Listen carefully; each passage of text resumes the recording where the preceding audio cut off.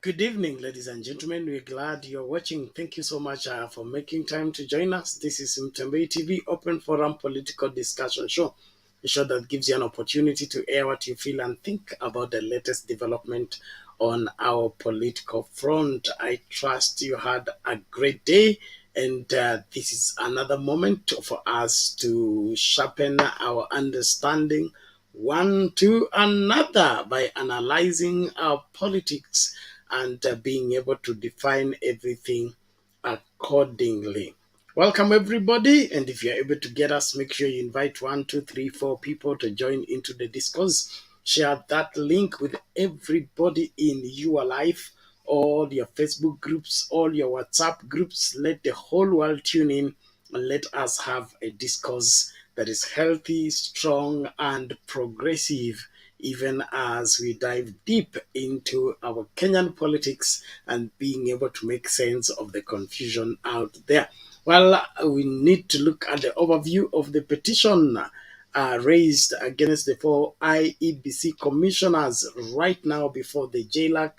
And you have listened to the proceedings. I believe you have something to say about the whole scenario. So, whatever you think should be and whatever it is, we would love to hear what you feel about the same. Well, also today there has been a heated exchange between President William RUTO and Honorable Raila Odinga on Twitter, whereby there is claims for and against the four whatever IBC commissioners. Baba said the law should be followed. Ruto said he should not interfere with the law. Let the law take its course. Which law is not being followed and which law is being set aside is a matter of discussion, even as we dive into our understanding. So karibu sana mahala pote ulipo, tumakinike pamoja. And of course, we are also looking at another dimension of our politics, and that is these exchanges between the president and Raila Amolo Odinga. We need to look at that. And then, of course, the drumbeat of mass action against the UDA administration are shaping up. Is it or what? Are we going back to the street or we will stick until we win? Let's talk about the same. And as you get into the discussion, please make sure that you work hard to join the discourse and follow the proceedings. Those of you are following us from Twitter, unfortunately, you're not able to access the link that is used to get into the studio because we don't have automatic posting on that particular platform. So you will need to follow us either on Facebook or YouTube to get that link. That link, I've just shared it right now. So those of you are ready to air what they think and feel about these issues are free to get into the studio and we get talking, having a healthy talk. Thank you so much. I want to salute Kamo. Asante sana. Good evening to you. Dahi Abdi, karibu sana kwa show. Na washukuru tu sana kwa kuwa waaminifu, wafuasi na wana Mtembei TV waaminifu. Fatma Abdullahi Muhamud, karibu sana. Thank you so much. Kuna Sara Njoroge, karibu kwa show. Pamela Kageni, you're welcome. Thank you so much. Thank you so very much for being here and participating into our program. Thank you so much. Kuna Chris F. Warwick. Ala. Haya, karibu sana. Kuna Mildred Wesonga, karibu sana kwa show. Of course, kuna Shiko wetu. Mungu akubariki sana, karibu kwa show. Na ngependa tu kuhakikishia kila mmoja kwamba tuko hapa tumesimama kidede kuhakikisha kwamba ukweli una dhamiri, uongo unajitenga, hata tunapoendelea na kuangazia masuala ya kisiasa. Of course, Oparanya has been on the top news by the main media in the pretext that he is abandoning Baba, and it appears by him being in Naivasha in the meeting where Baba is meeting governors, Azimio governors, and Azimio deputy governors. Now it appears number 3 man to be in the place was Wycliffe Ambeta or Paranya. So what is it? Is it just spinning something that doesn't exist, or there is some underlying fires? And of course, I hear the Luo community is not happy by the way the Yala, wherever MPs were elected, Gizito was set aside, and that has stirred up some animosity, some uncomfortability. But I don't think that is anything serious that will warrant that kind of move. But this is politics, and many will have something to say no matter what goes on where. So let's listen out to this talk by uh, Ambeta. It's interpreted in Swahili. Those of you can't get Lu here, and you will be able to tell whether there was anything of Oparanya leaving ODM or not. I am a lawyer, and from this conversation, I don't think there is that. So listen out to this. Let's proceed with the conversation, but make sure you are inviting. Hakikisha una share your link na kila mtu. Let's see those numbers rising of people viewing and learning one or two things from our conversation. Karibu kila moja. Western bano umoyo n'omwoyo mulala abantu ba Western n'abantu abatinyu muno lekura ya kufule bunge n'ababunge bano Western region level la ubunge mu East Africa Legislative Assembly ebulia yonyene nibula tukabula tuno pyoso bakulenge mtu mmoja na balia wena kana basema muluya wacha so abalia kutire la jinga kurio umaba kuntia mshalo muno ne bamola ni bamola bitokwayo muluya mulala mano muluya mulalo mukopele kura nera yo mwame kisi lana kwiri kura yinya and babola mbukisito mwene abulama pesa koni mola lano yolo mpuke kado yolo mpesa okupeku baro le bujikaya etunonde sisoni ano tiaba kene njile nendo wayo no tiaba jendo wano inyo wabo sebe bainie akamba bainie bano Eastern ba Mombasa nefu hakuna mtu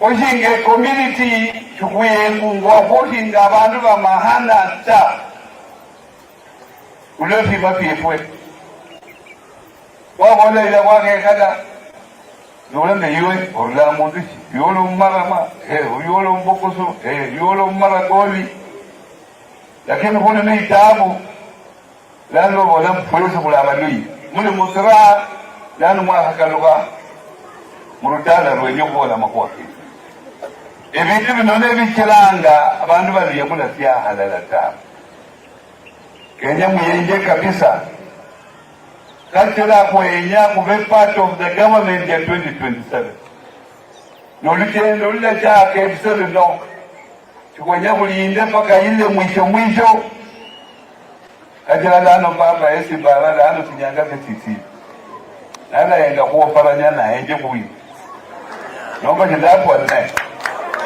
barandela nomba ya maula muliamo kala na bane mbona anole monya ole temwe kulu nyasaye ale kujisia.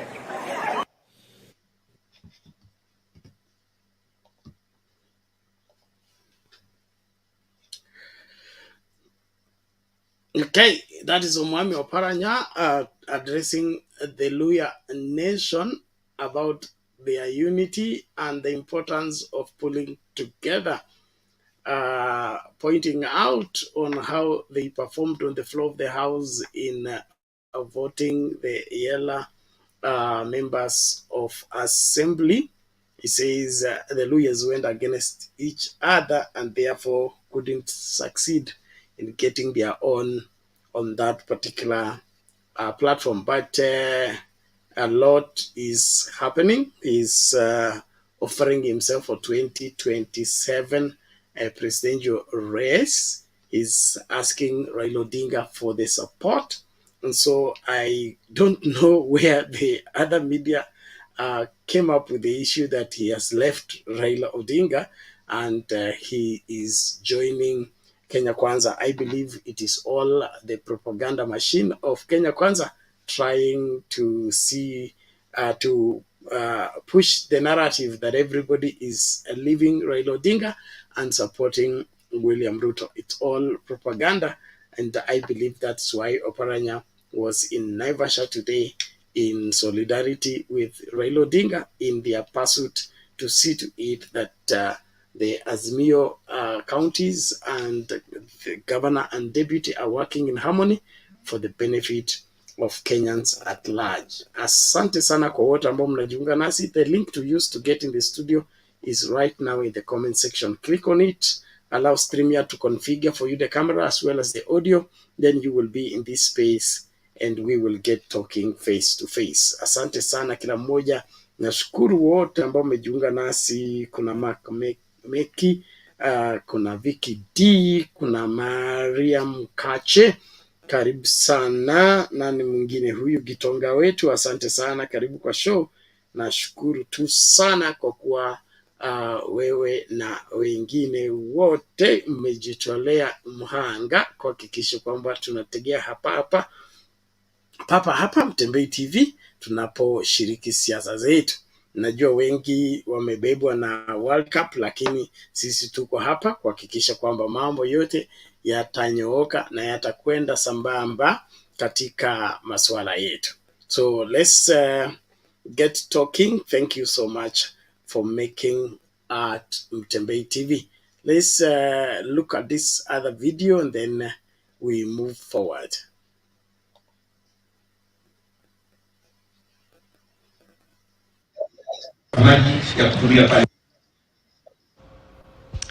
Na nipe nikupe kati ya Rais William Ruto na kinara upinzani Raila Odinga kwa mara nyingine imeibuka, wawili hao wakilumbana kuhusu mchakato ambao unaendelea bungeni wa kuondoa makamishna 4 wa Iebc waliojitenga na matokeo ya kura ya urais.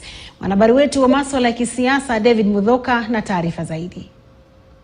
You an advocate for the petition, Nelson Mutai. Yes. Mchakato wa kuwatimua makamishna 4 wa Iebc akiwemo naibu mwenyekiti Juliana Cherera, Irene Masit, Francis Wanderi na Justus Nyang'aya unaoendelea bungeni kupitia vikao vya kamati ya haki na sheria umeibua vita vipya vya maneno kati ya Rais William Ruto na kinara wa Azimio Raila Odinga, miezi michache tu baada ya wawili hao kukabana kode beni. Zogo hilo jipya kati ya Rais Ruto na Odinga lilidhihirika mapema leo katika mtandao wa Twitter, ambapo wawili hao walishambuliana, kila mmoja akisema mwenzake ananuia kutumia mchakato wa kutimua Cherera 4 kujinufaisha kisiasa.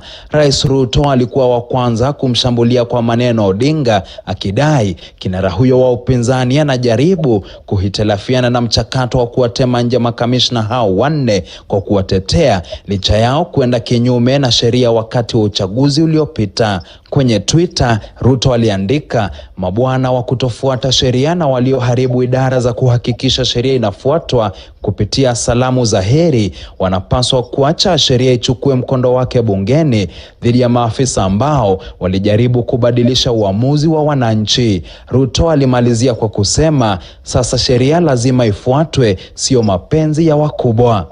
Odinga ambaye jana alisuta vikao vinavyoendelea muda mchache baada ya kuvihudhuria, akisema Rais Ruto anavitumia kulipiza kisasi, alimjibu Ruto akisema sheria ina mkondo wake, maamuzi hayafanywi tu kulingana na inavyotaka serikali. Odinga aliendelea, sheria iliyopo lazima ifuatwe, sio sheria zako za mwenye nguvu mpishe unazotaka kuleta ili kujipatia ushindi kwenye uchaguzi wa mwaka 2027 mapema. Honorable members of the committee, for those 3 questions.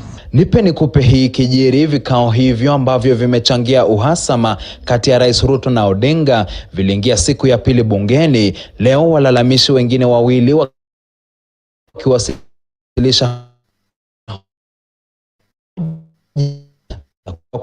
sheria. Wa kwanza alikuwa Geoffrey Langat aliyesema mienendo ya Cherera, Masit, Nyang'aya na Wanderi saa chache kabla ya matokeo ya uchaguzi kutangazwa na siku baadaye ilidhihirisha kwa wane hao walikuwa wanashirikiana na kikosi cha Azimio.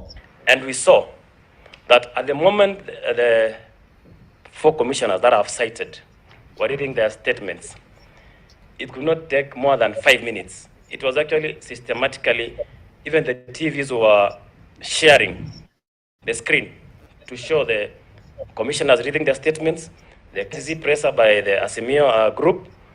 It was a well-coordinated move.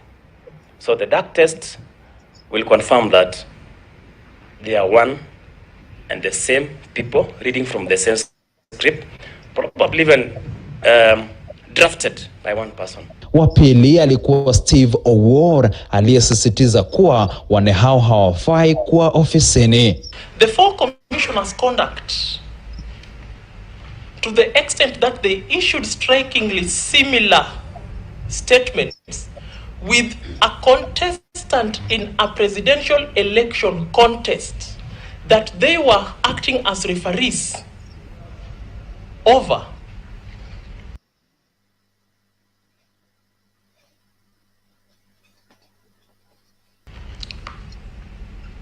cast aspersions as to their impartiality. Kamati hiyo inayoongozwa na mbunge wa Tharaka George Murugara inatarajiwa kuandaa vikao vingine Jumatatu na Jumanne wiki ijayo, mara hii kuwapa Cherera, Masit, Wanderi na Nyang'aya fursa ya kujitetea. Macho yote juma lijalo yatakuwa hapa kuona iwapo makamishna hao 4 watafika kujitetea mbele ya kamati ya bunge kuhusu haki na sheria baada ya mawakili wao siku ya Alhamisi kueleza kughadhabishwa na mchakato wa kuondolewa kwa wane hao ofisini. David Muthoka, KTN News, County Hall, Nairobi.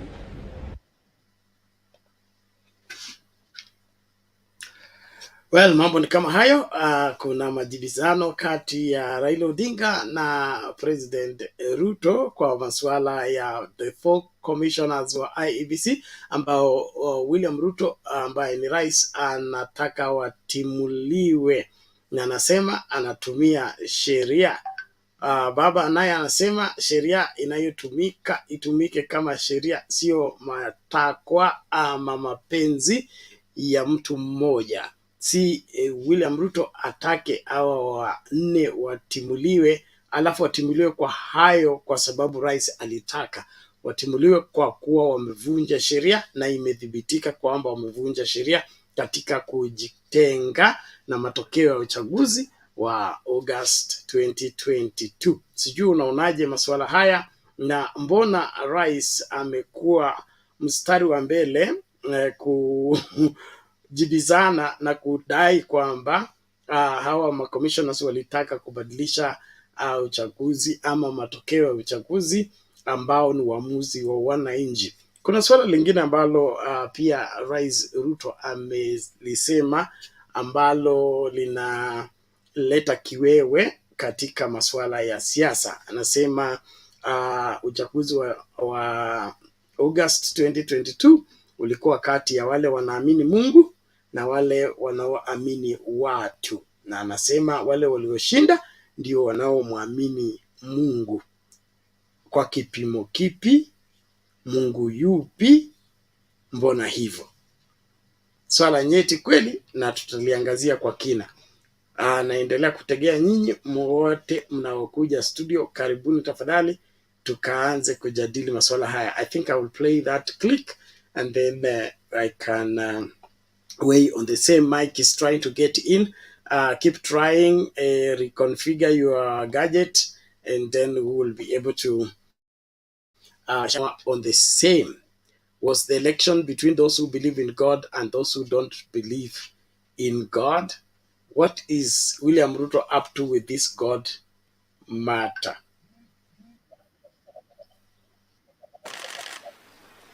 It was not just about issues of politics. It was also a referendum on those who believe in God and those who believe in men. And those who believe in God won.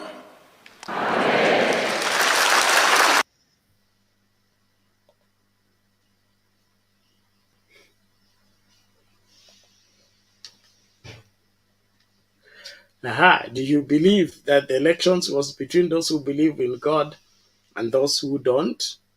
And do you believe that those who believe in God won against those who don't believe in God? What criteria did William Ruto use to determine who believes in God and who does not believe in God? Is God a member of UDA? And was God fighting to help UDA win the elections against the will of the majority of Kenyans? Or God is just a convenient narrative that Ruto uses to intimidate Kenyans and profess himself to be the prophet and the only one supported by God? That God has no choice but to support him, and he has to fight for him, and he has to make him president. Is that how these things are? Did God participate in these elections in ensuring that William Ruto wins? Do we have evidence to that effect? I want us to look at this keenly, because this monopoly of God is not scriptural from where I see it. God is interested in the leadership of the country, but he does not enforce any person to be a leader of any country. And from all indications, the way Kenya Kwanza was declared winner of these elections doesn't show any God anywhere in the whole scenario, unless somebody has any evidence to the contrary. The dark scenario, or the dark confusion that took place in Bomas, that is not how God supports one and wins. The winning of God is clear. The winning of God is just. The winning of God is considerate. When God makes you win, he does not make you win in confusion. He makes it very clear that there is a clear winner and there is a clear loser. This one of escaping with victory doesn't look like God. God of the Bible that I know, he will make you a winner and make sure that you are supported by a landslide, not this escape. This escape is a sure sign that there was massaging of figures and interference of the election process, and use that as an avenue to deprive Kenyans of who they had elected as their leader. And it's becoming clear with every passing day, because the popularity of one William Ruto and his support base, they are not in good terms in terms of having a mass support. And that's why I am beginning to look at, can the Kenya Kwanza government survive mass protest? Can they withstand mass action? Because they are inviting it to their doorstep. I fear they may not be able to do that. Kenya Sihami, karibu, inaonekana una itilafu na mitambo yako, but all the same Let's do that. So there is how William Ruto uses God and wants Kenyans to use God for their own gain, which, in my opinion, is not right. But we will weigh on the same. So kama wewe unaona Mungu anafanya kazi kama Kenya Kwanza, Mungu anafanya kazi kama UDA, na Mungu ako UDA, na sisi wengine ambako hatuko UDA, hatuna Mungu, hatumwamini Mungu, ningependa uje hapa udhibitishe masuala haya. Lakini kulingana na mimi, Dr. William Ruto is wrong on this, and I can tell it to his face. He is wrong, and he knows he is wrong. Thank you. My sister Rhoda, how are you?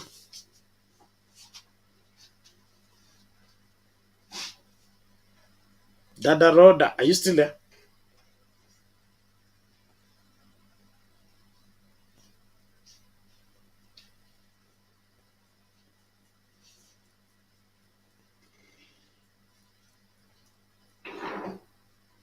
I'm fine, thank you. Nice to see you. It's always nice to see you, and you accept my request, because sometimes I don't get there. So very happy you accept me. I'm so humbled. Yeah, so good evening, everyone. I know in Kenya right now is 10 o'clock. Here is 20:50 in the night. We are 2 hours behind. So good evening, everyone, wherever you are in Kenya, wherever county you are, every city, you're welcome. Please come here and we talk. I hope you have a very good time. I know you have a blessing day today, because every time we always say, this is the day the Lord has made. We rejoice every day when we are alive. You know, to be alive, we always take things for granted. To be alive is a big miracle. We always see is something small. So I'm thankful. Be thankful you're alive. You make it today, and you say hallelujah. So I don't know. You know, I don't want to talk about this so much. This about commissioner, but I'll talk about what Ruto say about the church, because when it come about elections, I don't know why we involved God with election, because Jesus, he didn't say that William will win and RAILA will lose, because RAILA is a Christian like Ruto, right? They believe the same God, right? RAILA is a Christian. He's a Anglican like me. Me, I'm an Anglican, right? It's only I'm leaving. There is no Anglican church. That's it. I'm leaving, but I'm an Anglican. And the same God believe in Anglican is the same God Ruto believe. He go IC church, right? Or he's a Pentecost. I don't know whether he's a Pentecost or IC or Presbyterian. It's the same God we believe. The same God believe Catholic is the same God we believe in the Pentecost. Some people, they say Catholic, they believe Maria, but there's a lot of very nice people. They go Catholic church. Very nice people. They love people so much. So let us not pray with the name of God to say that God is the one who hear them to win. And when it comes to the election, let us not focus with God. Let us not to pray with the name of God, because God love RAILA the same he love Ruto. Our God is not discriminations. He loves us so much. We are the one who doesn't accept his love. So elections, there's nothing with, okay, everything we say is God, everything is God, but God cannot say, God cannot tell you to people to be heated. If it is God of Ruto, I don't think so. The way it was, bad thing was going there in a Bomas of Kenya. I don't believe that God was there, because God cannot tell you beat somebody. I don't think God is love. God cannot tell you beat if something is not okay, because our democracy is to express. If there is election, people they used to express, and that is our democracy. If you win or lose, you have right to express, but you don't have right to beat somebody. So I don't believe there is nothing with God there. You have to say, is Chibukati do for him favor? But there is he cannot say that those full commissioners they don't believe God. I don't know whether they are Muslim or Christian, but we have to respect. We have to remove God when it's come about elections, because it's very sensitive to pray with the name of God, because the Bible said don't pray with in the name of God. Kenya, we are not serious with God. We cannot do something like that. Oh, what do we say like this? God was there. God was. There is nothing with elections. Election was not free, fair. That is a fact. And we went to the court. We did it win, because Mother Kobe was not honest. She was not. Yeah, I don't know. I don't want to talk so much about this because it's already finished. We have already finished. The things we want William Ruto is to respect our democracy and our constitution. We move forward. We don't want him to remove these people in this commissioner, four commissioner in the IBC. Let them continue, because he says God make him to win. So you have to respect our democracy. Our democracy is not say we remove him, because even Chibukati, we cannot remove him, because he's the one who was there when our people we are beaten, our Azimio, they were beaten. He was there and he didn't do anything. So, and then he said he's Christian himself. So we cannot pray the name of the Lord, because when it's a little bit confusion. So I don't believe that this election was, there's nothing to say God is the one do them favor. The way he didn't favor is Chibukati and Mother Kobe. Those only they did for him favor. Because if it's God was really there and there is a really honest, if there was a fear, if Chibukati he feared God, really God feared a man of God, he could not do the way he did for us. But because he doesn't have God, he doesn't fear him, he can do whatever. So God is in heaven, he knows the truth. Because God is not the man shall he, you cannot hide. God, you cannot lie to God. God, he knows the truth. Who is Raila or Raila or Ruto? He knows the truth. He's the answer. So we cannot say anything. Thank you.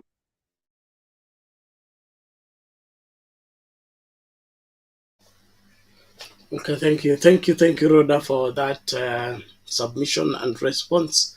I want us to remain focused. Vicky D, I don't know what your problem is, but I don't know how old you are.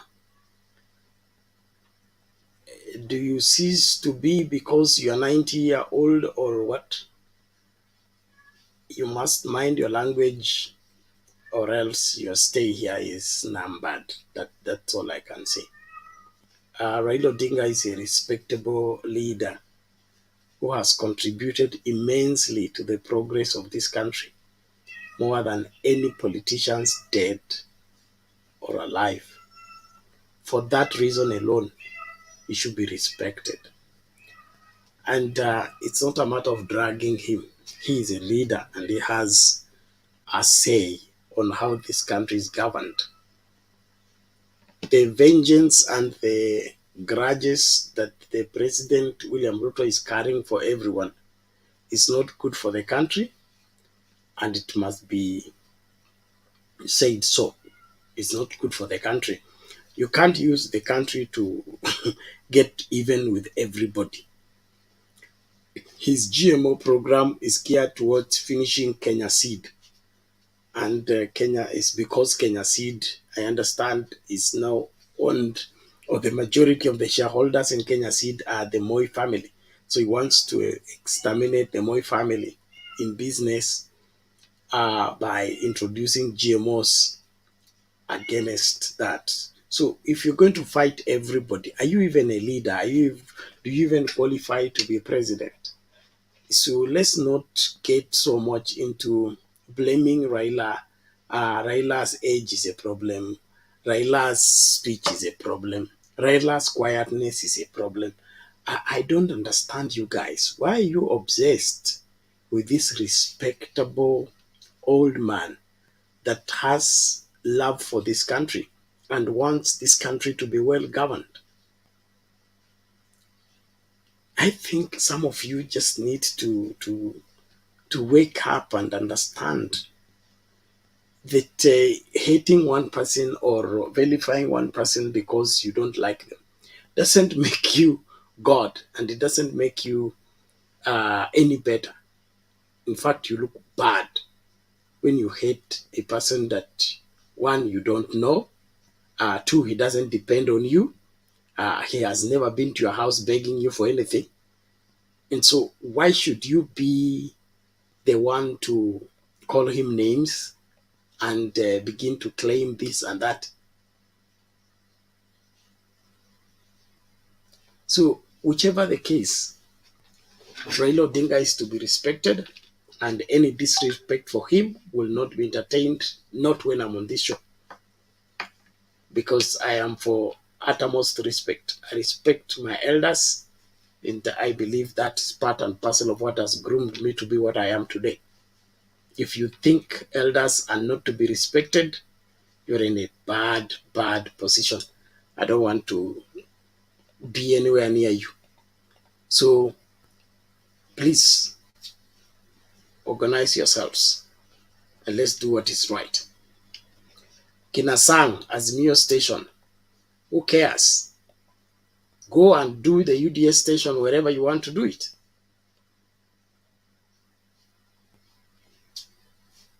The progress of this country is something that we can't play around with.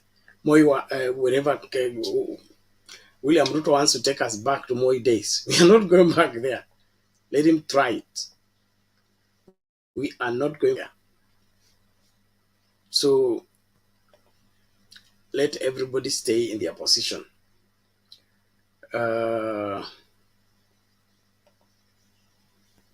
Let's listen out to this as we continue with the program.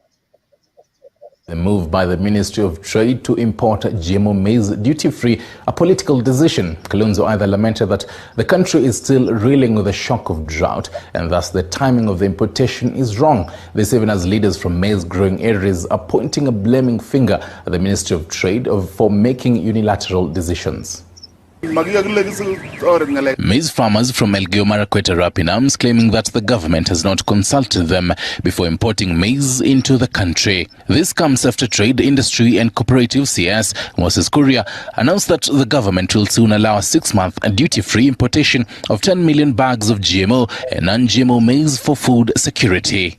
So tunauliza serikali waangalie jinsi wanaweza kutusaidia mpaka Januari, Februari wanaweza kuimport kama yetu haitachaa vile wanataka. Area leaders in the maize-growing regions of the country are also singing the same tunes, pointing an accusing finger at Moses Kuria for having a one-man show. According to Nandi Governor Stephen Sang, legislators should formulate policies that will shield farmers so as to avoid impoverishing them. Why do you want to import maize to go and distribute in the areas of our country that are facing famine when we have maize in our region? Why don't you start by mopping up and buying the maize from ourselves? Why are you supporting foreign farmers more than your own farmers? Weighing in on the matter, Wiper Party leader Kalonzo Musyoka has faulted the importation move, claiming that it was politically instigated. GMO without any public participation. And here I want to thank the Catholic Church for beginning to show leadership. We're not going to kill our people through GMO. And I think as Kenyans, we are very good at forgetting things very fast, but how do we forget about that which is going to kill us with cancer?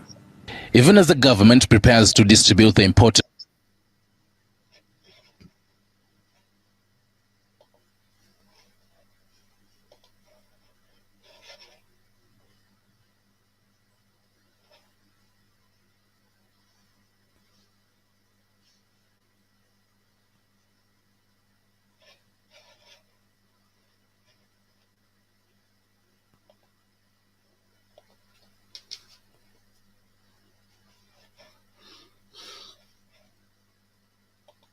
Okay, that is the twist and the debate on the GMO and wrong timing for the importation of maize into the country. There seems to be uh,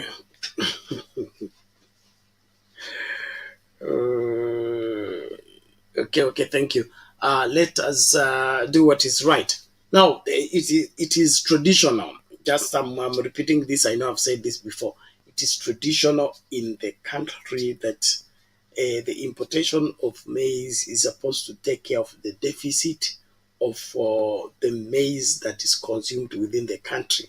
You cannot tell the deficit if the harvest is still on and the NCBB has not bought the maize from the farmers. So, beginning to import the maize now, it is a direct disregard of the tradition and the disregard of the local farmers.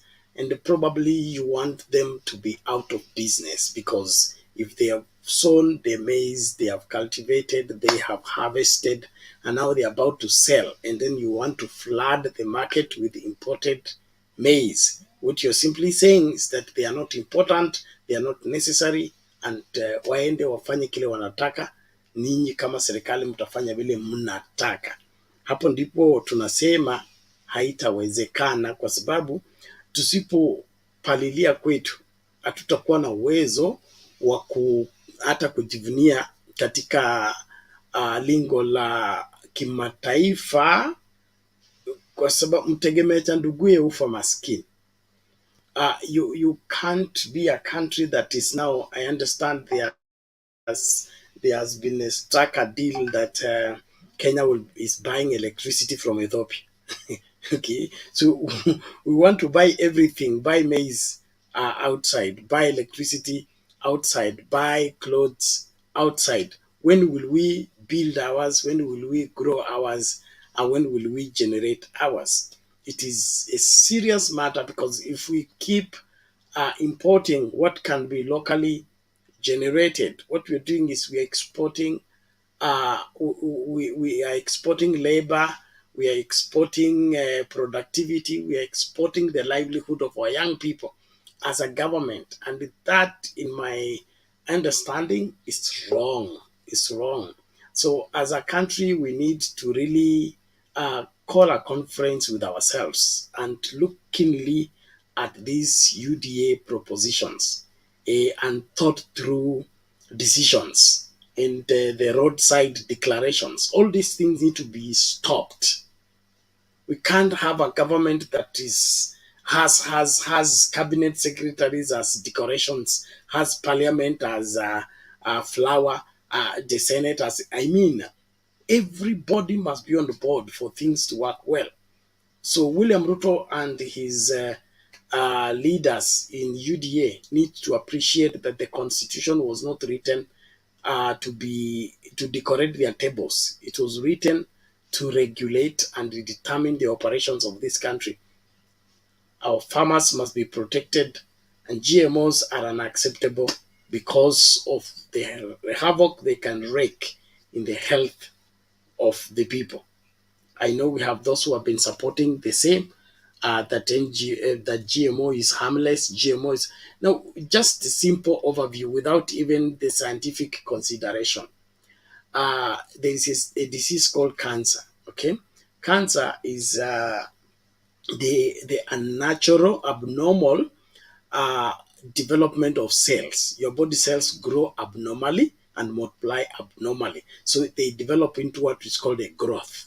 Okay, in other words, their genetics is interfered with. Okay, and so they grow abnormally. They don't grow alongside others, and so they develop into a problem wherever they are.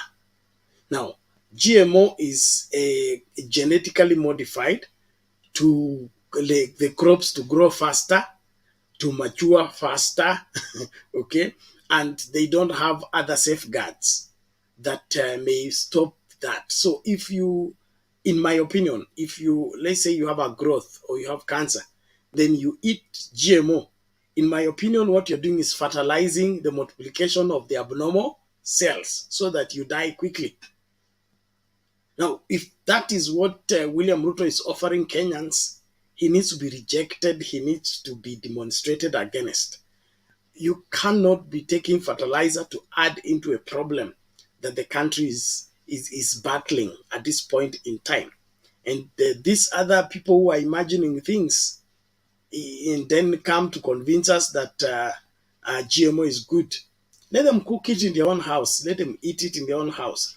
Let them generate abnormal children. We will not be part to that. If the first world has rejected GMO, the first world is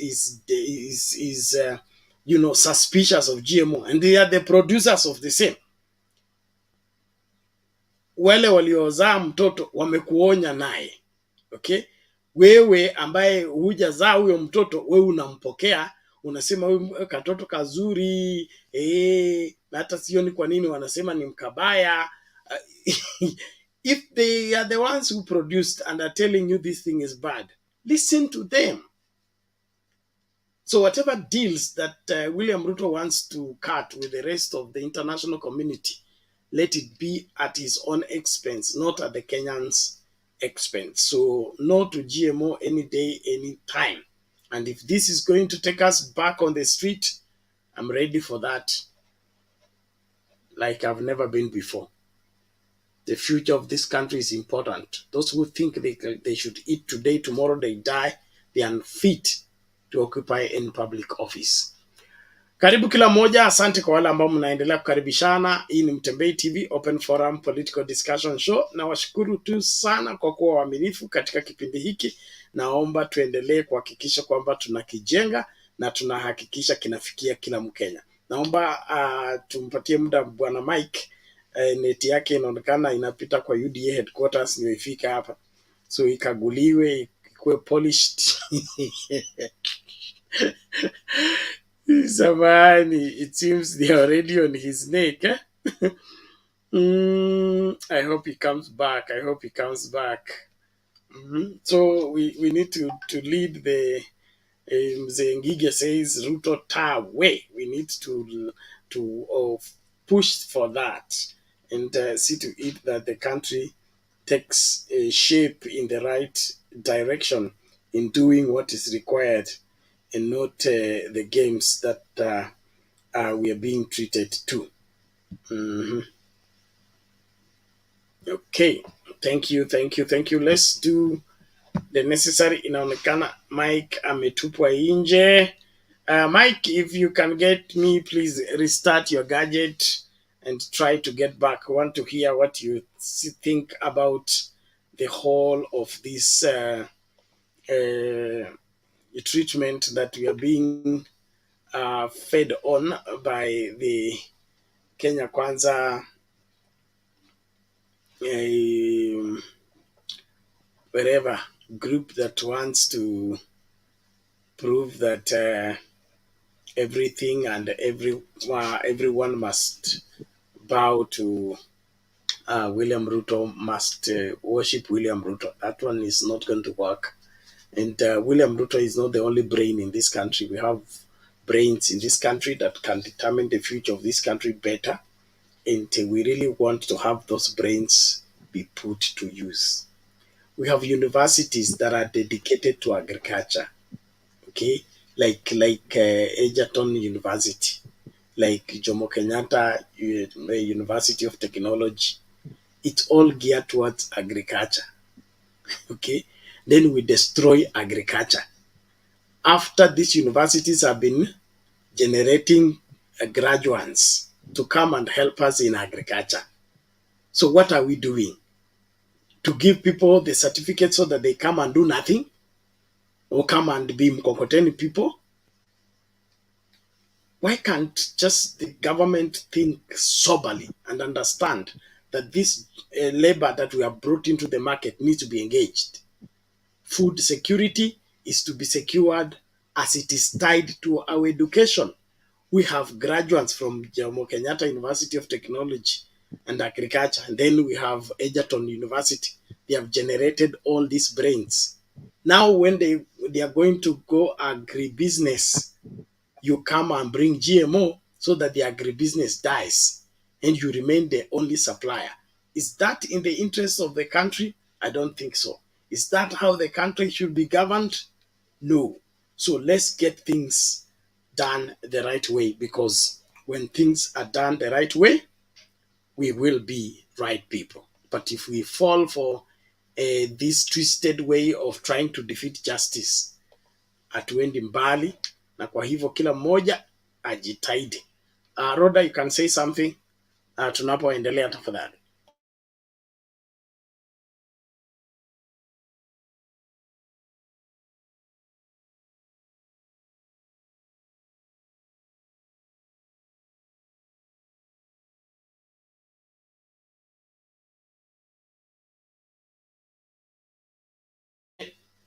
Rhoda, inaonekana hujanisikia.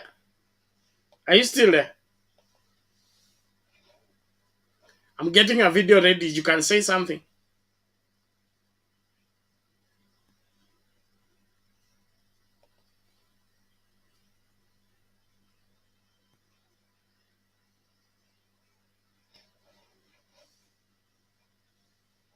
All right. Let me get this video quickly, please.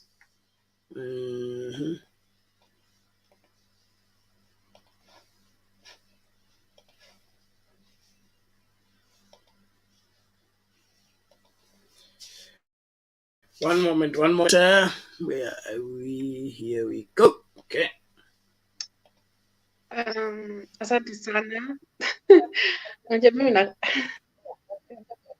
Kuanzia next year, prepare to pay school fees double. There's something you didn't know. Kuna kitu amwelewi kwamba school fees in public schools in Kenya ilikuwa imefika 100,000 na kwenda juu. Sijui kama mnakumbuka vizuri.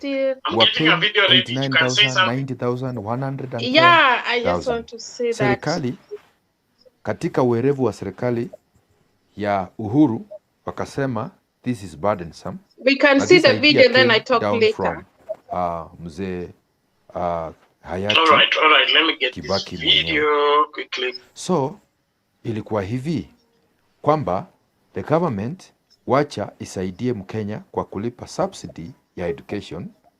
If you remember free education idea, kwamba serikali inalipa like 50% na wewe mzazi unalipa 50%. So kama unaona sahi unalipa fee ya 60,000 ama 50,000 kwa mtoto wako, ujue kwamba hiyo ni kama 50% ya school fees yake. Serikali pia inalipa the same amount for your child. Sasa serikali ya Kenya Kwanza, ambao sasa ndio wale wasomi kabisa, na president wenu ni PhD, anaitwa doctor, amesema kama education is not very important, so ukiona education ni ngumu, jisoti. So as from next year, hakuna subsidy ya education, ni kulipa 100 na zaidi school fees. See, choices have consequences. Yeah, tupambane. Ukiona kama elimu ni ngumu sana ama ni expensive, yeah, try ignorance. Pambana na hali yako.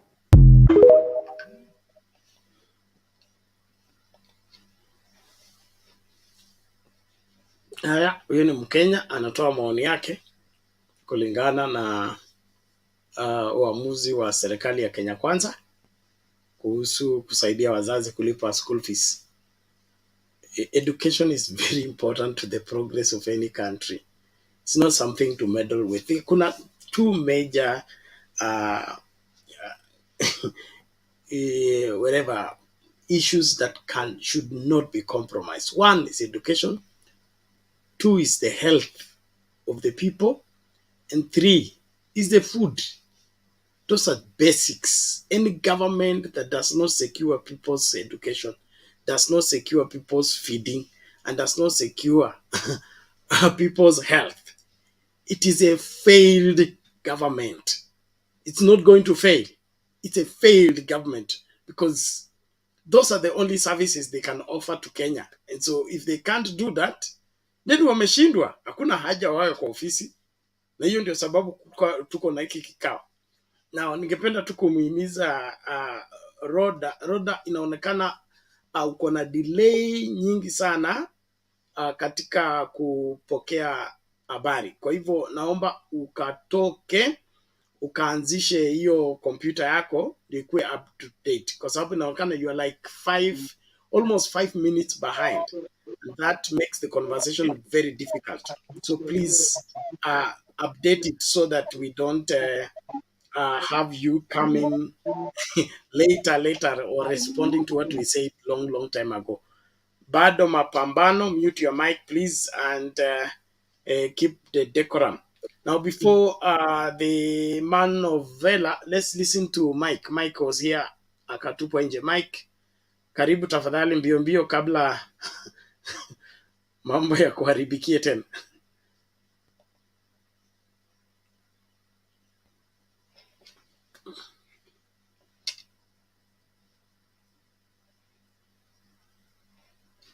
Or is it from my end? Are you people getting me in good time?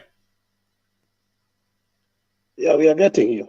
Probably they need to turn off. I think there was a time you were dragging, so they need to sign off and complete it to come in, because there was a time you were dragging too. So I think when you started, you were dragging, so they should just get out and come in. Okay.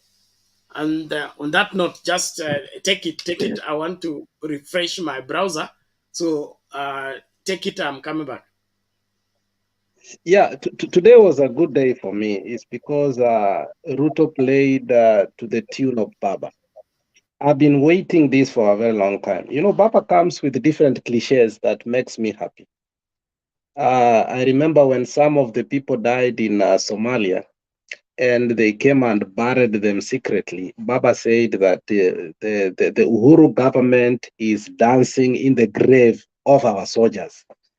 When the 2017 election came out and they stalled, Baba came out with a cliche, says, vifaranga vya computer. And today, Baba came up with a cliche that really made me happy. Jungle laws. That really made me happy, because that's what we are going to peg on. That is what we are going to use. And that is what we are going to tell the people from Mudaku. They are using jungle laws, because RUTO looks like a jungle man. So I think I like the fact that Baba comes with some cliches that really are very, very short, but very effective. I want to read what RUTO wrote today on his Twitter as a president of Kenya. He said, the Lord of impunity, who destroyed oversight institution using the handshake fraud. Pay attention, the lords of impunity, not lords, Uhuru and Raila, who destroyed the oversight institution using the handshake fraud, should allow Parliament to hold rogue officials who put the nation in danger by subverting the democratic will of the people to be held account. New order is rule of the law, not wishes of big men. That is what he wrote. And this was Raila's rebuttal. There is due process and natural justice. Things aren't just at the whims of the executive. The rule of laws must prevail, and not your jungle laws that you want to institute to subjugate Kenyans to a conveyor belt system of election come 2027. That is Raila who said. There's a lot to say from here. When Raila says there is a due process and a natural justice, when you want to remove a person who's protected by a tenure of service, you can never use Parliament to get them. You must constitute something else that makes sure that the due process is followed. Fortunately, Philomena Mwilu, who was to be removed as the Deputy Chief Justice, followed that rule, but when it reached the so-called the courts protected and stopped the process. I am not sure what Philomena Mwilu is going to do when Cherare, because when Cherare went to the so-called the courts, she was told to wait a little bit until the process starts. But Raila is a very wise person, and that's why I've always called on my brother called Michael Ngige, who is our Kenyatta. And I told him, this man knows how to bring total picketing in a country in a way that you cannot corner him. What Ruto did today is to be cornered by Raila Amolo Odinga. And we must do everything in our capacity if we want to bring this thing into full fruition, to make sure that we keep on saying that Ruto wants to rule Kenya with jungle laws, because that is the new word that Raila has given us. Because the truth is that you cannot use parliament to take out people who are protected by a tenure term. Now, this is what Raila said yesterday. This is what Raila said yesterday. Let me read for you what Raila said yesterday, which was also very important so that you can understand. Just give me a minute. No one should lie to this regime that we will sit back and watch a return of the Nile regime by another name. If deepening and widening the division among Kenya is what the UDA regime wants, we will only be too happy to help them along the path. This was a very heavy statement. Now, later on, this is what he said. The injustice being inflicted on the 4 IEBC commissioner, if it proceeds as currently convinced, will mark the beginning of massive pushback against Ruto and those who think like him. We will openly and robustly lead that pushback. I wish sometimes you could listen to what Baba says. He has held his wisdom until yesterday. That is when he said these humongous words. The injustice being inflicted on the 4 IEBC commissioner, if it proceeds as currently conceived, will mark the beginning of a massive pushback. Mark my words, massive pushback against Ruto and those who think like him. We will openly and robustly lead that pushback. Bernard, the revolution has started. Come rain, come sunshine. It is not going to stop. They brought it back. What I do? They've been saying what I do. Now, he made a mistake by making a spat on Twitter. You see, he's following the same pattern, the same thread that Trump followed. And he thinks he can win over that. And you know, with Trump, powers and everything, he failed miserably. Now, he kept on saying, Article 254 of our Constitution states that a member of a commission or the holder of an independent office is not liable of anything done in good faith in performance of the function of his office. These people only asked, why was opaqueness? When they saw the results, it was different. Later on, the results was different. They questioned the results out of good faith. And Article 254 of our Constitution states that a member of a commission or a holder of independent office is not liable to anything done in good faith in the performance of the function of the office. Baba was with 3 people. Today, we saw something that Bernard ilinishtua, but I had to go back. Bernard, I went to Lugulu Primary School. It was called Lugulu Girls Primary School because it used to be a girls' school. Then when Mwangale used to be the Minister for Education, because that school used to perform very well, Mwangale forced that his boys must go there. So they started admitting boys, but that school was still called Lugulu Girls Primary School when I went there. So I graduated class 8 from a school called Lugulu Girls Primary School. So from that, from class 1 to class 8, I have a privilege of knowing Kibukusu. My best friend was called Wepugulu and Karanis, who are very famous in Matunda in Kitale. And I listened, I know a little bit of Mr. Oparanya's language. I think it's about 70%, Bernard, voila. So I think the Star newspaper misquoted what Mr. Oparanya said the other day. Oparanya was talking in content and context of what happened during the RAILA elections. Baba, in his wisdom, did not want to leave the Kikuyus out, who have already disappointed him. He said that for this fight to continue so that we can win, we cannot leave young people like Kanini Kega. But people like our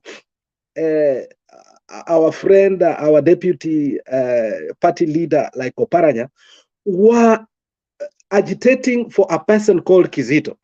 Now, the problem that Kizito did, and I wish you could put that, I wish you could put that clip whereby he spoke. He said when he went to Kizito and asked him, why are you not campaigning in parliament? Kizito said, I don't have money. And he asked Kizito, do you need money to campaign among the parliament caucus? He said, these people in parliament wants at least 40,000 each in order to vote for me. That's what he told. And what Oparanya was doing was castigating the members of parliament. Because if you see what happened in Kakamega, not even ANC or DAP got more seats in Kakamega. It is ODM. So in virtue, if there was anybody who was to be elected, if it was numbers, ODM received more people from Western. Okay? But Baba, in his wisdom, wanted to bring the people together because he saw what Kioni was doing and agitating, mumetuweka kando, mumetuweka kando. The Star newspaper is working for Ruto. They misquoted what Oparanya said. We should put that clip, and I put that clip, I sent to you that clip, whereby it was translated by one of the people from that community. Oparanya did not, Oparanya only talked about the issue of the RAILA, but the newspaper misquoted it. So what we are saying is that now the newspaper have started also, it's called embedded journalism, or in the US it's called yellow journalism. When you start doing yellow journalism, misquoting politicians what they say to subvert their will and their authority so that you can corner them, it's really wrong. That's not what Oparanya said. I've listened to that clip over and over. He has not said he's getting out. That's why he was forced today to come to the caucus of governors and what? Deputy governors in Naivasha. So take your guards low. Oparanya is still with us. Please don't castigate Oparanya. The forces of impunity are also using what? The media to also scatter us. So let us be very careful. Before we go gun blazing, let us be very careful on what informations we take. So we will talk the others later, but I think those 2 points are a little bit better. And then I think, let's stay on the points, because the moment we stay on the point, I think the revolution goes better. But we stay out of the point, these people are happy. Thank you, Bernard. Okay, thank you. I had worked on that, and let me just play the clip. I had played it initially. Let me play it again, just to set the record clear. And Oparanya is a Marama. Kimarama is the heart of the Luya, what is called Luya, or language. That means it's simpler and easily understandable by the majority of the Luya dialect. Western vano umoyo no moyo mulala abantu ba Western nabantu abatinyu mulole kura ya kubonge ndababonge bano Western region level la mbonge mu East Africa Legislative Assembly ebulia yonyene nibula tukabula tuno pyo sababu kulenge mtu mmoja na bandia bena na sema mbulia wacha so abalia kutire la jinga kurio umaba kuntia mshano muno ne bambo la ni babola bitokwayo mulia mulala mano mulia mulalo mukopele kura Nera yo mama kisit la na kwiri kula inya. And babola mbo kisit mwene abula mapes. Koni mola. Lano yolo mpuke kado yolo mpesa okupeku. Baro na bwe kaya. Natunone sisoni. Lano tiaba kene njile kanendo wayo.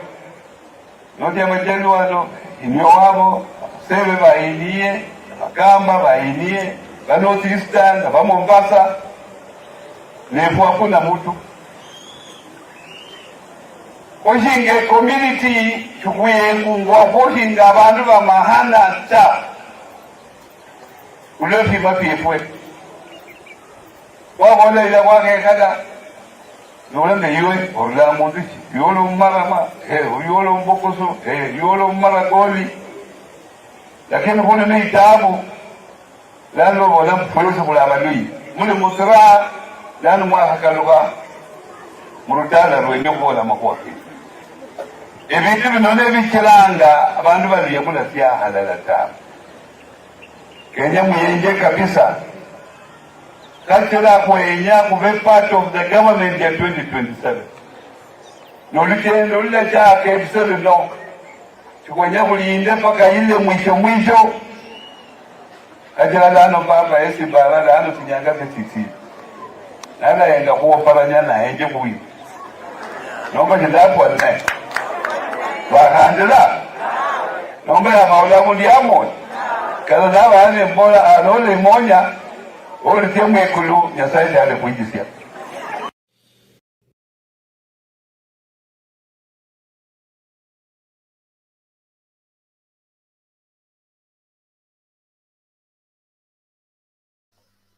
Okay, that was a straight talk by Oparanya as a leader. And remember, he is the appointed Luhya Mlembe Nation leader. So he was addressing the Luhya community, telling them that their disunity is their unmaking. That them being Westerners, that is Luhyas, when it came to voting, they were still asking for money from Gizito in order to vote for him. And say, if we continue like this, we will not go anywhere as a community. We need to pull together. And then Baba is saying from the look of things, Baba is advancing in age. And if he does not appoint or rather support Oparanya, where else will he be looking? And he said, have I not proven myself by standing with him all the way? If I've stood with him this way, and then probably he turns against me or says something against me, he say, even God in heaven will not admit him in heaven if he does that. So there was nothing like I've left Raila, I am going elsewhere. It is all the gutter press that wants to push a narrative, and it's all taken over by the 36 bloggers. I think they have now been deployed in all media houses to push the narrative that everybody is leaving Azimio and going to Kenya Kwanza. Kenya Kwanza is still the minority. The RUTO government is still a minority government. The majority of Kenyans are for Kenya, for all Kenyans. They are not for UDA and they are not for Kenya Kwanza. Hiyo sio kitu na jaribu kuconvince, it's a fact on the ground. Hata enda sokoni sahi, ongea na watu Marigiti, ongea na watu kila sehemu yote, wanajua kwamba William Ruto is the minority president. He doesn't have a widespread support countrywide. He is suffering from legitimacy issues. And he thinks by over-talking and castigating Uhuru and the handshake, it gives him bonga points. That has refused to work anymore. It's no longer giving him bonga points. If he continues that way, he will fizzle out.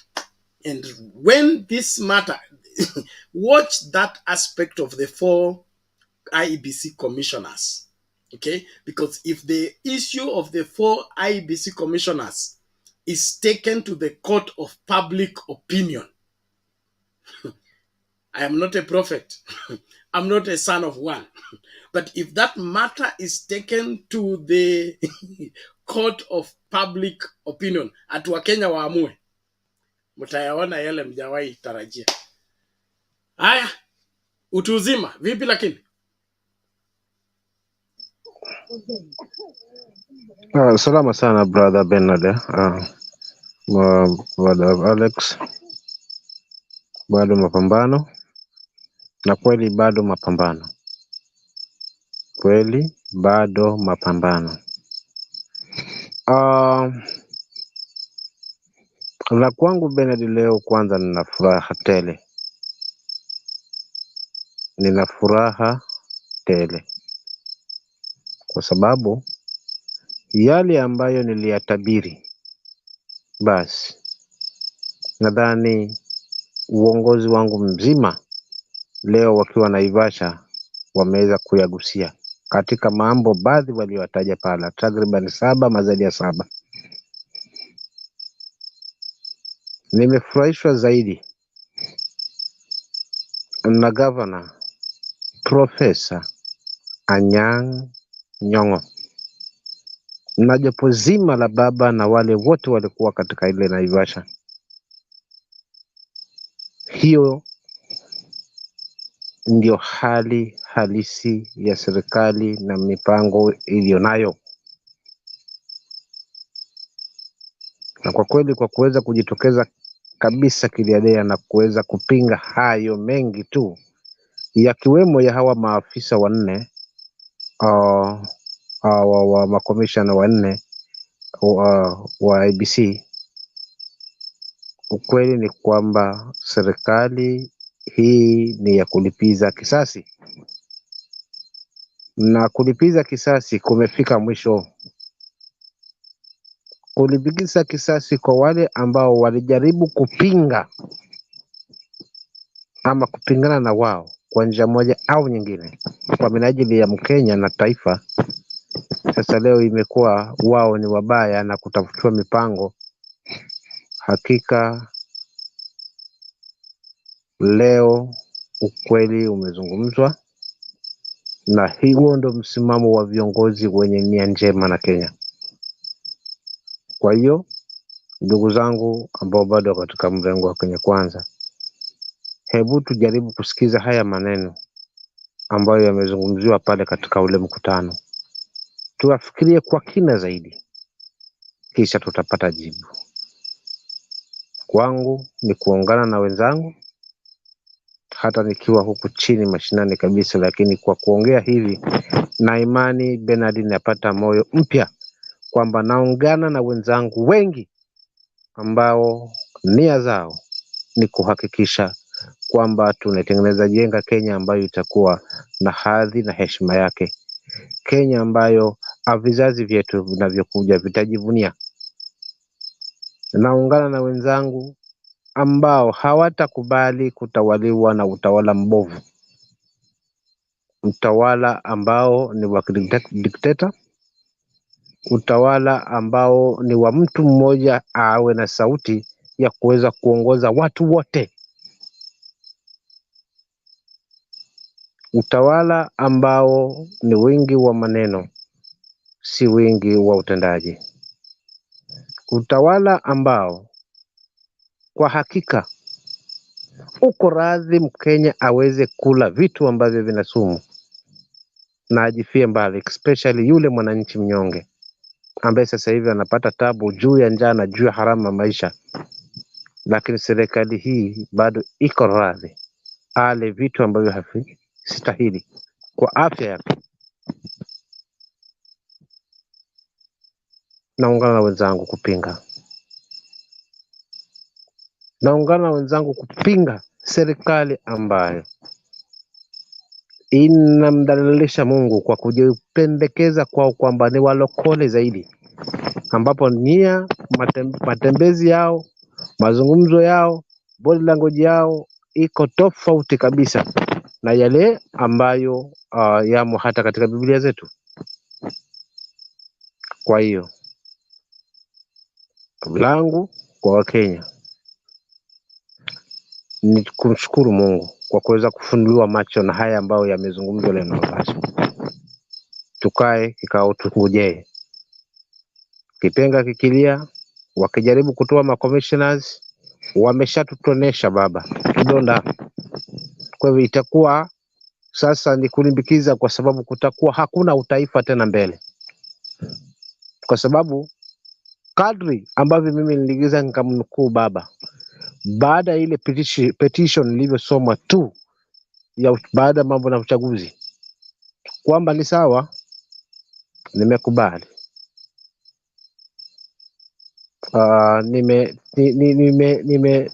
Nimesikia, lakini sijaridhishwa na matokeo yenu ama na maamuzi yenu.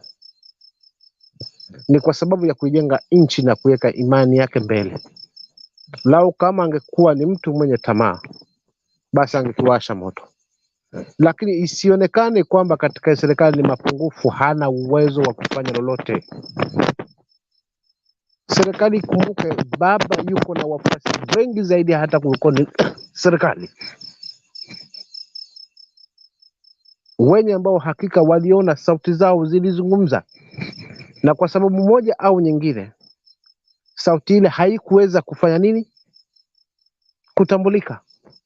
Kwa wasijaribu kutonesha vidonda, kwa sababu wanaupalia moto ambao sidhani kama watauweza, kwa sababu bado yuko na wafuasi, yuko na Wakenya na wanamsikiza, kwa sababu uzuri wa baba hazungumzi nje ya mada. Anazungumza mambo ambayo hakika ni ya kuunganisha taifa, wala si ya kwa maslahi yake.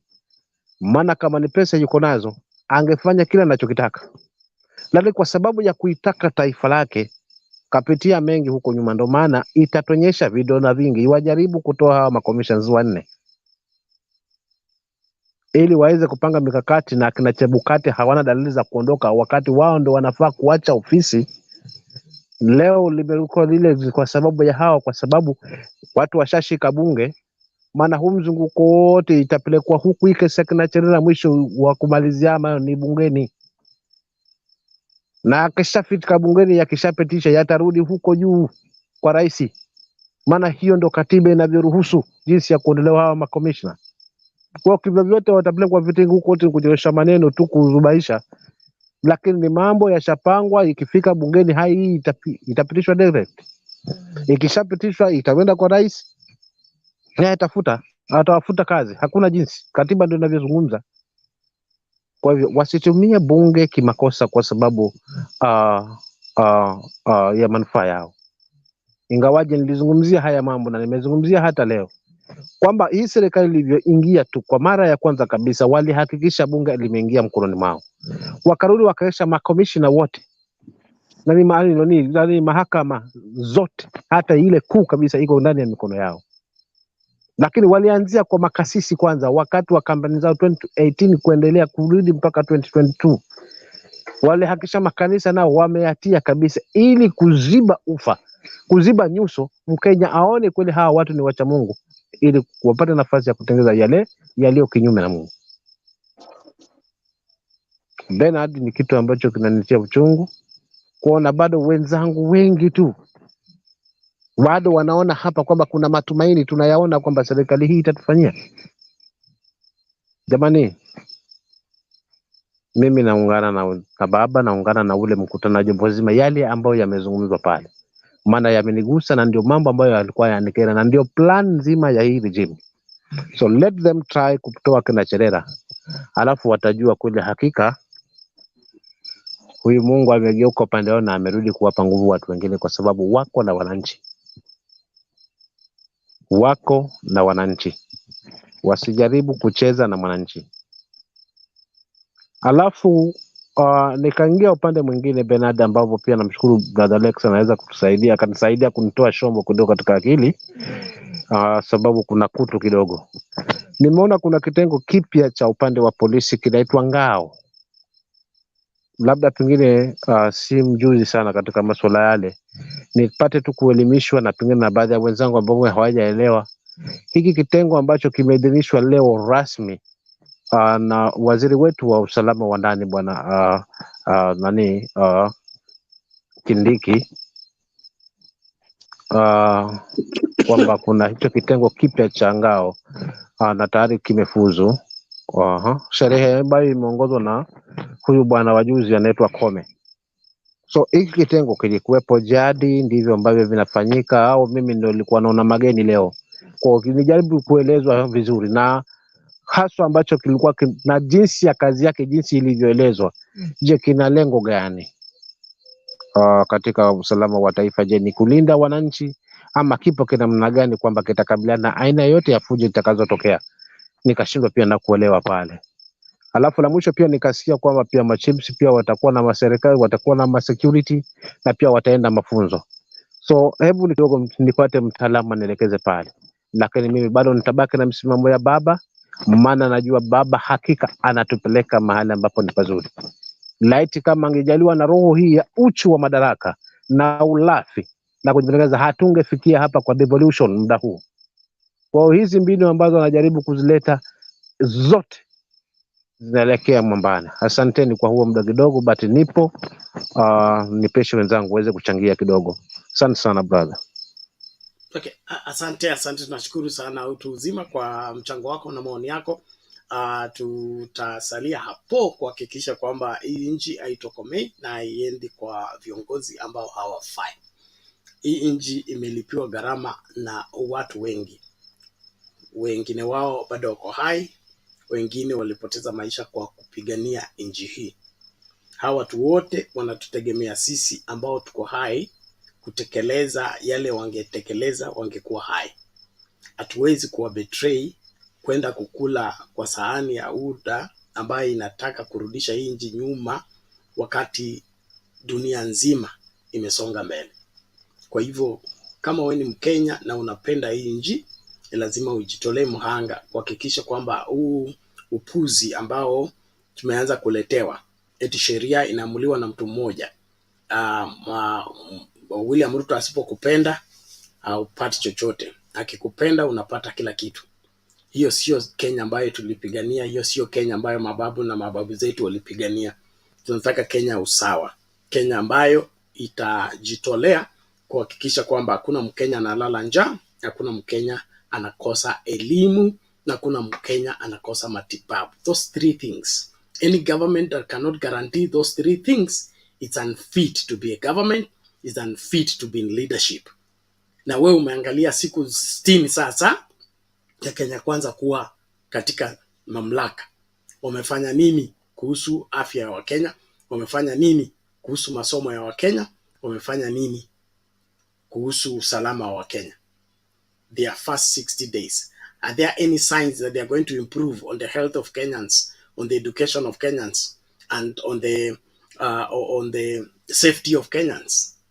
We seem to be on our own, although there is a government that is determined to collect tax and pay themselves salary.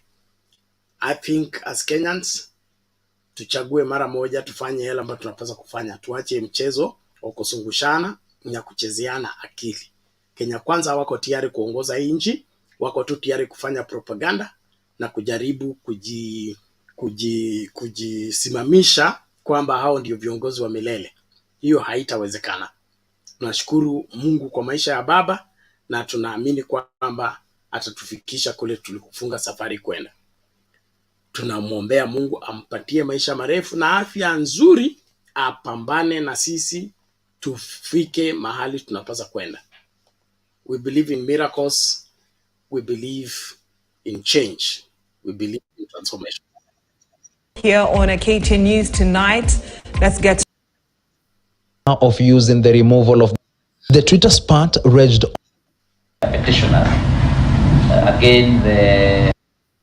that was an act of utter incompetence because they already exist. If it swims like a duck, walks like a duck, quacks like a duck, it's probably a duck.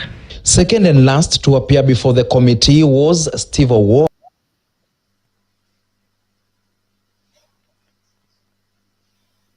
Okay, it seems I didn't get the right video or something. Let's listen to Bado Mapambano kwanza nikishughulikia hiyo video. Bado Mapambano vipi? Duko salama, tunashukuru sana. Najua leo ni siku ya kuongea Swahili. Na Waswahili husema siku njema huonekana asubuhi.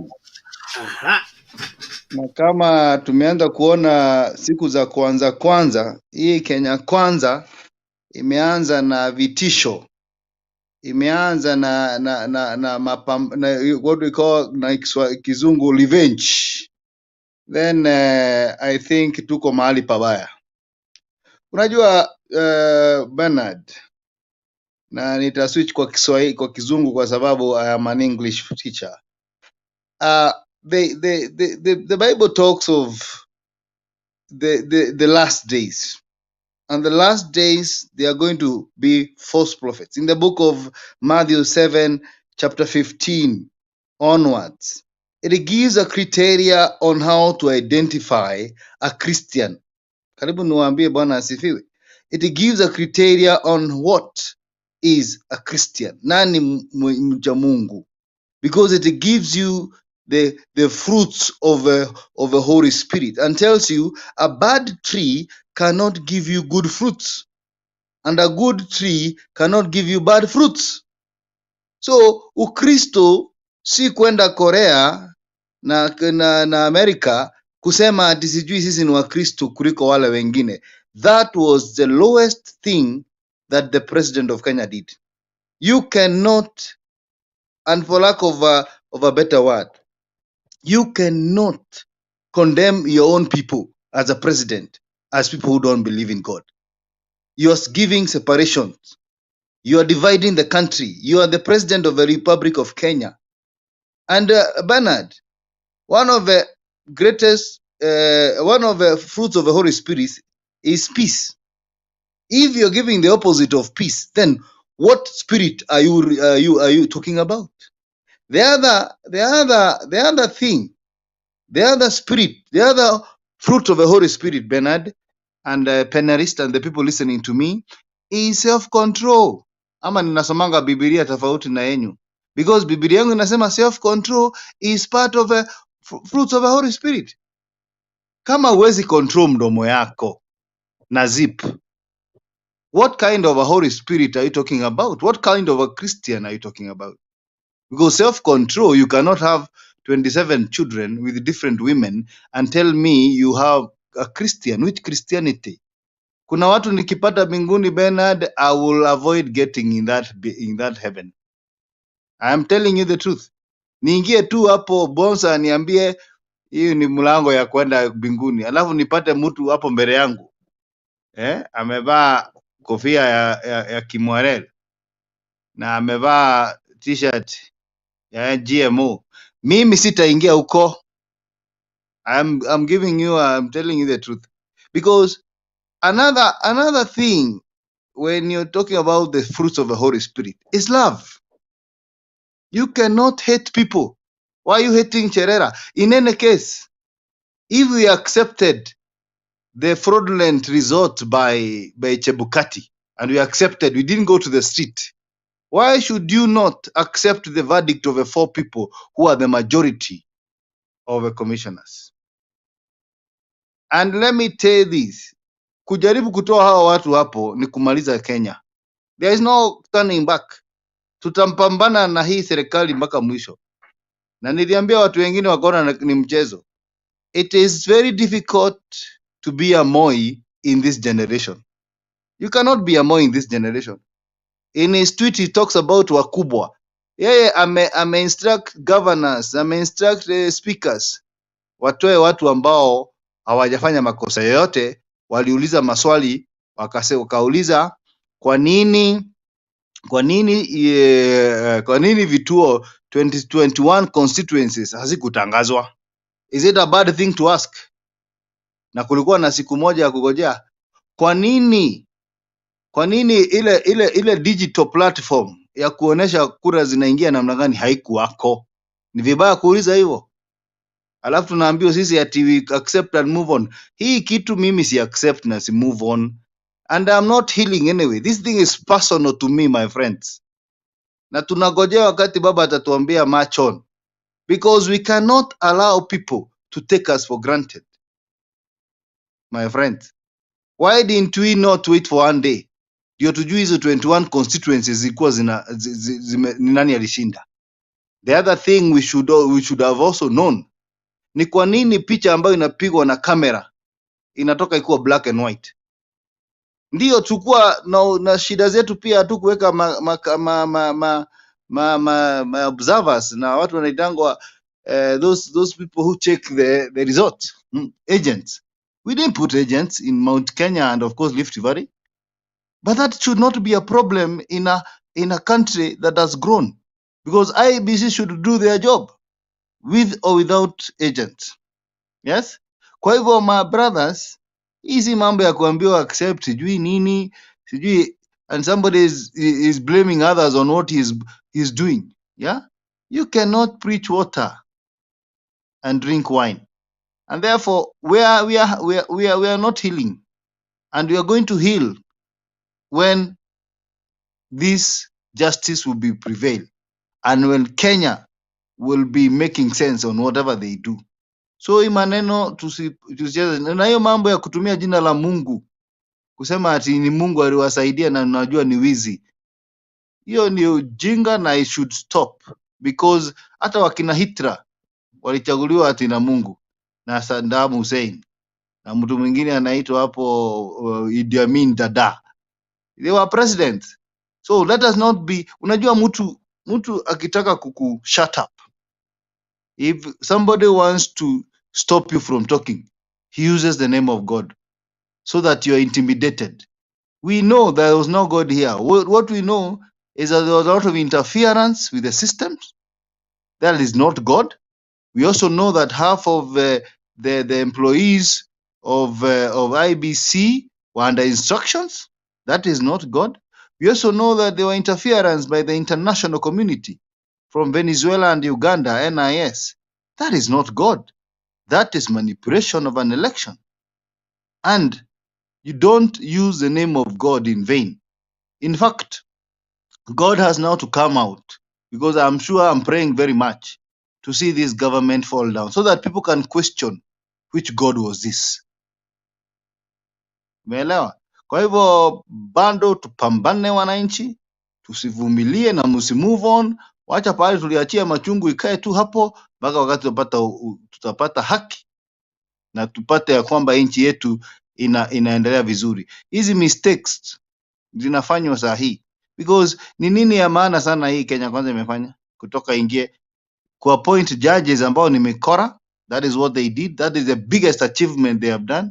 Kuongeza mafuta, kutoa subsidy ya shule sasa, kutoa kazi mitaani. What is that? Ni nini ambayo inafanyika na hii serikali ambayo ni ya maana? Nothing.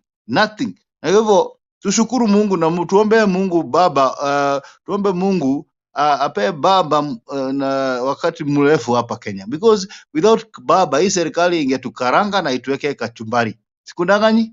The only person that is making this guy fear ni Raila Amolo Odinga. If Raila Amolo Odinga is not there, my brothers, tutawekwa hata kachumbari na tuwekewe na tufanywe fry within few minutes, hata mtembei hayuko. So tushukuru kwa kwamba we have a man like Raila Amolo Odinga who can speak his mind and speak when it is the time. Raila ongeangi tu hivi hivi. Si alisikia alikuwa anataka kufanya extension ya term. Did he talk? Because he knew that was nonsense. Si alisikia wakitoa kazi Miketani. He didn't talk. He only talked when he realized this person has intention of changing the constitution so that he can be president 2027 without any struggle. That one we are not going to allow. We now know where we failed, and we are not going to allow the minority government to continue leading us, because this is a very unpopular government. Mi hata naona watu wakiingia huko at leaders going to Kenya Kwanza, and I'm wondering if this government is unpopular in the first 3 months, what about ikimaliza miaka 5? Si tutakuwa tunakula na meno? Thank you.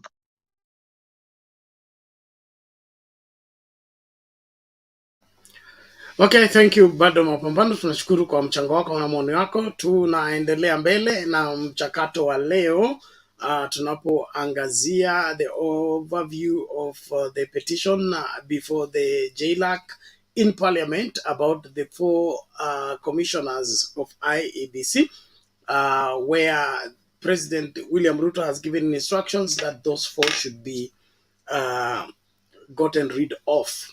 And then from there, we read some fears. Number one fear is that William Ruto wants an IEBC that he can control. So he's afraid that if these 4 remain, whatever others that will come and find these ones will need to submit to these 4. And these 4 seem to have resisted playing to his tune. And so he wants them out of the way so that he brings a crop for his cronies who are going to do errands for him using IEBC name. We are against that form of thinking and that form of operation. So whatever it takes, the 4 commissioners remain. And if they must go, then Ruto must also go, and his government must also go, because the Chebukati and the team need to come out clear. I was watching another video where some IT guru has done some forensic audit on the forms that we were told to go and download from what were they calling them? The portal. Okay. Yes, he say he downloaded all those forms, and they did not have the problem with the forms is that they don't have the source where they came from. Okay, and the serial numbers there are not accurate. They are all 0000000. So anything you send by computer, it has a unique number. That unique number shows you where it came from and where it went to. And if it passed through elsewhere, all that tracking needs to be there.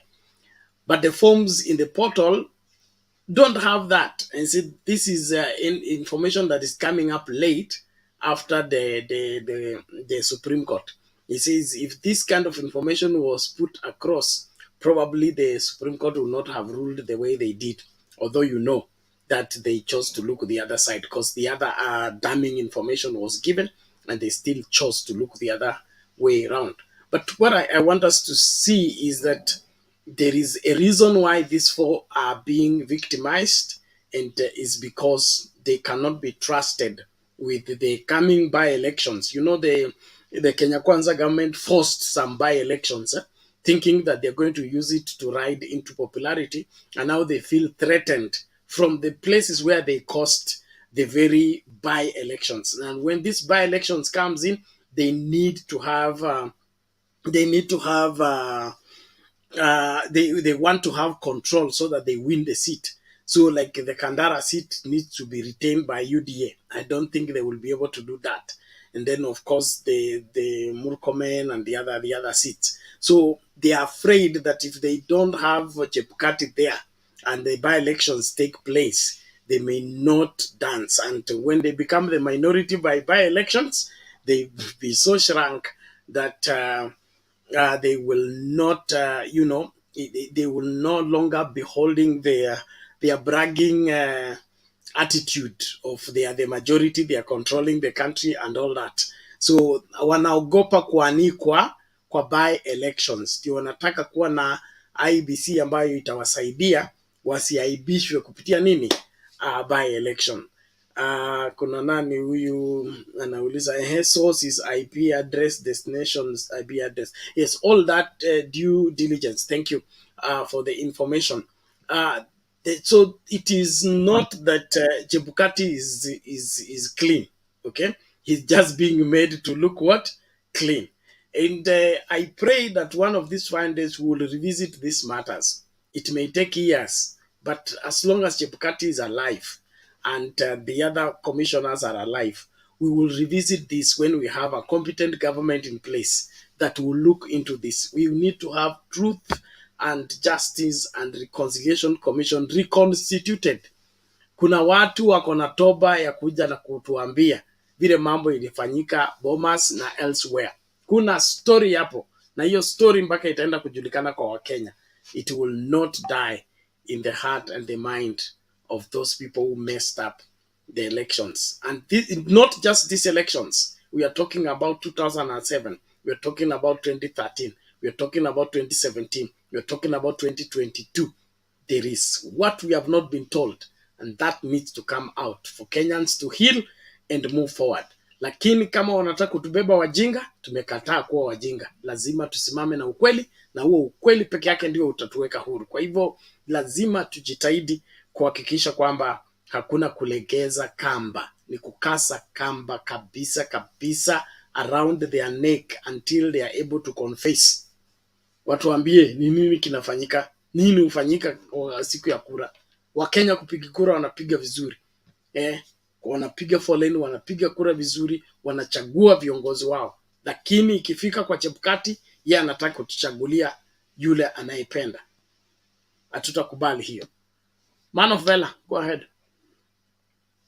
Oh, yeah. Just make your submission. That video, it has a few minutes. I have. Okay. I need that video because we need to educate our people. You know, sometimes we sit in the background and I become very mad because our people do not know how to connect the dots to form the line. We tend to forget the things that have been said before and the things that are happening so that we can give full prudence to what is happening and criticize it and have a point ahead of them. Now, I want to go back yesterday. I argued with my priest brother, Danny Darius, that Team USA is not a kind of team that you should underrate. And Eugene did not understand that. But I think you must know that Team USA does not play to score. It plays to make you tired. That is the kind of game it plays. And that is why you saw a 0-0. England is not going anywhere. England is not going anywhere. So come on, support England, go to the nearest hell and jump. France, Spain, Brazil, those are the teams to watch. Asante sana. Now, tutoke soccer. Tutoke soccer. Bernard, you know, Bernard, in college, I did something called propaganda. And I hated because as a young Christian, I asked myself, why are we being told to do a unit called propaganda? Where is it going to help me? But I am appreciating it because at this point of time, I'm coming to understand how propaganda is played. In one of the clips that Herman Manyora, before the election, said, if RUTO will win this election, one thing that he will not have is legitimacy. And I think we have been cornered, Bernard. The moment RUTO was declared, the first thing he did, and that's why I wanted you to put that clip so that people can remember, was that he said, we are not going to revenge. Even those that were not with us. I don't want to say more about it. You will put that clip so that people can hear what he said on that day and what he wrote on Twitter today. And we ask ourselves, is this man stable? Is this really man stable? Is he another Donald Trump? But let me tell you where we have been cornered, Bernard. And this is where we need now to start upping up our propaganda. One moment. Yeah. I want to promise all the people of Kenya, whichever way they voted, that this will be their government. I know many are wondering, especially those who have done many things against us. I want to tell them that they have nothing to fear. There is no room. There is nothing. There is no room for vengeance. There is no room for looking back. We are looking into the future.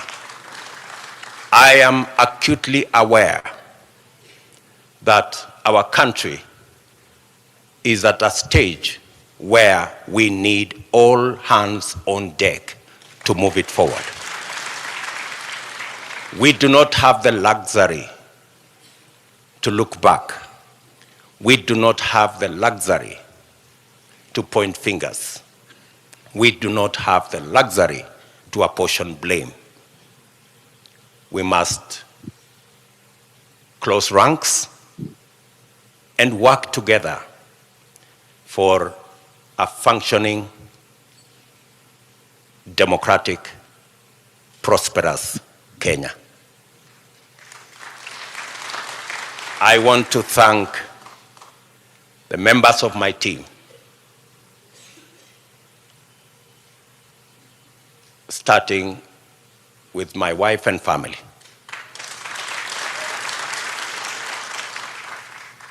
and many other prayer warriors in Kenya. And I want to confess that I have been prayed into victory. It is not our effort. And my team knows. We were working against the odds, many odds at that. But I must confess that it is God who brought us this victory. I do not want to mention the many people, many friends who have been part and parcel of this journey. Many people.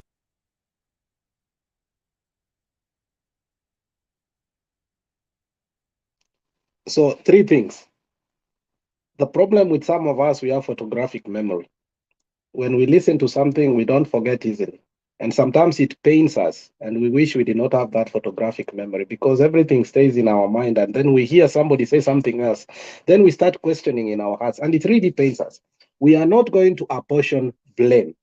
We are not going to finger point, and we are not going to revenge. Now, let me ask you, Bernard, this tweet, I want to read this tweet again so that Kenyans can understand. They have destroyed oversight institution using the handshake fraud. The name fraud itself is a lie. They have, is putting 2 people, RAILA and Uhuru, destroyed oversight institution. I don't think we did because even BBI did not pass because we respected our institutions. We could have forced them. They should allow Parliament to hold rogue officials who put the nation in danger by subverting. He said we are not going to apportion blame. Then you sit one and wonder. This is a man, after saying that, he starts masquerading how God has helped him to get to where he is. Now, Bernard, I don't know if God is used when you deem convenience. It's not a matter of principle, whereby when it's convenience to use God, and that's why they say do not use God's names in vain. Now I start understanding why the Bible says, because people use God's name in vain. I used to think saying, Mungu moja haki sikufanya. I used to think that is using God's name in vain. Then that is not using God's name in vain. If you really have not done something when we were in primary, if you want to exonerate yourself, you could say, haki ya Mungu. Mtu anakuambia, don't use that. You're using God's name in vain. But now I'm coming to know why God has essentially cautioned us. We cannot use his name in vain. You come, when you're giving your victory speech, you say it is God who did it.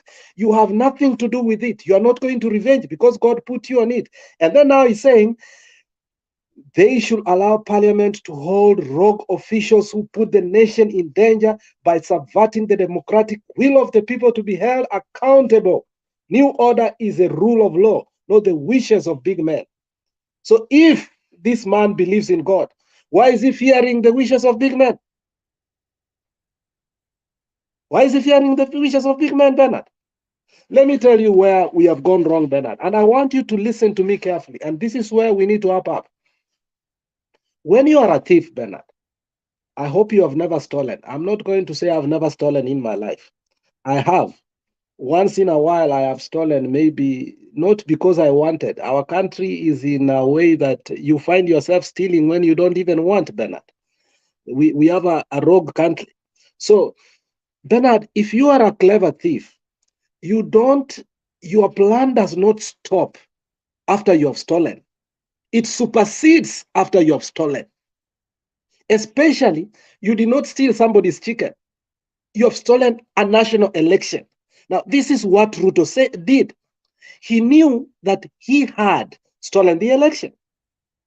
For him to get legitimacy, he started pushing Kenyans into poverty. He took the subsidies. And for the record, I have said, I have no problem Ruto taking the subsidies. Because after all, truth be said, Mugala muwe lakini mpe nini haki yake. These subsidies, 90%, 80% were going to Mount Kenya Mafia. They were not going to the people that it was supposed to. Especially when we had the spat over the fuel subsidies, we came to realize there was one company that was headed by a French person that was getting a lot of subsidies, and we needed to question this. This is part and parcel of what we must do as a country. We cannot come just and defend people just because we like them. Uhuru, we liked him, but at the same time, we questioned him about the subsidies. But Bernard, let's go back to what I was saying. Now, when Ruto stole the election, he started playing with our minds to get legitimacy. And that is where he has cornered us. Now we have started saying the president should not do this. Now we have given him the name the president. And that is what he has been longing for. The legitimacy that he's looking for to be called President Ruto. He is getting it after all. Raila should not have called him president. That is the greatest mistake. I can call him, but Raila calling him president is giving a person legitimacy who subverted the constitution of our republic, and we don't even know how he became the president. So what we are saying, Bernard, is that we have been cornered. We must go back and ask ourselves, what is our greatest fight? Our greatest fight is not GMO. Our greatest fight is not food subsidies or fuel subsidies or the so-called SGR. Our greatest fight is a conman who was elected and put on in there by some country, and we don't even know how that happened. But because of the rule of the law and the respect of the continuity of the law, and that is what Raila said, we allowed peace and tranquility to continue. But we must caution Raila calling Ruto the president. He has not proved to be the president. Now, when he's going after the Cherera, he understands that, and that is where Baba says that you need to form a commission of inquiry. By the time, Bernard, you form the commission of inquiry and all these things are done, because the due process must be used. And that is what Tangula cautioned the other day in Parliament. I don't know if he was clear-cut, giving direction, or he was also playing politics. If the whole process has to be played, Bernard, the by-elections that will be done when Chebukati is out and Cherera will oversee them, and that is the greatest nightmare for these people, Bernard. That is the greatest nightmare. Even them after taking our person, and sometimes people are very foolish, extremely foolish. I know that your peace and your freedom is very valuable, but when you are in remand for all these days, Waluke, the person that fought for you was Baba. Then you come back, then you want to, your Sirisia votes, you want to give UDA. What kind of nonsense is that? When you look at the military pools in the places of Wahome, the places of Wetangula, actually people are coming out. The people, the 7 million people who never voted and understand right now they are the problem to Kenya. They want to come out and vote, Bernard. Okay? They get it, that they made a mistake. And if these people come to the booth, you see, by-elections, Bernard, are not like general elections. By-elections are totally different. And I swear to you, in Bungoma, we are going to give them a challenge. Wamnyinyi is a very strong candidate. And they cannot live with that nightmare that Bungoma is getting out of them. When you saw today Oparanya and Wamalwa, with Baba, with the governors, you should have asked yourself what is happening. Baba is a strategist, and Ruto is crying. So what we are saying is that we must not give Ruto legitimacy that he must be called the president. Let him be frustrated that he is not respected as the president, because he knows very well he did not win this election. And we say that with confidence, Bernard. Thank you. Okay. Asante. Gitonga nauliza mama Mary Wainaina ako wapi? Utamuona tu, subiri atakuja baadaye. All the same, I want to appreciate all of you for staying and follow the program. Thank you for the comments. Please make sure that your comments are contributing to the health of the debate and they are adding value. Yes, not just the play around. It's important we do that, especially for the people who come to watch this after we are done. Please, let's ensure that we participate fully and do the right thing. Mrs. Adams, how are you?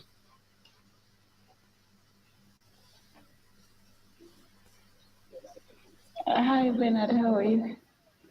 Fine, thank you. How are you Alex, today? Yani you feel umekuja tu very well. How are kunichokoza you? by calling yourself Mrs. Adams, si ndio? Eddie?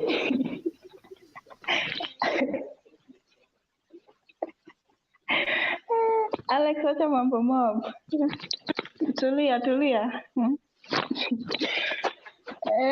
Bernard, uko salama? Me, the only problem I have is these people here, the Venezuelan president just passed a verdict by his tweet. That tweet he tweeted, the word rogue is already a verdict. So even the committee that he formed, don't expect it to work the other way around. So this revenge mission is real, and we have to stand firm because it's not going to be easy. No one is going to give the fight, is going to give up the fight so easily. And they are bringing so many things on us so that we get confused and then we don't concentrate on what we should concentrate on. So they bring GMOs, we start fighting about the GMO, we forget about what we should be doing because they are not working, so they want to divert our attention to some other things. On the issue of GMO, Kenya already it's harvesting time, so we don't need to import food. Plus, Kenya is fertile enough to produce our own food and even export some. We don't need to import. Why don't we support our own farmers? And we have arid land. They can make use of those lands and then we get our own food, our own things. We don't need GMO, we need organic. We are not going to be taken for a ride, and we accept. I saw today Bunge la Wananchi, Gaucho and the rest, they said if those things arrive in Mombasa, the GMO, they arrive at the port, they'll go there and then make sure that all of them remain, they go to the ocean. So what do these people want with us? They are very arrogant. They don't want to work. They borrow. We just want them to work for us. But because they are not for us, we'll understand. Because they are not for us. They are for Venezuela and the Camargo and the people who are enjoying the fruits of their, I don't know. We are in a bad state, but we need to fight. We can't let our country just go down like that. The exchange between him and Baba, I think Baba just called him president because Baba respects the rule of law, the constitution, but I don't recognize him as my president. He's a Venezuelan president and he will just remain like that unless he starts working for us with these people. But I don't see anything happening like that. The issue of Cherera, he said very well that he'll not revenge. What are we seeing? He's already revenging, terming people as rogue, forming again the same committee to go and question them, to interrogate them, yet you know the outcome. Because when your master already says you are rogue, you are supposed to be punished. You don't expect anything else. The committee will just decide they were rogue, they're supposed to be punished. Yet the hot air court told us very well. They said our action was hot air, yet they said Chebukati was the man who made a mistake here. He was a whole powerful chairman. I didn't see them castigate these other four. So why are they coming for these people? Why don't they go? Why don't they let Chebukati go? Because these people still have terms to serve. What are they afraid of? Why are they afraid? Why are they so scared? Let those people remain there. We want Cherera to remain in office. Let Chebukati go. He can even go on terminal leave if he wants as of now. Let him go. Let him hand over to Cherera, and let them bring other new commissioners. And if they try the one for Cherera, I love the way it's going, because that is what is gonna make Kenyans realize. It's gonna make Kenyans want to go to the street. And then I saw the fees are gonna hike from next year. I've seen people have started crying. The hustlers. Today someone was in Nyeri, saw the hustlers, they're already crying because they won't be able to afford the school fees. We want these people to cry. We want them to cry blood until they come out on the streets, because they said hawapangwingwi na sasa wanapangwa. We want them to cry, and then they come out on the street and tell their government hawapangwingwi. They tell their government, because hawapangwingwi, they should tell their government to go home. We don't want jokes. Thank you, Bernard.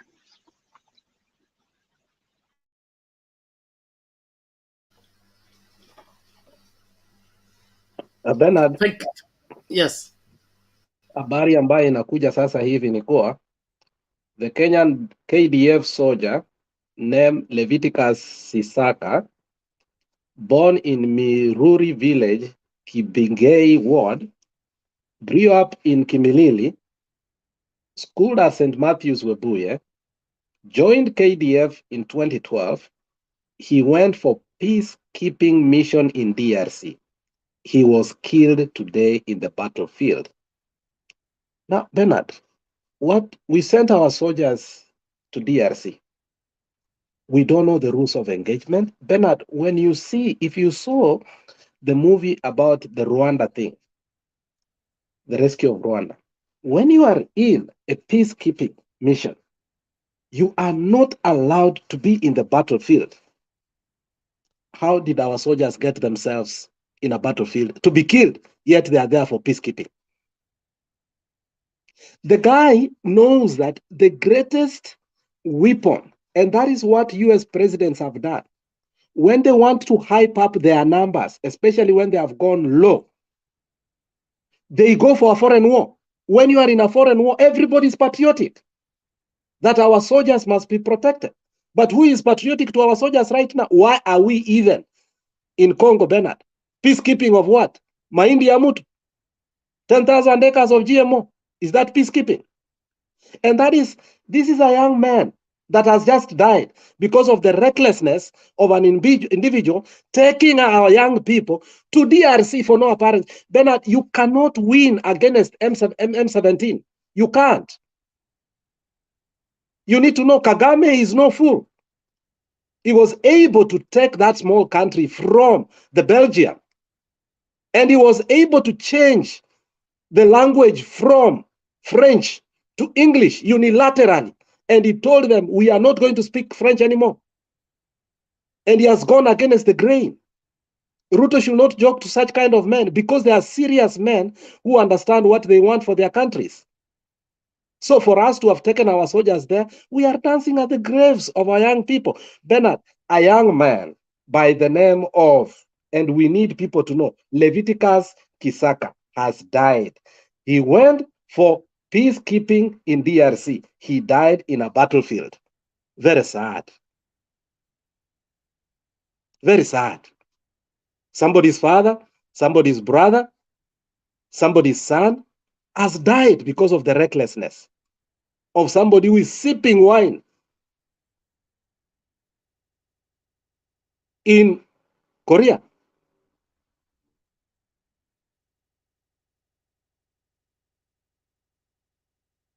Flagging and paper chasing. So sad. And I hear there are 2 soldiers who have died. The other name we haven't been given yet.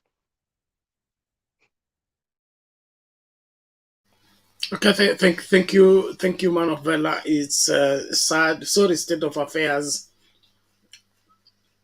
I think there is too much drama with Kenya Kwanza. Too much drama. They think they can fix Kenya by propaganda, other than just function as a government, do what is right, and probably be able to convince Kenyans that Kenyans were wrong about them. But they're confirming every fear every Kenyan had about them. They're doing exactly the opposite of everything that was expected. This one is bad. It's bad. So confrontation, which war front? Did they go to fight or went to keep peace? What are these people up to? Kenyans of goodwill, let's do what is required. Hii ni ngumu. I mean, lazima tujitolee kuhakikisha kwamba hii historia ya Kenya Kwanza sio kitu tunachukulia mzaha, because they want to play in the gallery of the international community and in the gallery of the neighbors at the expense of Kenyans. That's what beats my understanding. That you want to please the foreigners, you want to please the neighbors, but make the Kenyans cry, make the Kenyan they lose, make Kenyans poor. How in the world do you want to be a president of poor people? You are the one who talks about the load of poverty, and now you're organizing the poverty of Kenyans deliberately, ensuring that their maize will not sell so that they become poor, ensuring their children will not go to school so that they become illiterate. What is this that goes on in the head of this man? Bado mapambano.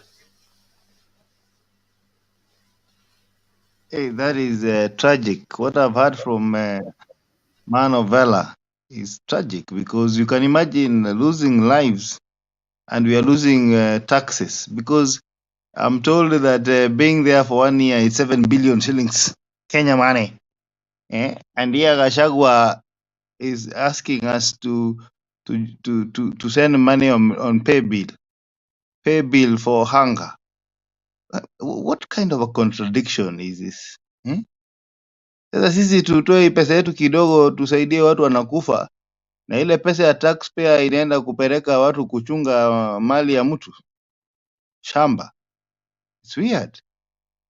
At the same time wakati walikuwa wanaenda hii sijui Cairo, Bernard, watu walienda huko, tulikuwa na sijui the third biggest delegation, ilikuwa third ama second.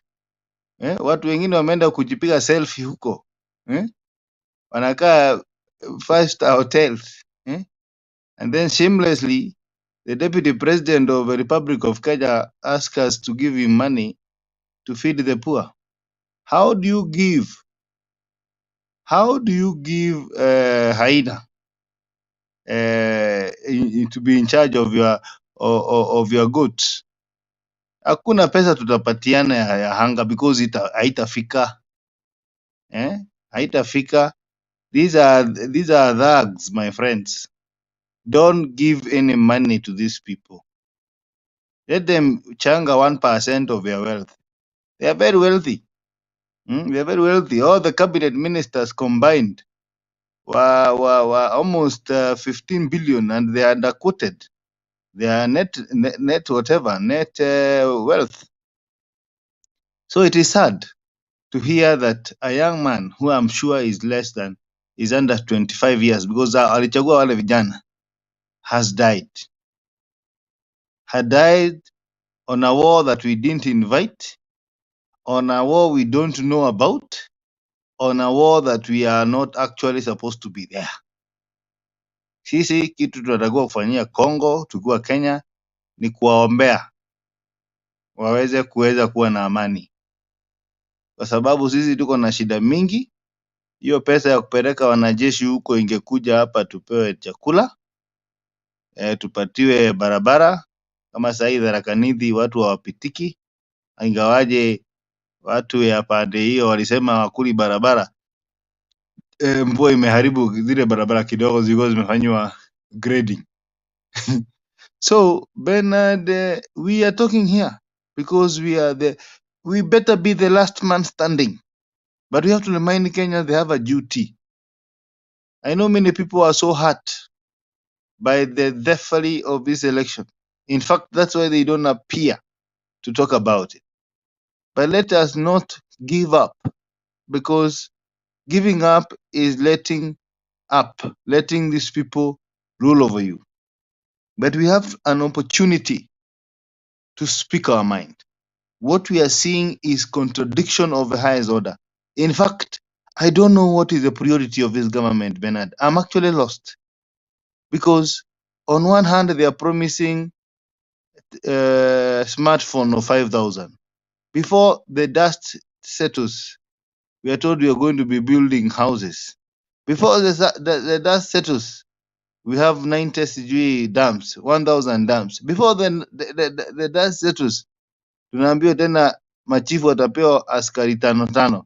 Before the dust settles, kila chief atanunuliwa Nissan Vanguard.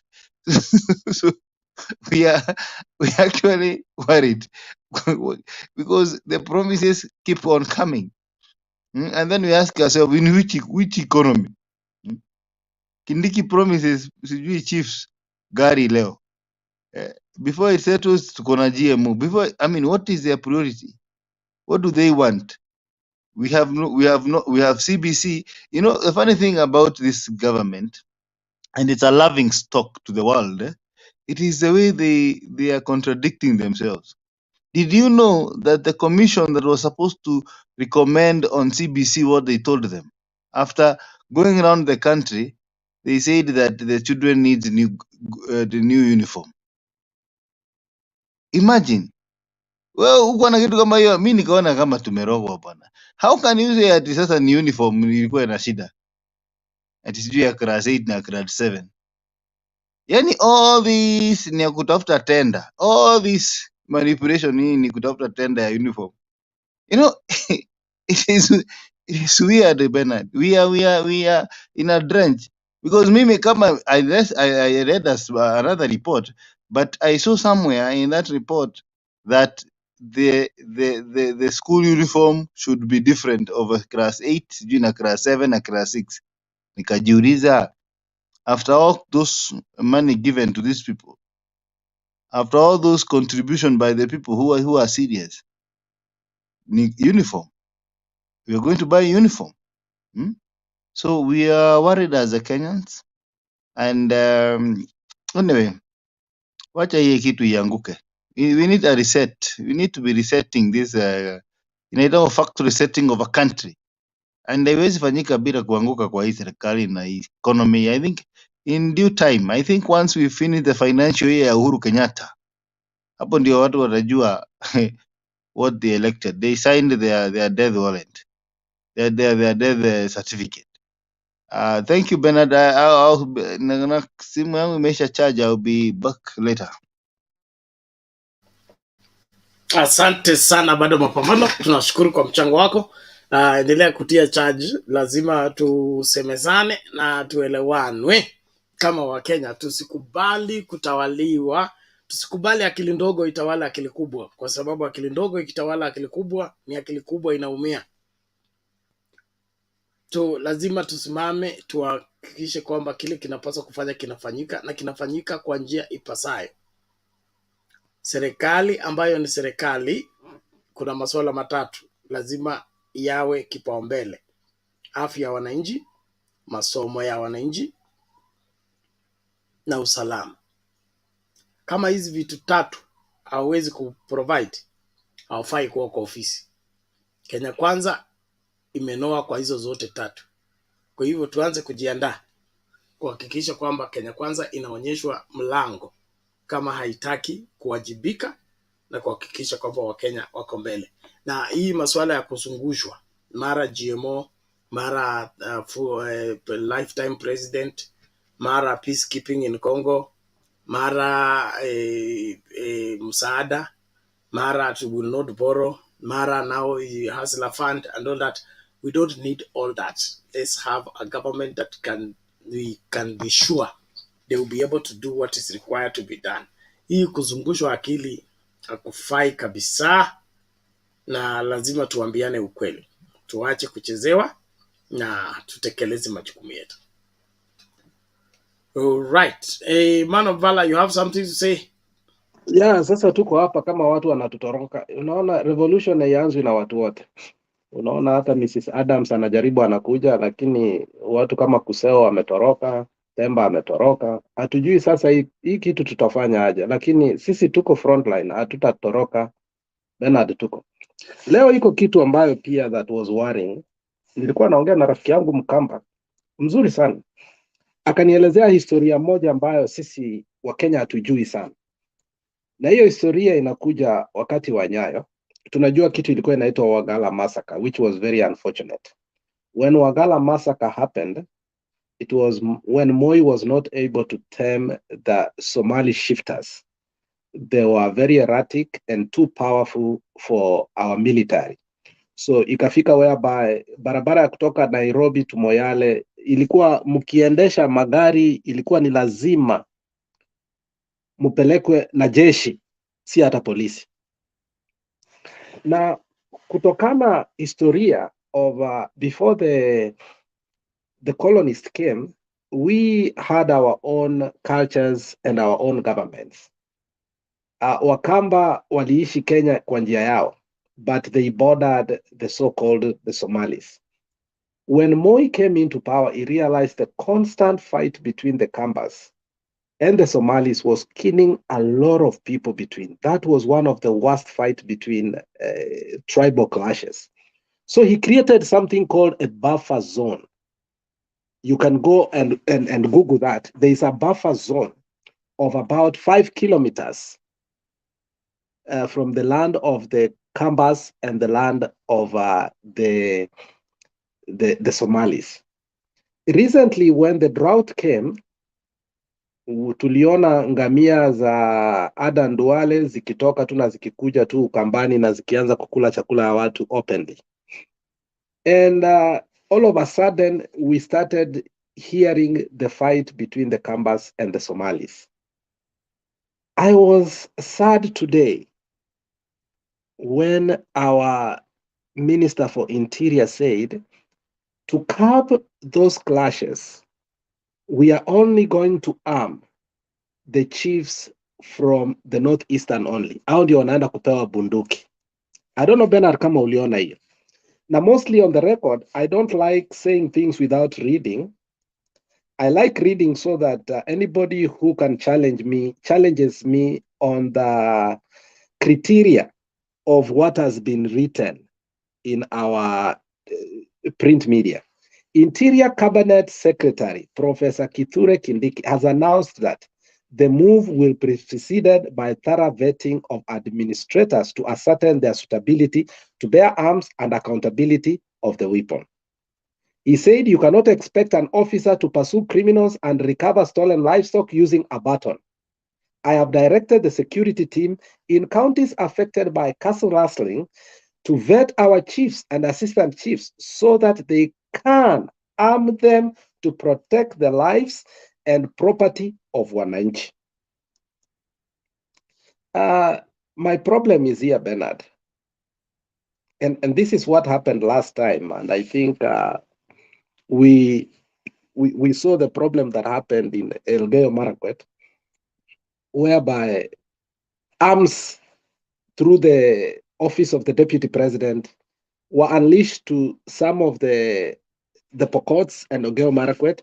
And we were told by Matiang'i that we have so many guns in the cattle rustling areas. Now, the question comes, Bernard, if you have to stop it, why don't you arm all the chiefs in the Republic of Kenya? Why are you arming only chiefs and assistant chiefs from a certain community only?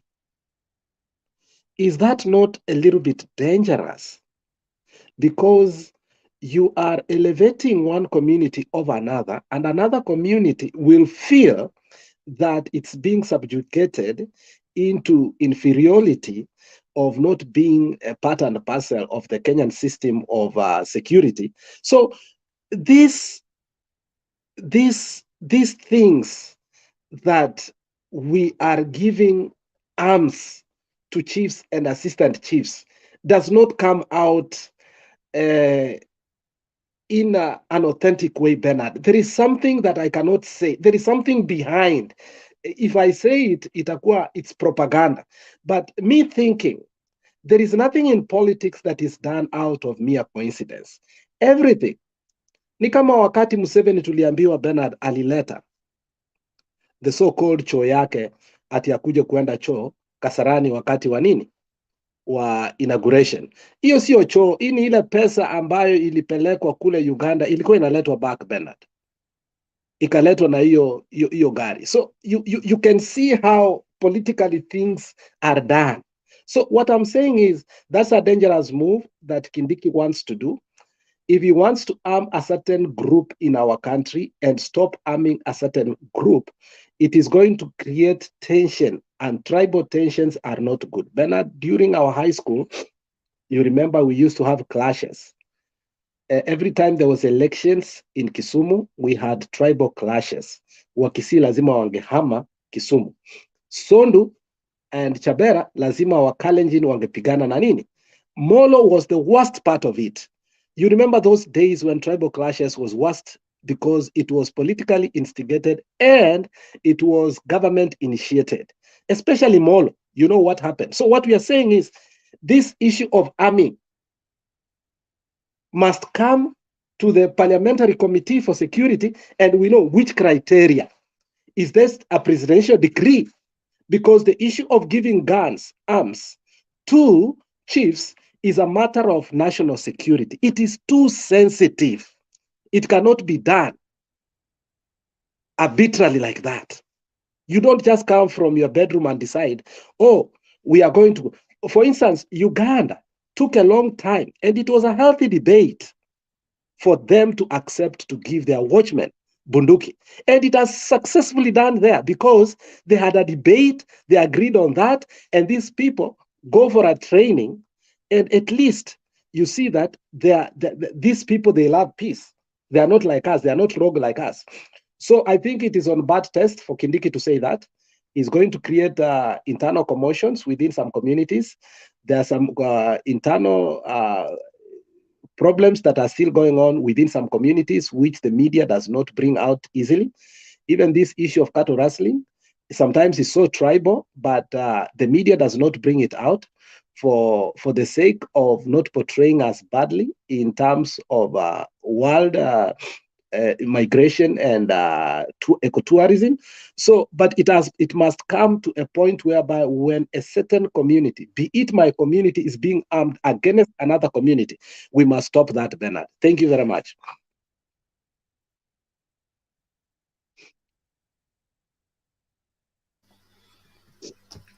Like we've said before, we continue to say it appears that Kenya Kwanza has no plan. They are reacting to everything.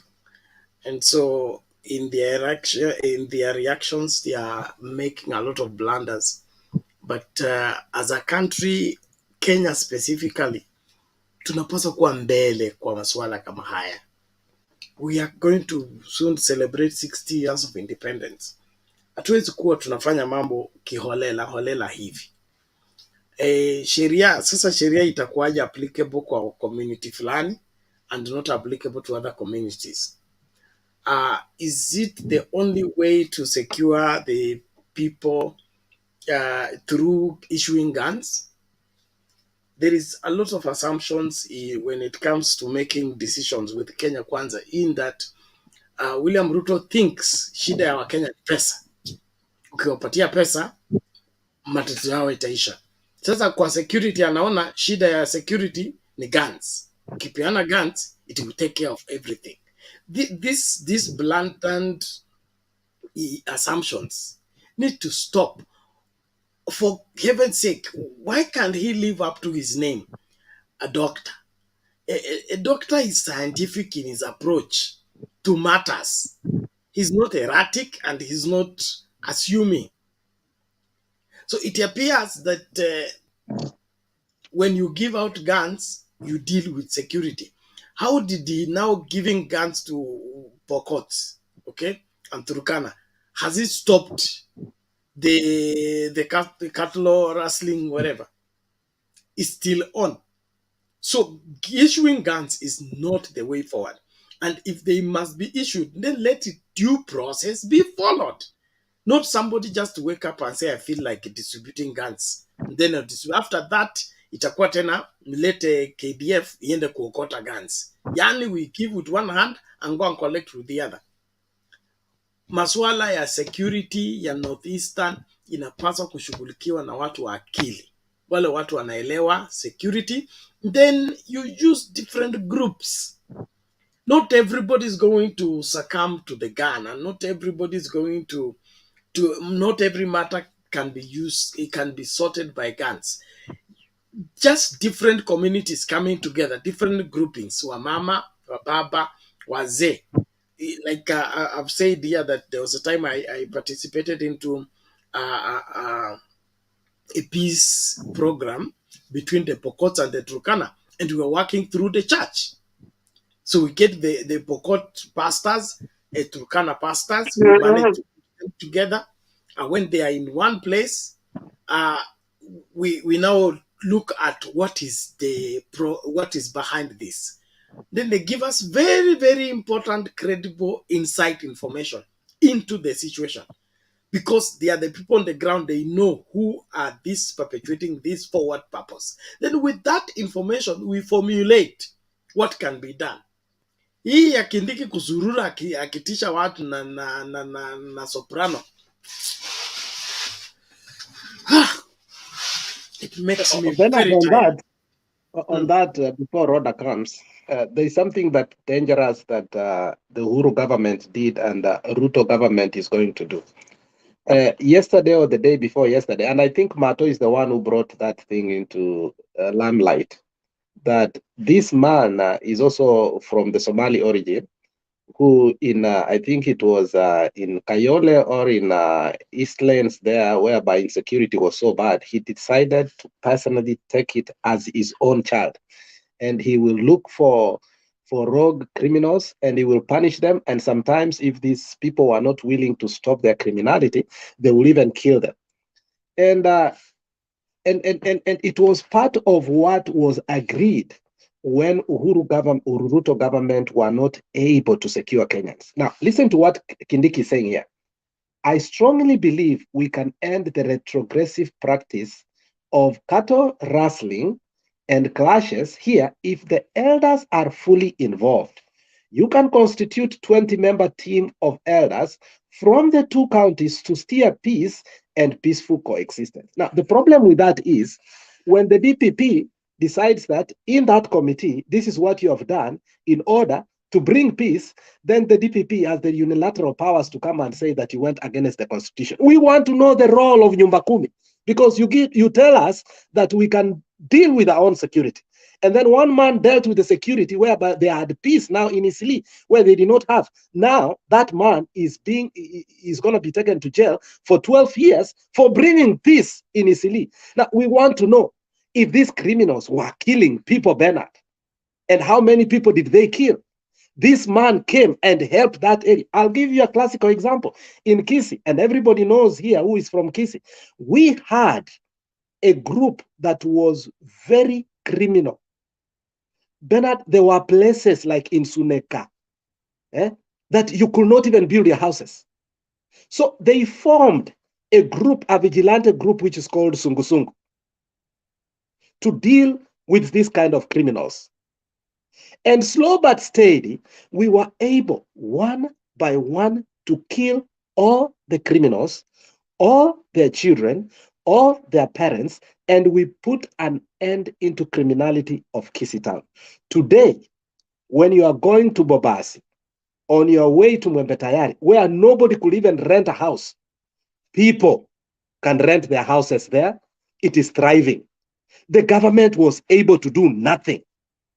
When we were changing our stage, our commercial stage, our vehicle stage, from a place that was called Obomo to our now stage, Makangas refused kabisa to go to the new stage. Again, they had to use the vigilante group to force the Makangas to go there.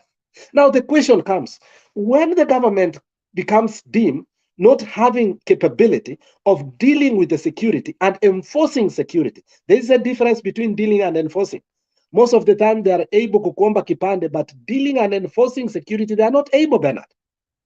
Now the question comes, now Kindiki is saying, form a 20 elder committee. Now if this committee sits down, Bernard, and says, kwa sababu tunajua Bernard ndio mwizi sugu kabisa kutoka Kakamega, lazima tumukate makende kabisa, and then tunafanya hivyo, Bernard, what happens? Are we going to be taken to court? So awache kutuchezea. If they want to give us peace and they allow Nyumba Kumi to act and bring peace to our communities, they cannot take that man. The DPP is rogue. Whoever that is saying I'm part of Sungusungu, you are out of order. I'm giving a classical example of what happened in Kisii and how it was very insecure and we had to fight. And today, people pay. I mean, in a month, they are in the stadium. They are registered, part of Nyumba Kumi. In a month, every business in Kisii, I mean, I've had a business in Kisii Town. They come and they say, tafadhali, we try to agitate for peace. How much money do you want to give? I used to give them 2,000 every month. So what I'm saying is that when Kindiki is advocating for this Nyumba Kumi, because when he's saying these 20 people, he must come out rightly so that when we start dealing with our own peace, we are not taken again to where? To courts. It is a denial that we have peace problems and security problems, but then when we use the powers that we only have, and that is what we must use to deal with these criminals, then we are told, Bernard, it's extrajudicial killings. Bernard, how do you deal with criminals? How do you deal with criminals, Bernard? Who acts with the police? It is institutionalized criminality, Bernard. You know that. Unaenda polisi, unapewa P3, unatafuta kesi, inakuwa postponed, Bernard, and there is no need even to go to the police. Why? Because it is institutionalized. So I think Kindiki must come up with ways and procedures and saying that we give powers to this 20-member committee to act unilaterally. But kama tu ni kuform committee peke yake hivyo, Bernard is putting these people in a cold corridor whereby if anything happens, then again they are going to prosecute them. That is my only problem with Kindiki. He should not bring about Nyumba Kumi if Nyumba Kumi is not given the powers to deal with the criminals who are openly known.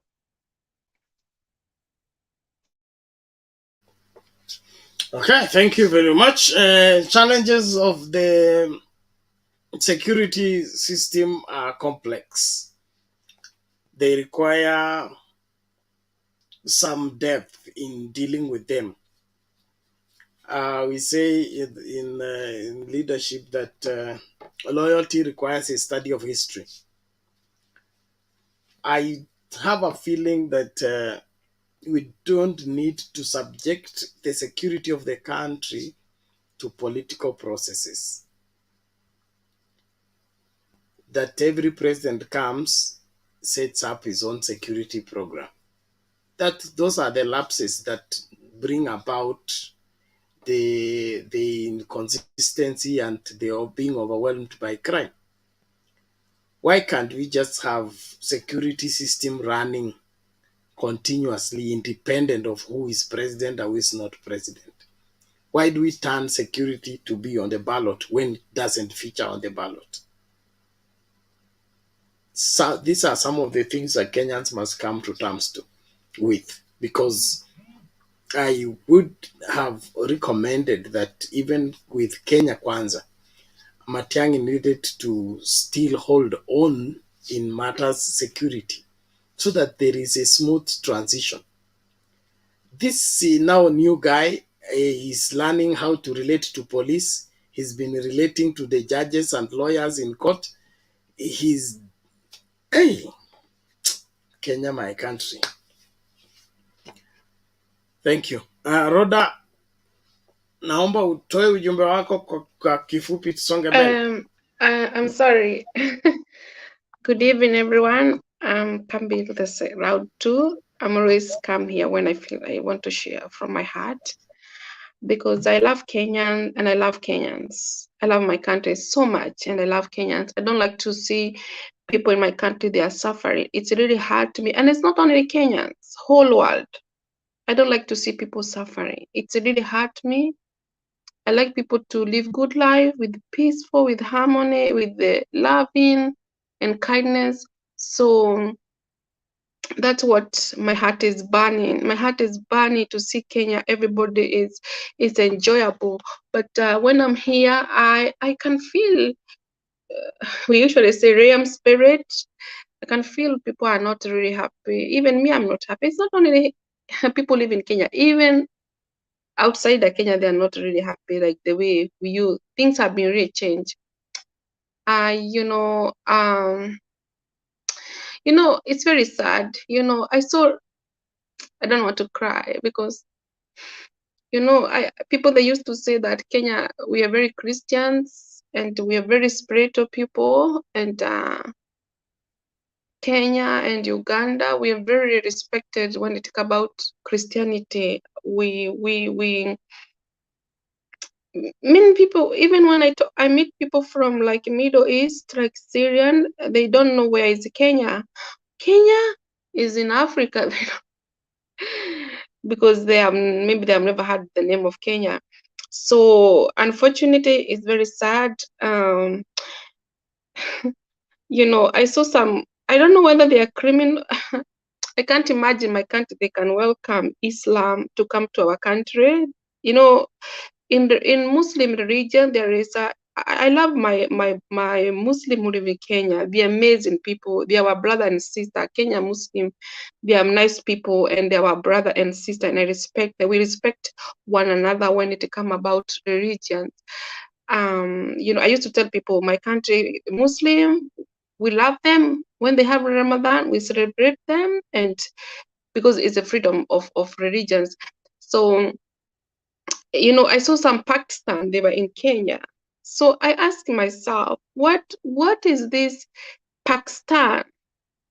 They're coming to do our country. And Pakistan is they're really radical Islam. Really radical Islam is I don't know if there's a cartel, they're really murdered, they're dangerous. And then I was asking myself, how comes in our country, a beautiful country, a Kenya Christian country, how can we invite radical Islam? I was crying today when I talked with somebody. I told, oh, I saw Kenya there. I could not imagine the way, and we don't know they are murdered. We don't know whether they are, and this Islam radical, they are very dangerous. So we must do something for our country. We have to stand for our country because we don't know whether they are cartel. criminal. We remember there is a cases, there is one Pakistan man, he disappeared, and we don't know whether this is a game, they were pray for us. So our country, I was telling my friend today, pray for my country, Kenya. Our country need. I was asking God, have you forgotten us? I was asking God. Oh, God.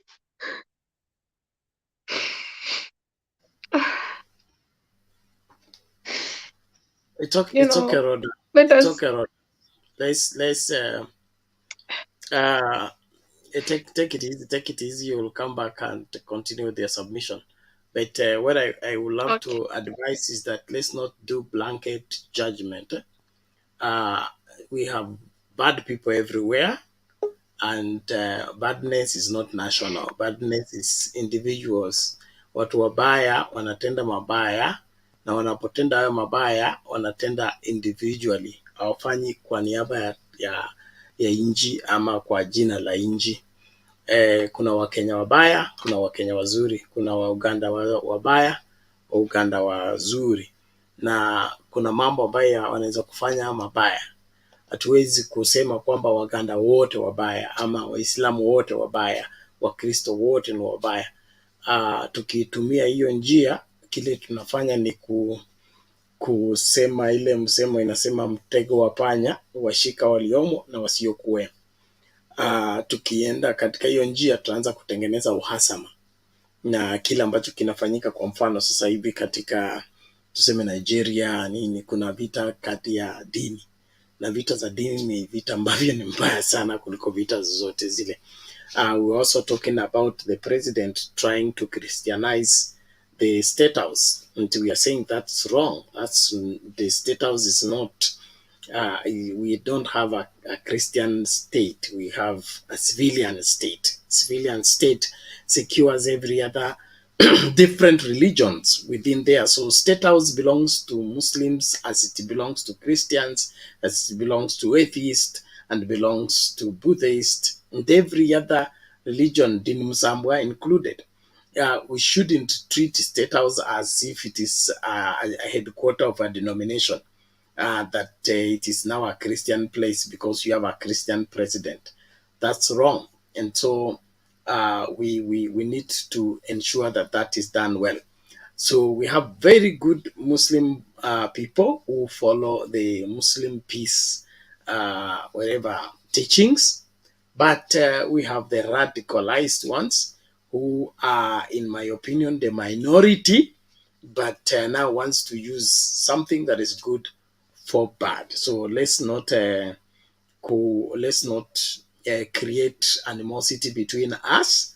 Let's just chart the way forward the right way.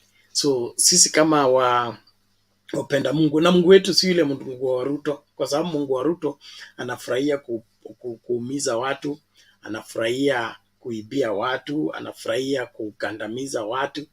Huyo sio Mungu wa Biblia, na huyo sio Mungu tunayemwabudu na kumsifu.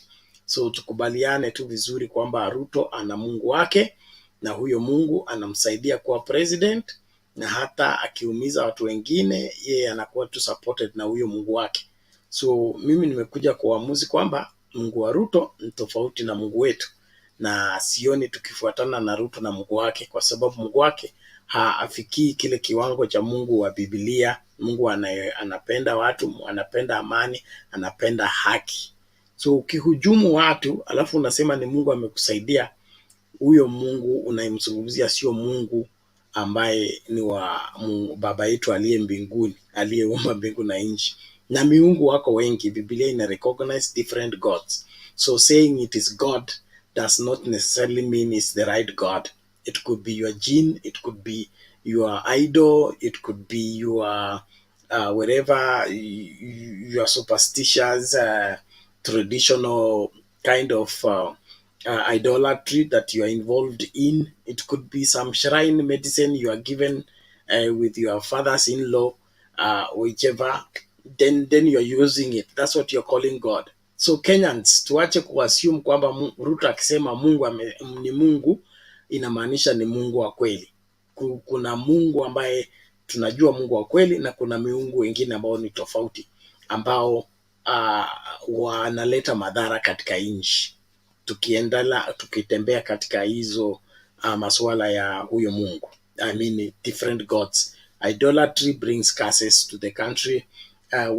Consulting with witches brings curses to the country. And Kenya right now is faced with a lot of things.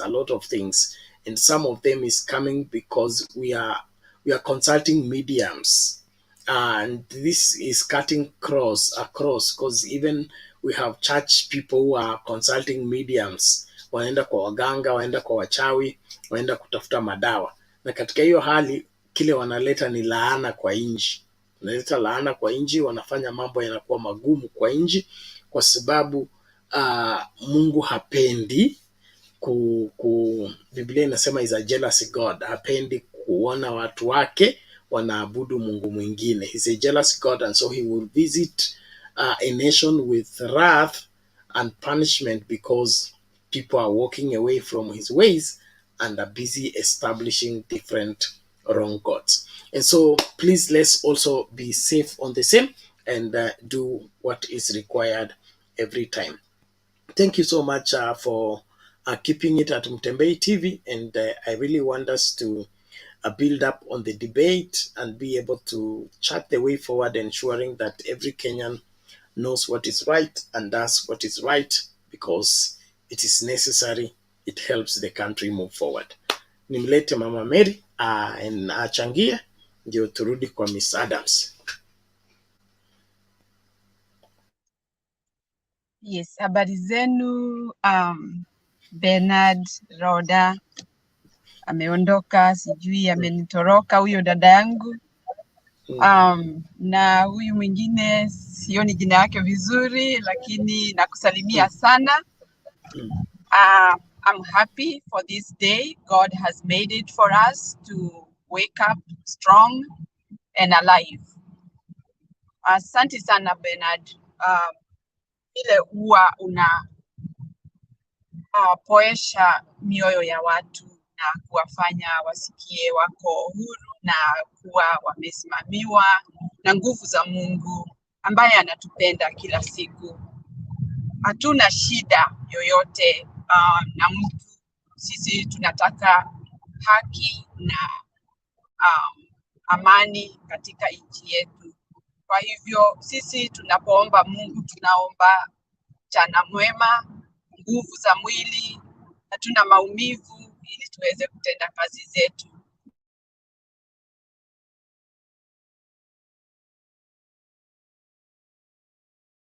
No problems running up and down.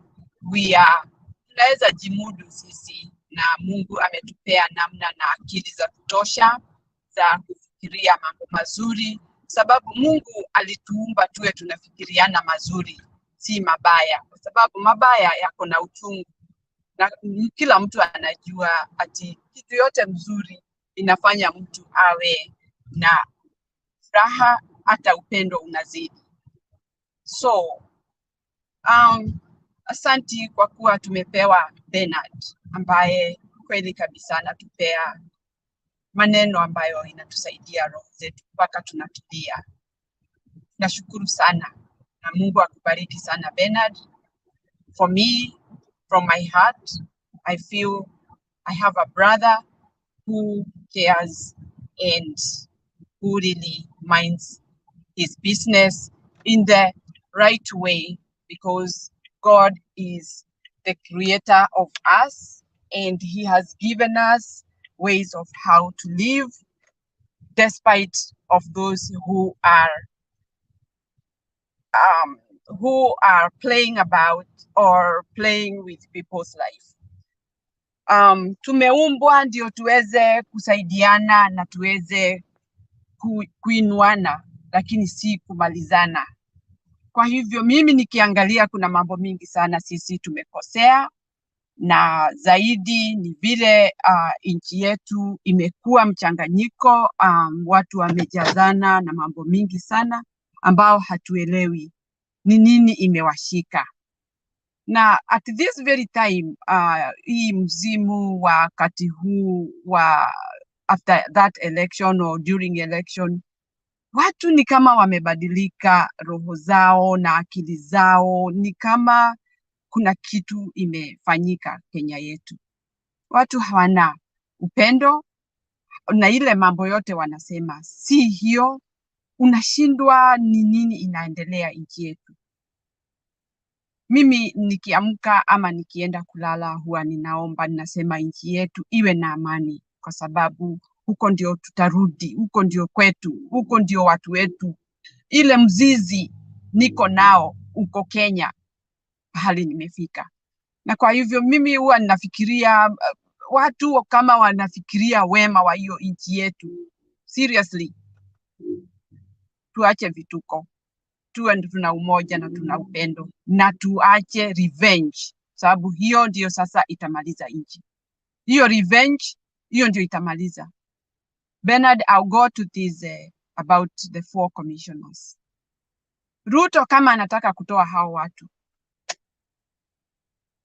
it's the whole Kenya he's getting rid of. It's not about those 4 commissioners. Those 4 commissioners did what even the judiciary would do. And I remember I said that word, that again. Even the judiciary, if you remember when Maraga was there, they were divided. And Uhuru never revenged.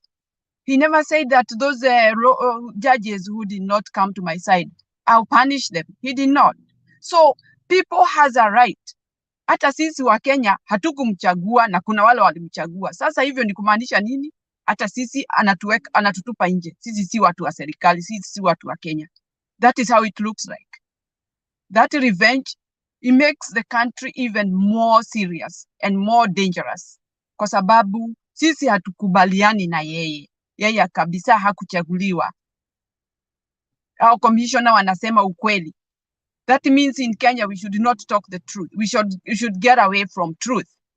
We should be just lying. Na tukiona mtu anaongea with support uongo, tunaenda wapi? And that is how people, we are not going to live in peace if that is the life of lies we're gonna adopt. Tuna mambo mingi sana ambayo inatakiwa kutimizwa huko Kenya at this very juncture. Lakini ile maongo ilifanywa ndio bado wanafuatilia ati ndio iwe ukweli. Haiwezi kuwa ukweli. Ukweli ulienda. It is on the side. It's not with that. The lies that you said, it's what you are going to make them look, make them real. Let them be true. Na kufanya true ni kufanya nini? Ni kuchukua hiyo mambo yote ulisema, ulipromise, utimize. Ndio tuone kweli wewe ni mtu wa kweli. Lakini huwezi kuwa ile maongo yote ulituambia umeweka kando, sasa unamenyana na wale watu ati walikuwa against you. Of course everybody decided, they have their own mind. And we are allowed to decide which side I should vote, which side I should not vote. Na huwezi kuwa ati akiwa basi ni kurevenge, hata mimi basi aniambie mimi si kumvotia ati amenitupa nje. So it is ridiculous. Hakuna heshima hapo. Hata sijui sasa ni rais wa aina gani. What kind of a president is that? Anakaa kama wale watoto ambao wako shuleni, mtu akitupia yule mwingine matope, ati na yeye anasema hata mimi nitakutupia kesho. It doesn't make sense. We are all grown up. Hata yeye ni mzee na ako na nyumba yake. That is not the way he can rule his house.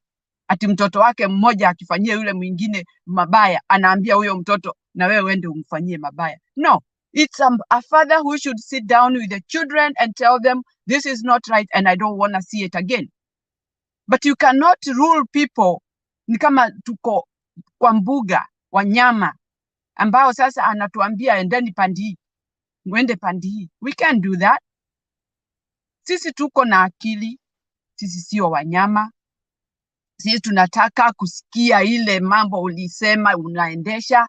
And in fact, hao 4 commissioners hakuna kitu wamemshika, hawajamwambia hutafanya hiyo kazi yako, hawajamwambia anything against what he is doing.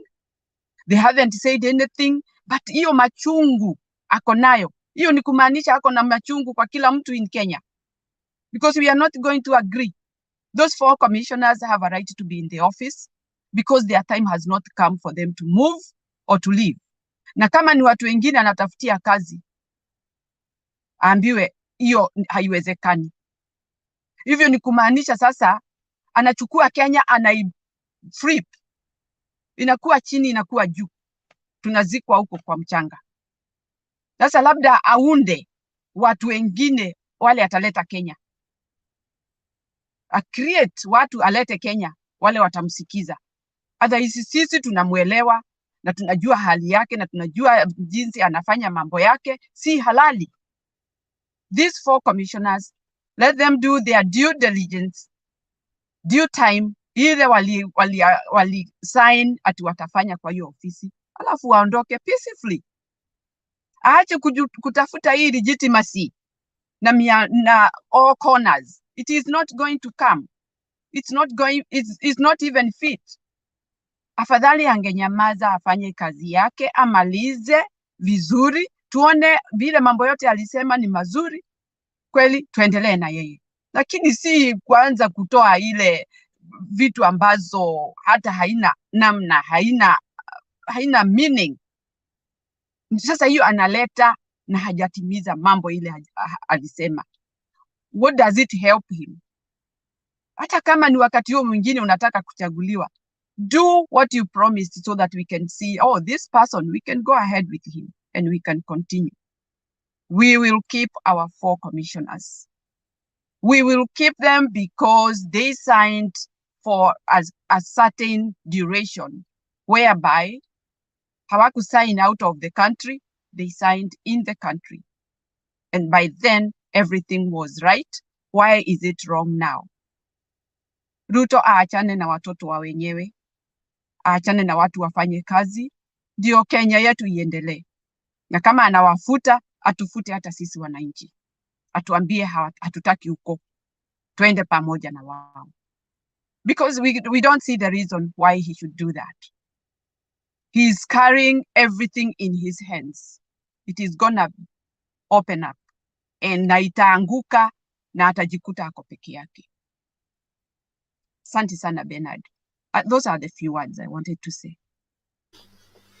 Okay, thank you so much, Mama Mary. We appreciate that, and we believe the message has reached the rightful people, and we will keep into the struggle in ensuring that we make Kenya better for our children and our children's children. Bad leadership must be called bad, for that suits those people, and whoever thinks that that is okay, we group them together with the bad leaders, because anayesupport maovu ni muovu na anayesimamia maovu ni muovu.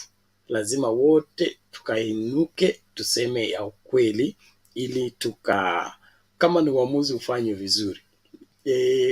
Kama kuna mtu ana swali kuhusu the 4 commissioners, ako na ruhusa kikatiba kuleta huo mswada, lakini mswada huo pia uko na sheria vile inasema wapeleke maswala kwa JLAC, kwa bunge itoe mapendekezo, rais apewe hayo mapendekezo, atengeneze jopo litakalochunguza kila mmoja wa makomishon, wakipatikana wako na dosari watimuliwe.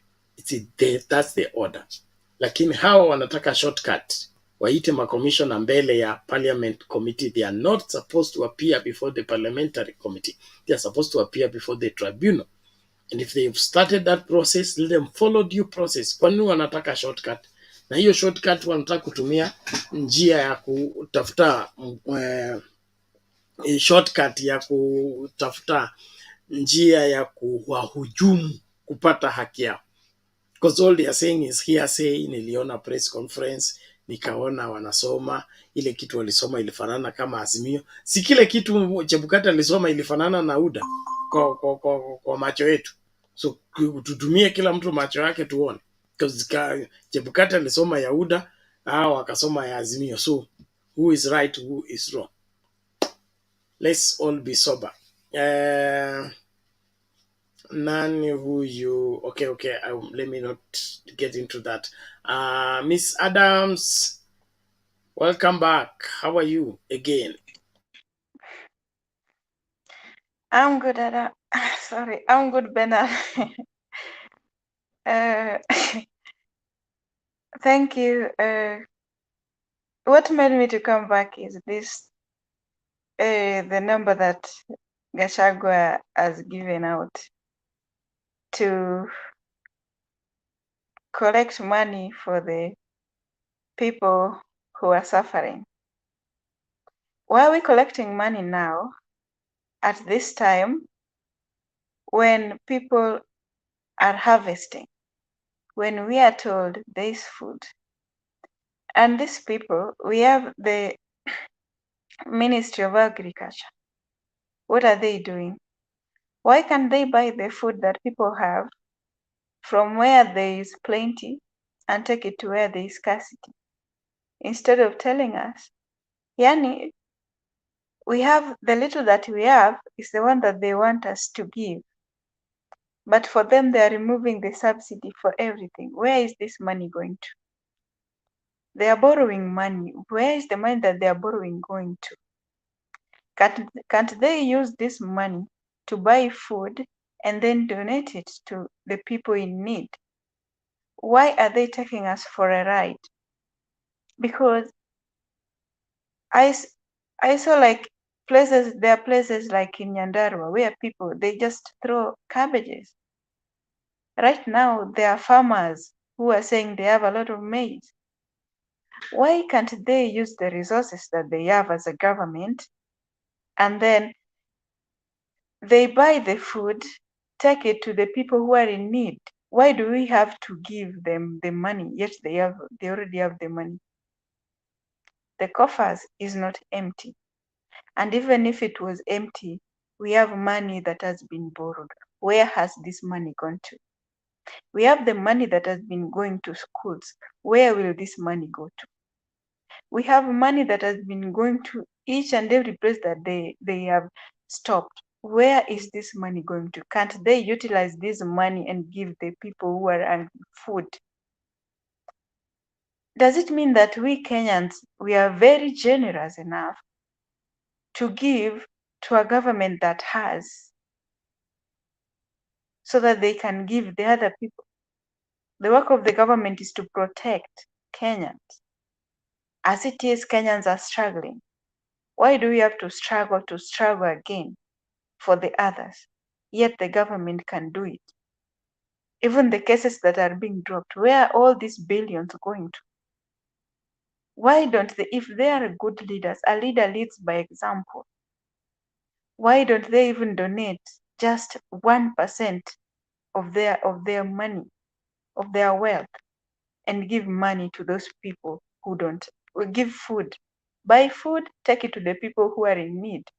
Bernard, I don't think Kenyans, we should not give these people the money because they don't need it. The government has enough money to buy food from where there is plenty, take it to where it's scarce. That is the work of the government. They were there to serve the interest of those people they're telling us to collect money for. We are not going to fall for that. This government has money.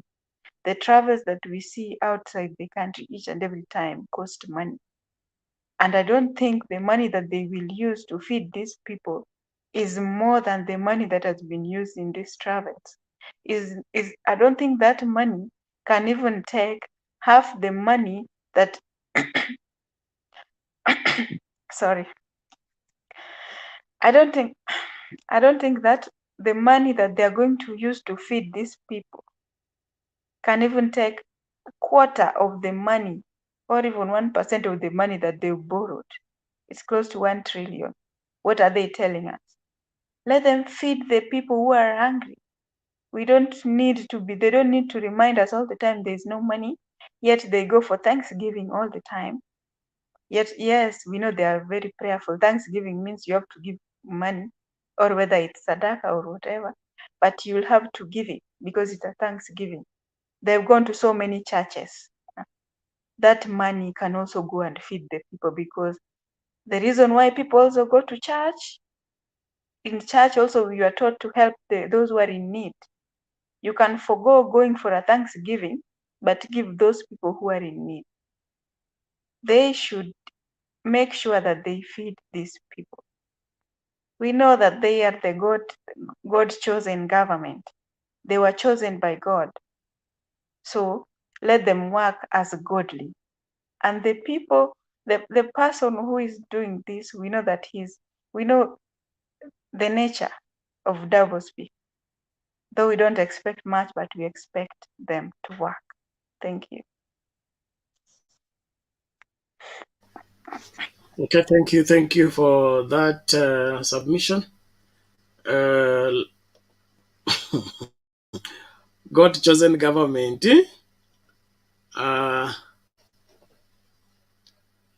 Let me just play out this video and then we proceed further. 1, 2, 3, 4. Where is it?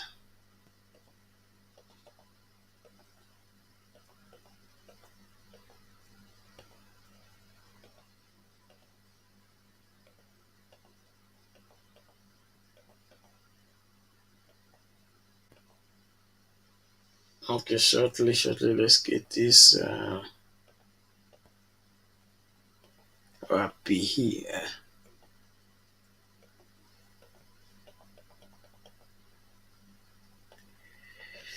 Okay.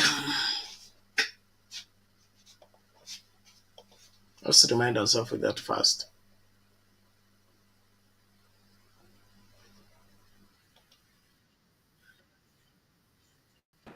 Highlighted by the lawyers here was on top of that, I want to share a privileged information with the committee here so that it can be part of the decision of the committee, because we don't want to involve ourselves in kangaroo court. Chair, the people who are being removed as commissioners, whose petition has been brought here, I'm aware as a member of parliament and a member of this committee with privileged information under the Powers and Privileges Act, that there were attempts to remove them procedurally even before the petitions. A cabinet minister has approached one of them and told them they are ready to pay them off all their term. Honorable Junet, when that was not done is when now the petition was brought. And the cabinet Honorable Junet, you out of order. The road here. You out of order. Them, even the ones who have done good job, like Chebukati and the other two, we are giving them good jobs in government. One is becoming High Court of Appeal judge, and the other ones are becoming ambassadors. Can you take up those? Chair, let us not involve ourselves in charade. Let us not. You out of order, Honorable Junet. Kenyans we are serving in this country. Honorable Junet, I'm going to cite you. I have made my point. It's on record. Honorable Junet, you may bring your charades here and whatever else you want to do, but we are proceeding with the matter as we have ruled. Now, petitioner, there are no more points of order, please, because we've just ruled on a jurisdiction which we have. Now, petitioner. Chairman, before the petitioner begins, if we could be heard. Sorry. Yes, Mr. You made your PO. We have made a ruling on it. Please, there is no appeal on it. There are no new points to be raised. There is no any else. Please. We are not appealing, Mr. Chairman. We are just requesting if the committee would be kind enough to at least avail us a copy of the ruling that you've made. And we'd also be happy if the committee would share with us the Hansard report, and also to inform the committee that our instructions were to challenge the jurisdiction of this committee. We believe the committee has no jurisdiction, and we feel that if the committee insists on going on, then we will not be party to the process. Thank you very much. Two things, your response to that. If you wish to get copies of the answer, you get them in due course. Usually they are ready by at the end of the day. Chair, that is number one. There was no answer in our meeting. You do not know. You are not the answered officer. There was no answer. You are not the answered officer. There was no answer. Anyway, you will get a copy of the ruling if need be by the close of the day. Although we may not have it in writing, we have it on answered. That is how we do our business. There was no answer, Chair. Point of order, Chair. Chair, we sat in a room. Honorable Junet, you took There was order. no answer, Chair. Well, No, there was no answer. Let us not. we know it was there. How do you know, Chair? Were you carrying your pocket? Chair, We there had- was no answer. Chair, we have the answer officer there. Honorable Junet. Honorable It Junet. must go on record. There was no answer, Chair. Honorable Junet. Honorable House, let us not mislead the public that there was answered when there was none. Chair, it is important to be candid. We had our officers there. They are the ones who can answer to that because it's recorded. All right? And you don't know Yes, when it was officers placed. we had, but there was no answer, and that's why. Anyway, as honorable members, what you are we saying need to is be this. very clear about We that. have made a ruling. The ruling has been made. You will get me. If we you made an oral. Hold on. No answer. Hold on. If there was no answer, if it is confirmed, we will have minutes of the meeting. All right? So that's what I want to say. If we didn't record it in form of the answered, we will have minutes and whatever it is we have discussed and agreed. And who All right? was our secretary? Who was taking minutes, Chair? In the meeting. Nobody was. Can we know? We don't Who was do taking our minutes? petitioner, please. All right. The other parties have said they do not wish to take part in the proceedings, which is good enough. We have no problem with that. We will carry on if you don't wish to do No, it. it's not only the lawyers here. Even us, as members of the minority. Thank you very much. We don't want to participate Thank in this you. charade. We are going also. Thank you very We want to much. leave the committee. We will come back when you constitute the committee in a proper manner. Thank you very much, You can't Jonette. take We have Kenyans had for a you. ride like this. This is Don't Kenya's shout. Maybe you taxpayers' shout. money, Chair. You cannot be taking Kenyans for a Honorable ride like Jonette, this. even if you Chair, shout. Chair, We're not how going do to you do want? anything. How do you want to remove commissioners on account of Chebukati? Honorable Chair. Who stole our elections? Chair, Honorable on record, I'm members, saying. you have to be. Chair, we decent. want to Honorable tell you, Chair. we are not going to participate in a ceremony that is meant to We have teach had other you. Kenyans. Chair. We have had you. Yeah, we have had you. Honorable Chair, I think The Honorable committee- Junet has a... We are not going to take part. record. Yeah. Honorable Chair, I think Honorable Junet has a choice to participate or not to Or not to participate. And the council... No, I have a choice. I have a choice, but And my choice and participation of this committee must be Honorable Junet, respected. just Yeah, leave that's it. okay, Honorable We don't have Chair. a kangaroo committee here Just- that just- wants to. If Honorable Junet does We not cannot participate, participate then it's in only a fair kangaroo for him to leave proceedings. them. Yeah. And We move on cannot. with the petitioner. We cannot. Aya. Honorable Junet and his team are leaving. We cannot participate in a kangaroo proceeding. We cannot. I'm sorry, This Honorable is an Junet. affront to the constitution. You can go and address the press out there. No, we cannot allow this to happen. We Order, cannot allow order, this to order, happen, order. Chair. We cannot allow this to happen. Order. We will cite you. Yeah, you think Alright, if you cite Honorable- me, how do you cite me? I'm a member of this committee. I have every Honorable right. Junet, can you please retreat so that we move on? We shall see his. Thank you very much. Thank you very much. Honorable members, do we have quorum to proceed? We do have quorum to proceed. Absolutely, we do have quorum to proceed. For purposes of now standing orders, our standing orders provide quorum to be 5.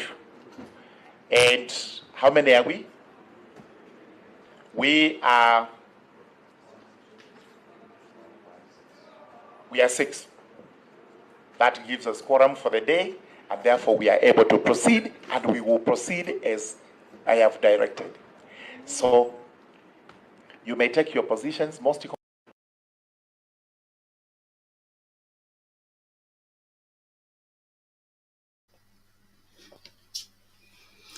I wouldn't want to appear before such a committee.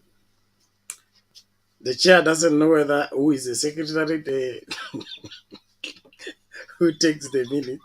Bernard, there is no difference between that guy, the chairman, and Idi Amin. I can call him Idi Amin.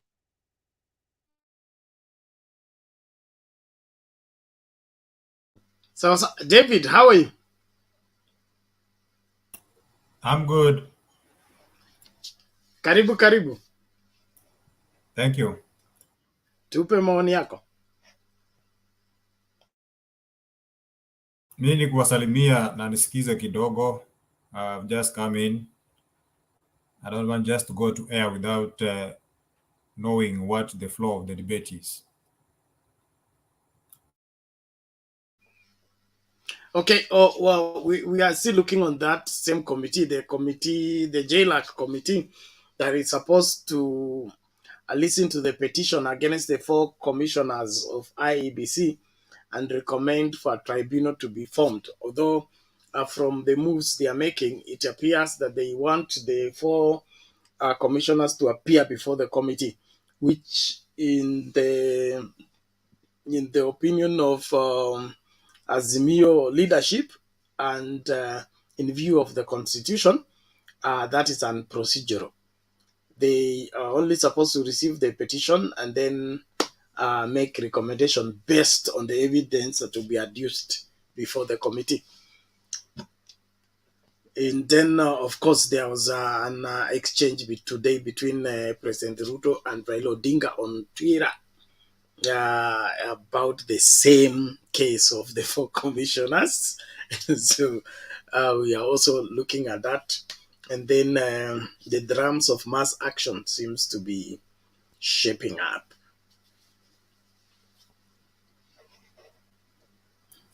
I can hear you. Where did you take the debaters? You are alone, Bernard, on the studio, on air. They are coming. Others are locked out.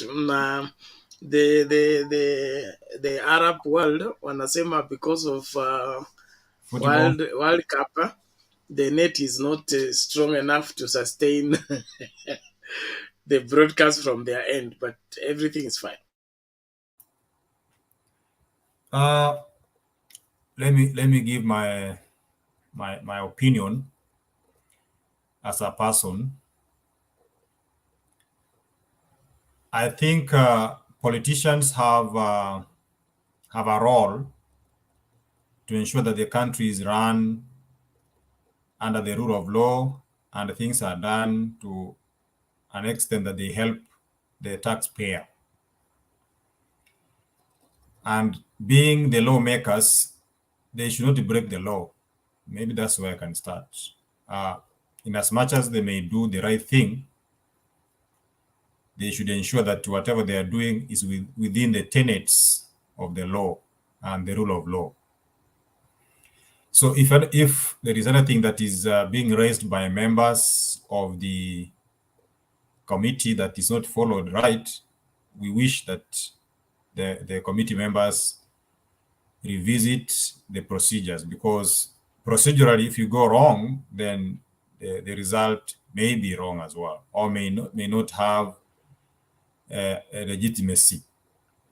Because what I think the members are seeking is to unearth what happened prior to declaration of the presidential winner. And if some party feel it was done wrongly, some feel it was done right, and therefore the procedure must be right. But on the 4 commissioners, I think I'm one person who went online and said the 4 commissioners belongs to jail. And I had reasons why I said that then, and I still hold that view. We can also look at examples of elsewhere when things go wrong. There must be a mechanism to be put to curb future occurrences, because some actions are so lethal and they are so detrimental to the stability, both the political and economic stability of a country. From where I sit, I understand, Bernard, the 4 commissioners were allied to the party Azimio. That one everybody knows. Just like where we are here, on January 6th, the president felt he's losing on elections, and he planted his own men to try to divert or actually steal the election, but in a funny way, to an extent where they attacked the capital. Just like Parliament in Kenya.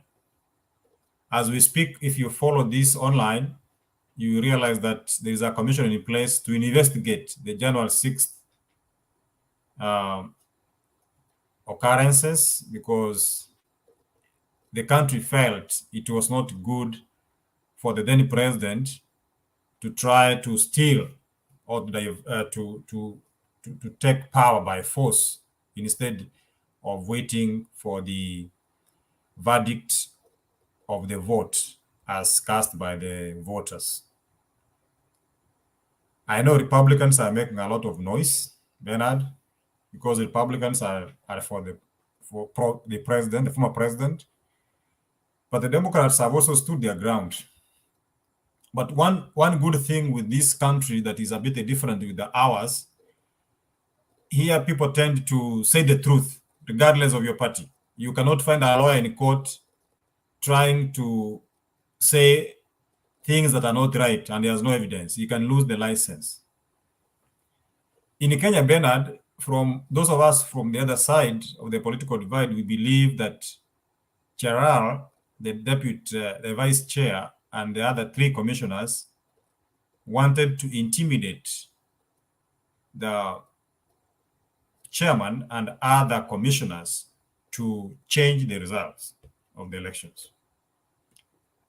This happened, we are not very young, Bernard. This happened in 2007 when Raila ODINGA won elections, but because some members didn't want him to be president, they intimidated the then Samuel Kivitu, who actually declared the president then, Mwai Kibaki, against the tally, against the numbers. Even the swearing in, you know, that's not a news to you. It was done in hurriedly. And the culprits, we know them. Of course, some have died, but unfortunately, some still are there. So that formula, which was used in 2007 to snatch the people, their will and their wish, brought Kenya to its knees. We had bloodshed, we had economical meltdown, because actually we moved from 7% to 2%. And things really changed to an extent where they now brought in some laws to protect, like now if you are declared president, you must wait for some time to be sworn in.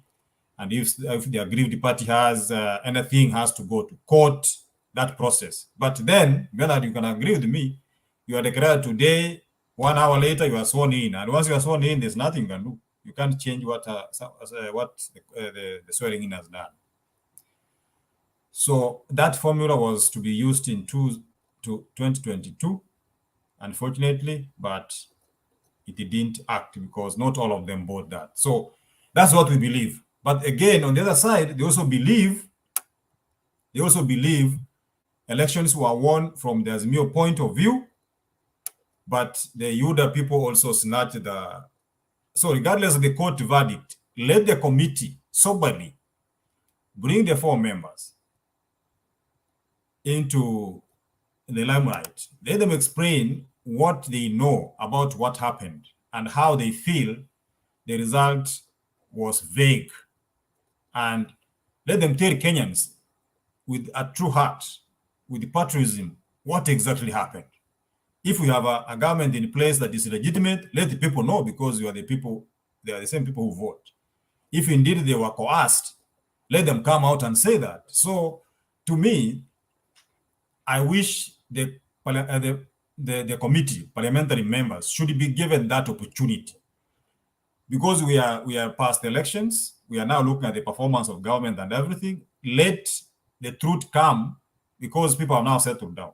There's no fighting, there's no... In as much as people don't agree with the results everywhere, people don't agree, but the country is moving forward. Let these 4 members come out and say, indeed, what do they mean by a vague result? Kenyans want to know. There's an echo.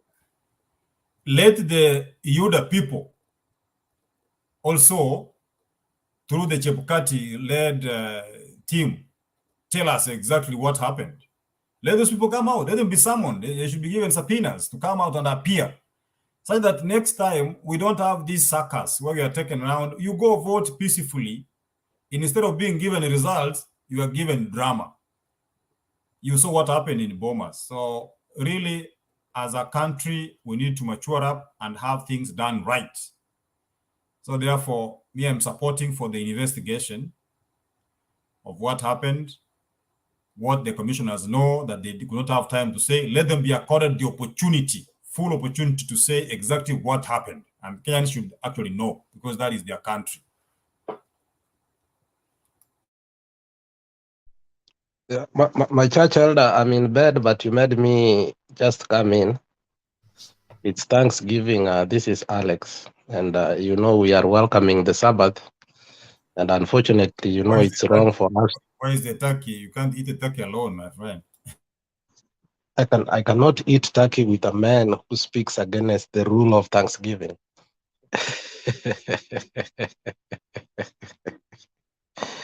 Anyway, Arika,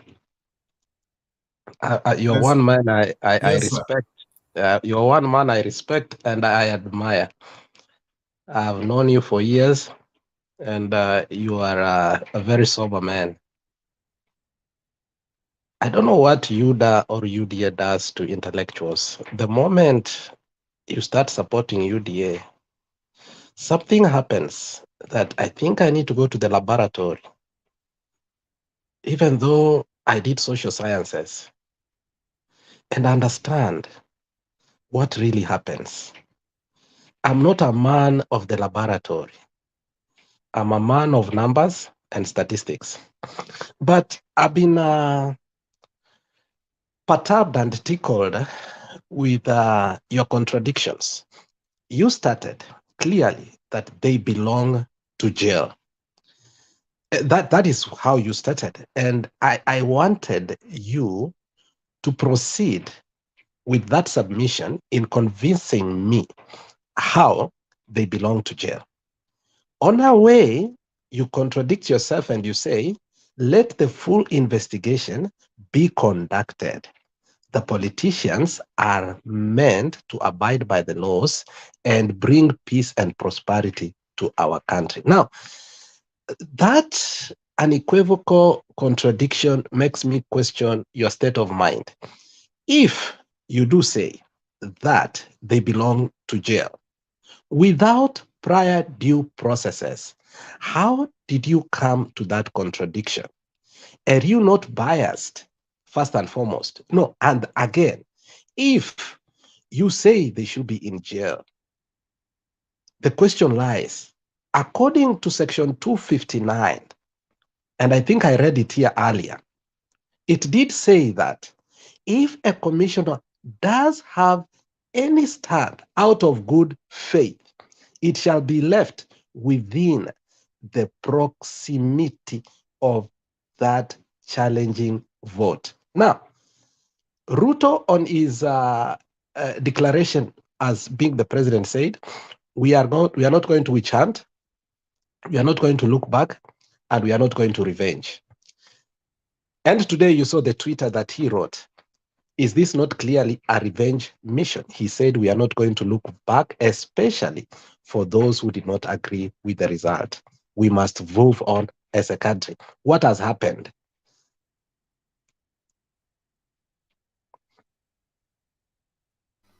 But should I answer or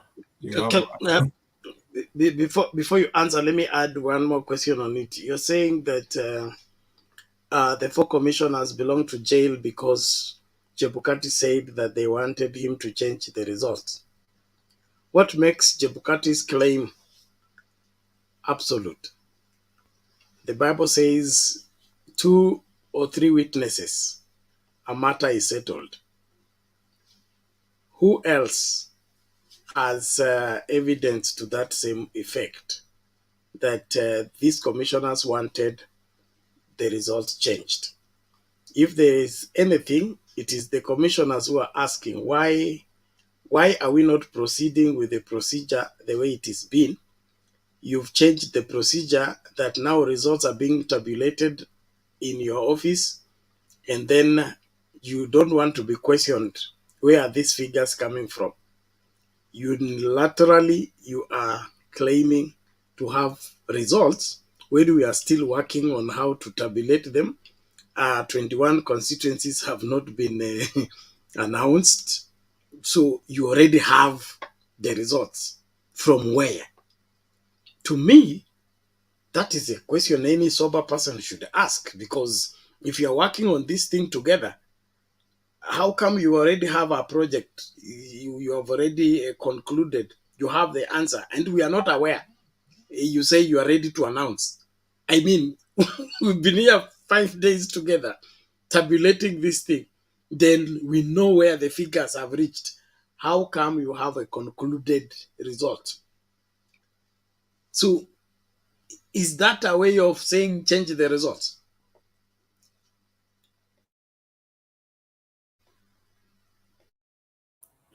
Yeah, and to add on top of that, you said these 4 commissioners were allied to Azimio.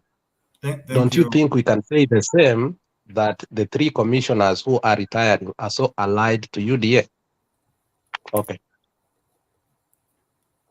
Yeah, Alex, I wish you could appear so that we face on one-on-one. We are sleeping, but that's okay. Let me say this.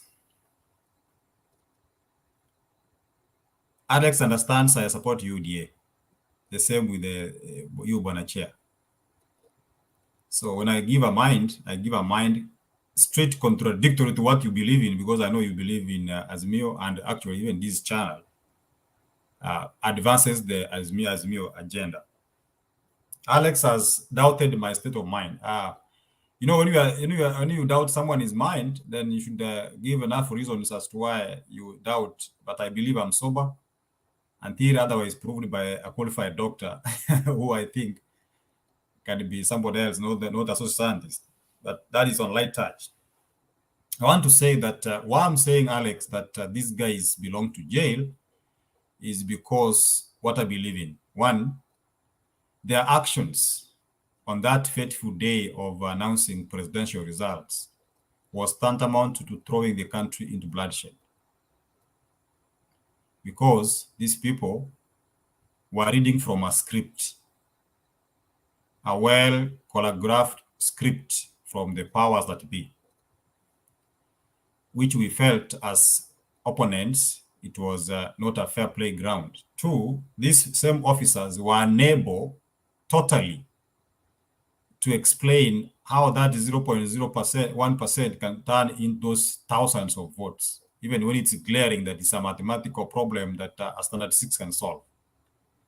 Meaning they are just hurriedly, because of panic and the loss of focus, what they were given to do as a task, they didn't achieve it. They're just throwing figures. Thirdly,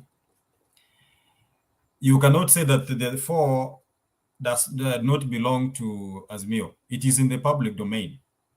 These are appointees, and they were put there strategically. That is why even towards the end of campaign, you realize that everybody was saying, we have the system, and actually this was the system.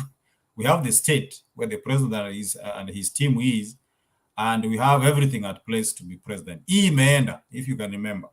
But little they know that even one genuine officer can save a country, like Jepkati did. We still believe, until you prove otherwise, and this was supported by the courts, that the 4 commissioners wanted to change the results, just like the Trump men wanted to change the result here during January 6th. I don't contradict myself, because I gave room for you, Alex, that if what we believe is contrary, and what the courts also believe, let Parliament, which is another arm of government, prove that we are wrong as UDA, those who subscribe that these commissioners were there put to advance the agenda of Azimio, to ensure that no matter what you do, however you vote, there must be a predetermined result. If you want me to give evidence, I gave it one time here, and you were really mad on me when our man went to write in Gesima. What he said is we kept it, and we wish that our children can also understand what he said. That hii kitu ilichukuliwa tu kitambo, saizi chenye mnafanya is just a joke. We have already decided this thing. That made the people mad, and they went to vote so that to disapprove what the powers that be wanted to do. So I'm not contradicting myself. Let me finish. When you interrupt me, it means you are not listening to what I'm saying. develop your point. Allow me No, to it develop is mine. because you are saying so many things in a short time that it becomes difficult to tackle you. You make me want to go away because I feel like I'm arguing with somebody whose state of mind is one thing, but I know you are not. No, Alex, I've already said I'm sober. Please, you are on air. Stop putting me down. I'm very sober. What I'm saying is what I believe in. Tackle me from the point, but not pulling me down. So let me finish by saying that we believe the 4 commissioners were allied to Azimio and they wanted to advance an illegitimate goal, a legitimate mission, which we took to court. You took to court, and they were not able to defend themselves. One question they didn't answer was, at what point did these things start becoming vague and you are participating from the beginning? Let the other arm of government, besides court and the government, which is the executive in office, let Parliament also exonerate these 4 guys if they have facts. But if they don't, they belong to jail because they wanted to put this country into chaos. That's what I mean, Alex, if you didn't get my building of the point. Let Parliament have the opportunity to either exonerate or incriminate because it's also part of the government. It's a third arm of government. The courts have said, UDA said as government, let Parliament also say. But as we stand, until you prove us otherwise, UDA team, these guys belongs to jail. So, David, one quick question. Which part of the ruling from the Supreme Court says that they find the 4 commissioners to be guilty of attempting to change the results? I think, Bernard, if you are a keen follower of what took place in court, No, I'm asking because what we consider to be authority is what has been ruled in the court. It forms a precedence. What you're sharing here is a hearsay, Itumbi propaganda, and all that. You are a man of scientific origin. That is your area. And I try so hard to follow you. You give me scientific evidence of your claims. I always get disappointed because you're only repeating what UDA said. Can you tell us that the ruling went this way? These 4 commissioners were even you could say that the Supreme Court recommended that the 4 commissioners should be investigated, or the 4 commissioners did not perform their duty. They absconded their duty. If you brought something like that came from the court, then that's an authority we can rely on. Bernard, but if you say they were allied to Azimio, ngoja kwanza, let me just finish. They were allied to Azimio, okay? Then Azimio says Chebukati and the 3 other commissioners were allied to UDA. And there is a video here. If I play, it will be very clear that the people who presided over the final announcement of the result in Bomas were UDA. Chebukati was between Sudi and the other. In fact, the people who re-established order were all UDA. So UDA participated in the elections. UDA presided over the announcement of the result, and UDA gave itself certificate through their point man called Chebukati. Those can be claims, just the same way we have claims. But Bernard, I don't want to comment on matters that are beyond me because I'm not a lawyer. But what I know from the general understanding, when you go to court, you request the court to rule on specific requests. They call them prayers. Lawyers, if there are lawyers in the house, they will tell you, they'll put to the court the prayers. The people who went to court were Azimio.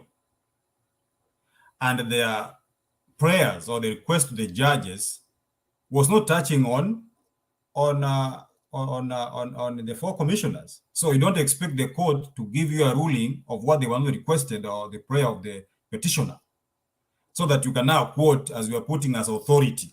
I think that is taking me in circles in as much as I don't understand matters law. No, but exactly my point. Exactly my point. When you say they belong to jail because they tried to change the result, which authority are you what I'm invoking? telling you, I wish you could listen what I'm saying. We as UDA, we believe this people belongs to jail. And the reason why is, as far as we believe, they try to change the results. Let the parliament exonerate. You understand what we are saying? Let them exonerate. Let them be given time. Let them bring the evidence and say, look, you people are believing on hot air. Okay, So order. Thank you. You also David, believe. thank You also thank believe that you for the confession. You also believe that you Chepkati people is changed the result, and now you are looking for who to blame. The person who was taken to court was Chebukati. The person who was adversely mentioned on the irregularities and all mess up of the election was Chebukati. The person who announced the election's result without the usual plenary counter-checking of the result. The Form 34C is not supposed to be created in the pocket of Chebukati. It's supposed to be a tabulation that all the commissioners are witnesses to. So what the 4 commissioners did, they refused to be a rubber stamp. They were called to sign here that these are the results. They say, we don't have the results. What do you mean sign here? These are the results. Where have these results come from? Now, to me, that's legitimate in my opinion. But if you as UDA still have whatever you believe, which you are entitled to, but I believe that Kenya is bigger than UDA, and the due process, in due time, we're going to find who was the culprit, who was the perpetrator, and who is behind this entire drama. Alex,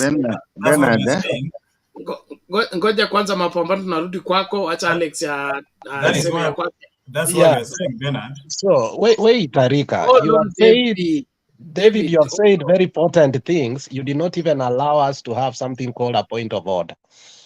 Actually, you are out of order. You are making gross allegations that, and then again, you give examples that actually cut you across. You tell us there was a mistake that was done in 2007. You tell again there is a mistake that was done in January 6th in America. How did it come to the surface? Did certain people use their power somewhere to come out and say this will not happen? So if you have a tenure of office that protects you to come out to refute a certain results, how does that entrenches you to jail? So you can go back to 2007, quote it, and even say this and this and this happened. You can even go to 2021, January 6th, and tell us what happened. But what you're not telling us is that there were people who came out and say this cannot happen. Are they in jail? You're contradicting yourself. In an event like that, there are people who must come out. So if you give us a classic example of this, why are the 2007 not in jail? Why are these who came out like Pelosi? Today I was watching what happened to Pence and Pelosi in that day in the coffers of Congress, okay? And how their security was hyped up. And the phone calls that were making to the mkubwa wa majeshi wa America. Did they go to jail for alarming the system that we have a rogue president who's usurping the powers so that the right thing must be done? So you saying that these people we have given power belongs to jail because they are exercising their powers, because you are saying we in UDA this is what we believe, then you stop becoming a Kenyan. So I cannot argue with the person who is in UDA. I thought we were arguing as Kenyans so that we can have to a comprehensive word. But the moment you say we as UDA, so you are acting unilaterally as a UDA sycophant. So I think this debate is finished based upon on your own rhetoric, like me as UDA. So that does not give you a leverage for a debate. You are not sober. Thank you. Chairman, Okay. ask Alex to tone down and to be sober order, himself, relax, because he's the one who's not sober in this case. David, order. Hold on. Okay. Order. Hold on. I will give you one. I will give you a single moment to respond. So let all the questions come up. I don't think there is so much, but also when you make a judgment as a judge and an elder that you are, you need to understand that Kenya is not UDA and UDA is not Kenya. And the elections also were conducted using the constitution of Kenya, not the constitution of UDA. And so if we judge the election results based on the UDA constitution, of course the results will be faulty because we are using a wrong marking scheme to mark the right paper. Bado mapambano. Uliza maswali yako. Me and any concern, when I was listening from the background and the situation where you say you rise from the dead, because when I want to disabuse, because Bernard, we have lived in this country many years to know that the so-called the president of Kenya was once an agricultural minister under the coalition government. And there were procedures in parliament to remove him because there were scandals, maize scandals. And do you know what he said? Because I want to refresh your memories. He said, I know my appointment authority. I cannot resign. And that is one instance. Then fast forward, the last 10 years, he disagrees with his boss. In fact, he abuses his boss. He disrespects his boss. He abuses his office. He campaigns and being paid money that he doesn't work for. Yes? When issues are raised, why should he continue being paid without working? He says, I am a constitution. I know the constitution. I know Sijui, I cannot move. So trying to remove these 4 people, my friend, it is a disaster for Kenya. It's not a laughing matter, because the person removing them is a person who cannot even resign. It's a person who does not even believe in the rule of law itself. And that is where RAILA says this is the rule of a jungle. If there is somebody who belongs to jail, my brother, these are the people who have taken Western hotels, people who have taken critical land, 2,500 acres, people who have had corruption of machines of cancer. Don't give us that nonsense of telling us that people who were standing for the rights of the people are the ones to be to jail. It is the leadership of this country that belongs to jail. They are thugs. Can I answer? Because I have. I'll give you right of reply. One thing I want to invite Kenyans is, including Mambo Bado Mapambano and my brother Alex, by being emotional and abusive does not solve the problem. And by believing so much in your side, Alex, relax. Alex, this is my time, relax. You're calling me names. Okay, order. You are casting aspersions. Arika. By being so passionate. Let's do this. Order, everybody. Hold on, David, hold on. I want us to debate soberly and help our viewers understand. Arika should not cast aspersions on me. I have not abused Arika. I have disabused his submission. And if that cuts across his throat, he must take it easy. He has said things that are also painful to us, but we have not said he has abused us. He has said things that are almost... As chairman means what? I understand where Alex is coming from. Give me time to dispense my 50-cent point, because that's just But of this do not panel. cast aspersions that we have abused you. We have defeated We in have terms of given you points, time don't run to into, submit. when you have been defeated with the points, you don't run into a cocoon of throwing harsh words and bringing people down. We have not thrown any rash words here. You are contradicting yourself. You are contradicting yourself, and you are not agreeing. Relax. The moment you are repeating every time you are sober, Okay, you are telling us you are not sober. Order everybody. Order everybody. Thank you. Bwana David, please just go straight to the point. Disabuse, agree, disagree, but don't go personal. It doesn't help the debate, and we want the people to profit from our conversation. Yeah, the same way, Chair, you need to rein into your officers and participants from using terms that are abusive, because when you want to get a point, you dismiss me the point on another point. I have to say, David, as long as you are going to go personal, I'm going to tell you that you're not going to defeat us on that. Alex, you're out of order, please. Yeah, but David cannot keep on saying that we don't have points. I said order. Let David respond. You will respond to him when he's done. No, Thank but you. he cannot keep on saying that we don't have points. Why are we here? Mukianza hizo exchanges, now you're making me tired. So. No, but David cannot keep on saying we don't have points. He has not said anything yet. Let him finish what he's saying. Okay? Thank you. David, go respond, please.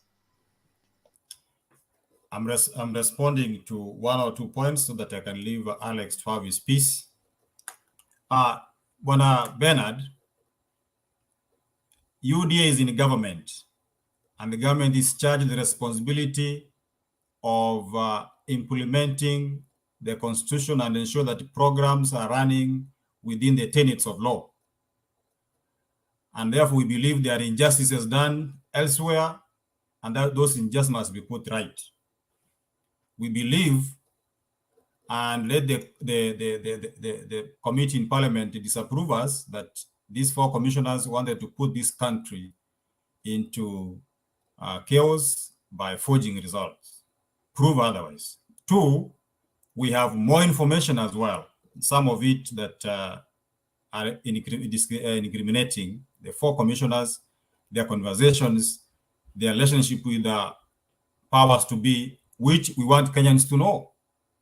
Whether it is a bitter pill to swallow, whether it is a hard thing to listen to, Kenyans need the truth that we cannot operate independent institutions with the hand-picked morals. That is immoral. That is bad. The procedure will go on, and whether my friends like it or not, we don't believe in people who trample on the independence of an institution simply because they have vested interests. I want to finish by saying that you believe in what you believe, we believe in what we believe. We must need an arbiter. And as a democracy, we should be ready kukosolewa penye tumeenda wrong, na pia na hii mkubali kukosolewa. So when people believe that this is what it is, if you write a number 9, from their side you see it's a 6 and also see it's a 9 until an arbiter comes. So let the arbiter go on. Let these people be investigated to clear the mind, because there are a big chunk of us who believe that these people were acted illegally. They actually abused their powers as officers of an electoral body. We believe so. Until they prove otherwise, that's what we believe in. You also believe that Geopolitical was wrong. Let Parliament prove that, because the courts have already exonerated Geopolitical. You took him to court as Mio. You took him to court that he was having figures that don't tally. You have all this information. The court exonerated him. Let the Parliament see whether it can, if you have that prayer too. But as you took Geopolitical to court, we are also taking these four commissioners to the Parliamentary Committee and finally we judge them of a felony. They want to dump this country into chaos. That one we are saying without mincing words, whether you threaten us with abuses, whether you jump left, right, center, we are ready to do that as a government.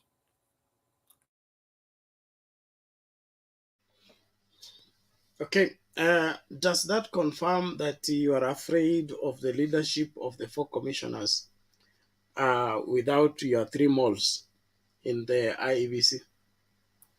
We are not afraid, but we believe they did not discharge their duties right, and therefore we need other Kenyans to serve, because you cannot be in power all through.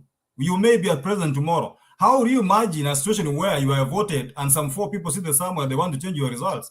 That is immoral. That is wrong. So we want the truth to come out. Just like you wanted Chebukati to be judged. You said Jebukati belongs to jail. You went to the Supreme Court. That was dismantled. Why don't you allow us also for our claims to be dismantled by Parliament? That is our question we are begging from our brothers from the other side. We are not afraid.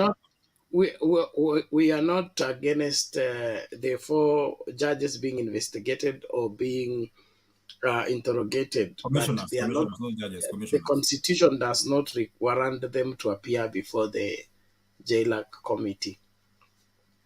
So let the JLAC committee make their proposition. Let the president constitute the tribunal. Let the tribunal conduct the hearing. But in the meantime, whatever that is lawful, in the meantime, UDA should be prepared to participate in the by-elections led by the 4 commissioners, as your 3 moles are leaving office by January 15th. So any by-election in between, live with it. You will have the commissioners you don't want until there's a new IEBC and there are new commissioners. This one you want to defeat justice. This time ni kama mmenaswa.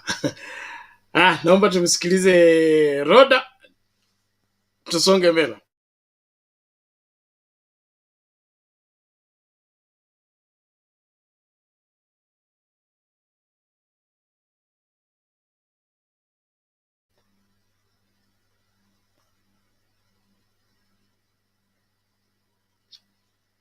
Roda, it seems you still have the delay. Yeah, I can talk. I can talk with this. I can talk with this guy called Lynn. Arika, it's very shame. You live in diaspora. You need to be good example. You know, as we live in diaspora, we see many things. It's really shame. And you know very well this election was not free, fair, and credible. That's something you see. It's a fact. It's really shame. Now, you see what RUTO is doing in our country right now. Do you love your own people? Do you love your own people, Kenya? Do you want to be proud of Kenya? Unaona mtu ule anafanya wa Kenya. Wazungu wanakuja kucolonize Kenyans. Wazungu wakikuja wanapatiwa red carpet. Because RUTO, he is a evil. He is a evil and is a bad person. Think twice before you talk. Think twice. I think you're a very smart man. Do you love your country? Do you love human beings? You live in America. You know black people how they were. Walikuwa na teso na wazungu. Walikuwa na chapo na kuteswa. The black people, they were not allowed even to go to school. They were not allowed. Until Martin Luther King, he said black people, they have the same right with the black. You need to be a good example. It's shame. You live in America. It's shame.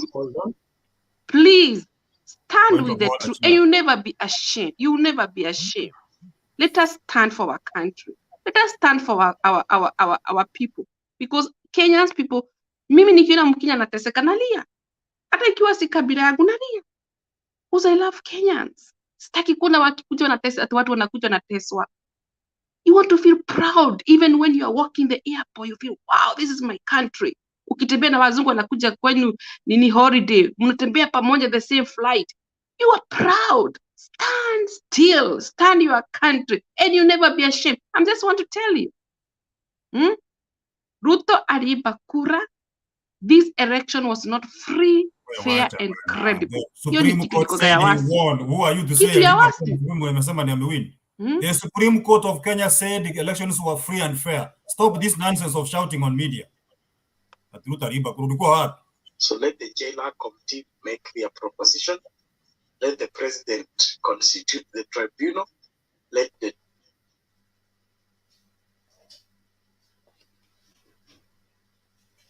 So Arika. Bernard, people voted. Electoral body announced it. The Supreme Court declared. Let people stop this nonsense of telling us Ruto stole the elections. You mambo hatuwezi kubali. In your own words, which part of the election is conducted by the Supreme Court?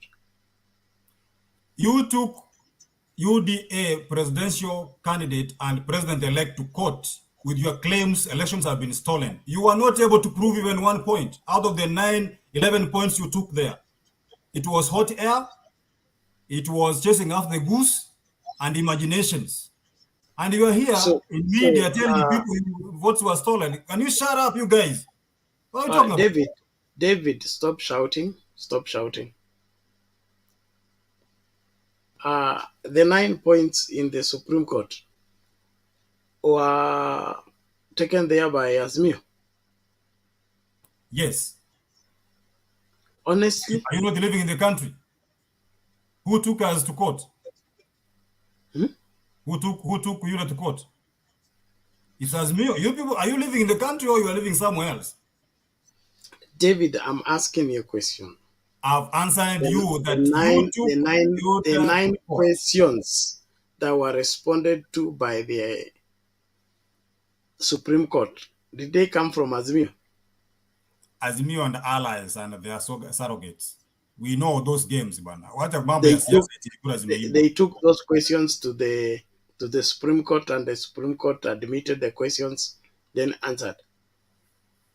I'm saying, Bernard, don't pretend you're not in Kenya. You went to court and said that Chebukati declared illegal results and all those prayers you gave, and you said he belongs to jail, and he actually so many things.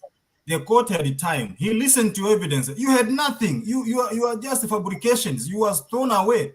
The president had been sworn in. So relax. Ngoja miaka 5 bwana. Hii siasa ya kusema kura ziliibwa hakuna kitu mtafanya. You should not come here to threaten us.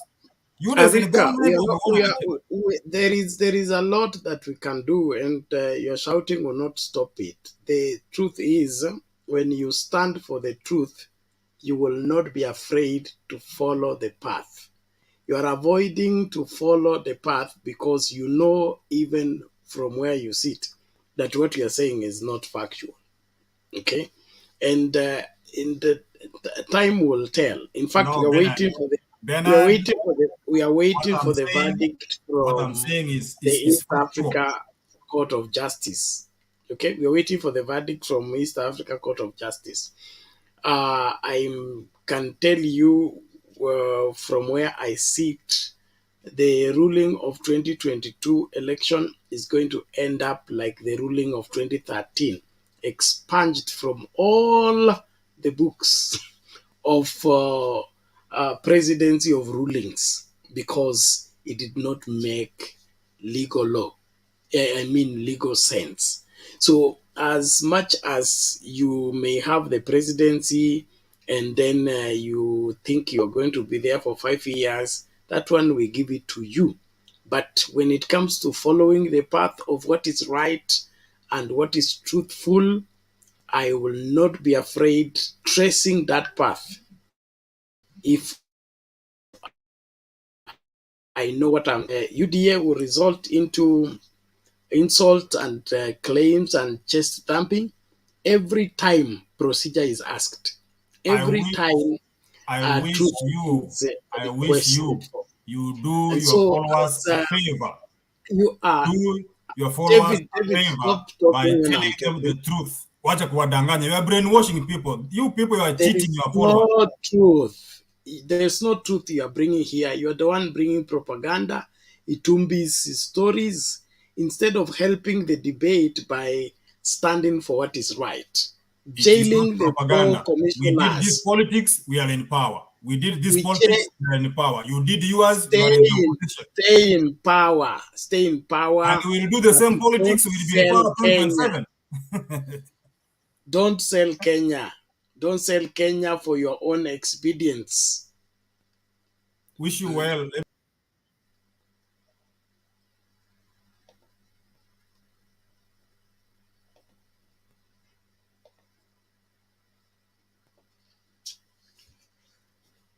Okay, I repeat once again, the pursuit of what is true is something that cannot be overemphasized. A country that is built on lies and all manner of propaganda in the acquisition of power, and then the rule of Mutadu is not going to help anyone within this country and in any society. As a people, we must all understand that when we adjust the measurements on the tape measure, whatever we use the tape measure to measure will never give us right measurements. And so rule of law needs to be followed duly.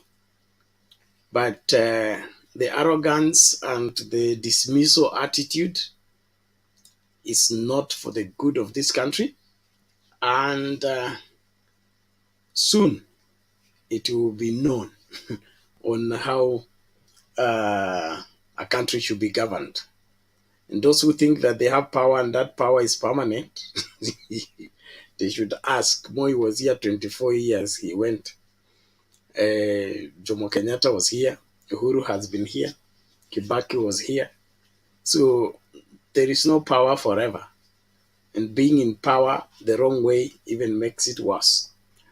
Well, Bado Mapambano, you have something to say? We bring the great. Let us listen to the great a little bit because that guy has really made me so. I mean, you cannot be like that. We know this election was stolen from the one go.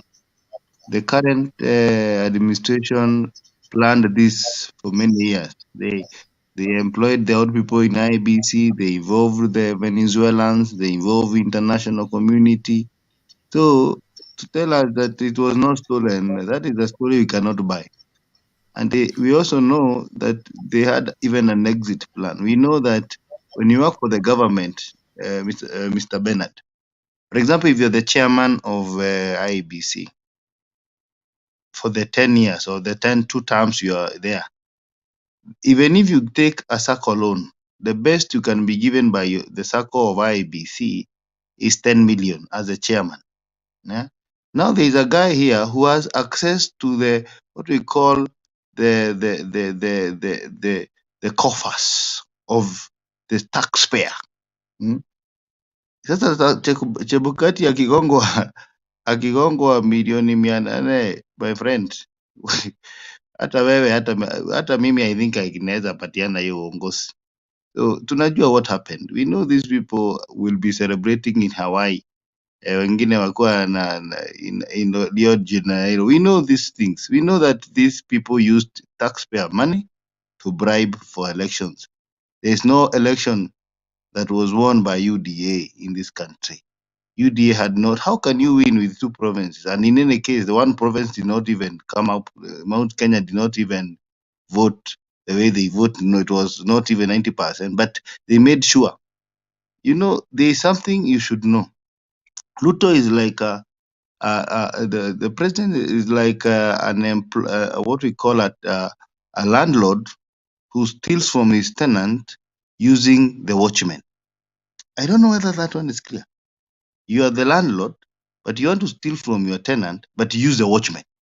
So even when the tenant comes and complains, the landlord asks you, kwani haukufunga mlango?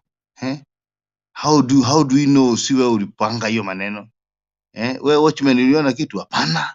So that is what happened. Basically, it is very difficult to prove that case because it is the landlord knows the rooms, the watchman has the keys, and even the watchman knows when you're in and when you're out. So that is the situation in Kenya, that the president of Kenya has, and that is why they are fighting the Cherera, because they seem not to be singing the tune. And therefore, it is very hard to prove a case where the referee is a collaborator. It is one of the hardest things because he knows when to shoot on, to switch off, and he knows what to say because he was advising them. Ukitaka kushinda hii uongozi mwanzie huko chini, muibe huko chini, make sure hakuna make sure that the people signing the agents are yours. Make sure mimi kwa kutangaza nitatangaza na give these people money. So it is something that was known, and we know what happened, and that is why it will never be repeated in this country again. Thank you. Okay, thank you. Let's now hear from the great. How are you, sir?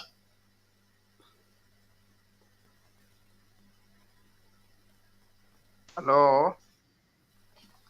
Hello to you. How are you today?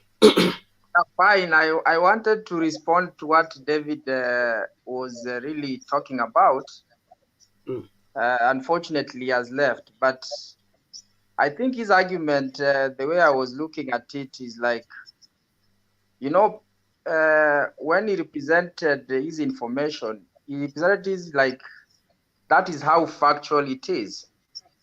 But again, we forget that the commissioner, or rather the people who ran an election, were not only the 4, but the 4 plus the 3. So you have to have a specific criteria that is beyond reproach so that you can remove the 4 and leave the 3. Otherwise, anything that is short of that is biased. And from where I sit, any human being, wherever you sit, there is always a degree of biasness in anything that we always believe in. And if we really have to be very objective, then we have to be so much rational to remove that degree of biasness that is human based. And when I saw David arguing, he was like, he was putting a point, and at the end of the day, analyzing it and probably even making a judgment. And to me, at that time, I was looking like he was just spreading a gospel, you know, like this is the gospel truth. And if you argue against it, then you are not rational. You are not like somebody who is towing the line. And sometimes what we forget in any debate, and that's why I like Bernard, sometimes you bring sobriety. People lack this issue of disassociating the emotion in anything that you raise. And also there is issue that he really mistook. Mwaso and Alex was arguing. Some people argue their point with passion, with feelings. And if you mistake that, you can think like it's abuse, you know? And then there's another thing that I realized, you know, there's what we call blackmail in arguments, whereby when you are cornered, you just take the easier way out. Oh, these people don't understand what I've said. Or rather, these people are just abusing me.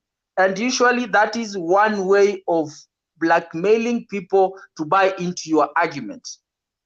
Now, having said that, actually, when you look at the whole issue that is surrounding the electioneering period, something will crystallize it out very clear.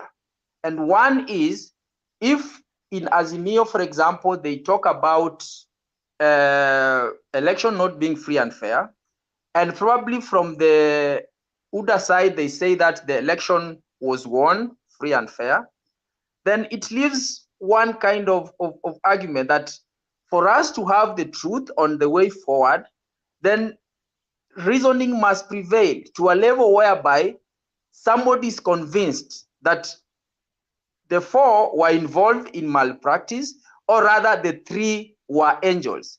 And that is the kind of information that really I wanted to get David on. But I was too late. He left. Probably wherever he is listening. Back to you, David. Okay, thank you, the great. It's I'm happy that you brought that up, where if the commission, the commission conducted the elections, and the elections had issues, then all the 7 commissioners should be questioned. Why single out the 4, and the 4 are being accused for not agreeing with the chairman's results? Don't they have a right to do that? And what is wrong with questioning the chairman and his results? Because I can't be a commissioner who just signs papers I've been told to sign. There is a reason why I was made a commissioner. I went through a thorough vetting process before I qualified to be a commissioner. So did I go through all that to come and be a rubber stamp to say that these are the results when I don't know how we arrived at the results? And the elaborate situation of Jebukati, the Supreme Court, and all the stakeholders that participated into the 2022 elections is something that needs to be thoroughly investigated, and we hope through this we are going to open the can of worms from Iebc and be able probably to come up with a body that can now help us conduct elections that are credible. These preset results of elections is what needs to be terminated.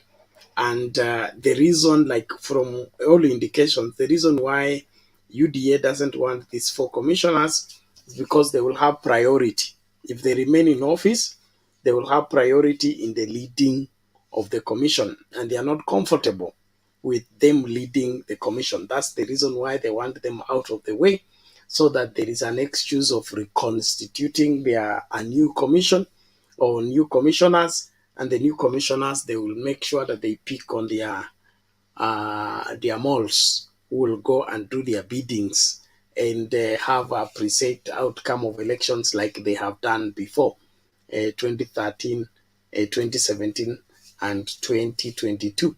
I don't think William Ruto is ready to contest in an election that he has not preset the outcome. And with that in mind, hiyo anasemanga kujipanga, na it has done a great blow to our democracy, a great blow to the rule of law, and it will eventually render our election process useless. The voters will not go out and vote, and so conducting elections will be a thing that will not be celebrated anymore. And as soon as our electoral system collapses, how are we going to determine our leaders? Those are the dangers of why we are insisting on following the path of the truth, so that we will have a country that knows how do we determine our governor, how do we determine our senator, how we determine our president. If it is through elections, and now elections are not cannot determine because the voters have boycotted, how are we going to have governors? How are we going to have? Are we going to resort into being appointed? And if they get appointed, will they be meeting the threshold of the constitutional requirement? And so, as a people, we need to have a rethink and appreciate: are we going to go the constitutional way or unconstitutional way? And if you go the unconstitutional way, there are consequences. Because, like the rule of law, you saw the resurgence of muggings and lawlessness on the street. And all that was majorly provoked by the dismissal of the cases by the bigger thieves that we have in our leaders. Everybody was rendered clean and no case to answer, no case to answer, no case to answer. And so boys said, okay, if everybody has no case to answer, we're also going to do wrong and we will have no case to answer. So it is very bad for Kenya Kwanza to bring us back to the place where our systems are not working and our determination of our leadership is no longer by the law, but by the will of one dictator who wants to dictate to the whole world on how everything will be done. In my opinion, that's something we must stand against, fight it to the core. We will not let our country go to the dogs simply because somebody wants to have his will done.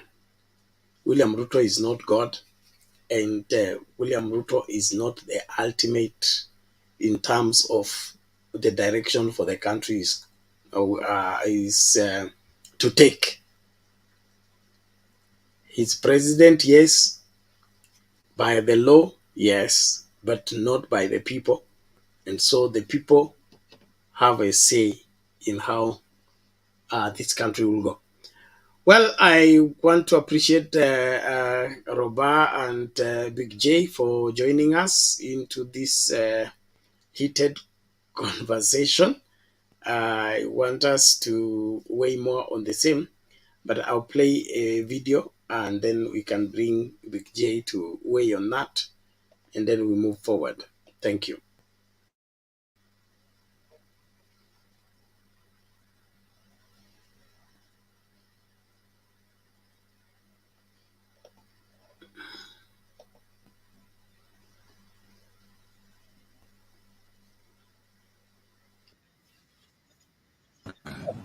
And watch a return of the Nyao regime by another name.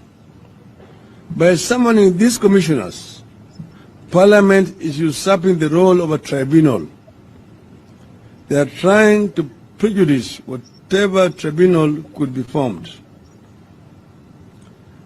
Parliament's role must be limited to summoning the petitioners and deciding whether the issues raised warrant the setting up of a tribunal. In any case, the conduct of the commission was part of the election petition. None of the commissioners was found to have committed any offense. Only Chebukati was found to have acted unilaterally. This probe is therefore politically motivated. It is a continuation of the witch hunt mission that Ruto is on. It will turn into a nasty partisan fight at a time we need to unify the country and tackle our problems. In fact, we advise the commissioners to boycott it in the interest of constitutionalism and rule of law. This country wants to move on. UDA must allow it to move on. With all the problems Kenyans are going through, a focus on punishing 4 commissioners who did not agree with their chairman is trivial, vindictive, and vile. It must stop. It will not end well. End of the statement.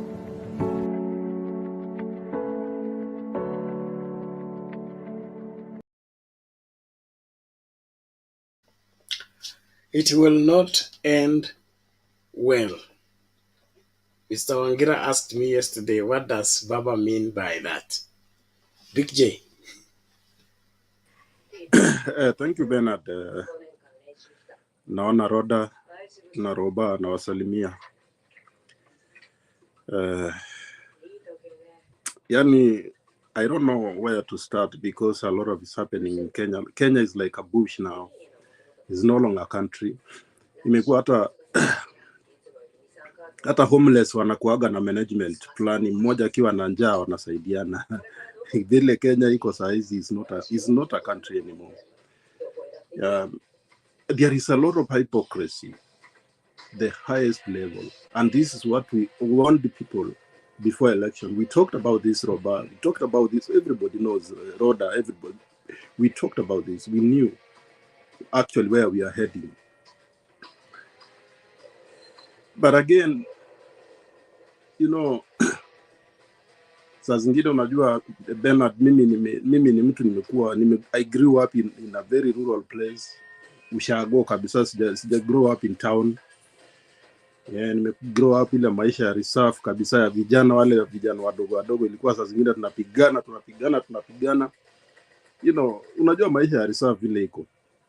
And there is one thing I learned at that stage. Like mostly when you're fighting with someone, na umshinde na huyo mtu akimbie. Akikimbia umfukuze. Akiingia kwa msitu achana naye. Hata kwa tradition, hata kwa Kimasai, you know, you are not allowed to follow that person. Unawachana naye. Lakini ukimfuata mpaka kwa msitu, my friend,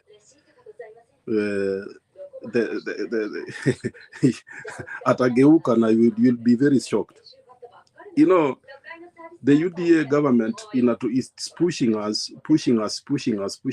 Tumeingia msitu because we have just left them to lead. Even if we did not elect, they did not win in the right way.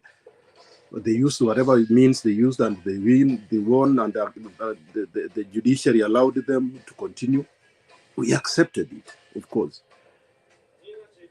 But it doesn't mean that we are weak people because we accepted it. That's what the thing they have to understand.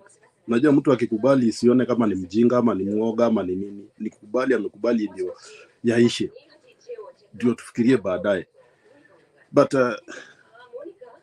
watu, you know, they got, I think Bernard, ile kitu mimi naweza kusema, watu walipata hii walipatiwa hii ushindi. They were not prepared actually to lead the country. They were prepared to be in opposition. That is 100%, Ben, Robert. That's why you can see these people, they are always shouting Raila. Yani, they are not talking about how they are going to deliver their manifestos. Najua kama like wakati 2007 202, sorry. After 202, Kibaki aliposhinda Moi regime. Nobody talked about Moi. Moi alifanya vitu ambazo hakuna mtu ambaye hata watoto wake wanajua alifanya vibaya. But nobody spoke about it because people have something to do. Lakini wewe unaingia unashinda kiti na bado unazidi, you are still complaining about the past. You go to foreign countries, you complaining about that. Mnasema, you know, one thing I was sometimes I wonder is like, wanasema ati dynasty, kina Uhuru na Raila ni dynasties. Na Uhuru hakuajiri mtoto wake hata mmoja. He has that powers to employ them. But the way mimi, I've never voted for Uhuru. I've never voted for him. But I came to realize that he's a very good man, only that he was being misguided or misled by Ruto. Uhuru was a very good person, a very good head of state. Hajiri mtoto wake kuingia ambassador wa any other country. Ama ujaona watoto wake wakizurura counties, county after county, sijui wanatafuta pesa ama wanatafuta nini in behalf of the father. Hajaona watoto wa Uhuru wakienda, hatujaona wakienda Netherlands, wakienda wapi, all over the world, traversing the world. So those are the things that showing freedom. Who anasemanga freedom is here. That means that freedom, that is what they wanted. They wanted to misuse the country. Jenye Raila alimaanisha akisema ati jenye alimaanisha ni kwamba I've just spoken about that.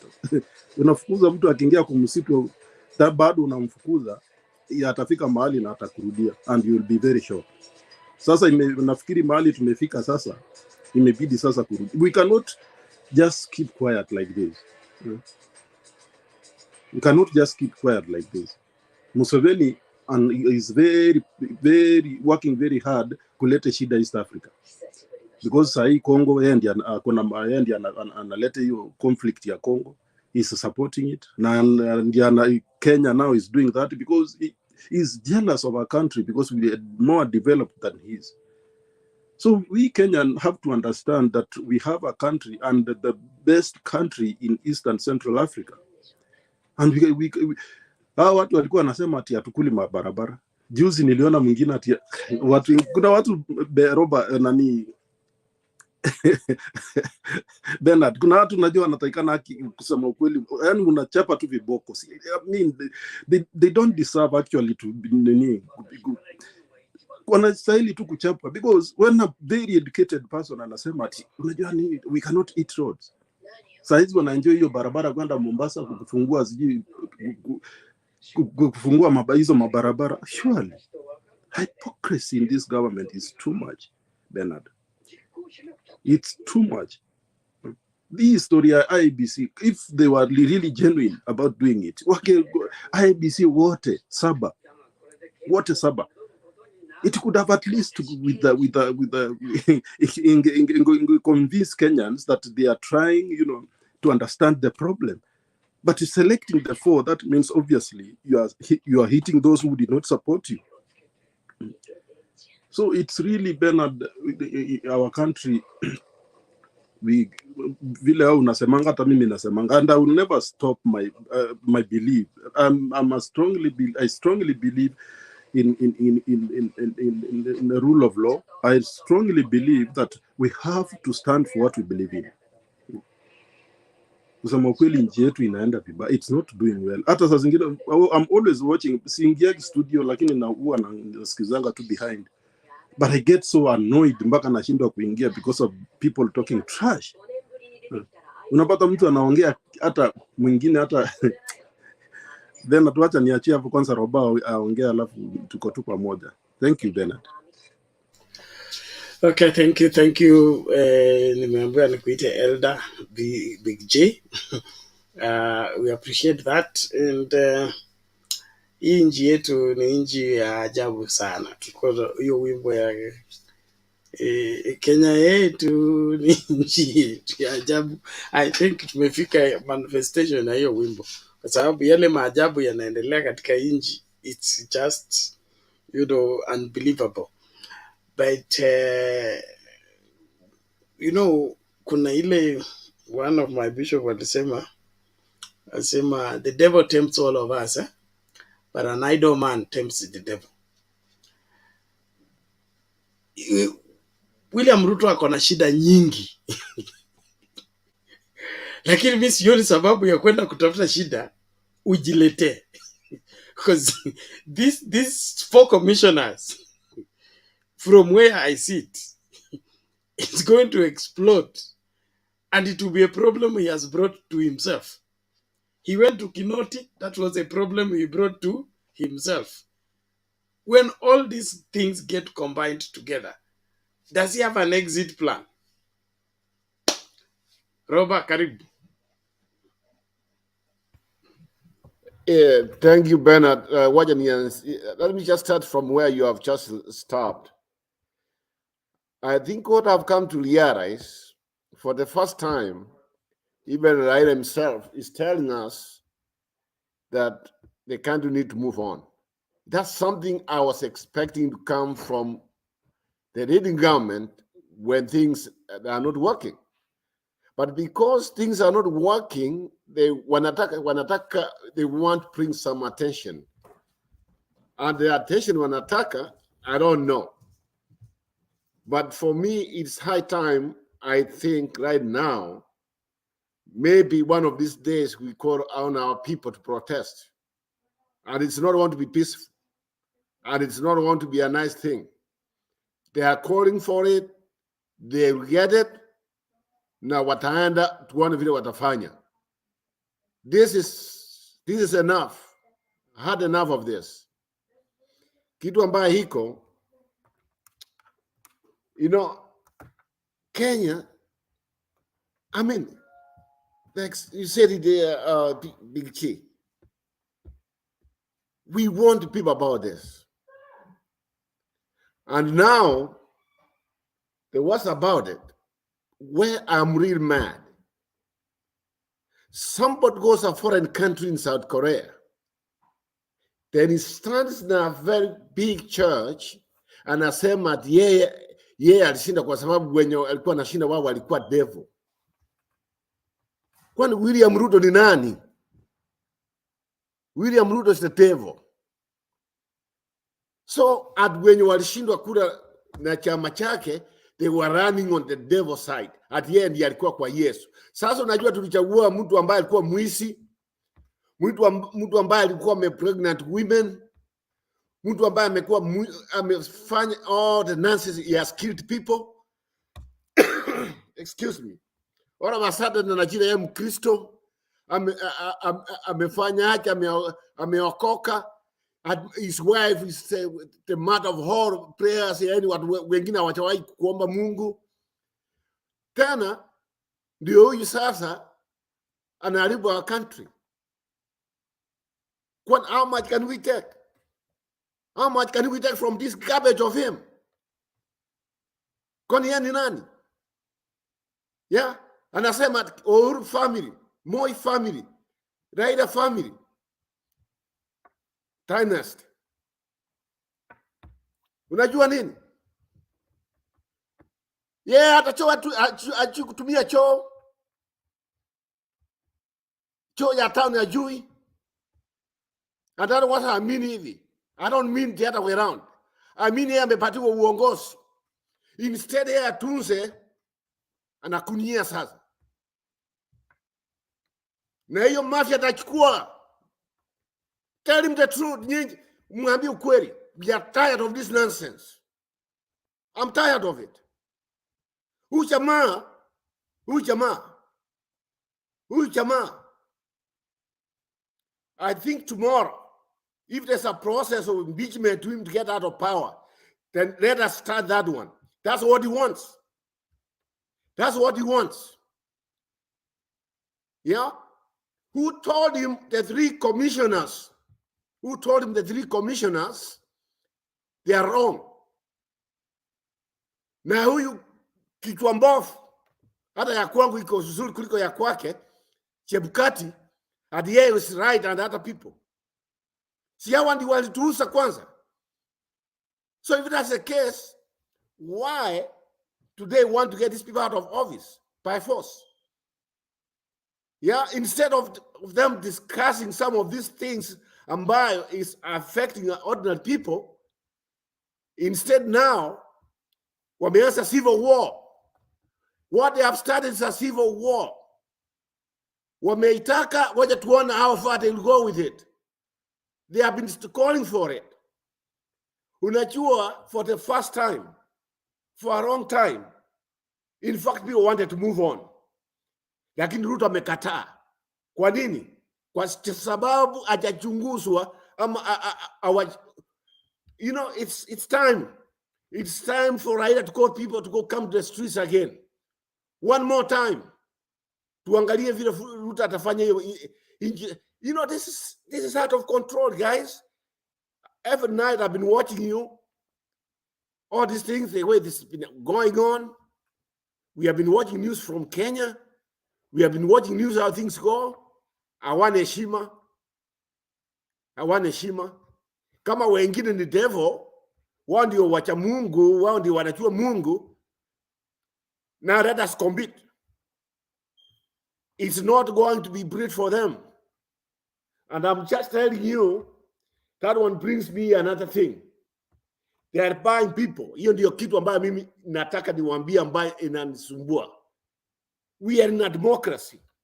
If we are in a democracy, kwa nini wao watumie pesa nyingi wasi kununua watu?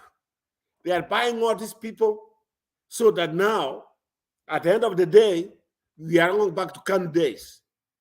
Tunarudi ile enzi ya KANU. That's what we are headed to. Na huyu mchinga, huyu anaitwa vice president, ambaye karibu kupasuka huyu. Yeah? Anasemaje? Hata amewapatia watu from Mount Kenya mpaka the end of the month wamfuate ama yeye. Kwani yeye wamfuate aje? Wamfuate waende kunuka nini hapa? Wamfuata kwenda wapi? The people from Mount Kenya, they have their own way of life. Kama wataki kufuata, you can't force people. Hii mambo ya ujinga ya samani ilikwisha. Ati nifuate. Ama kama nifuate, yani kwa ni yeye ni nani? Watu ndio wasumbua watu during more time. Ndio tena wamepata power. Now they are messing up. Huyu ndiye anataka aweke mara moja. Hata I want that country temporarily. They get out of power. Sometimes hii katiba tutaitupa. If the vice president is forcing some people in his community, and that's what they have been doing every week, Central Kenya is trying to, I don't know why. He's a vice president of a country, not of a particular, I understand, I get it. Sasa nawapatia deadline, kama munifuati, sasa nyinyi mtaniona. Hiyo ni uchinga. Kenya we are out of, hiyo tumepita bwana. Excuse me. Now these guys are taking us back, mambo ya Uganda, Tanzania. Sisi tumepita huko. Tulipita huko kitambo. Hiyo tuliachia Tanzania na Uganda waendelee hiyo. That's not our league. Ati nifuate kwenda wapi? Na unajua watu, the people that are affecting, wanataka sasa wanataka kutoka Azimio wanaenda kwa sababu those are the most stupid people, nawaambia ukweli. The most useless people uangalie sahi. Wale ambao wana msimamo sahi kwa sababu they were not able because Raila kuform government, sasa wanataka kukimbia. Those are not people you should trust in the future. They should never be given a chance. They should never be given a chance. The people who stand what they campaigned on, and they say, you know what? This monster called RUTO, we have to fight it. In sasa, kuna magovernors, wengine sasa wanataka kukimbia, wengine wamekimbia kina Ongwae. Wesi. Sisi tuliwaambia wesi. Wao ni akili mbovu, hawana kitu chochote. Pesa tu wako nayo ambayo waliiba. Na hiyo watakufa. Wataacha hapo. Na heri wataenda hell. Wataenda kina RUTO huko. RUTO amefanya, hata Mungu atamsaidia. Mungu, I hope he could never forgive him. I don't judge people. Lakini mahali ambao imefika president of our country is trying to divide our country. Yani, sasa sisi wenye tulioposi yeye, we are devils. Yeye ndio mtu wa Mungu. Tena yeye ndio, mimi sijawahi kuua mtu. Raila hajawahi kuua mtu. Yeye is a murderer. Yeye ni mwizi. Yeye is a prostitute. We know that. Si amezaa watoto nje ya ndoa yake. We know that. Defend what it is defendable. William Ruto has asked for this. Sisi tumejaribu kukaa kimya. Lakini yeye ndiye ameanza hiyo uchokozi. Yeah, every night. Sasa they want kuchukua mambo ya Moi. Hiyo ndio, that's the worst part of it. But we cannot let him do that. We cannot go back to Moi time. We can never go back. Never. Paka kache vichwa yetu, to cut them off. Achukue paka mikono kila kitu. Ndio pengine atatawala hiyo. Na hii mambo ya wao kuja kutuambia ati wao ni wa Kristo, nini kila saa ati wao. Those pretenders. Some of us, I've never, people, when you believe in God, don't do what, even the way, hiyo mambo ya pipe, you can even tell, anafundisha usiku ndiye anakuja, anaquote hiyo pipe of verses. You can tell. Yeah? Sasa hiyo kanisa ndiyo ametumia, he used it to come to power, anaendelea kuitumia kuumiza watu wengine na watu wanamwangalia, lakini ya kwake itafika. He has been asking watu wakuje, watu wataingia kwa streets. From there tuone hiyo music yake anasema, tuone vile can handle it. Kwa sababu yeye anafikiri ako na akili. Ako na akili ndio aliipa tumpatie hiyo, lakini vile tangu uchaguzi ako na akili ya kondoo. William Ruto uko na akili ya kondoo. Hata kondoo, mke wa kondoo ni mzuri kuliko wewe. Nimesema, you know where you can find me. I don't care about you. You are ruining our country. And all those people are supporting you. All those people are supporting you. Wote ni wachinga, hamna akili. When mnaangalia, when a country ambayo was progressing in terms of democracy, sasa mtu anakuja is taking you backwards. Na nyinyi mnamfuata mkono, mnamuunga mkono. You are the most ignorance. Ignorance. We cannot take this one anymore. If it means Kenya ikuwe divided, wacha Kenya ikuwe divided. Wakalenjin waende kwao. If it means that, wakuwe their own country. Kwa sababu they can take hiyo mambo ya corruption, wachukue mambo ya mashetani, mambo ya mashamba wachukue na hiyo kila kitu. We are tired of this nonsense. Waje niachie hapa Bernard. Na kama mtu wa UT yako hapa akuje hapa tupingane na yeye.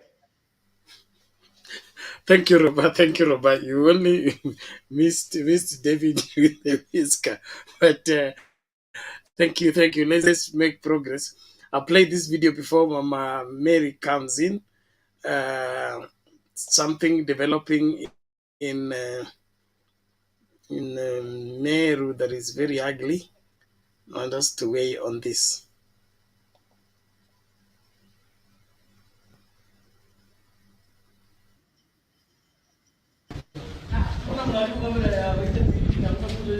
I'm the owner of these premises, so I want to know what has brought you here. Do you have any court order for this place? So if you have, give us, and then you can proceed from here. Thank you, madam. We have come here kwa sababu tunahitaji license ya Baite TV. Sio wewe, mheshimiwa, sio wewe, and we respect you. Hii timu yote. No, ngoja. What we want. Hii timu yote imekujia license ya Baite. Kamera mulika. Hii timu yote. Sio timu yote. Imekujia license ya Baite. Ndio kuona mtegeri wa Baite TV ni kuona. Hii timu yote imekujia license. Atuonde serikali yonde ya kitu muronge. Umerekebea notice unaona. Haya, notice unaona. Okay. Kama ndio notice yeje. Hii ni harassment. Ngoja kidogo timu ameona. Timu kuja hapa. Okay, ngoja kidogo tusikie kidogo. Tutulize kidogo ndio nisome hii. Mutegeri wa Baite TV aje kuona tu na Ntoiti na ni wa kuma county ya Meru kuma kile revenue bond. Na kitu kimoja kwenda Meru bond na tukuronga menya. Ile kitu ningependa dunia yote ijue. Ya kwamba kuna ukora ambao unaendelea katika revenue na ambao tuwezi kubali. Imagine tunalipishwa hii massive tower. Ningependa kila watu waone hii massive tower. Sasa angalia hii massive tower ambayo iko hapa tunalipishwa 1200. Hii communication hii tower si yetu, ni ya Safaricom. Hii ni Safaricom. Imagine ukora. Tunalipishwa communication mass ya Safaricom ambayo si yetu. Hapana, wacha kupiga kelele. Hakuna kitu. Bwana Ntoiti kila mtu muronge anafanya ukora, anatuletea serikali hapa kuona sisi. Safaricom kila mtu muronge anatulipisha tower. Ni Safaricom. Sio yetu. Tunalipishwa kwa nini? Moja kwa moja. Kwa nini tunalipishwa tower? One by one.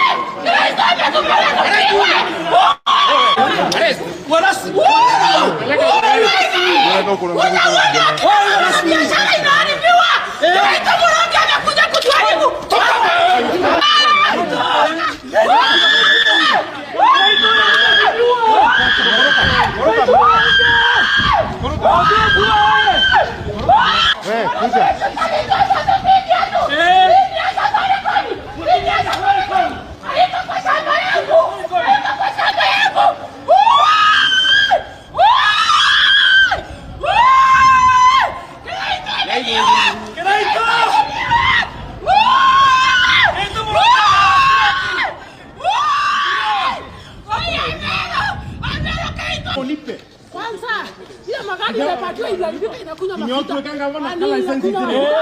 mafuta? Kwa nini inakunywa mafuta? License itire onyoto kanga. Acheni aibu ndogo ndogo. Nataka kudhibitisha hiyo ni yangu. Wacha na Safaricom. Nataka ndio. Nitakwenda Safaricom. Nenda waita TV. Enda waita TV. Waita TV. Kwa wacha kita kwa hiyo. Leona ni Fonia. Leona ni mama. Leona ni ni mwadhani. Ngoja. Aonyeshe TV mask ni gani anasemea Vaita TV.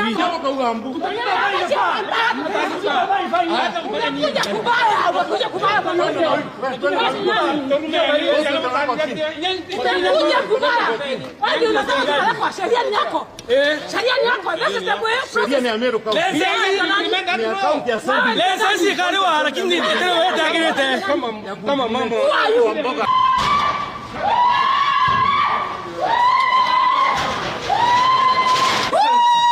Mama license ukare ya. Kinyoka uambu license ukare. License itire haona. License itire haona. No. Tigana na license ya biashara. Mama, hakuna risiti kotini, toete. Yes. Leta kotini. Kutaka kotini tupatie risiti. Leta risiti, tunapeleka kotini. Wango simami. Wanataka ndo wanja. Manika tu kwenda tutanu wako kotini. Manager. Unayo hapa yule. Otiwi ngambari kwa sababu yuri nao wewe I'm the manager. Hii ndio manager, nipelekeni. Wapi ya mkubwa mnipeleka kwa haraka.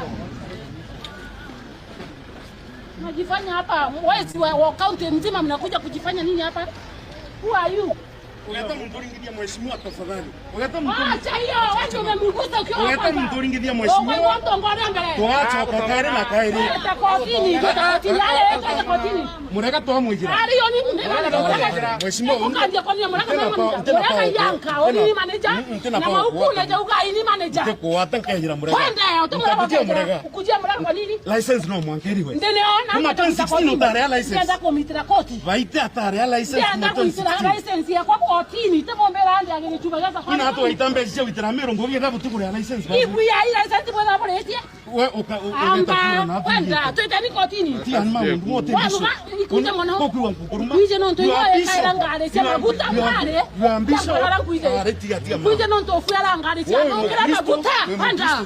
Twendeni kotini. Yoni ngata yoni manager. Uno to kejera. Are yoni ngata. Utemura kabu weta nwe. Let's follow please. No, I must follow you. Kudia pe. Tweta wambi kotini. Unasema unataka kotini. License account no mokore. Kinyoga iteka no kera. Nakwera inde tana kuchomba ndi ya idha. Iserie Meru County. Otendi into bia idha.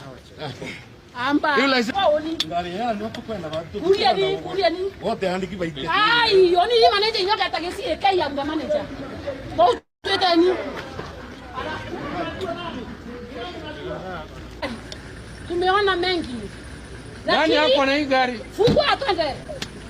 Wote uifanya ati antorule sigiste anto magana dele be yita ko tia license ko baite ko tia license inge chi ande bo ke kwa baite ki baite ake embroadcaster nani yako na hiyo yako na license rapo ile TV inge chi ande kwa kotini ndani license ya maski chi ande ndani ndio kotini ndani lazima tugawe gari simfungue hii gari hata mwisho hii nani mwenyewe what you want TV zote radio zote amekubali so mmekataa tena kufungua gari oga na nimikola kama mtaniacha hapa nyinyi ni waoga na ni mikora, nataka twende kotini.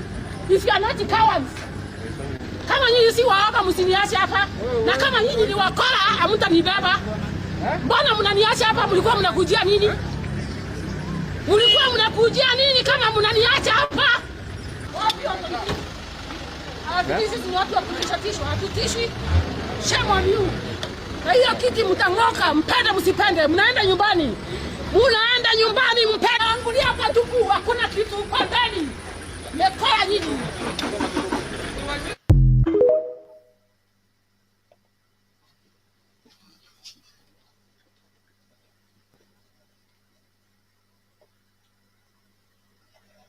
So Bernard, Yes.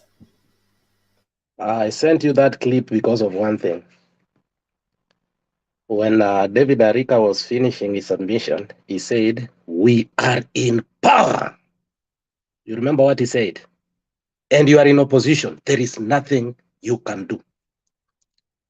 And that is how their power works. I'm in a group, a WhatsApp group that we have collected a lot of videos on how leaders are being intimidated. And when you hear these people say, we are in power, maybe Arika does not know what it means when he says that. He is happy that Ruto is the president, but behind the hindsight, he doesn't know what is happening. And these are the things we feared, and they're already happening to elected leaders, kama Madam Governor. So when he comes here and tells us, we are in power, that is impunity. That is how he will treat me tomorrow, because that's how power for him. Because he said he thinks like a UDA, not like a Kenyan. And that's how UDA thinks, Bernard. Now, Kenyans can see. Asante, Bernard. Thank you. It was some for Mama Mary.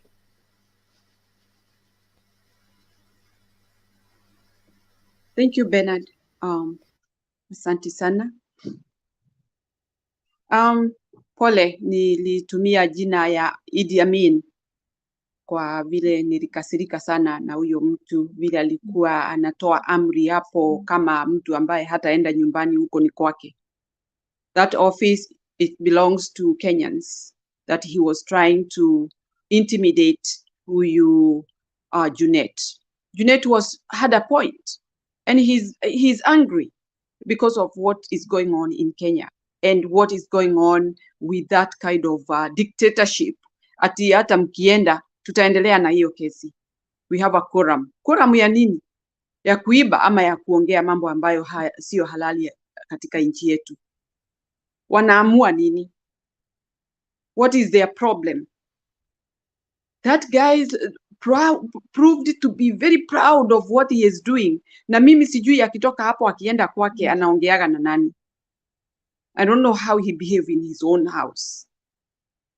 Now, I felt very angry with that guy who was there called Arika.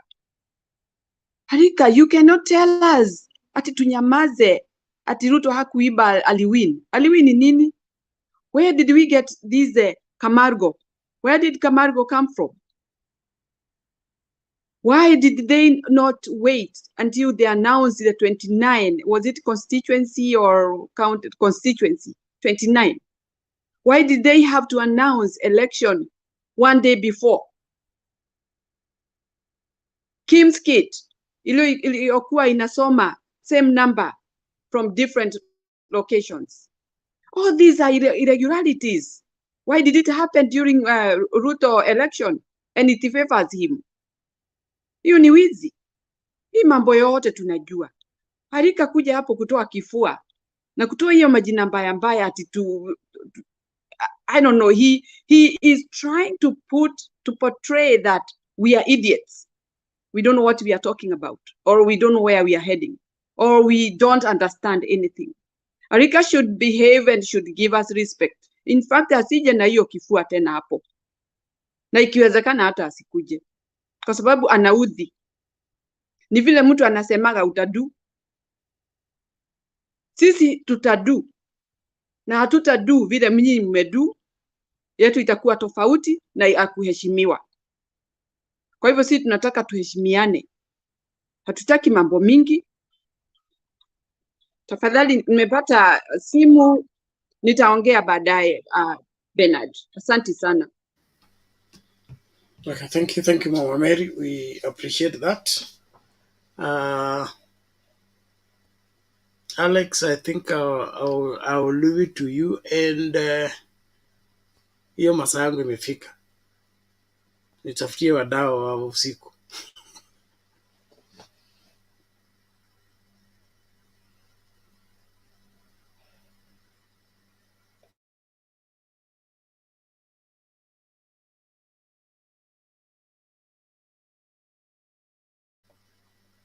You're still mute.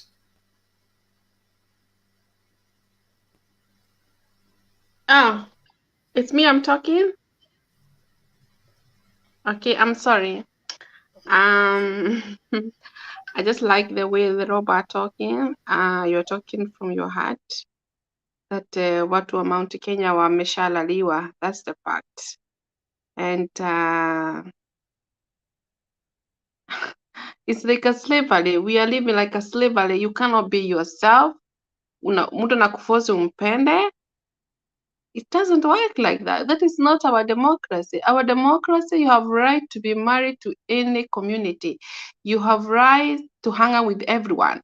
Not to say you have to be with this one. That is not freedom. So our country needed real freedom. Vile tutaomba ni Mungu tu atatoa Ruto tu.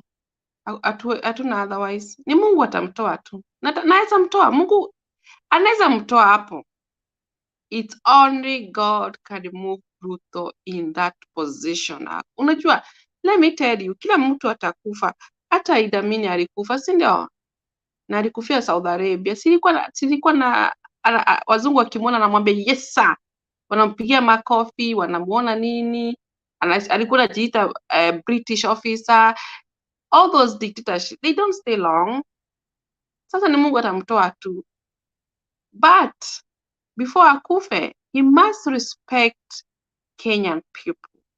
He have to respect our democracy, our constitution, not kutake power anajiekea yeye mwenyewe. Atanaona kama Kenya ni yake, atanaweza fanya vile nataka. It doesn't work like that. Every country have the president ruled by the law. Every country must be the rule of the law. Si kufanya vile unataka. Una respect wa Kenya. Unaenda unauliza wa Kenya, what do you want us to do? Lakini si kujipiga kifua, unaona this is the Karejini, this is you know. Unajua wa Karejini ndio wameharibu hiyo nchi yetu. Karejini community. Hakuna kabila imeharibu nchi yetu, just that's those Karejini. It's very hard, not all Karejini they are bad. There are a lot of Karejini, they are nice people. It's only one person have been destroyed his community. I don't know, maybe there are some people they are like that. Maybe they are majority. I don't know, because their culture is very hard. I don't know. You know, let me tell you, Africa continent, we always go to a lot of challenge. All countries in Africa, we always have a tribe won't take power intimidations, na prosecute watu wengine. And that's what Africa, and hata wazungu, they know Africa will never move forward. When we have that kind of tribe in Africa, they usually, you do research, most of the countries in Africa, they already have that tribe. Try to intimidate one community, kill them, take the power, prosecute people. Inataka kuona power. No, we not to go back those days in Idi Amin. We come very far. We cannot go back in Idi Amin days. We cannot go back in Moi days. We come very far. Can you imagine vile Mungu ameturestore?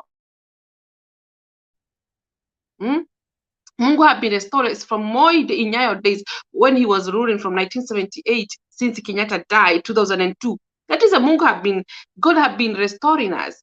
And many communities, they get freedom. Many communities get development with the roads, in many things. And now this man want to take us back in those days in Idi Amin, in those days in Moi. We will not going back there. Most of the countries, not many countries, they live for the dictator. Most of the countries, they live for the freedom expression, freedom to say how you feel, freedom to marry with anybody you want. You can marry for any community, any kind of, no, what they tell you must be like this, you know, ati watu wanajifanya vile wako. People, they have to be that who are not. They have to pretend who they are not. You know, that's the way we are coming in Kenya. Utaona watu watakuwa na pretend what people they are not, watakuwa najifanya. Kama umeuba uko hivi, you can't, because that is the work of the dictatorship. People, they behave the way, you see how we see Bituko. Those are the things we have never experienced. You know, we will not go. My grandmother used to tell me in Moi, it was very hard. And my grandmother might die for like 10 years ago, you know. She used to tell me in Moi it was very hard. Unaona. Naruto si very old man, he's just 55 years and he behaved like somebody 70. Ukimwona hata kuwa South Korea, he always anger. And you know, let me tell you, unaona kama hiyo tribe ya Idamin, it always anger. Wajaifurahi, kila siku wanakuanga na anger all the time. That tribe ya Idamin, it's the same with the Ruto. I don't know whether Kalenjin tribe, they are like that all the time, they are anger. Ukimwona South Korea, he's not happy. When you get happy, he always anger. And that's why he is waiting. I don't know whether Kalenjin, you love yourself, you love your own community. I don't know. I want to know really who you are. Because it's not good. Ukina pahali uko anga, you will not be happy. Unadanganyana jina ya Mungu, ati Mungu, huyo Mungu wako unamuomba ni mgani? Ana mapenzi. Mungu wangu, Biblia inasema unapenda jirani kama vile unapenda wewe mwenyewe. Kama mimi jirani yangu ni mzungu, nampenda vile yako, namrespect. Wewe una mapenzi, unanga feelings. I don't know whether you are psychopath. I don't know who you are. Wewe ni nani? I don't. Hata Moi, he was little bit feelings. Moi have a little quiet feelings about. Okay, Moi alikuwa anapigana na Wakikuyu sana. Wakikuyu wamechapo sana na Moi, wameteseka sana kina Matiba, kina Charles Jojo. But still, at least Moi alikuwa anatupatia maziwa. That's one of the things I can say. He was giving every community maziwa Nyayo. So, tusitikie turudi hiyo mambo ya nini ya Nyayo hata Idamin. We must say no. Enough is, you know, those days in Nyayo days, they are old. Anatafu anataka kunini. Can you imagine mtu kama Raila amekuwa jera, amepigana na Nyayo, mpaka arudi tena hiyo. Can you imagine Ruto? He go back again. Can you imagine? Itakurudisha ni kama umemaliza university uanze form 1 again. It doesn't work like that. How wale wazee walikuwa siku ya Moi. It doesn't work like that. This is the time we need to move forward. We need to move forward. And in order to move forward, you have to respect every community. It's to respect our concept and democracy. What is it? Una respect what? Kila mtu anataka amani. We want to live. Mimi nikiwa na Kenya wako na amani. Pia mimi nitakaa na amani. So I don't get really peace. I'm worried. Since election, have been worried all the time. Sasa hatutaki kurudi huko tena. We don't want to go back. We are going to move forward. We move forward and going and going. We want to see development. We want to see fruits. We cannot go back there and then we see the fruit. It doesn't work like that. Because watu wazee, si siku hizi watu wanakuwa wazee. After 10 years nitakuwa mzee, you know? People are not the same they were. So let us say no. Let us stand together. We say enough is enough. Thank you. Okay, thank you, Rhoda. We appreciate that for speaking out your heart and your passion for this great country. Let us stay within the boundaries. Like I said, we should not prosecute or rule against a community or a region. A blanket judgment. Let's look at the individuals and address those particular individuals. Kuna huyu mtu anaitwa Abdullah Yusuf. Sijui shida yako ni gani. Kuna mtu amekuinvite hapa. Kama umekuwa invited, we can always withdraw that invite. You have reported the channel for hate na nini na uchochezi. Alafu, so why are you here? You're here to tell us what you have reported. That means your report did not work. So you have come to express your frustration.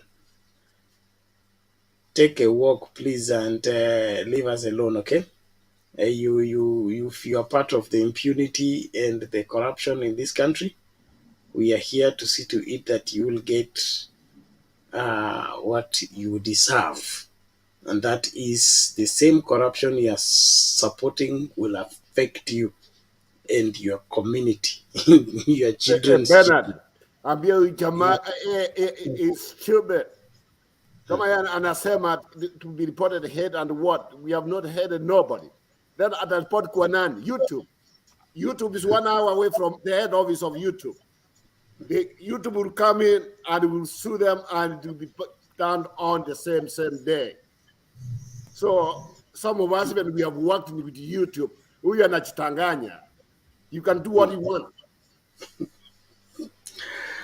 So, let us release him because he's a UDA sympathizer, and he thinks he can intimidate people with no point. If you refute anything somebody has said, refute it on points, not on unfounded claims. We want to engage here with brains and be able to chart the way forward. And like I said, also, we need to be tolerant, patient, and be able to gain from what somebody is submitting, even when it may not be coming to you the way you expect it to come to you. The art of listening is very, very important. And there are things you can hear without them being spoken. That also is important. When you're keen enough, you're able to see the heart of somebody, the passion of somebody, and be able to relate to what he or she is saying. And that is one of the things that we all must embrace. Diversity is God's favorite. Diversity is God's favorite. Can you imagine if the whole world was blue or the whole world was green? Our God is a God of variety, and that's why He has made us differently. And so that variety makes the whole place colorful and enjoyable. So let's not be so much stereotyped into hearing this in this particular fashion. Jitolee pia kuhakikisha kwamba unapata kile ambacho kinasemekana vizuri. Ningependa tu kuwashukuru kwa kuendelea kusupport Mtembei TV na kuendelea kufuata matangazo yake. Naomba tu tuzidi katika hiyo roho ya kuwa na umoja, na hii vita ambavyo tunafanya hapa vitatoa matokeo mazuri ya kuboresha Kenya, na hiyo ndio furaha yangu. A better Kenya will make me very happy. A Kenya where every Kenyan is Kenyan and happy to be Kenyan is all that I wish to see. That when I'm traveling from Moyale all the way to Lamu, I see Kenya and I enjoy the ride. Not one place looks like it was abandoned and the other place looks like it's overdeveloped. That inequality must end. And probably for Roda, you keep mixing the presidents. Jomo Kenyatta died in 1978, not 2002. You need to update your history chronological order. Unaweza kumislead wanafunzi na tumefika msimu wa mtihani. Sifanye wanafunzi waanguke mtihani wa kupeana information ambayo haiko accurate, but thank you for that. Kenyan all the time, naomba ukafanya submission, alafu sijui kama una muda nikuachie chairmanship, nikutafutie Julie ataongeza watu. Mkimaliza mfunge station. This is some minutes to 4 a.m. in East Africa. I need to go to bed because tomorrow we need to do some shooting. We are still developing. By the way, if you have not subscribed to Candid Talk channel, please do. We need that channel growing, and the footage there, you keep sharing it. Kuna mambo hapo tunaongea na wazee, mambo mazuri sana. Wazee wengine wa dini, tuna target wazee wa siasa. We really want that channel to be very rich, a library kind of. We are introducing another show on it, giving a summary of the week for the place. That is what has transpired in the week, politically and otherwise. It's another show, and then we'll be doing a morning show. After this, I'll be retiring, and then from 6 a.m. we start a morning show, and then proceed until after 10 o'clock on that particular channel. So kama uja subscribe, make sure una subscribe. And when you subscribe, follow the instructions. You must turn on your notification bell. If you don't, YouTube is going to sweep you out because it assumes you are a robot. So usi subscribe to alafu utoroke. kuna time tukimaliza show naona subscribers wamepanda, lakini nikirudi baadaye wameteremka. Inamaanisha kuna wale watu wana click to subscribe alafu wana disappear. Then YouTube counts you, but later on they check. When they check, turn on notification bell, unakuwa swept out. And then kuna watu walikuwa wanauliza they don't get notification when we go live. You have to keep checking kwa YouTube. Wanaweza disable that, ama something can go wrong. So it is not the once and for all. It's good for you to remain sober and vigilant. Thank you. Now I can see Julia Mefika, Mama Mary is here. Mama Mary, if you are back, you can finish your point before Kenyan all the time come. Thank you. Poleni, nilipotea kidogo. Ile mambo nilikuwa nataka kumalizia ni kusema ati watu tuwe watulivu, tuwe watu wanaelewa ni nini wanakuja kufanya hapa kwa hii forum. Mtu asikuje tu kupiga wale wengine bila sababu na unaongea tu just because ati kwa sababu muko na serikali. Ya nini? Ya kufanyia nini? Ni nini mnafanya? You're doing nothing. You look ridiculous. You look ashamed. You don't know even what you are doing. Sasa kuwa na serikali ni kusema nini? You are there just because of the democracy of Kenya, that we let you stay there. But if we see the way you are behaving, we get you out. As easy as that. Na kama unafuata habari ya demokrasi ya Kenya yetu, lazima unaelewa ati mambo hiyo unafanya si mazuri, kwa sababu haiambatani na hiyo mambo unayofanya wewe ukiwa president wa Kenya. Kama unanisikia, mambo yote unafanya haiambatani na mambo ya demokrasi. Unaonekana aje? Hata kama unatafuta legitimacy, hiyo haitaingia, na hakuna hata siku moja itaingia. So hawa watu wanaokuja hapo kumtetea, waje na style nyingine na heshima, ili tuwaelewe. Hata wakisema yes tulikosea, we get it and we understand, but don't come to beat your chest thumping ati ndio tukusikize vile umekasirika kwa sababu mnatusiwa, mnaambiwa nini. Sisi hatuwatusi. Ukweli uambiwe, ukweli ujulikane. Hiyo mambo yote ambao wanaleta, definitely they know there was a lot of irregularities in that election and they never won, honestly. Na kama waliwin, hii rigging ilikuwa inafanywa ya nini? Kama kweli ulichaguliwa, ulikuwa unafanya rigging ya nini? Why do we have all these irregularities ndio upate hiyo uongozi? If it was a clean thing, really, hata sisi tungeamini, tungekubali. Lakini hakuna mtu anashinda na kuiba alafu tunyamaze. Na tena hata ukiiba unaanza vituko, unaanza kutesa wale watu ambao umeibia. How does that look like? Unaweka hata uchungu mwingi. Badala ya sisi tuvumilie vile ulifanya, unatuletea tena uchungu mwingine wa kutusoga. The other point I wanted to say, tunasikia pesa nyingi sana rais anapewa kutoka nchi fulani hivi. Sasa nimeona huyo Gachagua ati anasema we donate for the poor. What are they talking about? Hizi pesa ambazo wanachukua kutoka kwa hizo country, kwani walikuwa na deni mbeleni ya hiyo country au hiyo country ilikuwa na deni ya Kenya? Hizi pesa zote ambazo anaokota, where is it going? Ama ndizo anatumia kununua hawa ma-MP ambao nao wamekuwa kama watu hawaeleweki, watu ambao hawana mwelekeo, watu ambao wanatutumbukiza kwa giza. Kweli kabisa, tukiona mtu mmoja anabeba maelfu ya watu anawapeleka kwa giza. How is this?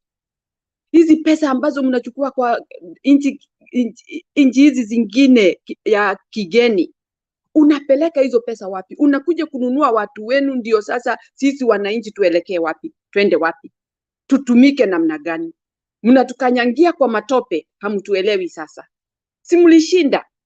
Do the right thing so that we can really understand. Ulikuwa unataka hiyo uongozi ndio uweze kuonyesha how wewe ni shujaa, unajua kuendesha nchi. Ndivyo unatakiwa utuonyeshe, lakini si kutupeleka kama maji ambayo inazunguka zunguka hivi, haina mwelekeo. Sisi tunaelewa kila kitu, sisi ni watu wana heshima, sisi ni watu wana akili, sisi ni watu ambao tuko na familia zetu, na familia zetu tunaziangalia vile tunataka wakae, tukiwa tunaamini serikali iko nyuma yetu, itatusaidia pahali tutachelewa ama tutaweza, kwa sababu serikali inasaidia wananchi wake waweze kujimudu kimaisha. Meaning, mimi mzazi nikiwa na mtoto na anaenda shule, serikali nayo ina mpangilio ya huyo mtoto aendelee kuwa shule, kwa sababu mimi nikiwa mzazi sina mpangilio ya hiyo shule ambayo ataenda, serikali ndio inasimamia. So what we are seeing people who are not interested with anything good of our country. They don't want to have anybody progress isipokuwa wao. Na ndio unaona hizo pesa wanapata, wanachukua, tunasikia amepewa billions of money, zinaishia. Anaenda pahali ingine anapewa billions of money, zinaishia. Zinaenda wapi? So our country is heading the wrong direction. Na ninajua kabisa huyu president hana haja na sisi, na kama idea anachukua kutoka kwa nchi zingine vile atarule nchi yetu, sisi tuko na namna nchi yetu imekuwa na tunafurahia, na ndio tutaendelea nayo. Iko na constitution inatusimamia, tuna mambo ile tunajua ambayo ilikuwa inaendelea, na pahali imefika tulikuwa tunatarajia ichukuliwe kutoka hapo iendelee. Habari ya mabarabara, shule ndizo hizo tena, mambo imebadilishwa, ni kama kuharibu kila everything ya nchi hiyo, ndio mfuate hiyo barabara yake bila kujua ni aje mnafanya. Tukatae na tukatae na tukatae. We are not going to follow that way that he wants us to follow, for him that he think he's going to win. He's going to make us weak, and we are not going to be weak. We are not going to accept to be weakened by all these means he is trying to bring in Kenya. Amejaribu mbinu zote. Na nilisema hii mambo yote mnasikia mtu ameruka pandili amesema, mwingine ameenda pandili amesema, hata kama haikufanyika this minute, iko kwa orodha, iko kwa mstari, zinawekwa under the table. Siku ile zitatolewa, watu watashangaa. Kwa hivyo kila kitu ambacho kinakuja, we record and we refuse. We say no and we stand for that, and our country will survive. Thank you, Bernard. Niyo tu nilikuwa nataka kusema. Okay, asante sana Mary, we appreciate that. Tutaendelea katika zamu yetu kutekeleza na kusema yale yanapaswa kusemwa ili nchi yetu isiangamie. Thank you so much. Let us proceed with the conversation. Kenyan all the time, nicheze tu video moja alafu ningatuke. Utaendelea, Julia is around, ataendelea kuongeza wadau.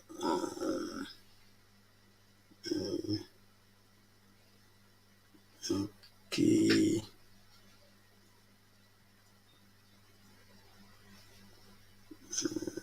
Let's find the video. Where is it?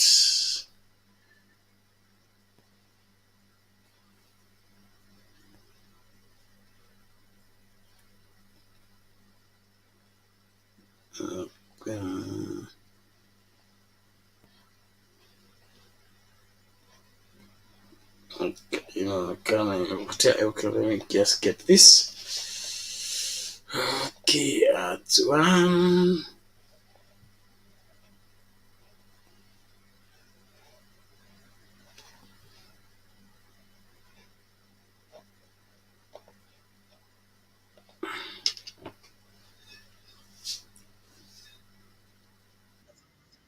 Tano, Triumvirate Bible Media na kuletea Escape the Era of Error. Karibu kwenye mafundisho ya Biblia Online Bible Summit Jumatano hii kuanzia saa 3 asubuhi hadi saa 10 jioni. Ni mada itakayokupa wewe mwelekeo katika Ukristo wako. Dunia sasa imegeuka. vitimbi na sarakasi kote kote. Kanisa sasa ni uga wa mbwembwe, sawasawa na Timotheo wa pili 4:3 hadi 4. For the time will come when they will not endure sound doctrine, but after their own lusts shall they heap to themselves teachers, having itching ears, and they shall turn away their ears from the truth, and shall be turned unto fables. Sasa usikose mafundisho haya ya Escape the Era of Era, ukiwa naye Apostle Charles Joseph, Reverend Bernard Ngozi, naye Bishop Silas Kanali. Vile vile atakuwa mbashara kwenye runinga ya Mtembei TV. Usikose.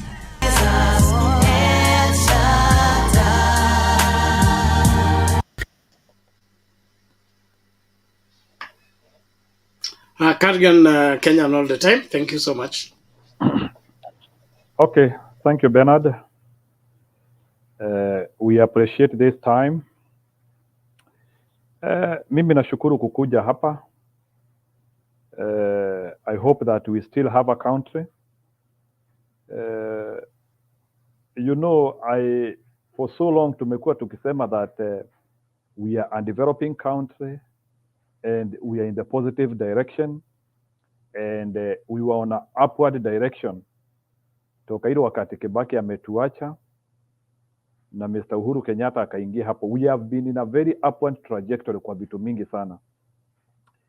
I did not pre-assume that kuna mtu angekuja abadilishe kacha yetu, abadilishe our way of thinking, alete uongo mingi, alete mambo mingi ambayo sio mzuri. So I'm actually even regretting the reason why we went to vote on August 10, ama ilikuwa August 9.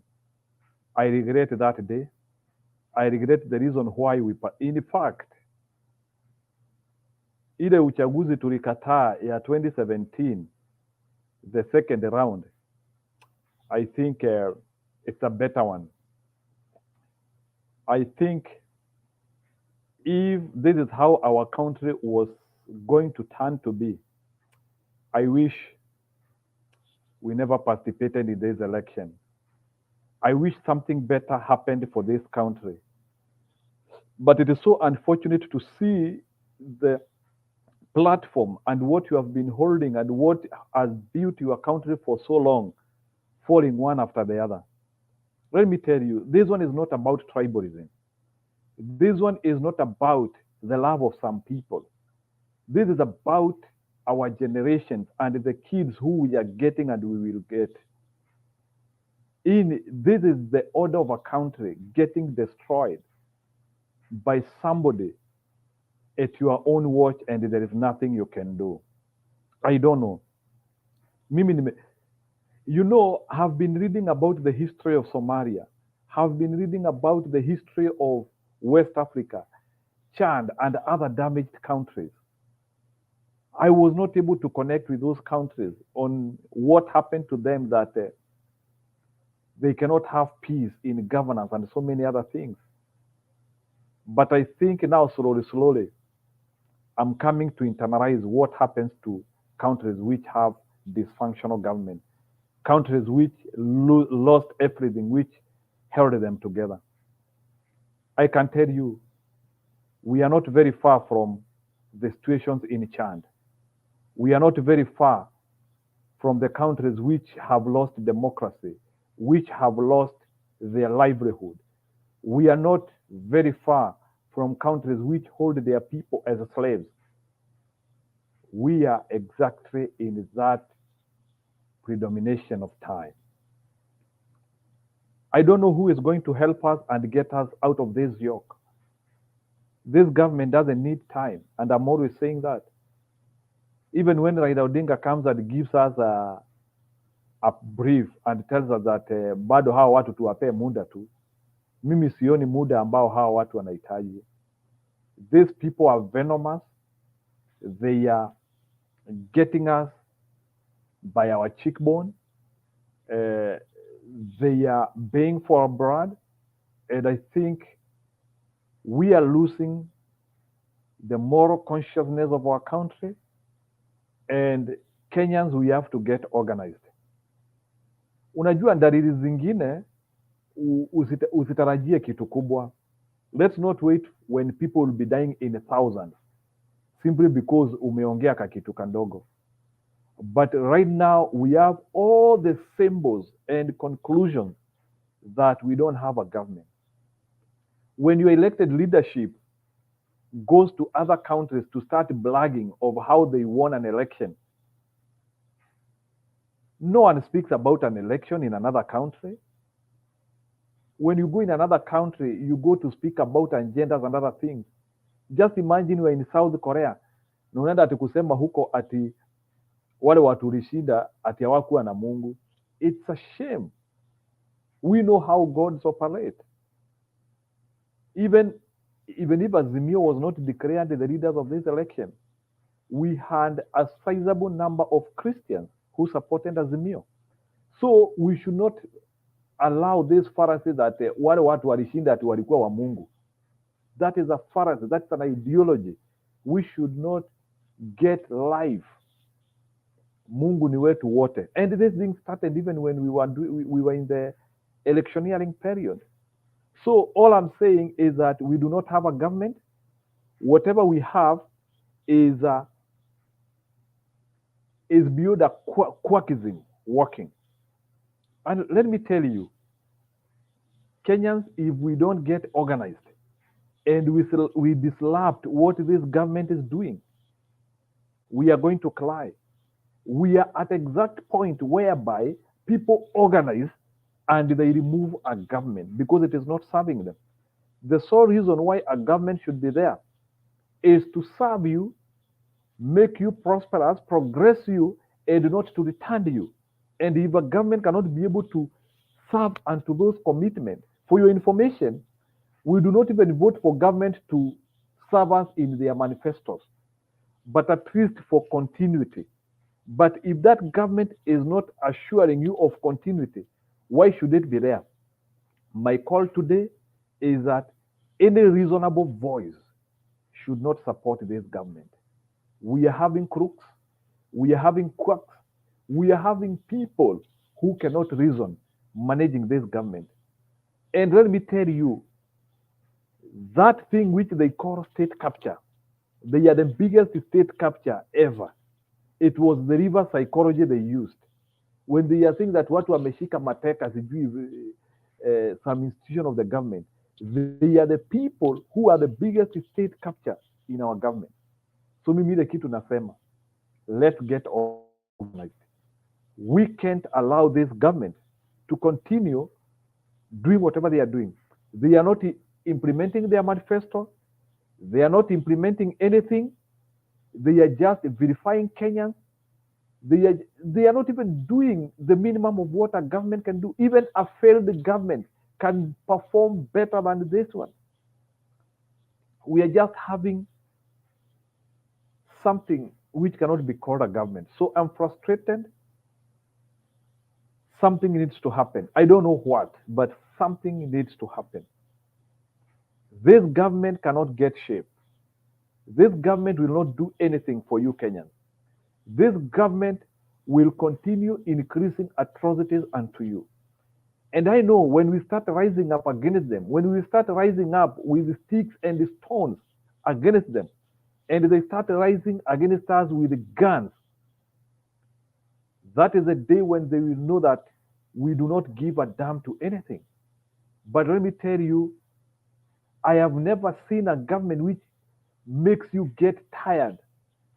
It's so unfortunate that I cannot watch the TV. After August 9, August 15, after they declared these guys, that was my last day to watch the TV. I feel a hostage in my own country. I no longer have the comfort and the joy I used to have, the joy of calling myself a Kenyan.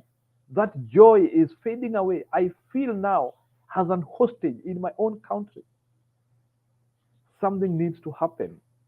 Otherwise, we are losing the morale. And let me tell you, when people lose the morale of their country starts sinking. The reason why you see people traveling in thousands away from Somalia, away from countries where people are getting atrocities, is exactly what is happening in our countries. The other day, I'm hearing that over 10 million Kenyans filled visas, these things for green card. Now, that patriotism, that urge of wanting to be a Kenyan is slowly disappearing because of one man who cannot sustain ego, who cannot be able to understand that election is a contest which needs to diffuse quickly. And you start serving the nation. You start serving people of all walks of life. What are these people? Who are they working for? Who are these people working for? And let me tell you, and I have said these things severally. The countries which you hear they have militias, the countries which you hear they have people who are doing bad things, is because they have felt their government is not serving them. When you drain energy out of people, when you drain people out of the consciousness of feeling that their government is serving them right, people retaliate. And I want to tell you, this government is not serving us. They are not serving anyone interest. They are serving their kaburus. They are serving the people who have held them hostages. They are serving someone else, but they are not serving the common mwananchi. And we are losing the ethos, the common fabric, which has built our countries since independence. Everything we have paid for, everything we have labored for, everything we have sweated for, we are slowly losing it, one after the other one. Guys, ladies and gentlemen, wake up. Your country is disappearing. Thank you. Stone, you can go ahead.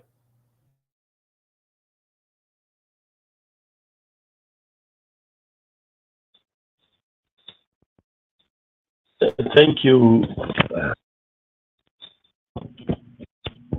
Thank you, Kenyan, all the time. Nanisikia eh? Naona dada yetu Rada yuko pale. Rada yuko rada.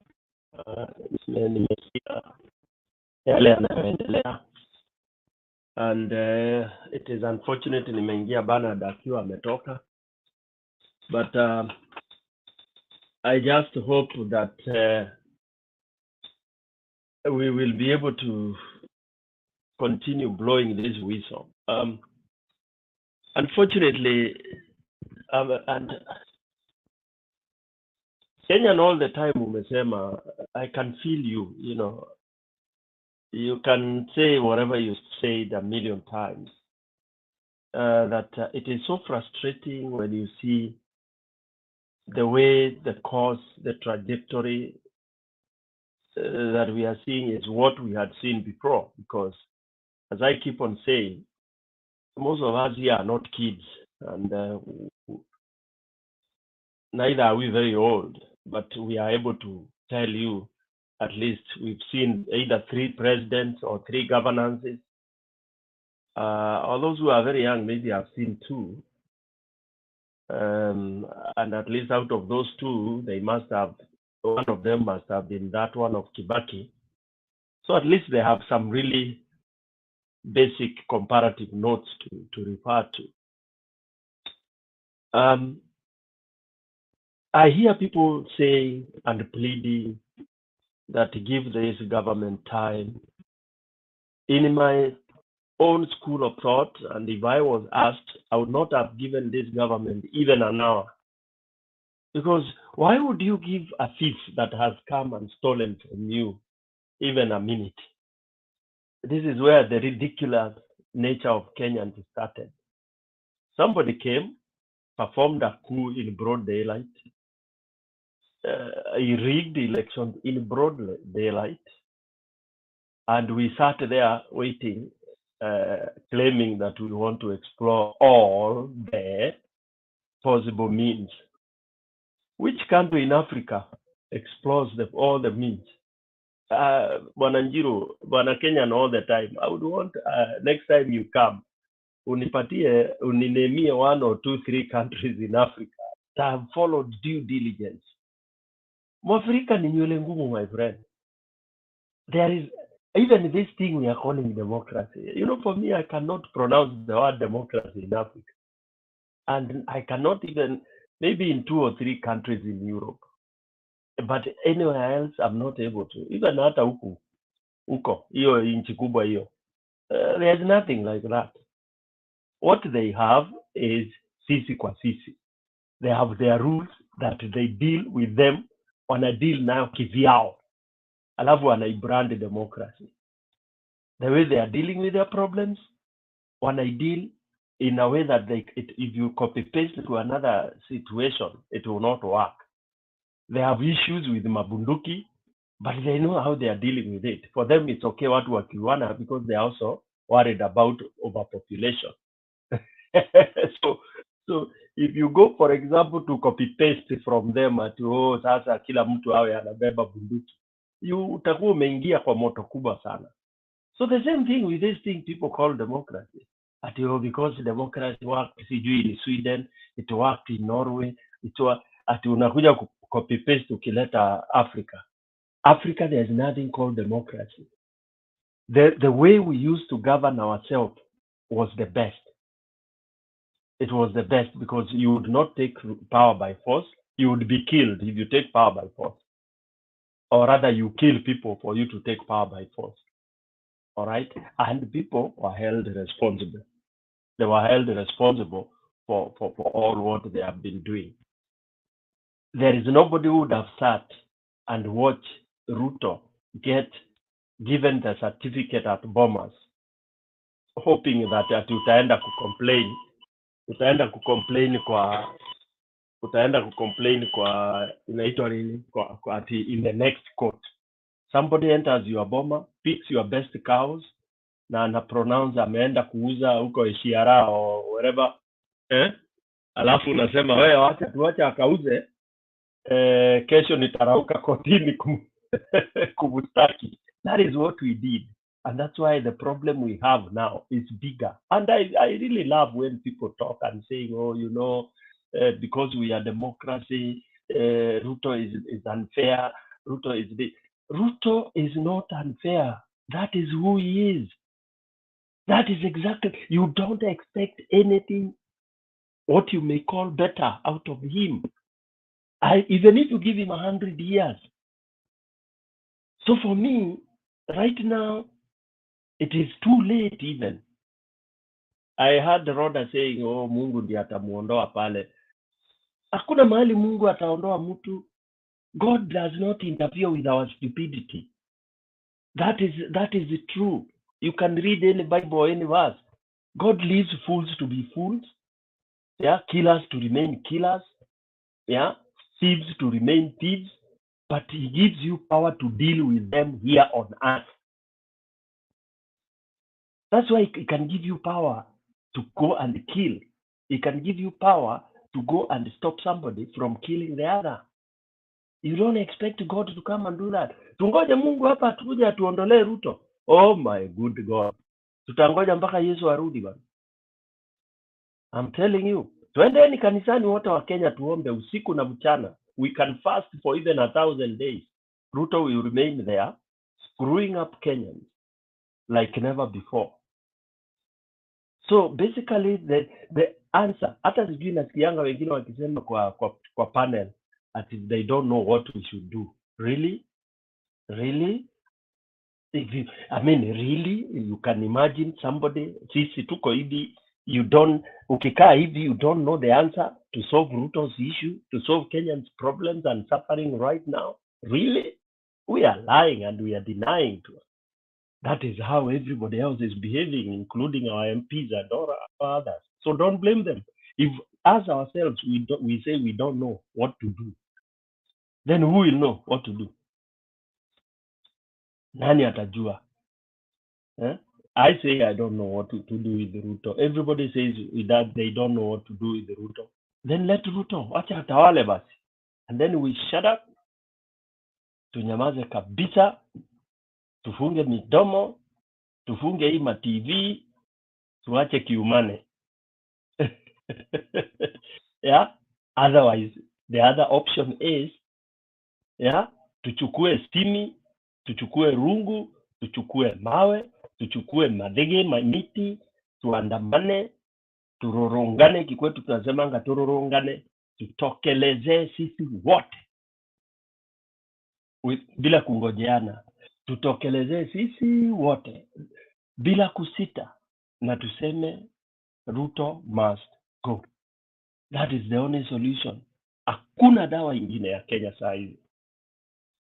How do you sasa, where is the benefit of ati tunapeana benefit ile unapatia benefit of doubt?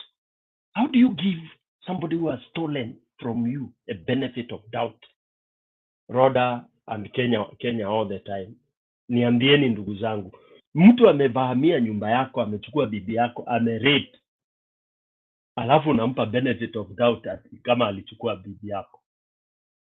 Mtu amekuja kwa nyumba, amenyonga mtoto wako, bado unasema umpatie benefit of doubt. Sincerely, hata kama wewe ni mwokovu wa aina gani, ama wewe ni pastor, ama wewe ni wewe ndio unaamini Mungu kuliko Yesu, mtu amekufanyia hiyo madhambi yote mchana. Ruto hakufanya hivi vitu usiku. Ruto amefanya hivi vitu mchana, hata kwa kanisa. Kwa kanisa mchana, sijawahi ona akiwa kanisani usiku. Mchana he has killed us, he has fooled us, ameua mapasta, ameua wote, ameua dini, ameua religion, ameua kila kitu, ameimaliza. Ndiye anatawala, and then you say umpe time. Sincerely, kwani hivyo ni gani? Sara, wewe unajua Bible sana, utatuambia what are the signs of an evil person? I would want us to know. Mtu ule ambaye tunasema huyu ni evil, huyu ni mshetani, anakaaga namna gani? Kama akai hivi, mimi naona huyu. Manake ikiwa mtu alikwambia atakufanyia akufanyia, alikudanganya, akakwambia nitakufanyia hivi, anakudanganya vitu zote, promise kama ni 10 akazigeuza totally zikaenda opposite. Huyo bado ni mtu unapatia time? Kenya saa hii, sincerely speaking, the way people are suffering, watu wanakufa, people are dying njaa, a human right that even God will punish you if mnyima mtu afe kwa njaa. You will never see heaven. You will never see heaven if somebody dies in front of you kwa sababu ya njaa and you are able to give him at least one cereal to save life. You will never be, hata ukitubu, hata ukipiga magoti uombe msamaha, you will never. Then this one goes to bring you fertilizer while people are dying. Anaenda unasikia tu matrillions zinakuja. People are still dying, by the way. Nasikia walisema hata record zisiwekwe, nayo media nao unaona imekuwa mazo. Media even these days they are all rubbish. People are dying in there. People are dying in Meru huko. People are dying. Wazee wanakufa. Watoto wanakufa, wale hawawezi kuenda siku 2 bila njaa. Wanakufa kwa hospitali, inaandikwa ati road dehydration, sijui pneumonia, sijui nini. That is what is happening right now. And tunasema tumpe muda. Mtu ukiangalia in the middle of these calamities, you are carrying 400 people to go for a delegation of maneno ya ujinga tu, attending meetings that you don't believe in. Which climate change does Ruto believe in? Climate change ana believe in from where? Mtu ambaye anasema msitu zikatwe, mawe imalizwe, Wakalenjin wao wachukue, anaenda kupeana like, hata hii world nini imekuwa ni shit kabisa. Those are people who cannot be allowed. When you and you would not be allowed to address any meeting in such a place. This is a nice, yes, international court criminal suspect going to address people. This world is evil. It's all evil. So because the world has become evil, you chase evil by banning. Wananchi wale wanaamini Mungu, mnatakiwa sasa tuseme enough is enough. Whatever collateral damage will happen, watch it happen. If tukiwa cowards, then let's shut up, swallow it as it is, and we continue suffering. Before I finish, I would want viewers and those who are listening, pamoja na panel, to know that indicators of a failed state, it's not that a failed state must be at war. Hapana. indicators of a failed state are many. Failed state number one is where the cost of living is just escalating, and it reaches at a level that you are not able to even bring it down. Na hiyo inaandamana na currency deterioration. Then inaenda also na inability to raise taxes. So if you are not able to raise or to get taxes for the government to run, and how do you get taxes? It's by enabling. You must create enablers for people to do business so that you tax them. So if you even have no ideas of your enabling, enabler yako ni kuregister. Look at this nonsense. What does registering a mama mboga mean? How do you register? How do you register somebody who cannot even raise anything for you? In Kizungu tunasema bleeding a leech to feed a cow. How do you? Sasa you are in strategy. Instead of you, number one, asking all those people who have stolen money, give them moratorium ya siku 20. By siku 20, bring your money back. Buildings zile zimejengwa na corrupt, munazitoa zote and you auction them. Then the money goes to the government. Okay? So here you start by starting prosecuting policemen who have been in the flying squad or whatever squad it was, ya kumaliza criminologists. Yeah? Those are the ones you target. All right? Then you start raising school fees. Really? Those are signs of a failed state. Then you start getting money, calling it CGI investors, wherever. You are not even accounting for it. Unachukua ukiiba ukiweka wherever unaweka. That is what we call signs of a failed state. Then lastly, a failed state fails to provide the indigenous, the basic meal ya nchi. National meal. Kenya national meal ni ugali. Chakula ugali. Mkenya yoyote, kona yoyote, chakula ya kitaifa ni ugali. And the moment ugali is threatened, kwisha. Lastly, let me tell you what caused wars in some of the African countries. Liberia, war, ilianza juu ya mchele. Because the country has been devastated, imekulwa na corruption, until they are not even able to grow their own rice, and yet their basic food is rice. So they were importing it 100%. Look at that. Unaanza kuimport your basic food. Kama Mkikuyu akiimport githeri kutoka China. Yani tuanze yani Mount Kenya tunapenda githeri, ati githeri yako utakuwa una import mahindi na mbosho kutoka nchi za nje. Hiyo ni ujinga gani hiyo? So that is what caused the whatever in Liberia. Enda France, mkate, bread. Yeah. So basic food ikianza kukosa is a recipe to an uprising. Sijui wa Kenya wanangoja nini. Alright?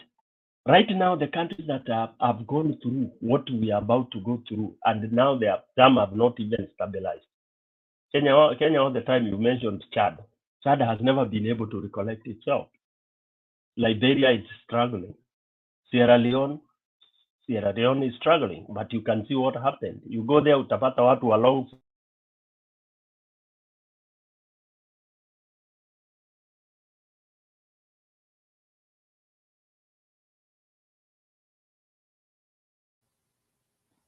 Rhoda, go ahead. Tutamkaribisha akikuja.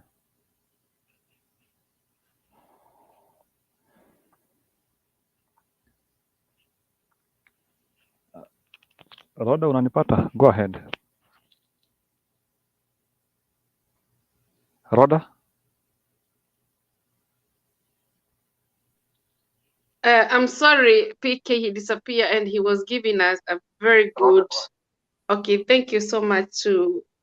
I want to ask this man called RUTO. He's called, let me check your name.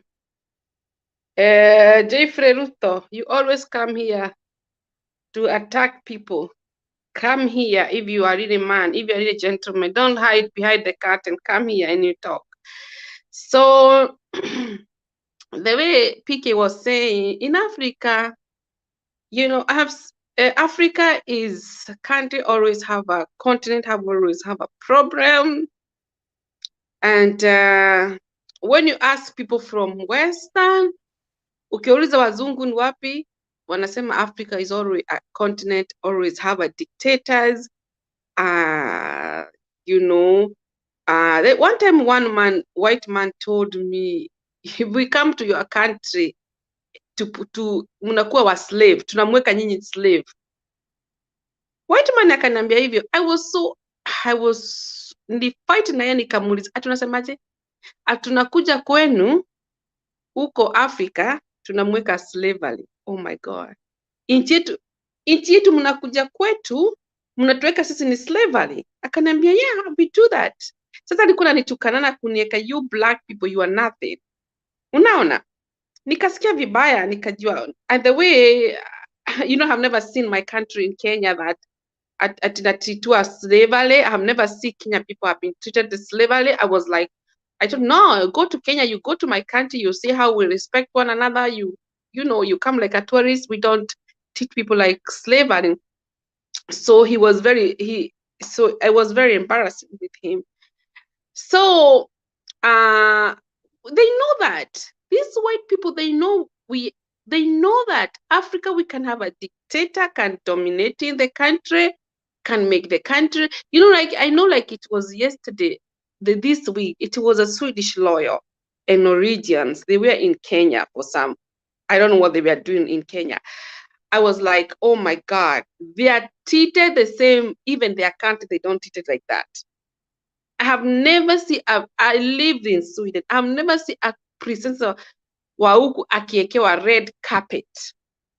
Never, ever. Maybe in her wedding. But when she go to missionary because she used to go to visit school, and wanafanya na watoto wale wa disability huku. Au sijiona wakiekewa carpet. Mimi nikashindwaje, kwani Kenya tumekuwa aje? Kani Kenya, I couldn't imagine.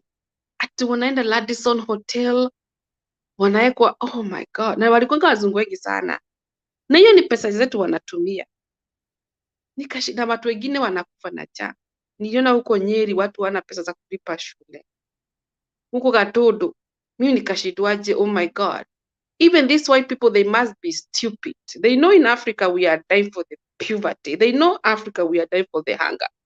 They must be stupid. It's like, for example, I go a country like, there is one country in Ireland in Africa. People that used to die for the food and animals. It's like Ireland, wanakaa kama Wahindi hivi. It's very famous, and there used to be a lot of tourists go there. But hey, that country, people, they die for the food.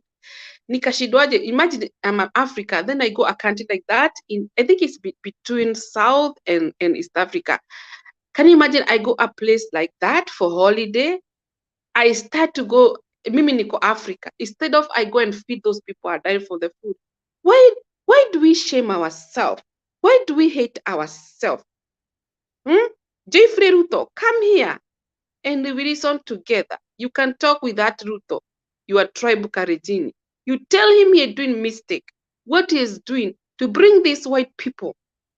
Nikaona imagine, unaona hizi vitu watu wa nini wasitima wana afro. Walikuwa nisiji ni Kilifi, walikuwa wamevaa afro kama vile siku ya koloni.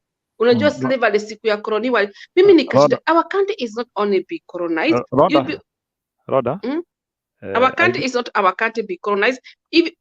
Australia have been colonized by British. America have been colonized by British. Why in British they don't go to colonize British? Let us not let human being people they take advantage of us. We will not let people they take, and you know this thing we have never seen. We have never seen even Moi. We have never seen even Kenyatta. Maybe Kenyatta went before he became the president, 1963, and now Ruto want to take us back. Why can we love ourselves? Why can we love our skin? We appreciate we are black. if somebody call, like me, if somebody abuse a black like me, I'm always, I remember some year, like last year, I was walking in the train. I met one guy from Liberia. We just talk about politician. He talked about his country, Liberia. He was, these white people, they are looking at, they think that we are stupid. They don't know how clever we are, because white people, they think black stupid. We don't know how the politician. So let us come together. We defeat this enemy. Hey, tukaongea tunamwambia sisi si wajinga vile wanafikiri. Alafu nakuja nchi yetu wanamtesa. We have to say enough is that this is not about Uda or Karenjin or Kikuyu or whatever. We must come together with enough is enough. Hatutakuwa slavery, hatutakuwa wazungu wanakuja wanatutesa tena. Vile baba wetu walitupigana kwa yetu. Jomo Kenyatta akaenda jela akapangulia akafungiwa, alafu tunarudi huko. That is not clever. The Church of Christ, you have the answer of our country. You know what is going on. You cannot hide the truth. If you hide the truth, then you don't know who you are. Let us speak the truth, and the truth will set us free. Thank you. Thank you. PK, go ahead.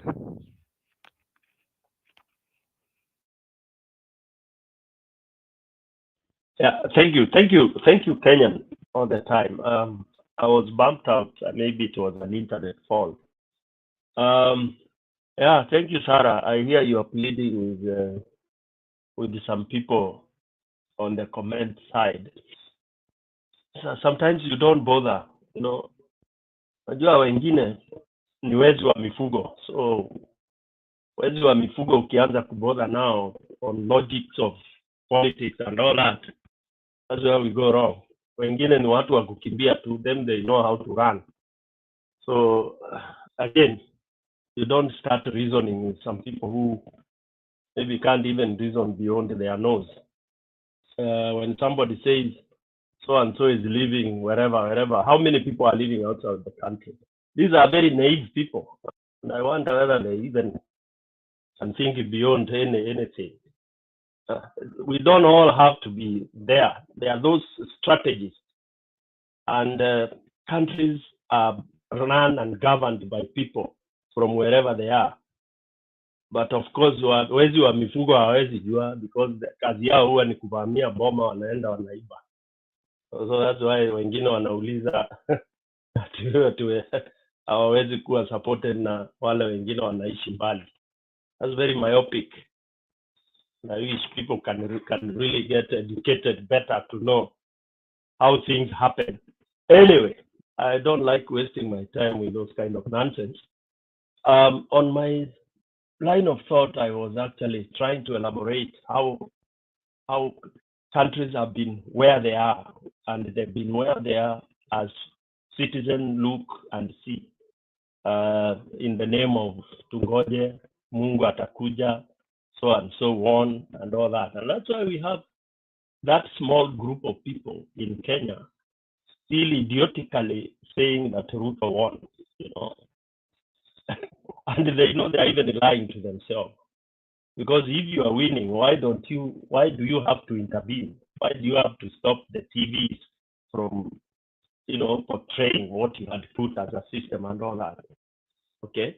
Why do you have to do things in a hurry? So we don't want to go there. Hata mtoto wa nursery school anajua RUTO stole election, and that's why we will not tolerate anything. In fact, we are getting impatient when people are saying give him time and all that. He should not be given even an iota of time. And those who are asking to Tarayo, to Tabaki Nini, there are those who remain. Yeah, Rwanda, waliuana watu 1 million, but Rwanda is still there, doing very well. Those who died. They were sacrificed. South Sudan, the same. Go to Khartoum, the same. Go to France, the same. Come to Kenya, it happened. So it's not a big deal for people to die, for others to live well. That's what parents do. A parent anakufaga sacrifice for his or her children. It is normal. It is human nature. America did the same for them to enjoy what they are enjoying today. So it is very myopic of people coming to say, oh, we are fearing this, we are riot, we don't want to riot and all that. It is very, very, very myopic and naive. Yeah. That is what brings the world to order. When thieves wanavamiwa na wanafukuzwa, people have to die. Blood has to be shed. It doesn't matter for things to happen. And especially in Africa, that is inevitable because it is in Africa where elections are very, very hard to conduct. And when elections are very hard to conduct, there is no need of people saying democracy, people saying we are going to elect people, we are going to vote, and we are going to do this and that. We should sham all that. Or else, we also agree, sawa, let people, whoever ana nguvu, yachukue aongoze, and then we stop lamenting. And I said that if Kenyans feel Ruto should continue doing it, then they should not even be talking.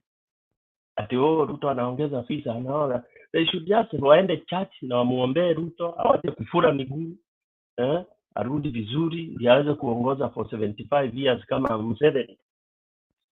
That is also a choice that Kenyans and those other who are yapping from wherever can do. I mean, you have a choice. It's not stone picking. For me, again, it's me, I'm just an individual. Mtu mmoja out of 50 million. I have no say. But I have a right to tell people this is what happened. If you count out of 50-something countries in Africa, how many countries are stable? You know, people who have no education should listen when they are being educated by men who have traveled, who have worked, people who have experience, people who have seen what conflict is, people who have seen what governance is, good or bad, right? So when we come here, we are trying to tell people the trajectory is wrong. This government does not need even 20 days. If you give them 100 days or 1,000 days or 75 years, the formula is wrong. Okay? The formula is wrong. They have failed the math. For those who know math, once you fail on the formula, pale mwanzo, A squared is plus B squared is equal to C squared. If you mix hiyo kidogo kwisha, you will not get the Pythagoras theorem, right? So it is a simple, very simple arithmetic ya nursery school ya kusema kwamba this country is collapsing. Actually, it is not only collapsing with the RUTO government, it started collapsing 2013. Okay, for those who don't know, 2013 is when we dug the hole and we went deep. Tukapiga halfway. Sasa Ruto ametufikisha kwa bottom, such that kutoa na kamba itakuwa ni ngumu. We have to throw so many people down there wakufe ndio wakanyangwe na wale watasurvive tuweze kutoka. That is how it's gonna happen. And I wish I would live to see that happen because it should happen. Yeah. Otherwise, you can call, you can say, you can go read, but Kenyans have also become very lazy to read. If you ask them what happened to Burkina Faso last 2 months, nobody knows. Ukiwaambia wanasema achana na hiyo ni West Africa, achana na hiyo ni Central Africa. The indicators are the same. Government going wrong. Government going wrong. People talking as if others are not Kenyans. You've stolen from them and then unaanza kuwakandamiza. Yeah. So for me, I think Kenyans should just quickly get out. Beba sufuria kama ni sufuria, beba maji moto kama ni maji moto. Yeah. Beba mawe kama ni mawe, beba sword njora kama ni nini. Na yeyote anakuja kukublock your side, unapita na yeye. That is how it is done. Then those who will survive will figure out how to make this country. The other option is we divide the country. Actually, we have no country. We've just been lied to. We have just segments of tribal regions.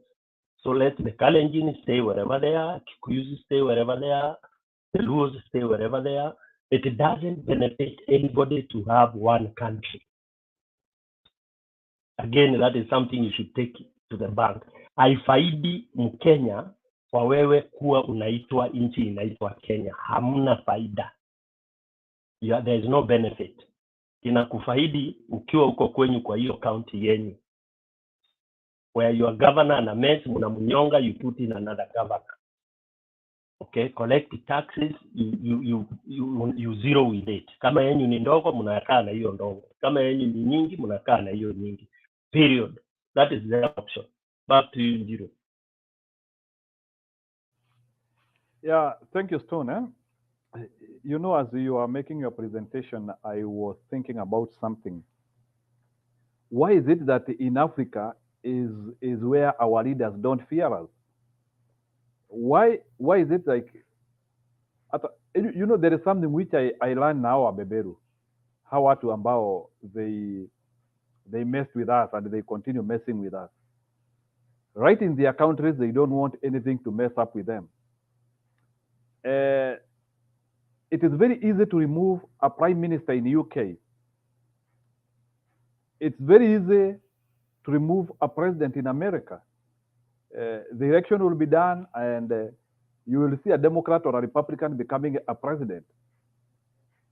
But I do not know the reason why in Kenya that it is a must somebody has to stay for 5 years in power. Kenya has to reach a level whereby every day is a struggle.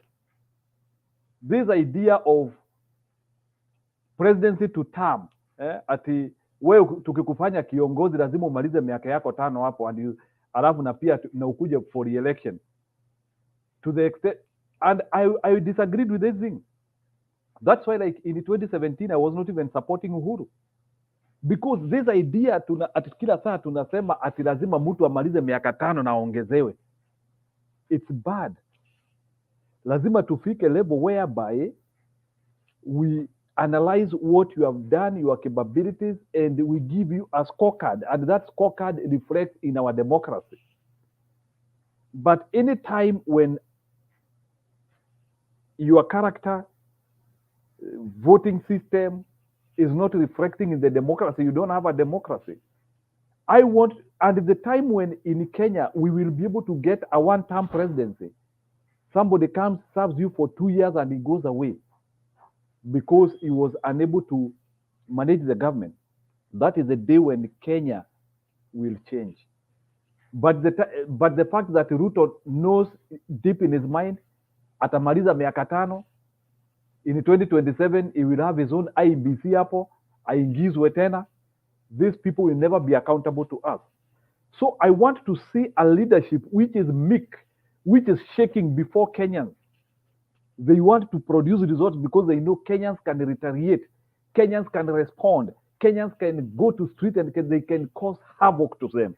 But when are we going to reach that level when the leaders are shaking on Kenya? Let me tell you, this person is not doing you a favor by being a president. In fact, it's a noble duty to be a president. But hii maneno ya mtu akikuwa president anajiona ni kama ni Mungu. We have to stop. Kenyans, wake up. Stop having semi and demigods in the name of a president. At miaka 24, and somebody and your wife cannot eat, your kids cannot go to school. At 24 years, mtu ako hapo. In fact, kila saa nikiongea na my father, I always tell them, your generation failed us. 24 years of somebody who is not serving you, it was unfair. Kenyans, I want to tell you that I will close here. I will close. Okay. So I want to tell you that Kenyans, we are doing a lot of disservice. And if we will allow this presidency for 5 years, I want my kids to blame me. Because the infliction, let me tell you, hii serikali sasa inataka kuniletea GMO. Watoto wangu waanzie kukula GMO. I want to tell you, whatever we are going to do with the time we have, the future generations will blame us for not making a decisive decision on this government. They will blame us, by the way. And as we protect our people from invasion, guns and spears, we should also be able to protect our people from bad leadership which want to kill them and change their way of life. Hizi vitu wanataka kutuletea, hata mababu zetu hawajai tuambia zenye. Let me tell you, in this life, wale watu wajasoma, we have good technology and destructive technology. It is not all technology which is good for you, especially technology ya chakula. You should always be chakula na dawa. You should always be very cautious on those two things. Technology ya barabara hiyo ni sawa, technology ya manyumba hiyo ni sawa, lakini technology ya chakula na dawa, you should be very cautious on what you are doing. And any idiot, Tom, Dick, and Harry should not be telling you, eat this, drink this, partake this. No. That one should be left on to you. Even there is, and that's why I think even in Kenya, we need to start having some, this idea of saying that the doctors or people in specific professions are the ones who have monopoly of knowledge. It should stop, by the way. Kenyans should reach a level whereby we can even disagree with a doctor. Because let me tell you, there are Kenyans who are dying because of just unanimously agreeing to a doctor subscription who just want to make money using your body. We have to reach to that level whereby minor can be accepted. But these ideas where we are saying that at the people in authority, people in power, they are absolute and they can make decisions for you, it's wrong. We have now to reach to a level whereby I, as a human being, I can make my own judgment on my body. If I choose to eat bad things, let me choose on myself. But somebody in power should not bring bad things to me. That power belongs to me. And I want to tell Kenyans again, Mr. Ruto and whoever is crap cabinet, those idiots, they have no power over you. They have no power to make laws over you which will deprive your health, which will deprive your mentality, which will deprive everything which you have held. They have no even power to take away your generational wealth, which the things which you have accumulated. Let me tell you, poverty can be brought to you. And when you see that wale watu wamekuwa na mali, hizo vitu, they are strategically being removed from you, you should be very cautious. So these people, they have no power to bring things unto us kwa kifua. And that's why I want to tell Kenyans, we have power. These people have no power. The Kenyan president has no power. I want to tell him that way. Power belongs to me as an individual. The Kenyan constitution gives me power to be a free person, to make my own decision.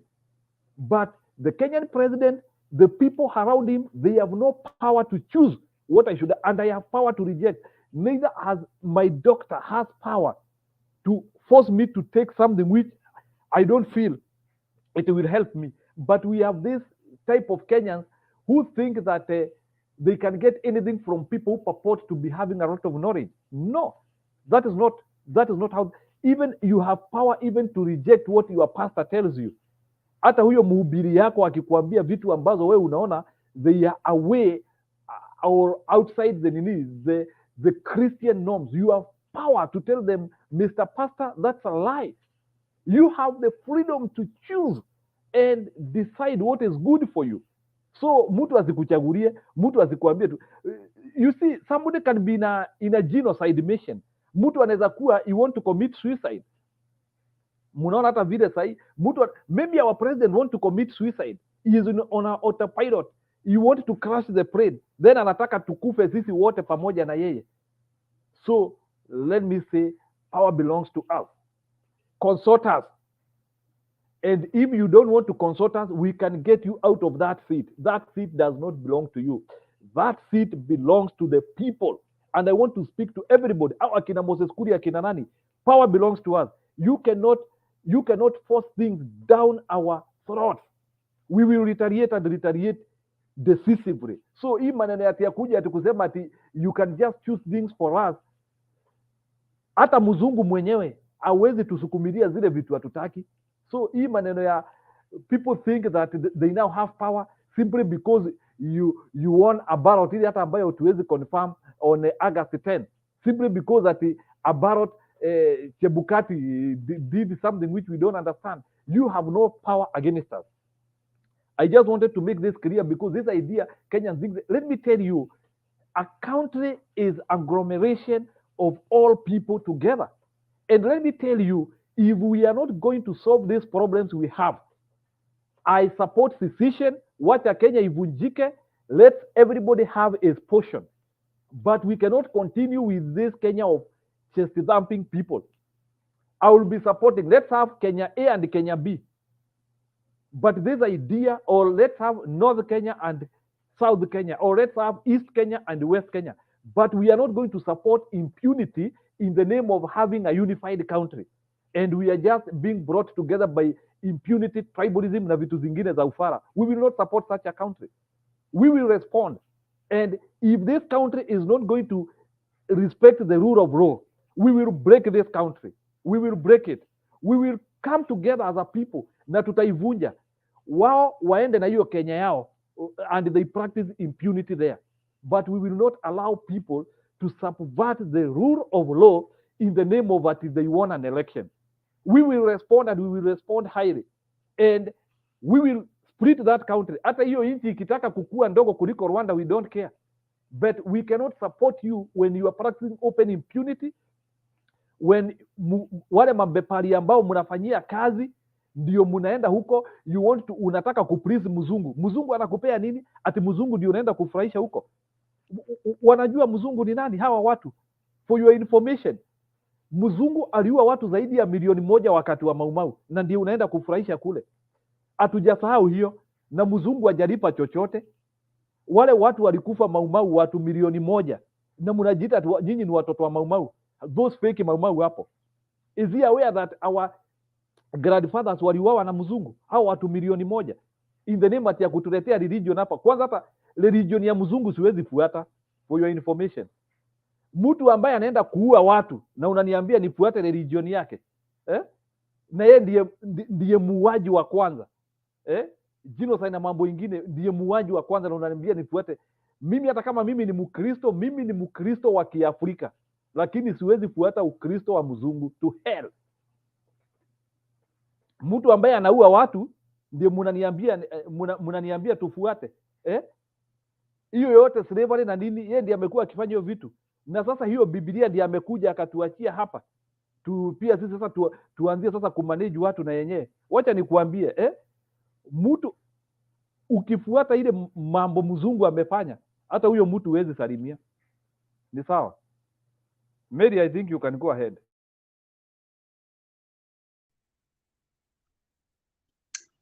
Thank you, Kenya all the time. Stone PK. Mimi nataka kuongea. Excuse me, Mary want to talk. Give Mary a chance. I'm on, Rhoda. Nimesikia vile umesema Kenya all the time. Nimesikia Stone PK vile amesema, kwa sababu sisi tunalilia nchi yetu. Sisi hatuna haja na handouts kutoka kwa serikali. Sisi tunalilia nchi yetu iwe timamu, tuweze kuishi na raha mstarehe, kwa sababu huko ndio tunajua, hatujui pahali ingine. Sasa let me say this, huyu president ambaye watu wanainamia hapo, watu wanamuonyesha yeye ndiye president wa Kenya, ninaweza uliza tu swali moja, anapoenda huko nchi za ng'ambo huwa anafanya nini? Anaenda kutetea wa Kenya ama anaenda kuwa ni rais tu ambaye amekuja kutembea kama kawaida? Kwa sababu hata ukimuona ati mnamheshimu huko, akienda hizo nchi za nje, huyo ni kama mtumwa. Huyo ni mtu ambaye anasema yes sir. Msidanganywe, kwa sababu kama ni mtu wa kusema no, hiyo mambo yote anafanya kuleta huko Kenya hangefanya. Hiyo mambo yote inafanyika machafu Kenya haingefanyika. Na my reason is this, hakuna Mwafrika president wa Afrika anajitoaga kwa hawa wazungu. Wanakuwa wamewainamia, hawatoi idea, wao ni kunyamaza waambiwe vile kutafanyika. Kwa sababu kama wao wanatoaga idea, I don't think hii mambo tunaona vile inaendelea ingekuwako, kwa sababu ni mtu ambaye anasimama na nchi yake na hataki nchi yake iharibiwe. Kwa nini anataka ile madhara inaletwa Kenya iingie, akiwa yeye ni rais ambaye anasimama na sisi, akiwa ni rais ambaye anafikiria wananchi wake? Hii ni mambo ambayo hii inakuaga watu kutoka Afrika. They are very weak. Presidents wa kutoka Afrika, they are very weak. Wanaonaga wazungu wanatetemeka. Hawawezi kusimama imara waseme no, we are not going to do this. Na sijui kwa nini wanaweza tuambia, kwa sababu sisi hatujawahi kufika hapo, hatujawahi kuingia hiyo maofisi ya wazungu wao wakubwa tukajua wanaambiana aje. Why is it so? Kuna rais yeyote mmoja ametoka Afrika kaenda nchi za nje kutoa idea ama kuambia na sisi tutakuwa tukifanya hivi ama tunataka kuleta hizi vitu kwenu? Hakuna. Wao ni kuambiwa wanaambiwa. Na sisi tunainamia mtu ambaye already hata ni paralyzed, hawezi kujisemea kitu huko anaendaka kwa wazungu.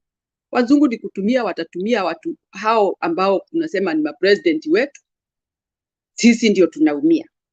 Na obviously mumeona hata mapresident wale wamekuwa wameshikana na hizo inchi, vile hizo inchi zinaenda, zinaachwa, zimefurugwa, zimemalizwa, wamekula hata mifupa na wanatoroka. Mnaachwa huko sasa mkilia. Huyo president naye anashindwa ni nini atafanya, anakuwa fukara, anaendelea na maisha yake. Hata wengine, kuna mwingine alifungwa because of what he did in his country. So hawa mapresident kutoka Afrika mimi wananishangaza. Hakuna mtu akona nguvu ya kusema chochote, na hakuna president yoyote ametoa idea kwa wazungu awaambie hapana, sisi tunafanyaga hivi. Wao ni kuambiwa wanaambiwa. Sasa wakiambiwa sisi tutafanya nini? Sisi tutajisaidia aje ikiwa yule mkubwa wetu hata yeye amenyamazishwa?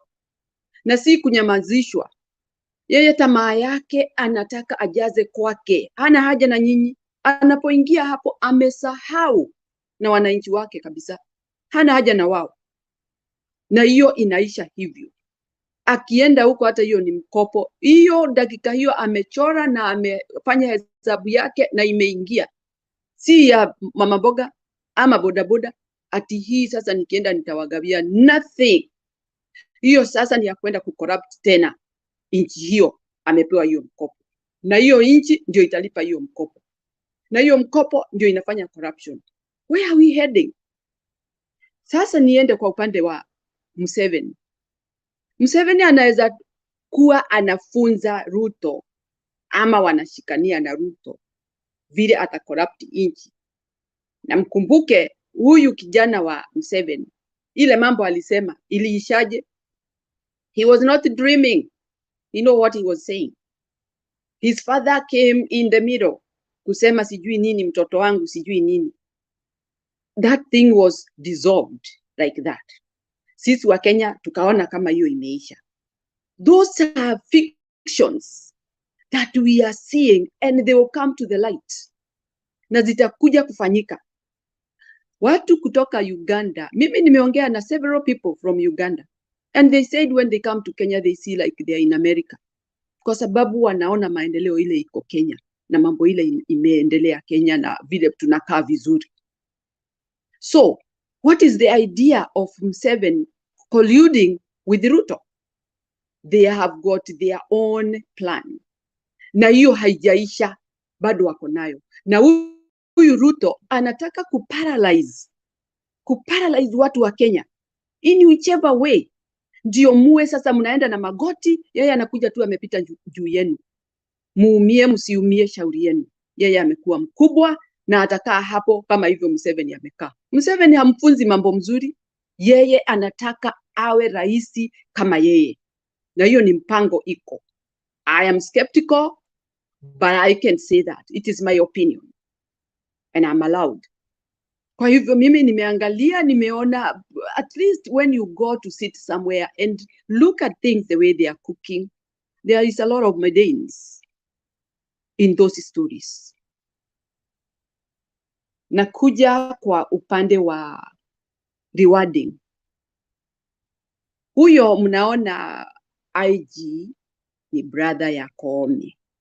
Na unaona juzi siku ile huyo alipewa hiyo uongozi ama hiyo kiti, watu walianza kupiga mdomo hapo, hapana, si brother yake. Wengine wanasema ni brother yake. Is a real brother. Kwa hivyo sasa that is rewarding the judiciary. Kuna huyu Njoki, hata Njoki relative wake amewekwa position moja kwa serikali. So you can see the movement of this state capture ambayo waliingiza pale kwa debate wakisema state capture. Kumbe ndio watakuja kuvaa. Hiyo ndio wanatumia sasa. Na wamefanya na wamefaulu. Wamefanya state capture na ndio wanaendelea nayo. I'm not afraid to say that because we see it. There are facts. This buying of politician, it means that he had not won. Kama ulikuwa umewin, mambo yako ni sawa. Unanunua politicians kwa nini? Why are you wooing politicians? Why are you crying that there are people who did not sign or, approve you are winning? Those 4 commissioners, they have a right to go whichever side.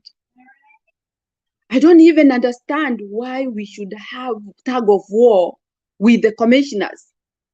They are there officially, they were employed officially all the time. Did you expect everybody to come and vote for you? We did not vote for you.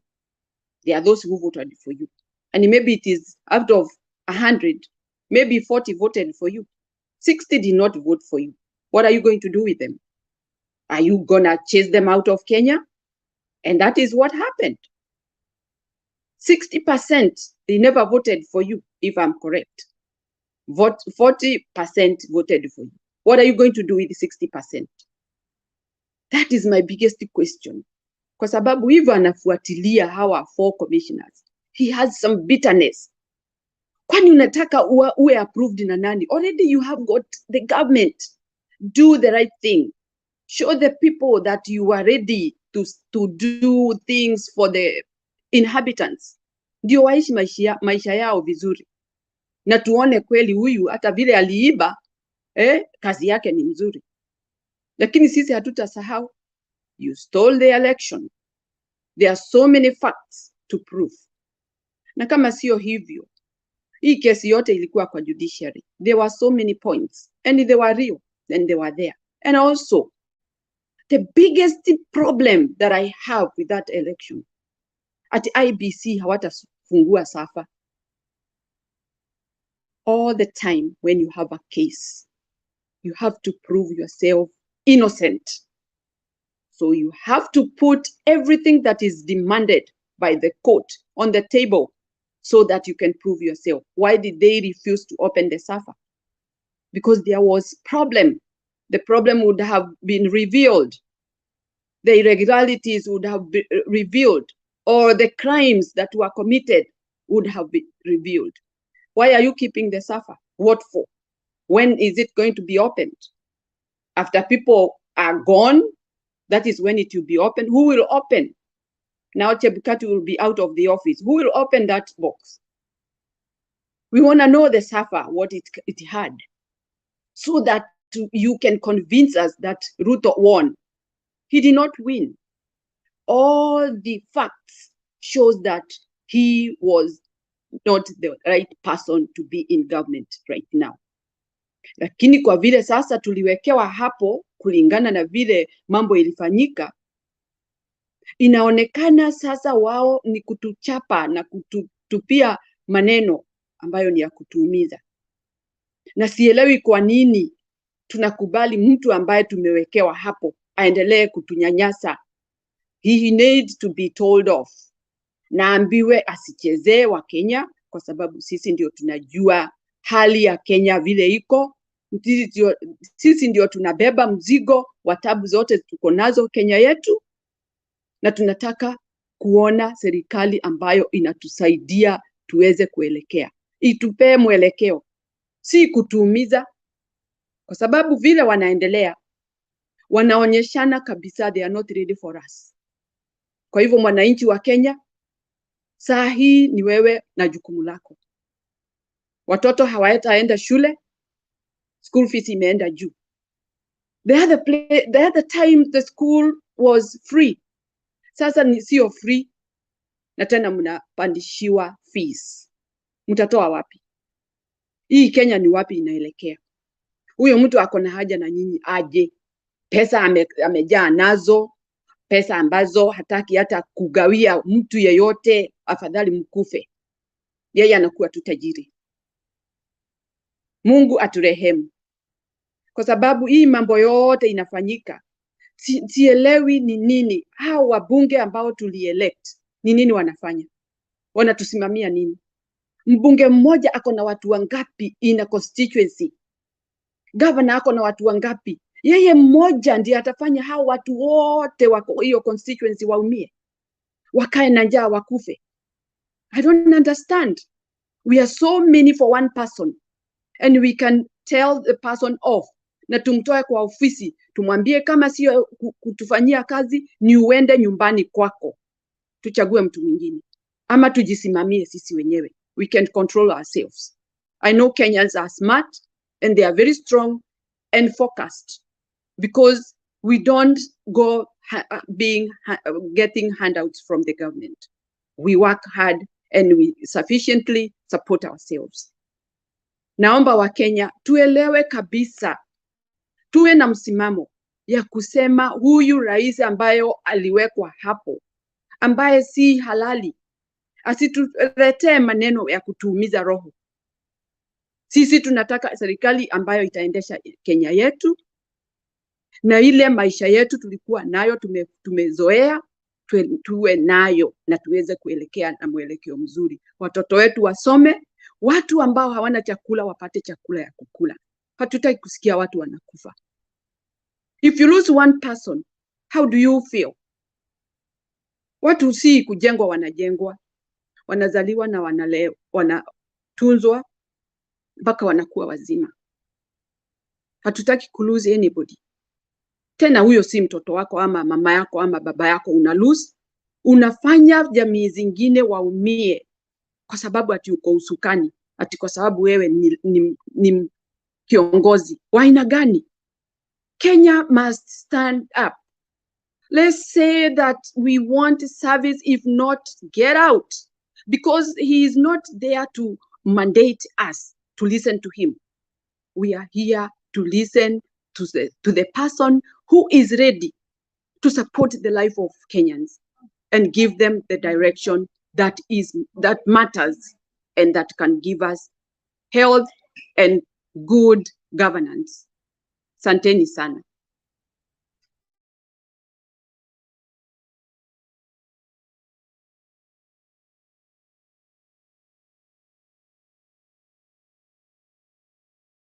Of all people. Okay, sawa. Nguru, go ahead. If we are not going to solve these problems we have, I support petition. Wacha Kenya ivunjike. Nguru, let everybody have a portion. But we cannot continue with this. Habari yenu. Mbale ya Karega, Kenyan na Stone. Najua kuna kitu inaitwa mbale ya Karega na tutivaka kwa mashuru. Sasa tuaregire kwanga. Sisi inadhihirika kila siku kwamba ile maneno tulikuwa tunaongea hapa kabla ya uchaguzi imekunja kupita. Sijui watu wanafikiria nini ingine mzuri itatokea. Unajua kuna kitu nasema kuwa inspirational leadership inaonyesha pale mwanzoni. Ukiangalia uongozi wa mzee Mwai Kibaki, watu walijua wanaelekeshwa wapi kwa siku kama 30 hivi ya kwanza. The government had already shown the direction it was moving. And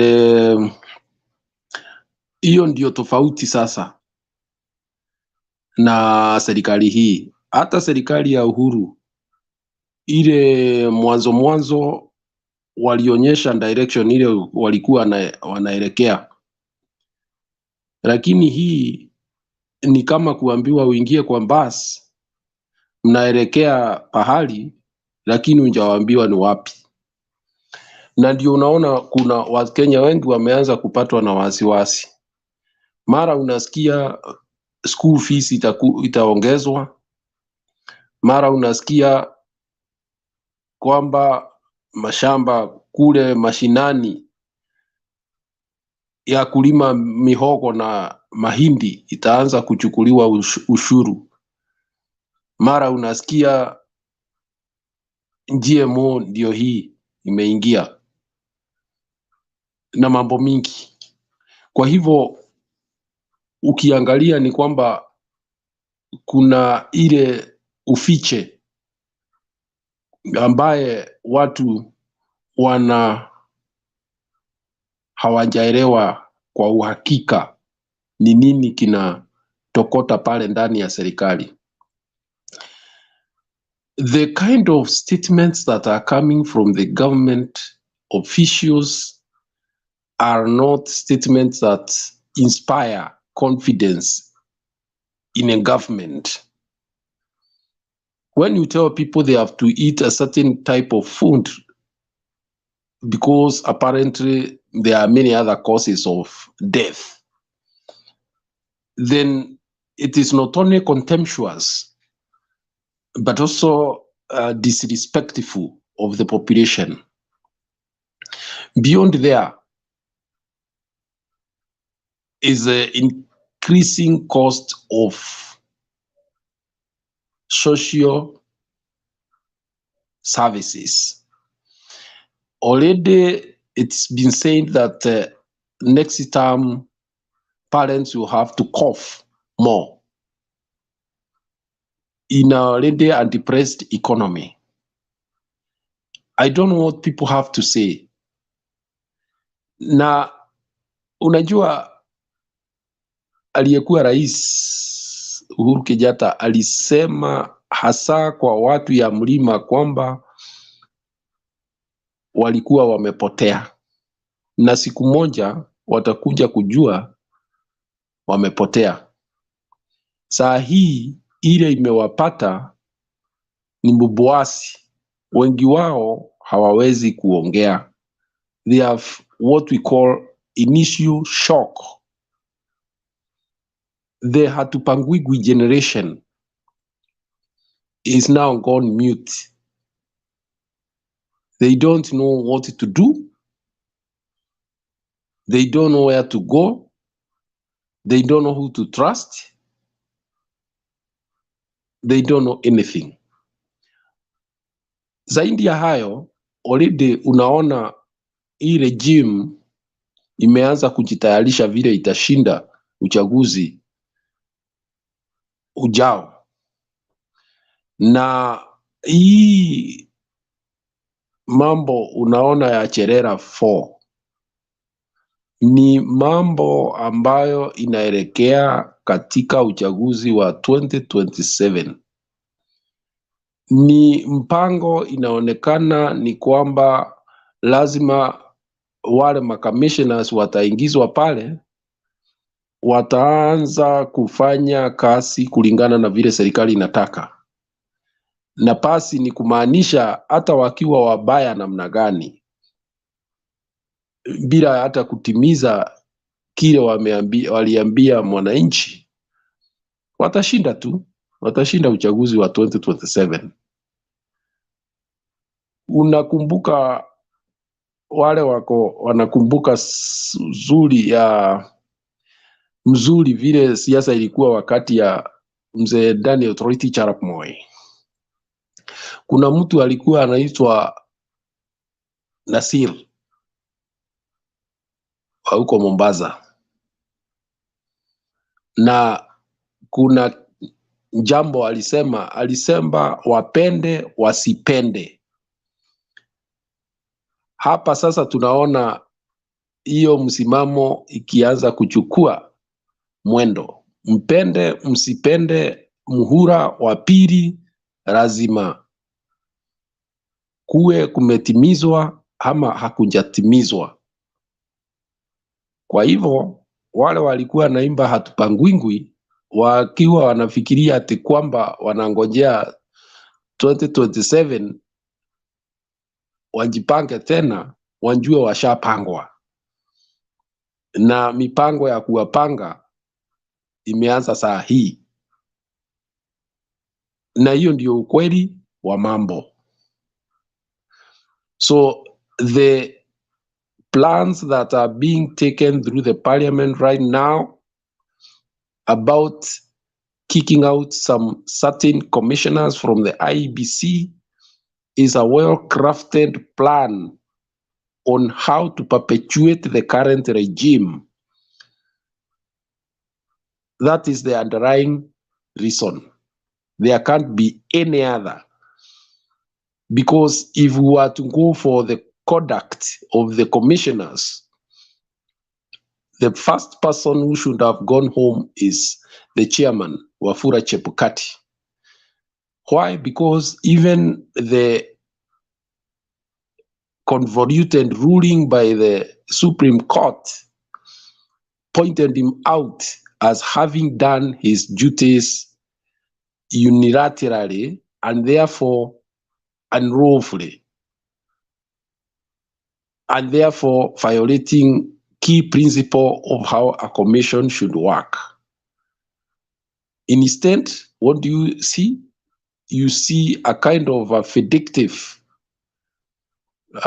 move, because all what these commissioners saying is that in the final stages of vote counting and tallying, there was no transparency, and every Kenyan knows for a fact what happened, that about 21 constituencies were not tallied.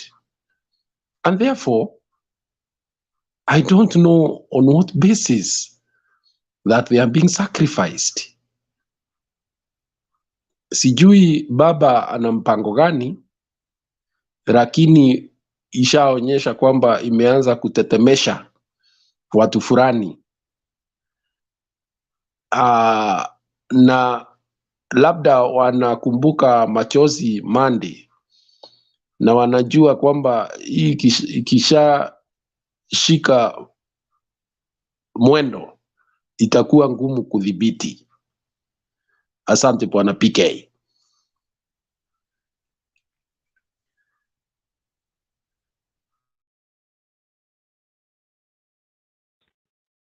Asante Guru, and naona Njiru ameenda. Umestate vizuri sana, na kabla ukuje nilikuwa nimezungumzia sana kwa kina. Nilikuwa nimesema kwamba huwezi kuingia basi hivyo hivyo umesema, ama unaambiwa wewe toka twende bwana. Uko kwako mtu anakuja anakuita, akwambia anakuitia nini, anakuambia tu bwana usiulize, wewe njoo twende.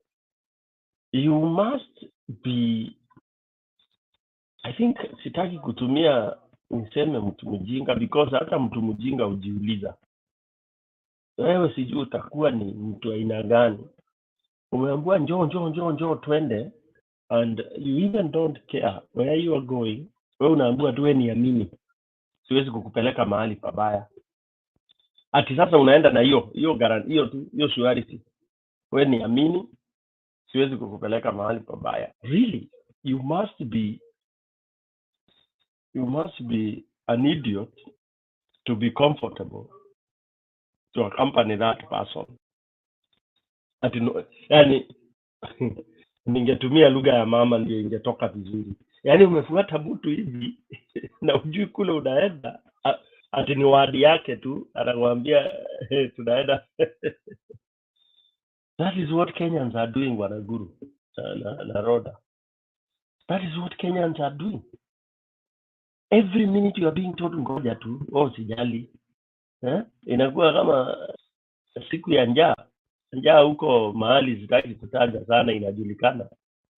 Mama alikuwa amebeba mtoto. Mtoto anakufa na njaa. Anauliza mami, kwani hatufiki? Naye mami anajua sasa huyu mtoto nitafanya nini ndio aendelee tu kuwa na hope. Anamwambia no, tunaenda. Tunaenda hapa tu. Mtoto anauliza mami, hatufiki? Hapana, no. You know, until the child, you know, tumefungulia wawili.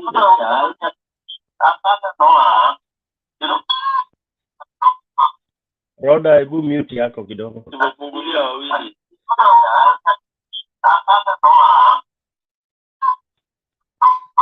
Can I? Roda, hebu mute yako kidogo. Okay, sorry.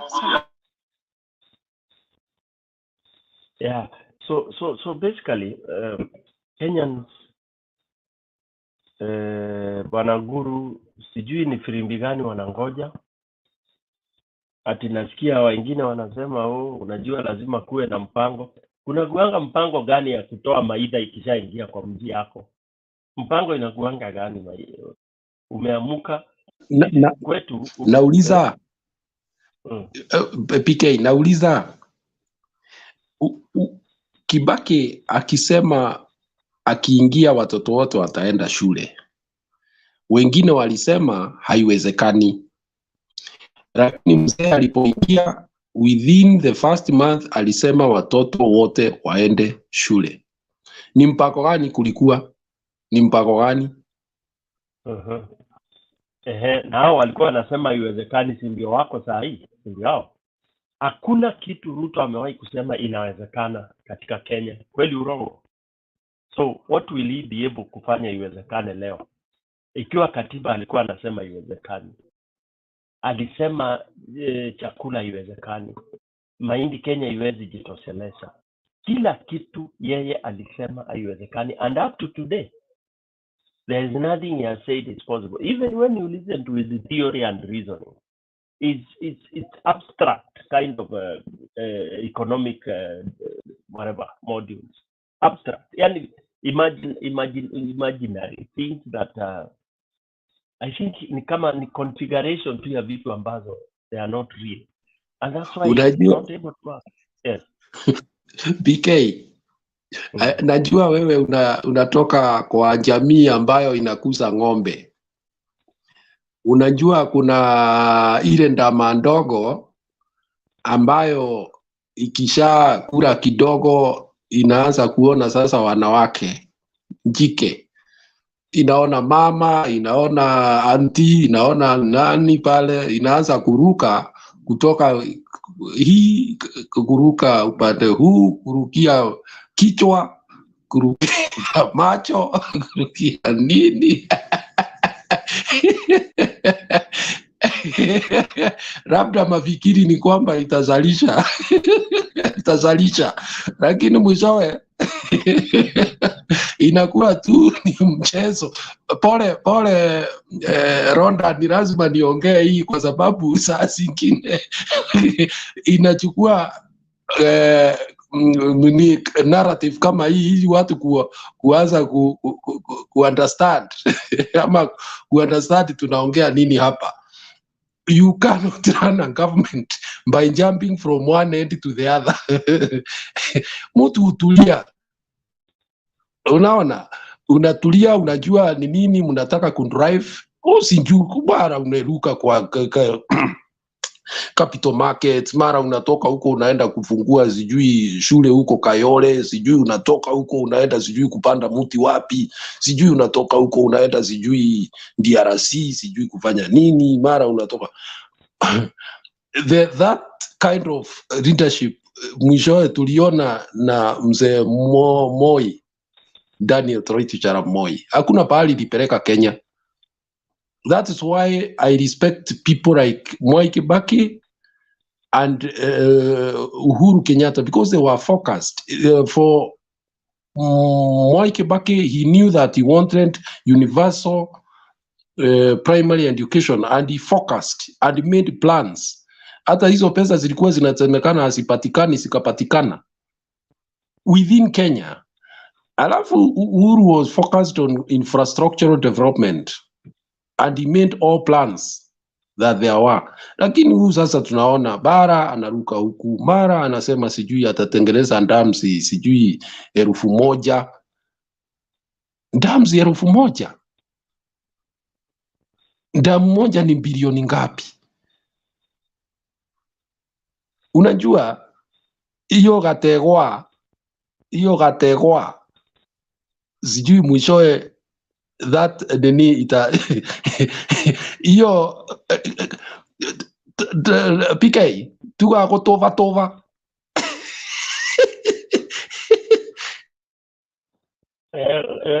kategwa kamu magutova na gatio na record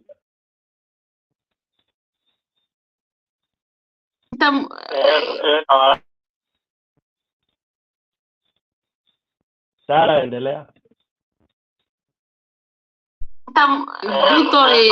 Ruto tamundu wiciragia ni ndionaga koya gikuyu ti ta mundu wiciragia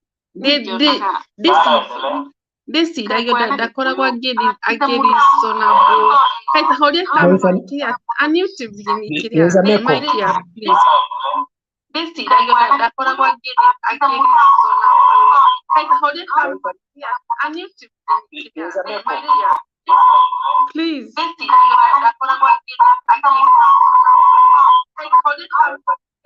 ni guru no yakwiyona guru horia guru tigara ni guru no yakwiyona guru horia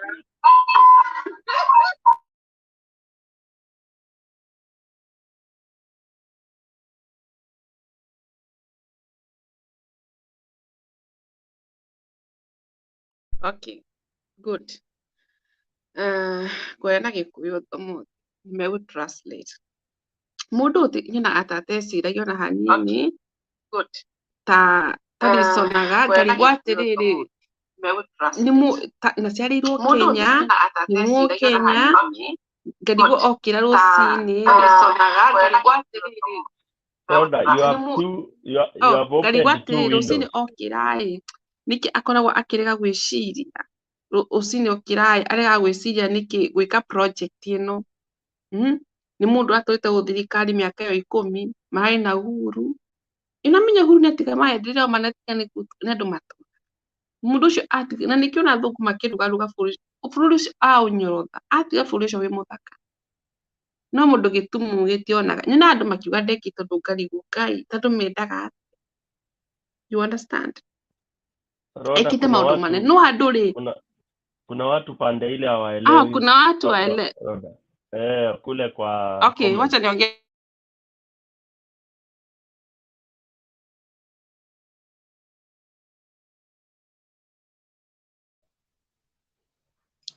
unmute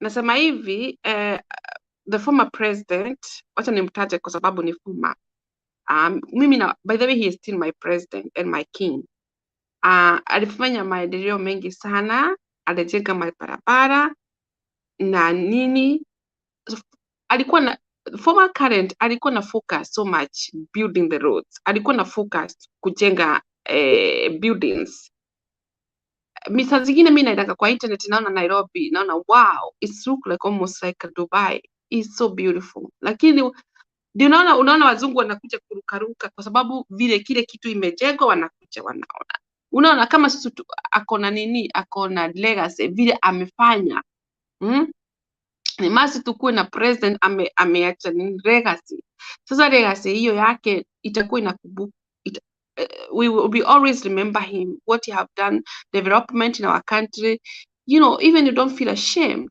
you know like some country in Africa you can't imagine a very not beautiful. Like a country like those countries like Sierra Leone, if you compare like Kenya is almost like Europe. Kenya is almost like, we are really blessed. But the problem we have, we are blind. Our eyes, we are blind. We don't see the beautifulness. What, if people, they have this mentality to think about tribal, you think about beautifulness, I'm telling you, we can go very far. Unaona wazungu wanakuanga wanacheka nchi yao, si vile ati wanajipenda skini zao.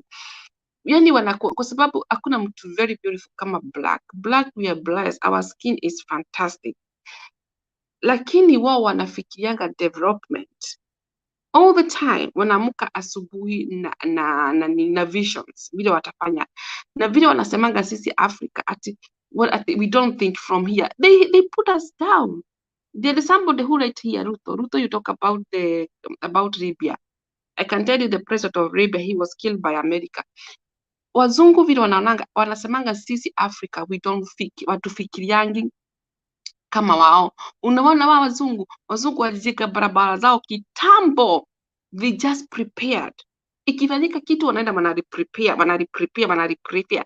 Lakini sisi wanasemanga, unajua the problem in Africa you don't have. This is a secret. Nataka kumufundisha ati we don't think from here. If we think from here, we could go very far. That's the way the wazungu wanatuonanga sisi, wanatuwekaga down. Na ni ukweli, the problem in Africa continent is about thinking, mentality of thinking about tribalism. You think about my tribal, I don't speak a good language. No, don't focus about that. What about, there's one tribe, I don't know, it's in South Africa, they speak like this. It's God create them. Mungu ndiye ameumba kila mtu. Kile vile unaongea na language, watu wengine wanaongea na mikono, hata huku wengine pengine wajazaliwa na nini wanaongea. Kwa nini do you hate yourself because you for this tribe? Yani Kenya tungekuwa hatuna hizi mambo ya kufikiria ati mimi niko tribe hii, ati naongea hivi. Imagine Africa, we can go very far. Africa can be the future whole world. You can, like, people from India wanakuwa kanasema, ukiuliza mtu India will be like China. They focus about development, and that's true. That's true. Within 10 years, India will be like China, because India is the biggest democracy. They respect democracy. It's ruled by the law and the democracy. Si kama huko Kenya ati mtu anafanya vile anataka nini. Huko ukiwa MCA, ukiwa nani, una follow the law, na uwezi kuwa office kama haujasoma. You must have education to go to be a prime minister or minister or whatever. You need to have education. Lakini kwetu Kenya, let us make our Africa continent respected. When watu wanakuja wanaji, oh my God, it's so beautiful. Like mmejenga nchi yenu. Can you imagine America wanakuja wana decide our country. Do you know how I feel? At they come, wanataka ku decide. Kwa nini sisi hatuende kwa watu wa decide? Why? You can go to America and you decide for them. You tell them, oh, I want to be like you. I want to be like this. Kwa nini wanatona sisi ni wachenzi? Sisi si wachenzi. Walifanya hivyo kwa Gaddafi. Waliua Gaddafi akakufa. Hiyo America ndio waliua Gaddafi. Kwa sababu jealous. Gaddafi, he was very rich man. He was development Libya. And Gaddafi have a vision of Africa. He was saying, I want to make Africa unity. He wanted to visit all the presidents whole Africa to bring together. He tried. That's why we have, the way in America, when they see you have something, wazungu wakikuona uko genius, you have something, oh my God, they can try to see what they can to bring you down, because they don't believe. Muzungu doesn't believe Mu-Africa can be rich. They don't believe Mu-Africa can have a very beautiful country. They always feel it. Wazungu wanakona jealous. You can laugh for them, but they have jealous. They don't believe that unaweza nini kuwa na nyumba poa, unaweza kuwa na nini. Okay, but only Christian, only really born again God fear. We have a real men of God. Wazungu wanapenda Mungu sana. Wako fire, wanaenda missionary Africa, wanasaidia children's home. Unaona kama mimi niko na marafiki wangu wanaenda missionary Migori County. Unaona, yani they love God, they fear God, the men of God. Yalisa wazungu wale nice hawana hizo wale wakuaga na hizo tabia za kuweka watu wengine chini, wanataka wateseke, ni watu wale they live for the word. You know, like the Bible inasema the people they live for the word. Live for the word is people who live for the material. You know, it's like live for the word. You know, people like a Bill Great, those they live for the word. You know, lakini a really men of God are God-fearing, will always wish us for the best, will bless you, will pray for you. You understand? Lakini watu kuna to America, very men of God are God-fearing, a servant of God, have been preaching the gospel for the Chinese. They have met Jesus, every color. They say black, white, whether you are Chinese, whether you are black. Oh my God, that man, he was a little man of God. By the way, even Donald Trump, he went his funeral. He was, and when he died a very peaceful death. Just he was sleeping. He died with 100 years. Because of God's favor, he gave all those years. And 99, he died for the 99 years. He was preaching the gospel for the American people. They get sick, and he changed his own country, and he make America to be respected. As America is a Christian country. And let me tell you, I used to pray for America, that America will be the same again. Right now, I'm praying that Donald Trump will win election 2024. That America will be, because America will be respected, because Donald Trump will make America more to live their own life. No, si kulangaranda. Unajua hii serikali ya Biden, hii serikali ya Biden si nzuri. Ndio wanaleta hizo mabu, wanakuja huko Kenya, wanafanya hivi, wanasurura huko, you know. So I'm speaking to you because we are Kenyans. Let's come together and we listen together. I'm telling you, if we listen together, we can go very far. Nobody can sleep in home without food at the table. Nobody can go to school without the uniform. No child, no home. If we come and we listen together, we remove this kind of tribalism mentality. Me, I want to advise RUTO. Remove this kind of mentality of we can go very far, and don't let anybody advise. Live your own life. Usitikie mzuko akikuja unamwambia what I would do. Unamwambia hata mimi naweza kupata advice. I can make America good. You know, like America, they waste a lot of money, send military whole world. They waste out of billions of dollars. Wanauliwa huko Afghanistan. You know, make an advice and stop send your military to be killed. You know. So everybody in this world, you can play a part. You can do something. Nchi yetu ya Kenya tugiogopa Mungu. Sisi wote tunamuogopa. Hatukikuwa kama sasa tuko. Nchi yetu ya Kenya tu tunaogopa ule Mungu wa kweli. Ule ameandika hii kitabu, usiue, usidanganye. We can be very far. But the problem in Africa, we say we are born again. That's why Jesus came. He came to save the world. Beginning, the word was a darkness, and he said, let be the right. Whoever will walk with the right have seen me. Whoever will walk with the darkness have not seen. That's why people like Chibukati, they are walking with the darkness. That's why he could not announce the result free, fair, and credible. Mr. Chibukati, he was in the darkness. If he was really a man of God, we could not be the way we are. We could be somebody. We could be right now sing a new song. Thank you. Guru Jambo. Na Roda Jambo. Naona mnasukuma polepole. Sana. All right. Good to see you guys. Stone PK sijui ameenda wapi, but good mmeshikilia studio. At least we can move on polepole. Guru, I don't know if you have anything to add on that, and then I can look for a video ya kucheza alafu tuendelee namna hiyo.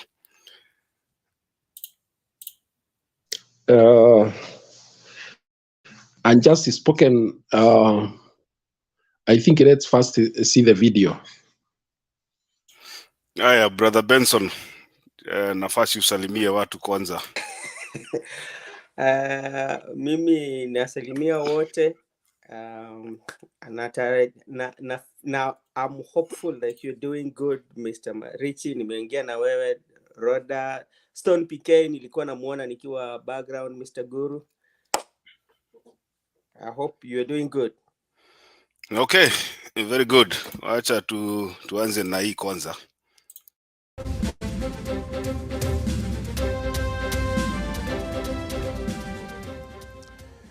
On my kicker tonight, darkness prevails over the divisive question of whether or not the country should embrace genetically engineered foods, also known as GMOs. Darkness because many Kenyans, including myself, are yet to figure out the head from the tail of the ongoing controversy over GMO in Kenya. There seem to be so many unknowns. The space is brimming with shadows here and dark spots there. Clarity is literally in the thin air. But at this preliminary stage of what should be a rigorous national debate, we can and should already come to one collective conclusion, that the light we are looking for as a country will come not from our politicians, but from our scientists. Here is the reason why we must come together to this collective conclusion. As leading protagonists in the political scene in the debate, President William RUTO and former Prime Minister RAILA ODINGA may not entirely claim that their respective positions are sincere and are not inspired by any other considerations. Archive footage dating back to their time together as ministers in the Grand Coalition government indicates that today the two leaders are departing from the respective positions they had previously taken on the GMO issue. Back in 2011, President RUTO, as Agriculture Minister, was cautious about genetically modified foods. But today, he is all for it. ODINGA, who on the other hand was Prime Minister, was against GMOs today, was in 2011 quite receptive of genetically altered foods. Yes, science. And to know, Mr. Speaker, that science is moving on. Mr. Speaker, conservatism, Mr. Speaker, will kill innovation.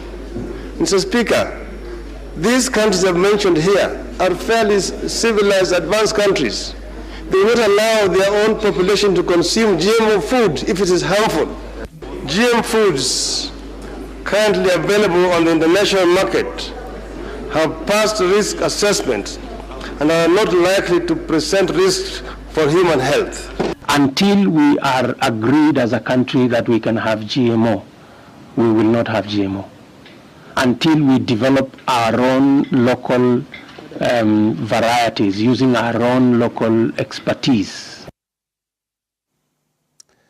That archive material should be sufficient in helping us to conclude that on GMOs, our political leaders may not necessarily be the source of authoritative and reliable information. Now, if the RUTO-RAILA GMO positions of 2011 raises questions about the sincerity of their current positions, then it should worry you more when political leaders actually get sincere on the question of GMOs. As a government of Kenya, we cannot hide our heads in the sand anymore. We have taken two deliberate steps. One is that we have so many things that can kill us in this country. Being in this country, you are a candidate for death. And because there's so many things competing for death, there's nothing wrong with adding GMO to that list. That is why we have deliberately decided to allow GMOs into this country. And the second thing is, until we are satisfied that we have enough maize in this country, our staple food, tomorrow I'm signing a gazette notice to allow for importation of up to 10 million bags of maize, duty-free, for the next 6 months until we achieve food security.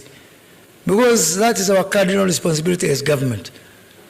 I know this may offend some people, both from a GMO and from importation, but I will do this, and we'll do this as government. Even if it's not, we lose some votes here and there, but at least we'll see the kingdom of heaven. Death. Now, that is chilling. It is callous, and altogether irresponsible of a holder of such high office. But that is sincerity from a politician.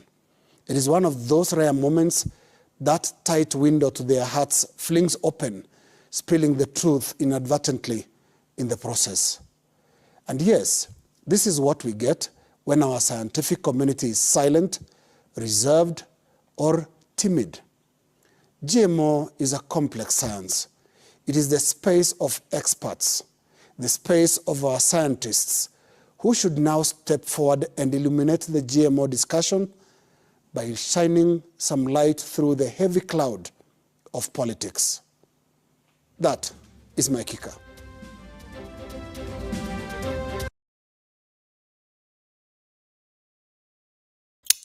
Haya, hiyo ni moja, wacha nione kama ingine iko ready.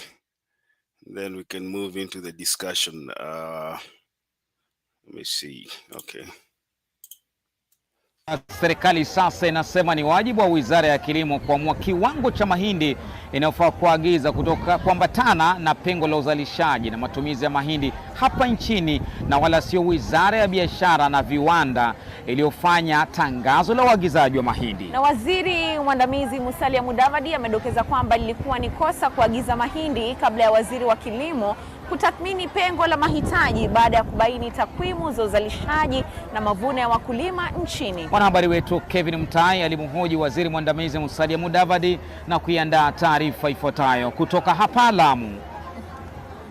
Hadi sasa haijabainika iwapo serikali kupitia Wizara ya Biashara inayoongozwa na Moses Kuria imechapisha agizo katika gazeti rasmi la serikali kuidhinisha mahindi ya GMO nchini. Lakini sasa kiranja wa mawaziri wote Musalia Mudavadi amekata kauli kuashiria kwamba tangazo la uagizaji wa vyakula ni wajibu wa Wizara ya Kilimo na sio ile ya Biashara. Tukienda mbele, Wizara ya Kilimo itajitangaza zaidi kuhusu mambo ya kuagiza chakula kutoka nje. Kauli hii imekatwa wakati wakulima kutoka maeneo mengi ya uzalishaji hasa wa mahindi wamenuna wakilalamikia hatua ya kuagiza bidhaa kutoka nje ilhali walichovuna hakina soko. Inasemekana baada ya mavuno ya msimu huu kutakuwa na takriban magunia milioni 50 ya mahindi kwenye maghala ya serikali na hata kwa wakulima. Wakati serikali inataka kuagiza mahindi, lazima tuwe na statistics zetu tuone kwamba projection ya local farmers ambao wanakuza mahindi, what is the expected production ya wale wakulima. Alafu tunachukua statistics kuhusu what is the consumption of maize in the country. Uagizaji wa mahindi wa msimbojeni yani GMO pia umeleta hamaki miongoni mwa wanasiasa wa pande zote wakiongozwa na kinara wa Azimio Raila Odinga. We ask Kenyans to oppose this move and to totally reject any GMO foods should they ever enter the Kenyan market. Serikali ina mpango wa kuagizia magunia milioni 10 ya mahindi kutoka nje. Kevin Mutai, NTV.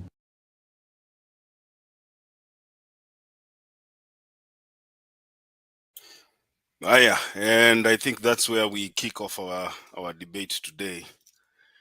Sijui tunaanza na nani, Guru?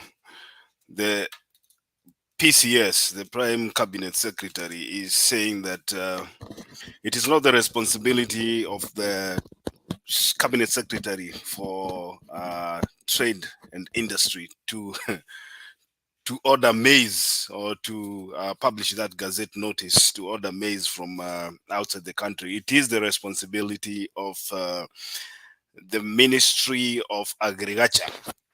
What is your take on that? Why is the PS coming out to tell us sisi tunatakana tumsaidie namna gani, Guru?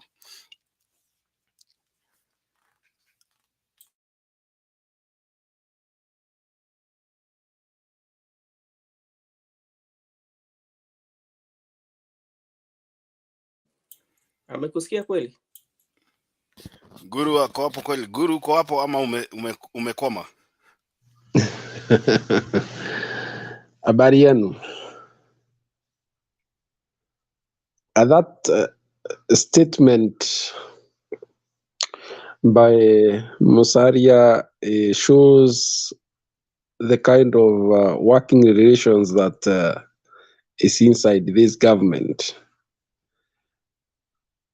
Pronouncements are made by even those who should not. And what comes to mind is, what is the interest? How do you then cross over to comment on matters that don't relate to your docket? It leaves a weave of smell of something that that is unexplained, because one would wonder why the Minister of Trade is taking a front seat in commenting on matters food. Let me stop there for now.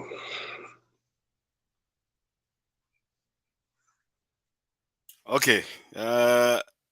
You know, I was asking myself here, the media has been pointing out to a fight between the deputy president and the PCS for the past couple of days, and we have seen the PCS go out and say that it's not campaign season anymore. It's time to move on from the campaigns and start doing the work that people are elected to do.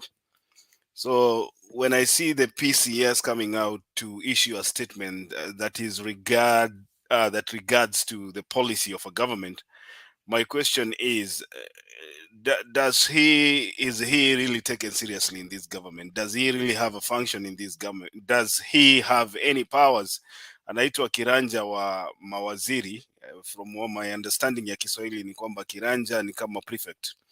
So I would hope that maybe before a policy statement is issued, there's some form of consultation whereby the stakeholders, which in this case is the cabinet, sits down, talks about something and then agrees on that thing, and it is a policy that is adopted by the cabinet, and then it moves on to be implemented by the respective cabinet secretary. So my question is this government a dysfunctional government in terms of policy statements that we're seeing every day being thrown around? Do we have some form of accountability? Who is accountable to who? I heard Mudavadi has some dockets. Sijui functions za Mudavadi ni nini, I can't remember. Lakini nakumbuka before he was sworn in, we were told there are some functions ambao amepatiwa na president which are different from the functions that the deputy president has been allocated by the executive order number 1 ya William Ruto. So are we seeing a person who has no job? Yesterday I said here, Musalia Mudavadi is one person that committed a political mistake. You know, he's in government, but he's not taken seriously. He's not taken seriously. According to me, I think Musalia Mudavadi is just there to earn salary. And this war between Musalia Mudavadi and deputy president is probably going to get out of hand. Remember, before they took office, Harambee House was it Harambee House? The deputy president's building as Annex. Harambee Annex was under renovation. And when the president went out of the country, Rigiji akachukua ofisi zote na akaclaim that building is his office. Sasa hakutaka Musalia Mudavadi. There was an arrangement whereby a few floors would go to the deputy president, a few floors would go to Madividi. But now Madividi kabidi sasa atafutiwa ofisi railway. Mahali akitoka kwa Mbukinya na mzigo yake anaingia direct kwa ofisi. So, Brother Benson, what do you think? What is your take about these issues whereby we do not have, some form of, I don't know how to call it, but communication. We have a communication failure. It comes out in such a way that there's a person who probably is the appointing authority, na kila mtu sasa anaongea kitu akionyesha hawa watu wawili, the Rigiji and the PCS, ya kwamba whatever you do, as long as I'm faithful and as long as we have a cordial relationship with the appointing authority, which is the president, then hakuna kitu mtadu. Take it. Okay, thank you, Mr. Richie. My observation is this, when you look at it, this comes from the formation. When you look at it, the outfit, there are those who believe in Kenya Kwanza like they are original owners of the government, and they're the people who actually should speak. And that's why you see this kind of disconnect in the ministerial offices, because if it's a very good organization have what we call the communication channel, whereby we have, after the meeting has been done in an organization, there's one person who will always give the statement, and that statement will always be the statement from the organization, and everybody will be adhering to. And I think that's how even government should work. When making this pronouncement, I think before this pronouncement, even ordering or kind of importing maize of what metric tons and wherever, these things, first of all, they should go into the ministerial, the cabinet secretary meetings, and that's where they discuss such things, so that even when the secretary of any office make pronouncement, their pronouncement from the meeting from secretary's meeting, so everybody have that information.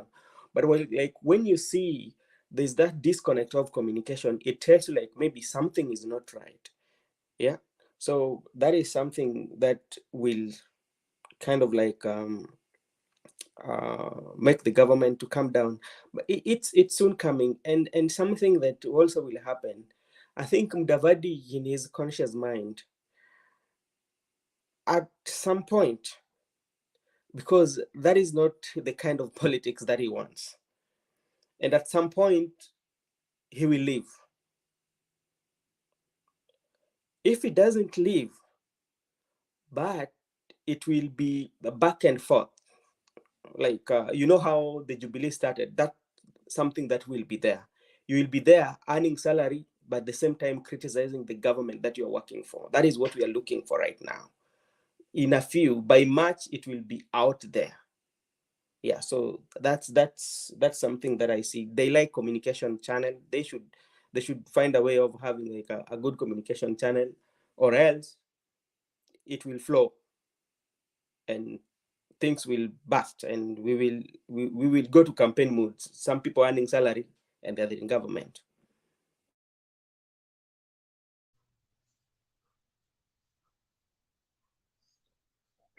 Sorry. Yes, Guru. Maybe it's also worth to note that in the last 2 weeks or so, we've seen caucusing being done around ethnicity. The so-called Mlembe nation, the Kikuyu nation. I think that was very rare in Uhuru government, very, very rare. So you see, there's some rupture inside the government, and each is trying to flex muscles on the numbers of those supporting him, especially from their backyard. I don't know what to make of this, but it is an indicator that something could be boiling within. Thank you.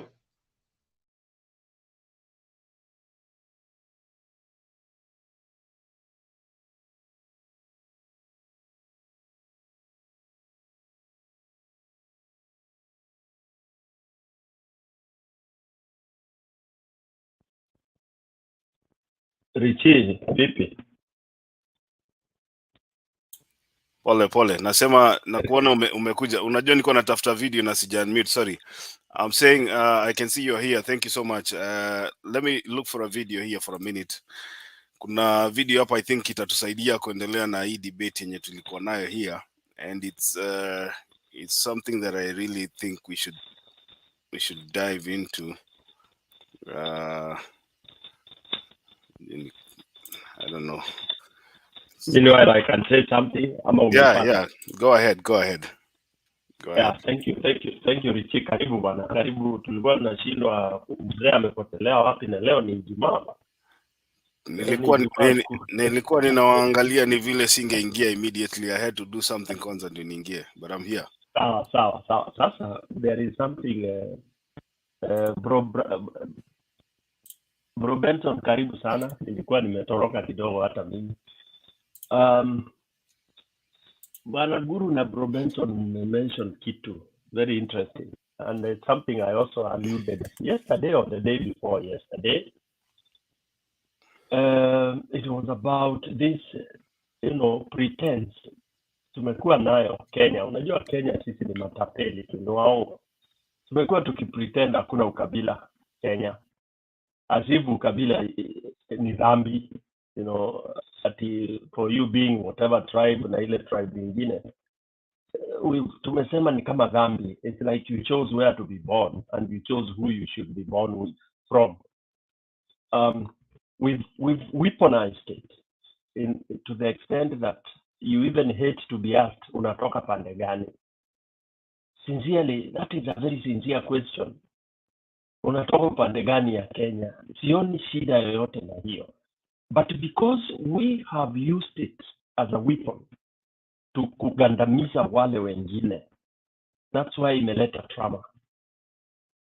Some people feel shy to even say where they come from.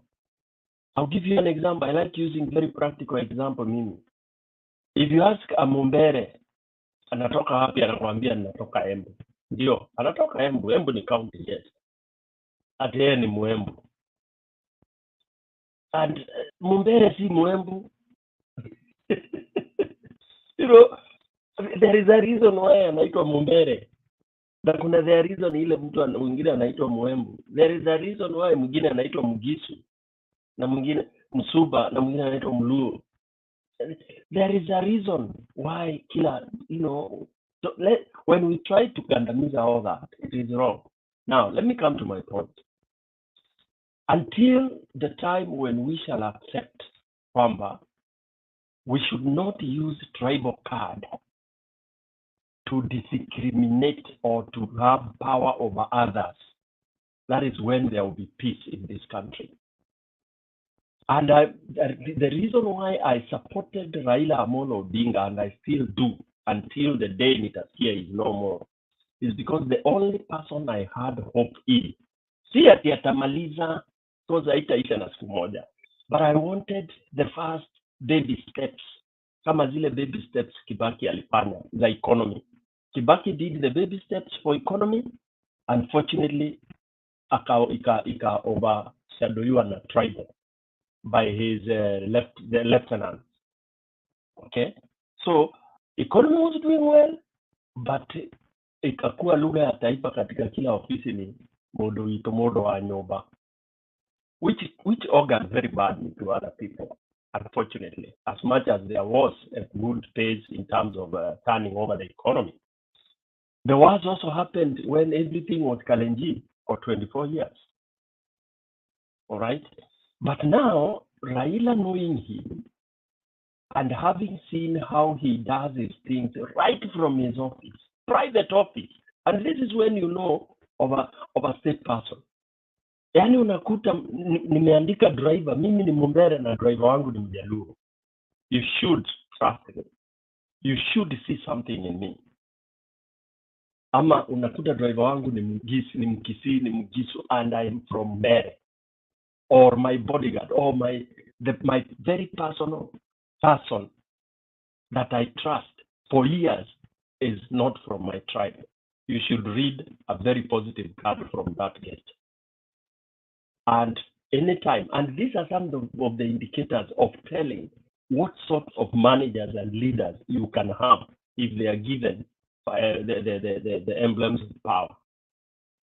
But the moment you find mtu kwa shamba yake, kuanzia yule mtu ako pale kwa gate mpaka bibi yake ni wa kwao, then huyo mtu ako na dosari. na ukijaribu kumfunza style ingine itakuwa ni ngumu. Those are just some of my simple basic indicators I've learned in the course of my life, if I want to tell who a true Kenyan is. Now, when we talk of and praying that some of this tribal amalgamation can be dismantled, we want them dismantled so that we have a new beginning. And I love when Guru mesema about the rapture in the country. We want that rapture in the country called Kenya. We want Mount Kenya to rapture na wasambaratike kabisa. We want that Kikuyism, that Mount Kenyaism. We want it to die if it is going to be there, if it is going to save the country. But if the unity will be to strengthen the entire nation, then may it be. But if it is to destroy, like the way it has destroyed this country. And when I say destruction is when we destroy by giving us the thief we are having right now, by kubembeleza na kupraise evil, then to hell with it. And therefore I'm so happy when RUTO is dismembering the Kikuyus, when he's crippling them, I'm celebrating. When he's making sure that there is nobody named Mozamaki will cease to happen, I'm celebrating. That is one thing I'll praise RUTO for. And I'll praise it. Let him dismantle it so that these people, so that we can learn, because it has taken us ages to learn. If you can go to a church and start praising evil in front of everybody and calling what is right wrong and what is wrong right, you don't deserve to exist. So for me, I have no problem. When the Mount Kenya is now talking in many languages, dismantled, and they are fighting the Chaguas and whoever it is, the better. In fact, they should be dismantled the way Moi dismantled them, because they never learned. 24 years, they never learned. They have repeated it. And when we talk to them, they were insulting us. So that should happen. While that is happening to Mlima, I'm calling and praying for those others from elsewhere of this country to consolidate their love for emancipation from the shackles of despondency. I'm praying that from coast all the way to northeastern, that people can now see this is an opportunity to consolidate and try to move on, and they can do it without saying we are waiting for Mulima to do X, Y, Z. That card should be dismantled as quickly as possible. We should dismantle a card whereby tunaambiwa sasa ati sehemu fulani isiposema hakuwezi kuwa. I don't believe in that. We can isolate evil and assemble that which is right. If people focus on one thing, as I said, if people don't focus on huyu ni mtu wetu, focus on huyu ni mtu ambaye anaweza fanya hivi, dalili zake kushikilia hapa na kuonyesha njia ile iliyo sawa ni gani. And I gave those very simple and basic indicators. You appointed a chancellor in a university. Everybody from your secretary to whoever anakupatia chai is your tribe. Lecturers una appoint wako. Nurse, school college nurse ni mtoto ya nephew yako. Dereva, really? Alafu tunaanza kusema tunaweza kupatia usukani ya kutengeneza taifa prospector. No. Kenyans have a very simple indicator to determine which kind of leaders they can have. Let me stop there.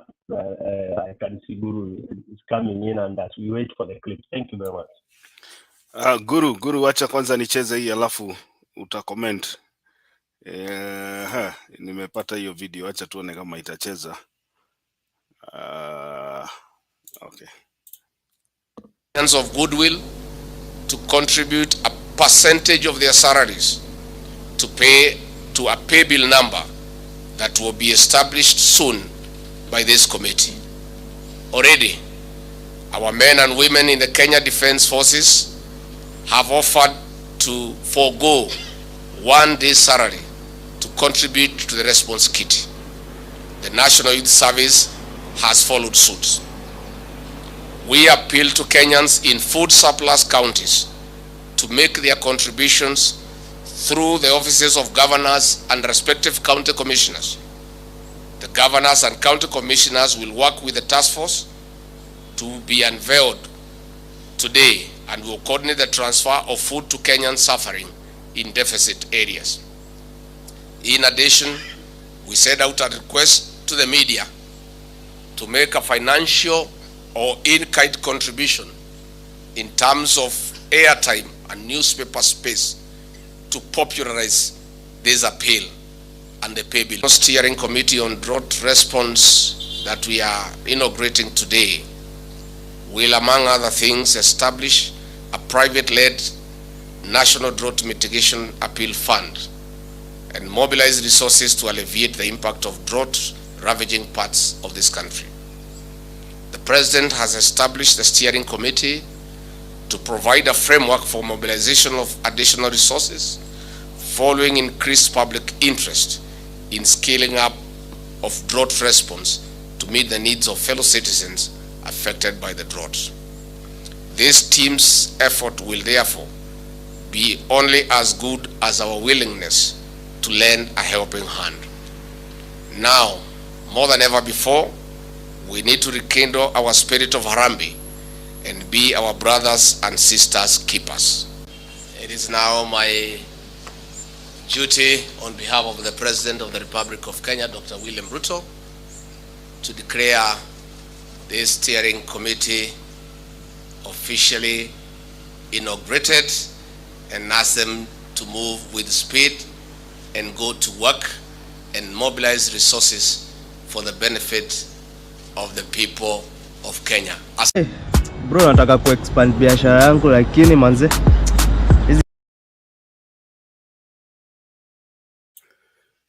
Haya, naona kuna watu wameingia wengi. But Guru, I know I owe you one, just a minute. Ngoja tu kidogo, dakika moja nione hapa. Daktari Kuse, good to see you. I wanted to play that video back to back with another one here. Na sijui hizi video leo zinaniangusha kwa nini. I had very nice videos for that. Okay, let me. One of the largest delegations in the just concluded COP27 summit in Sharm el-Sheikh in Egypt, with 386 people, including the president, cabinet secretaries, principal secretaries, governors, as well as their wives and husbands, having been approved as per a list uploaded on the organizers' website. On the continent, Kenya was second only to the Democratic Republic of Congo, which sent 459 people. Some of the names on the list seemingly do not have any duty attached to their names, while others representing government institutions were cleared under unclear media outlets. This brings into sharp focus the government's commitment to austerity measures at a time the president is calling on Kenyans to tighten their belts. Here's NTV's political affairs reporter Kennedy Mureithi. If everyone approved to travel and accredited by government for the COP27 summit on climate change in Egypt did travel, then Kenya had one of the largest delegations. According to a list uploaded on the United Nations Framework Convention on Climate Change website, the number of Kenyans who are approved for travel is 386, coming second to the Democratic Republic of Congo, which sent 459 people, and fourth in the world after the United Arab Emirates, Brazil, and DRC. NTV cannot independently verify who in the list of 386 persons did not attend the summit. According to the list, there are over 293 government officials, including the president, 6 cabinet ministers, as well as governors and their spouses. On the list, Nakuru Governor Susan Kihika is listed as having traveled with the county's first gentleman Samuel Mboro Kamau, while Kajiado Governor Joseph Olelenku is listed as having traveled with First Lady Edna Chelangat Lenku. The governors and their spouses were all taken care of by the Council of Governors. Some on the list do not have official titles to their names, nor any title at all, bringing into sharp focus their role in the just concluded summit, at a time the government is speaking to austerity.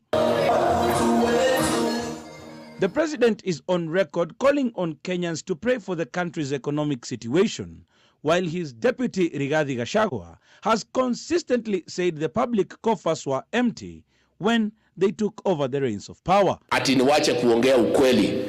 Ati nisiambie wa Kenya umekuta Kenya imeisha na haina chochote. Mnataka niendelee ama niwache?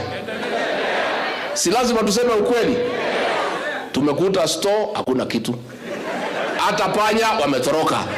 Hakuna kitu ya kukula. The summit largely dealt on matters environment, but ended up having managers of transport of different government officials seeking to travel. In Africa, the Democratic Republic of Congo had 459 officials. Kenya had 386, while Cote d'Ivoire had 263. Senegal had 245 officials, while the neighboring country of Uganda had 241. Nigeria, which is Africa's largest economy, sent only 171 persons, while neighboring Tanzania sent 197 persons. Comparing this to bigger economies in the world, the United States of America sent 136 people, while the United Kingdom sent only 93 people. China, with a population of more than 1 billion people, sent only 71 people. The list now bringing to the fore the level of doublespeak from the government, especially on matters of austerity. A quick calculation shows that a round-trip flight costs about 150,000 Kenyan shillings, while for government officials staying in 5-star hotels, the costs went up as much as 70,000 shillings per day, considering it was peak season for hoteliers. Kennedy Muredhi. Haya, sawa, tutaanza na Guru. Kwanza, let me comment on what PK said. The problem of Kenya is partly tribalism and then corruption. The two are twin sisters. There is nothing wrong in somebody belonging to a tribe.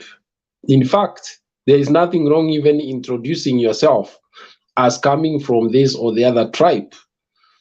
That is how God intended it to be. But then again, there is everything wrong when people caucus to disadvantage their fellow citizens along ethnic lines. Why is it that today you are going to find very few rules within the ranks of high, government positions? Is it because they fought differently? Is it that all of them are in the same political party? Why is this profiling done in the manner in which it is? Why are you going to find some communities completely missing from the public service, or they are not well represented? Is it that because their votes are few? So these are serious questions. If you go to the counties, the same thing is replicated there. You are going to find counties where there are minority immigrant communities. They are totally discriminated. You find a county where maybe 80% are indigenous people and there is a 20% immigrant. Those who are immigrant there cannot even find a job within those counties. They cannot find space whatsoever. So these are serious matters, and like PK said, one way of building a nation is first for killing this tribal caucusing. Although it seems it may take quite some years to do so, but I think the BBI was one step maybe of solving that problem by acknowledging our mindsets and then retooling that mindset into a political structure that would end up making communities represented in the government. Like now, you can imagine the kind of case that we are having in court right now, where out of 51 PSs, 26 are coming from only 2 communities. How do you expect the other communities to feel comfortable in Kenya? They can't, and we are pretending here. It's not possible to feel comfortable when you know that you are discriminated because your community does not have many people. So I don't know who will come to finish off this tribalism, because it seems to be a festering wound that has really injured the building of this nation. It may take years, I don't know, but we need a person whose mindset is completely different from what we have right now and in the past. Thank you.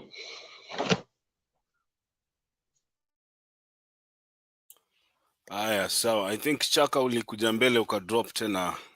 So acha nikupatie nafasi alafu tuende kwa SS.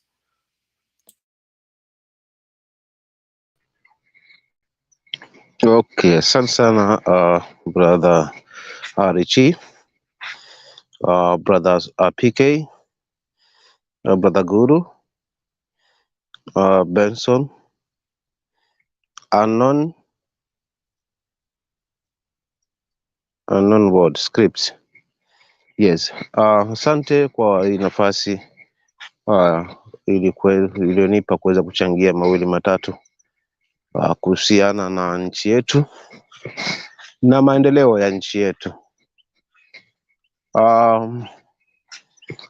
Mimi Richie, kile ambacho kimenifurahisha jana ni vile ambavyo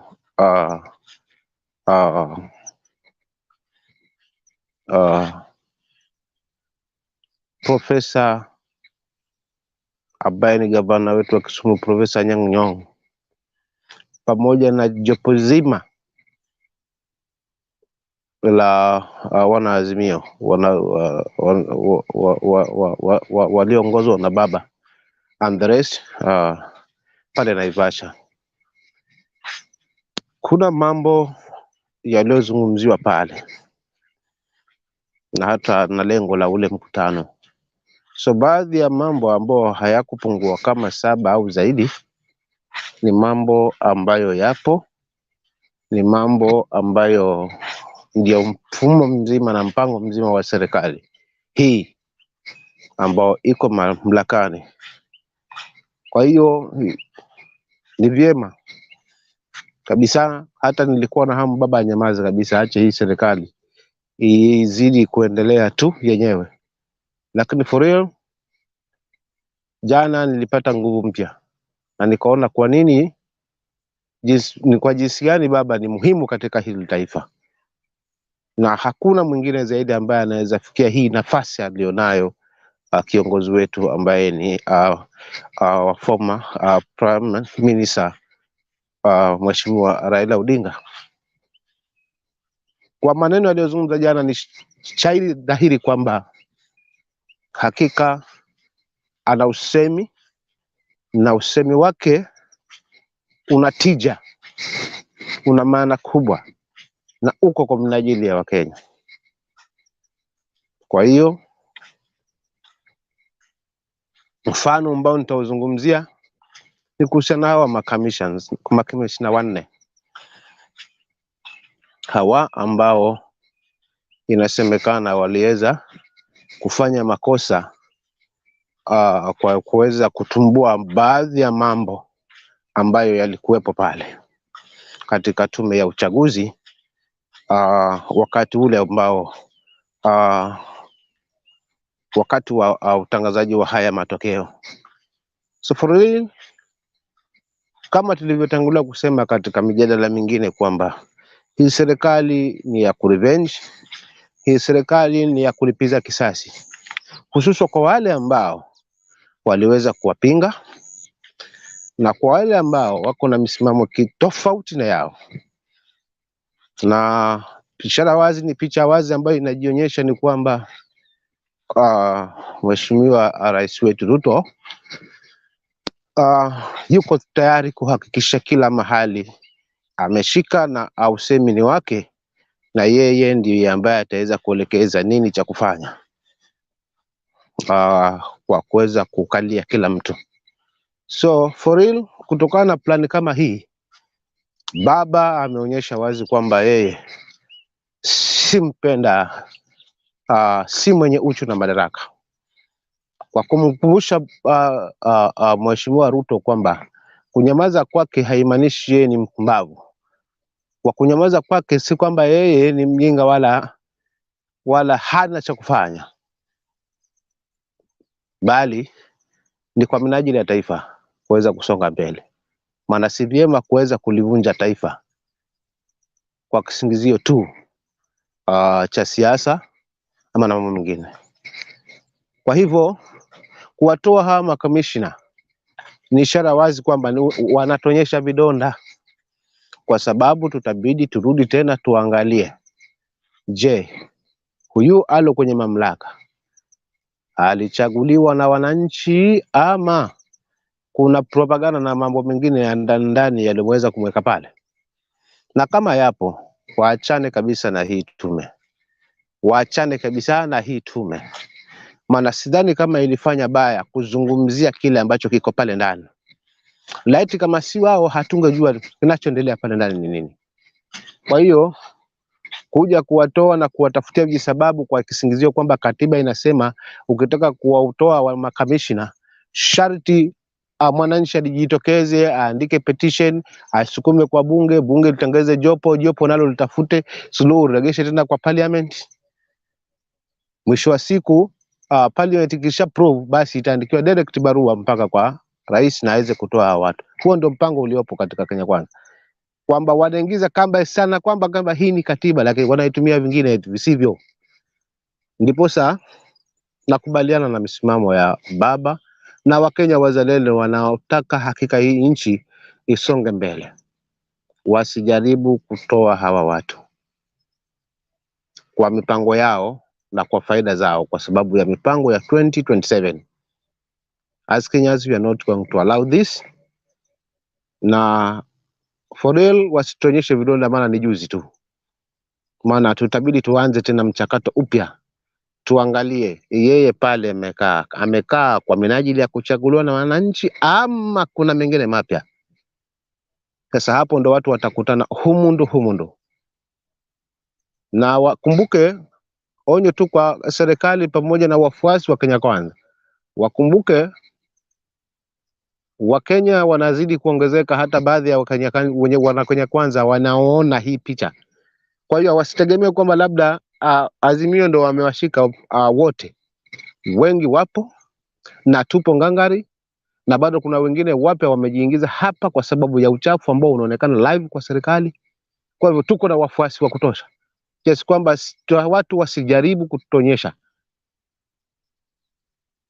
kwa visingizio vya kisiasa ili watu wapate kulipiza visasi kwa wale ambao waliweza kuwapinga.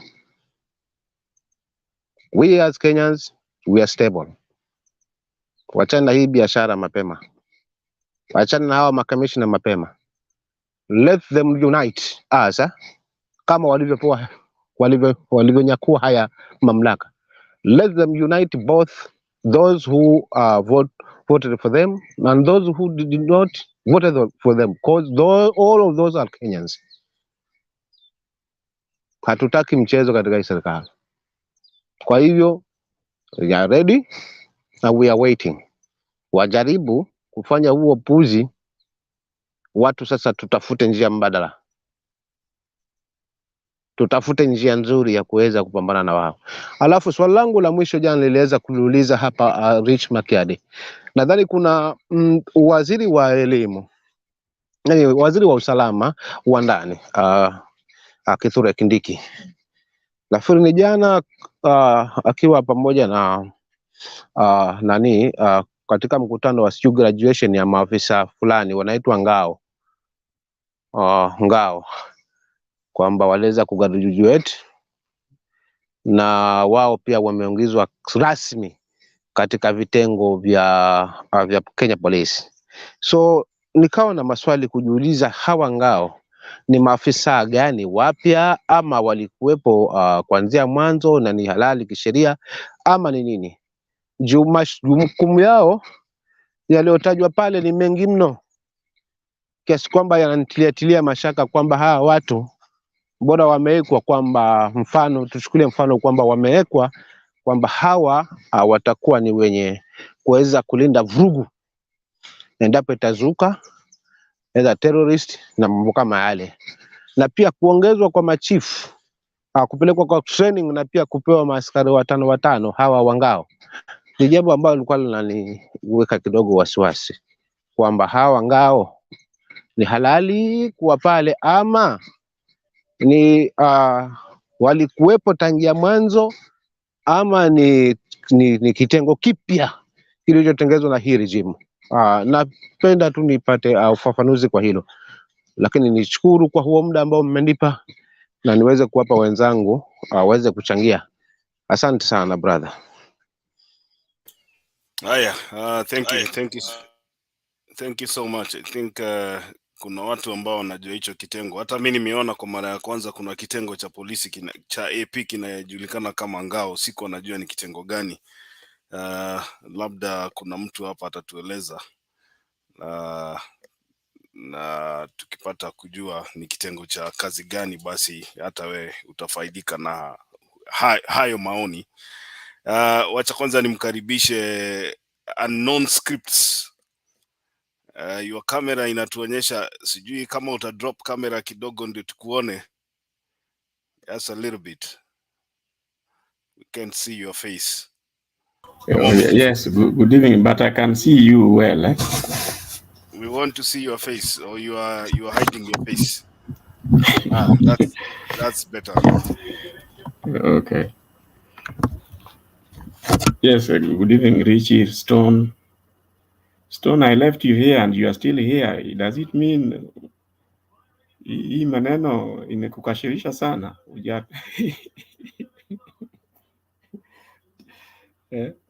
Guru, Benson, Utu, yes, and Richie. Stone, I was just commenting that I think I left you here and you are still where you are. So it looks like you are working 30 hours or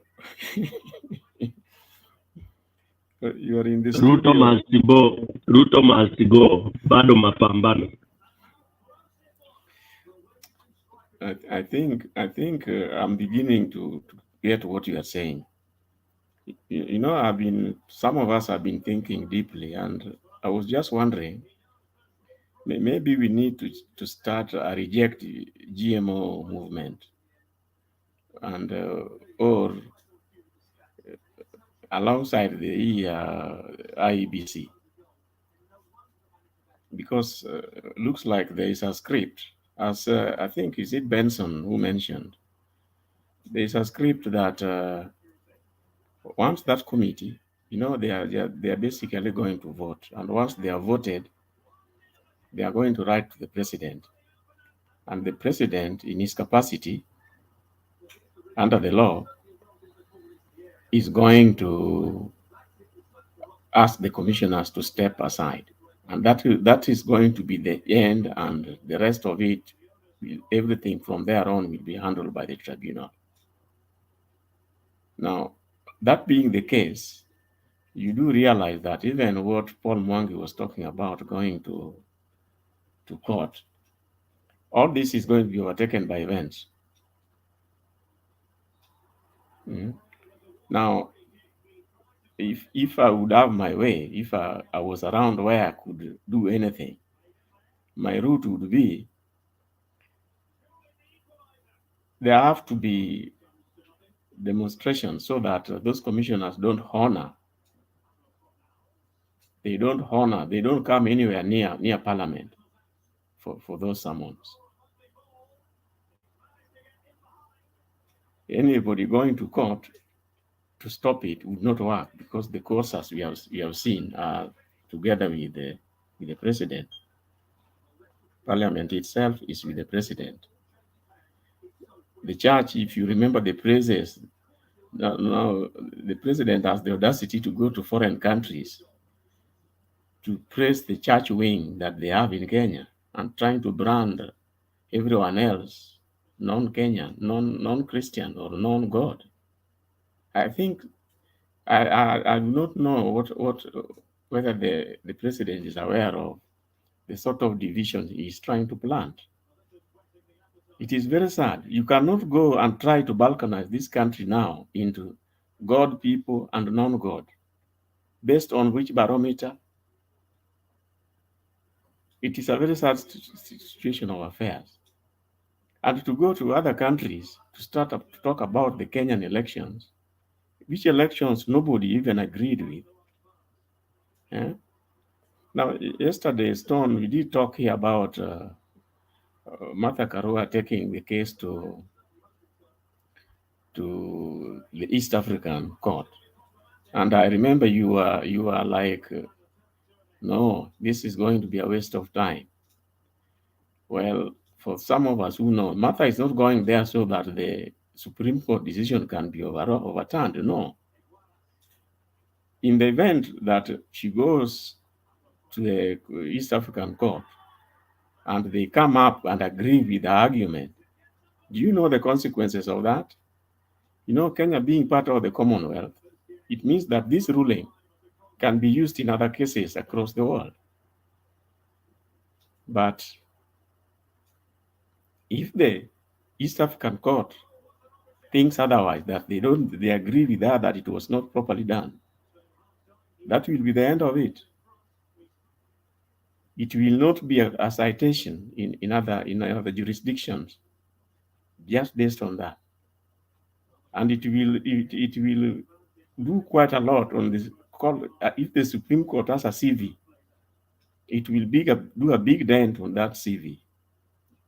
So some of us who see Martha Karua's intentions as being futile, not necessarily. Not necessarily. Remember the losers, okay, the Azimio side, the losers, are already citing interferences. Now, the finding of that court would be quite an eye-opener on exactly what happened there. And other parts of the world will be looking at that election with that kind of other eye. As much as they cannot overturn what the Supreme Court did, that case would be dented, the findings and the ruling itself. And who knows, even in the same Kenyan Supreme Court, going forward, they'll be a lot more careful. They'll be a lot more careful. And remember, for me, the biggest danger of that ruling was to do with eroding the faith of Kenyans in the judiciary. The Supreme Court did itself a lot of disservice as far as that is concerned. And as we all said here earlier, some time back, you realize that how many people will be running to court whenever they have an issue now? People are going to start keeping off the courts. That is not any good for any country going forward. And that seems to be the trajectory that the judiciary now is going to be leading Kenyans. You can imagine when there is now a fight here and there, nobody will be willing to go to court. Nobody will be willing to go to court. Now, to talk about the contradictions and the promises that the president had given, and just doing the opposite. This issue of the treasury is empty. Well, the treasury may be empty. Where are they getting all the spending? Just in that video that you played, the team is just too much. And you can just see obvious misuse on government opportunities. Some people are treating this as holidays. You wonder whether they were even there to attend the sessions of what was going on. Well, so much is going wrong, and unfortunately,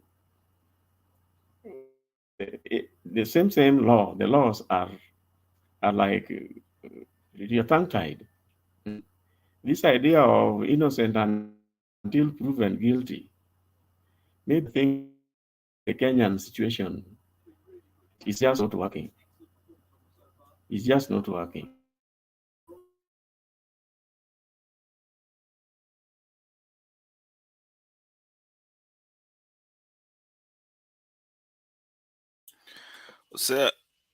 Say you are muted. Unmute.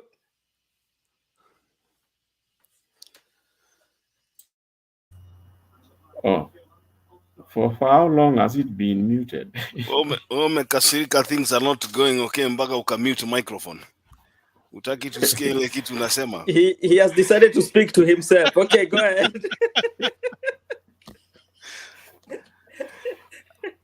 The moment you say that the moment you say ni wapi umeachia mahali umesema ati things are not going okay, kwanzia hapo hiyo ingine yote umeongea peke yako, sisi hatukusikia. Or the one about the promises. Yeah.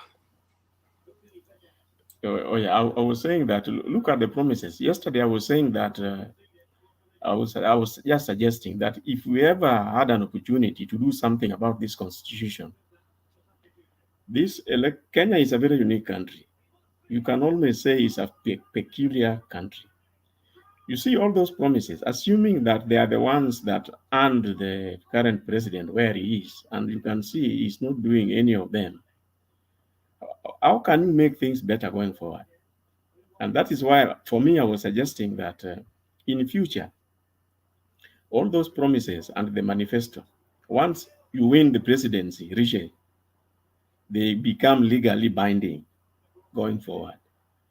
So that if the courts are not so rogue, we can actually challenge you there and insist that you vacate or you will be impeached for lying, because lying should be criminal.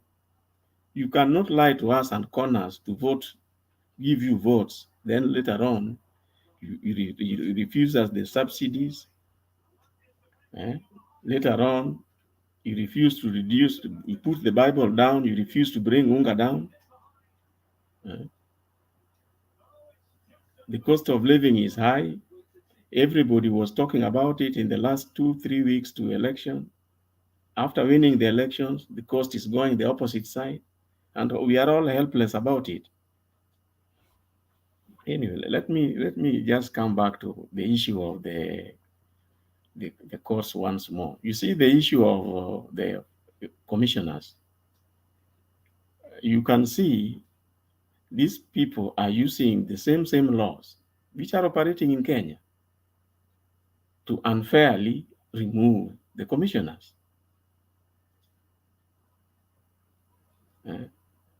Well, Richie had indicated that maybe Mapinduzi might be the only way to go, and I tend to agree. It's just that I'm wondering how do we can you have a legal Mapinduzi? Can we have you'll explain when your turn comes. Can we have a legal Mapinduzi? Because you realize they are using the same law to frustrate Kenyans. You can't believe it. You can't believe it. In the entire world, these laws in other countries, they work so well because there are no rogue judiciary, there are no rogue parliaments, there are no rogue executive, and there are no rogue churches. So in the rest of the world, these things seem to at least work to some extent. In Kenya, you can see they are all total failures. They are all total failures. The issue of the GMO is very sad. As much as Mudavadi is saying that as far as he's concerned, this matter is with the Minister of Agriculture. I think I remember Richie was asking that what exactly, where is Mudavadi in all this, in the government pecking order or deliberations? You remember these people have what they call collective responsibility. And if I may just remind you, according to the president, Mudavadi's role is to coordinate. Mudavadi's role is to coordinate the overlapping roles by the ministries and the commissions, the constitutional commissions. There are areas where the roles overlap. So Mudavadi is supposed to coordinate this when it gets to that. When something is moving from the Ministry of Trade to the Ministry of Agriculture, then his role comes in there. Unfortunately, Gachagua is the one with the roles to chair the cabinet committees. So if in the event that Mudavadi disagrees with the Gachagua, you wonder at what point who will be doing what. Now, what Mudavadi was saying is just as far as it can go. It cannot have any legal anything because there will be no paper presented to the cabinet on those lines. All the cabinet papers will be drawn alongside the committees chaired by Gachagua and drawn by the ministers themselves. And remember, the ministers are all answerable to the appointing authority, to the president. So in the event that Mudavadi comes up with anything, there is no way he will take it. It will just be hot air, so to say. It will just end there. So to that extent, Gachaguas will go with their roadside declarations, but that is what will carry the day. And that is why what Kuria was doing is what will carry the day. Remember, as much as Ministry of Agriculture is the one to do what Mudavadi is saying, the Ministry of Trade also have overlapping roles when it gets to this. And whereas Mudavadi drawn the line, neither of us can, neither you or me can say where that line is drawn. So Mudavadi is just going to be that talk, and that is as far as it can go. When it comes to government policy and implementation, that is between Linturi and Kuria.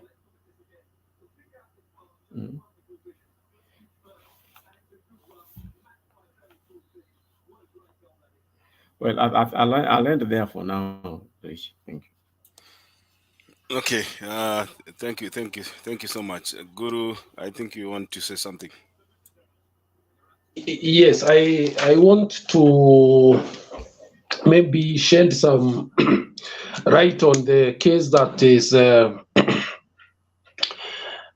taken to East African Community Court by Mother Karua.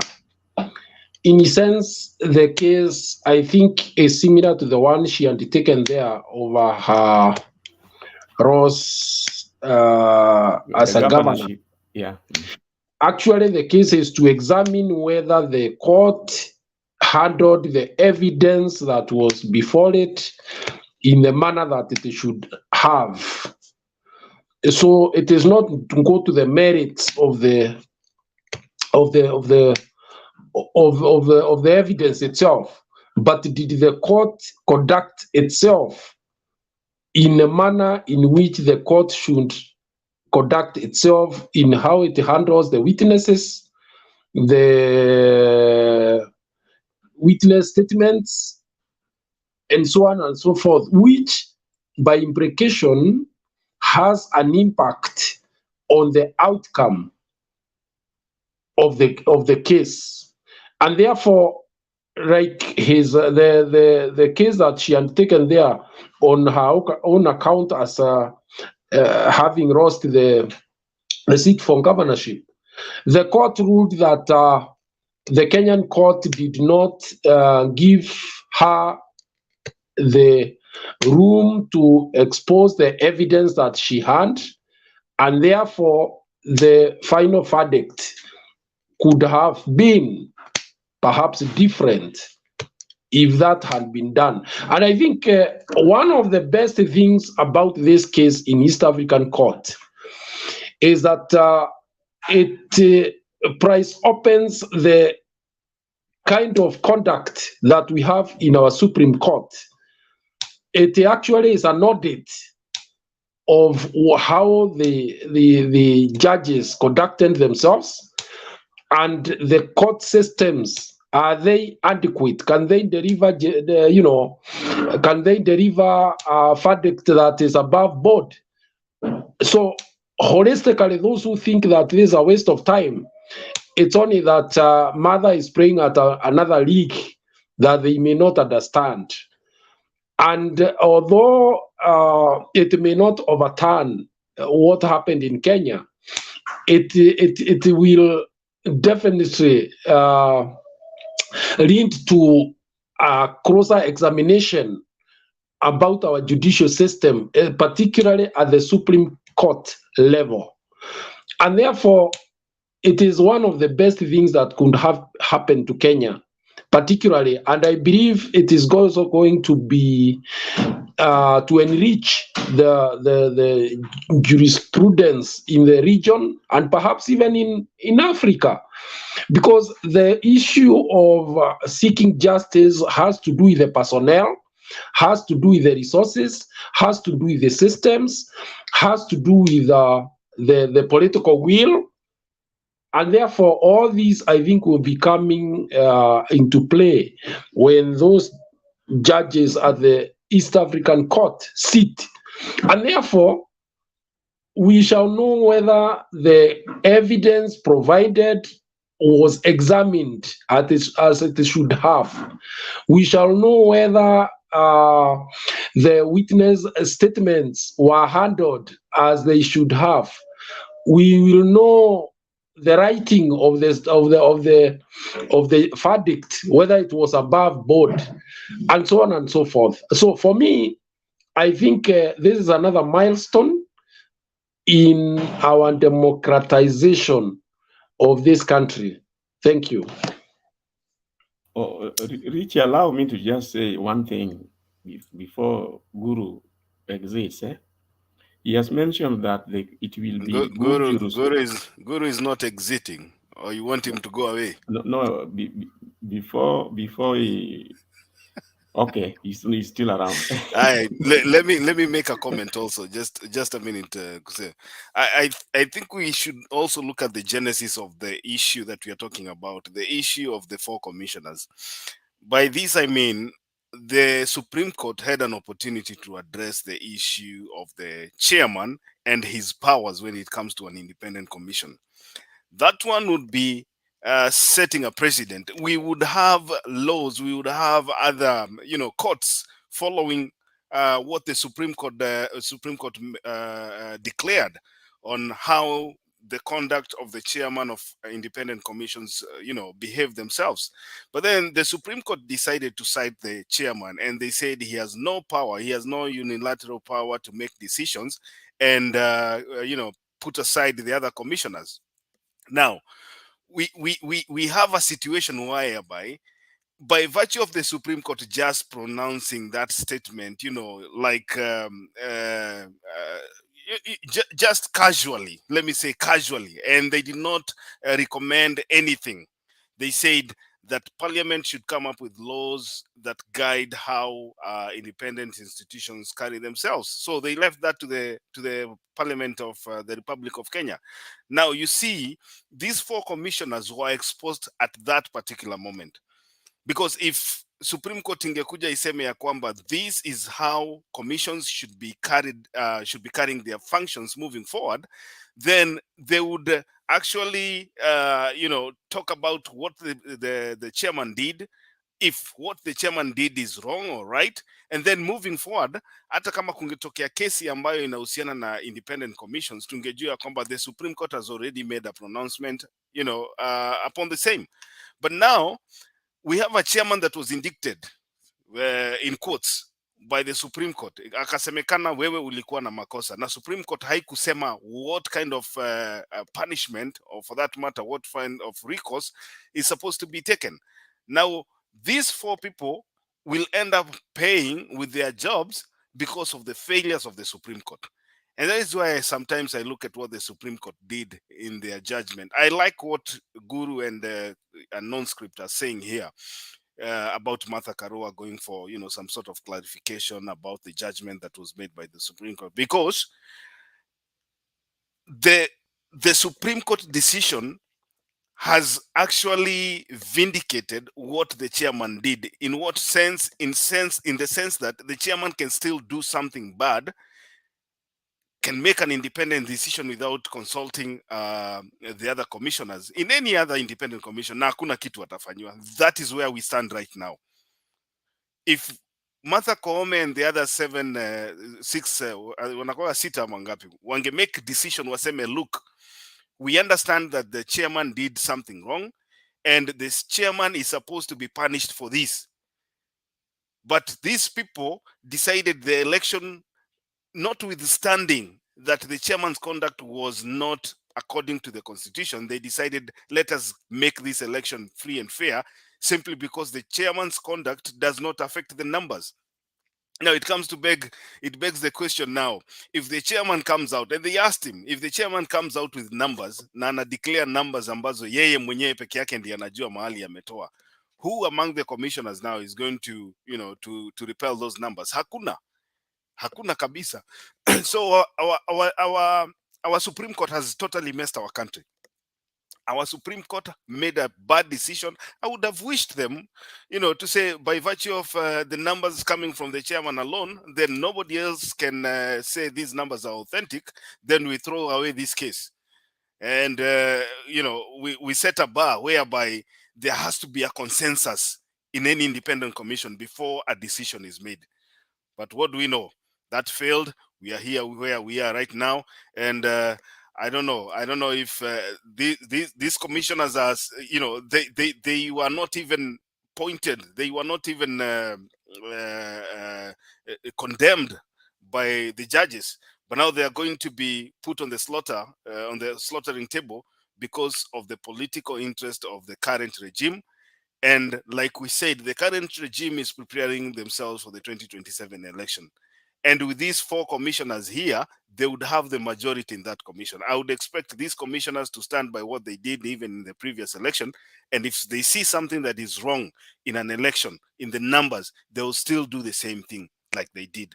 And so the president understands very well the only way for him to proceed ahead and rig the next election. There's nothing like an election that is going to, it is going to be a rigged election. He has to get rid of these 4 commissioners. So you had something to say. Where has Tom Piquet gone? And we were executing. This case started yesterday. Tom Piquet, are you hearing us? Now, what I wanted to say, basically what Guru has said. This thing, for those who don't see, as I think Guru has put it very well, people who don't play in the likes of Martha's league would not understand what this is all about. I've heard very many Kenyans saying the East African Supreme Court will not change anything.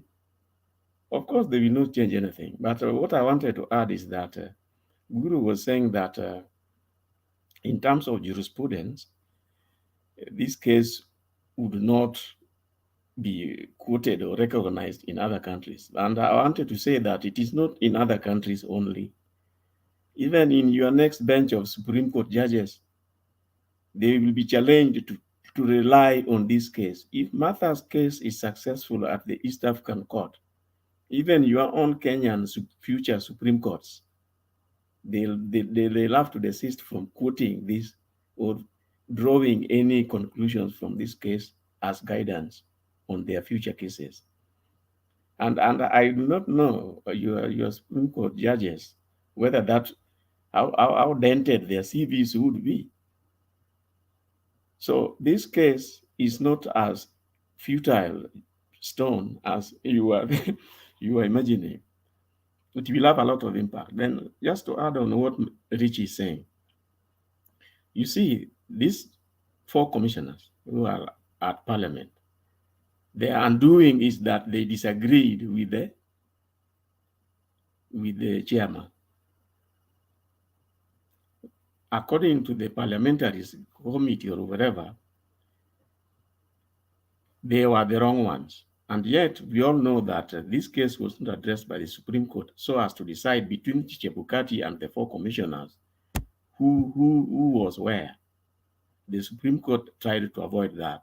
In fact, I remember the Chief Justice trying to say that that was their internal. The elections of a country, the judge Mkome was saying that this was an internal Iebc disagreement. Now they go ahead in their ruling to say that Chebukati acted unconstitutionally. And Rich, as you say, they stopped there without saying what should then be said. Indirectly, without knowing, when they said that Chebukati acted unilaterally, unconstitutionally, they were actually supporting the 4 commissioners for disagreeing with him. Now, that is why now, where the issue is now, where this matter is in Parliament, we need to take a movement because we know that Parliament cannot salvage the situation. The executive RUTO will ride with it. The judiciary will ride with it. What options are left there?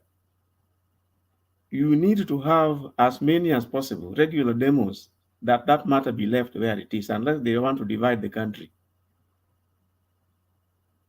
It is not difficult to divide this country, especially around the GMO issues. We can say those who are for GMO, wakae pande ule. Let's divide this country. Those who are against the GMO, tukae pande hu. Now, Stone, I think that would not be a very bad mapinduzi. Let the GMO be the one which is going to divide us. When you wanataka GMO, kaini pande hiyo ule huko. Hawataki GMO, wakae this other side. Okay. Thank you.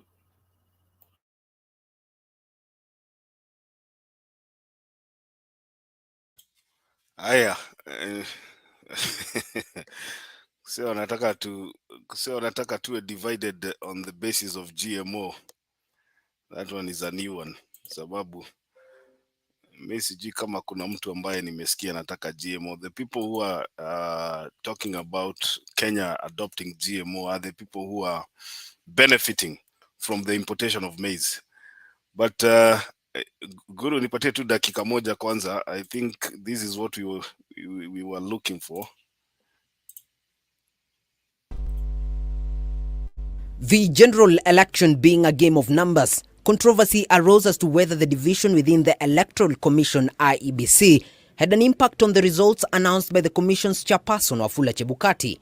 We, however, take cognizance of the fact that the 4th, 5th, 6th, and 7th respondents, referred to as the 4 commissioners, actively participated in the verification and tallying exercise from the beginning up to and until just before the declaration of the result by the chairperson. The Supreme Court, in its judgment, however, noted that while the power to verify and tally presidential results do not rest on the chairperson, the power to declare the results are vested in the chairperson, not as an individual but as a delegate of the commission, and hence the results were announced in accordance to the law. In view of the foregoing, we are satisfied that notwithstanding the divisions apparent between the chairperson and the 4 commissioners, Iebc carried out the verification, tallying, and declaration of results in accordance with Article 138, 3C, and 10 of the Constitution. On the integrity of the results on the Iebc portal as surveilled by the Kimskit, the court says it was convinced there could be no middleman in the server, highlighting that though the Kimskit failed in the 235 polling stations, the court was satisfied that voters exercised their right to vote manually, while confirming that Forms 34A sampled much. Yeah, my question was coming from the statement of the CJ. You know, when she says that Iebc, and then she goes ahead to mention the chairman, you understand the confusion that was there in that judgment, because what we are saying right now is, if the chairman made a mistake by announcing the results, then there is no way you can declare that the commission, now you shift the name from the chairman. Now you say the commission announced the results according to the law, but you are saying the chairman is part of a commission, and so any decision that the chairman makes should be a decision that comes from an understanding with the other commissioners. I mean, I don't know. Iko mtu hapa anasema ati when will you get over this fact that you lost both kwa debe na kwa Supreme Court? Ni rafiki yetu Black anatukumbusha we lost kwa Supreme Court na anyway, Guru, endelea. Yes, that is precisely what I was talking about. Imagine if that case is price opened and the judgment, read between the lines by other judges of other jurisdictions, because the East African Court is not made up of judges from one country. They will obviously have their view on that judgment, and that judgment then, if their observation is that some things were overlooked, then it will obviously have a dent, first of all, on the legitimacy of the elections, even without going straight to the nitty-gritty of the evidence itself. And therefore, those who think that this is a waste of time, I think they are thinking they need to revise a bit on what the Constitution is all about and the law. In fact, I can tell you this for a fact. This could end up having an implication on the systems that we use or how we conduct our court cases at the Supreme Court, because we are not living in a vacuum. We are living in a community of nations, and it will be a good thing for Kenya, very good for Kenya, because it could even have an implication on how we rekindle the hope and the confidence in the Supreme Court, which currently is in tatters. And you are aware that many Kenyans now, I don't think they will trust that where you will go to get justice in court after following a court dispute, an election dispute. We had reached a level where Kenyans would say, okay, so-and-so is complaining, let him go to the Supreme Court. And many Kenyans were comfortable with that. But I doubt that would be the sentiment were we to have an electoral dispute right now in Kenya.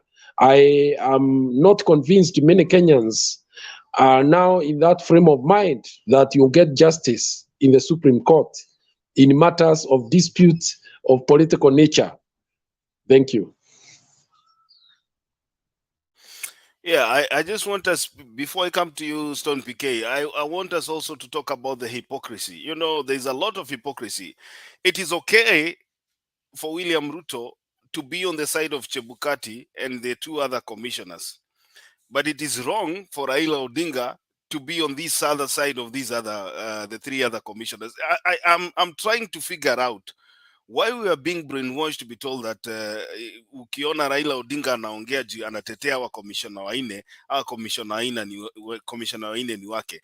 William Ruto is on record, not once, not twice, but so many times, akisema Chebukati is the hero of that election. Why is he not receiving the same condemnation by siding with the chairman of that commission?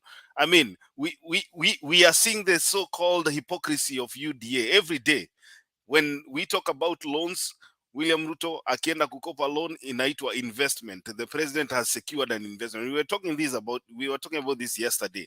But when Uhuru Kenyatta alikuwa naenda kutafuta loan huko, tunaambiwa he is overburdening Kenyans with loans.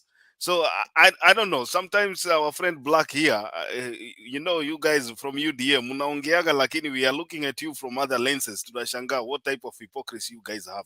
If commissioners walikuwa kwa makosa, the same way Supreme Court will find all the commissioners ya kwamba walifanya kazi according to the constitution, I would expect also to see Chebukati and the two other commissioners wakiwa grilled by the Parliamentary Committee, the Jailer Committee, hapo kwa bunge. But there's no way you can separate this thing, because Supreme Court ilisema uchaguzi ilikuwa sawa, IEBC ilifanya kazi yake venye inatakikana. Why then are you going to separate these three and then put them on the side, useme hawa walifanya kazi mzuri na hawa waine walifanya kazi mbaya, alafu unataka kuwatoa kwa ofisi, while we know very well their term ends after 6 years. The three other commissioners, the chairman, Bolu, and the other Gulie, are supposed to be going home by the end of the year. They are supposed to be going home. Is it a matter of reconstituting the IEBC afresh so that you have people in there that are obedient to you, or is it just a matter of a cleanup, you know, just to make sure that the electoral system of our country is transparent and is operating according to the constitution? Yes, Don PK.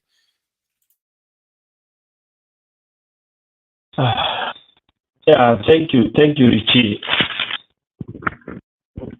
I hope you can hear me, you guys. Yeah, every single passing second and minute when I listen to Kenyans, both UDA, let me say Azimio, when I listen to people like Black, I see black. Listen, when I read to what he writes, I see darkness. And that darkness is actually painted all over Kenya. And even right now, you still have Kenyans having hope, and you are saying you will be rekindled by East African courts. You guys are dreamers, man, and you are so learned. You are waiting for a RUTO government to be corrected by East African courts. I think you guys should also travel a little bit, go to Uganda. You see the sort of judges there. Those guys you have so much hope in. Go to Tanzania, you see them. They are not better than the Kome you are talking about. That I can tell you to take to the bank. And also the conspiracy is high level.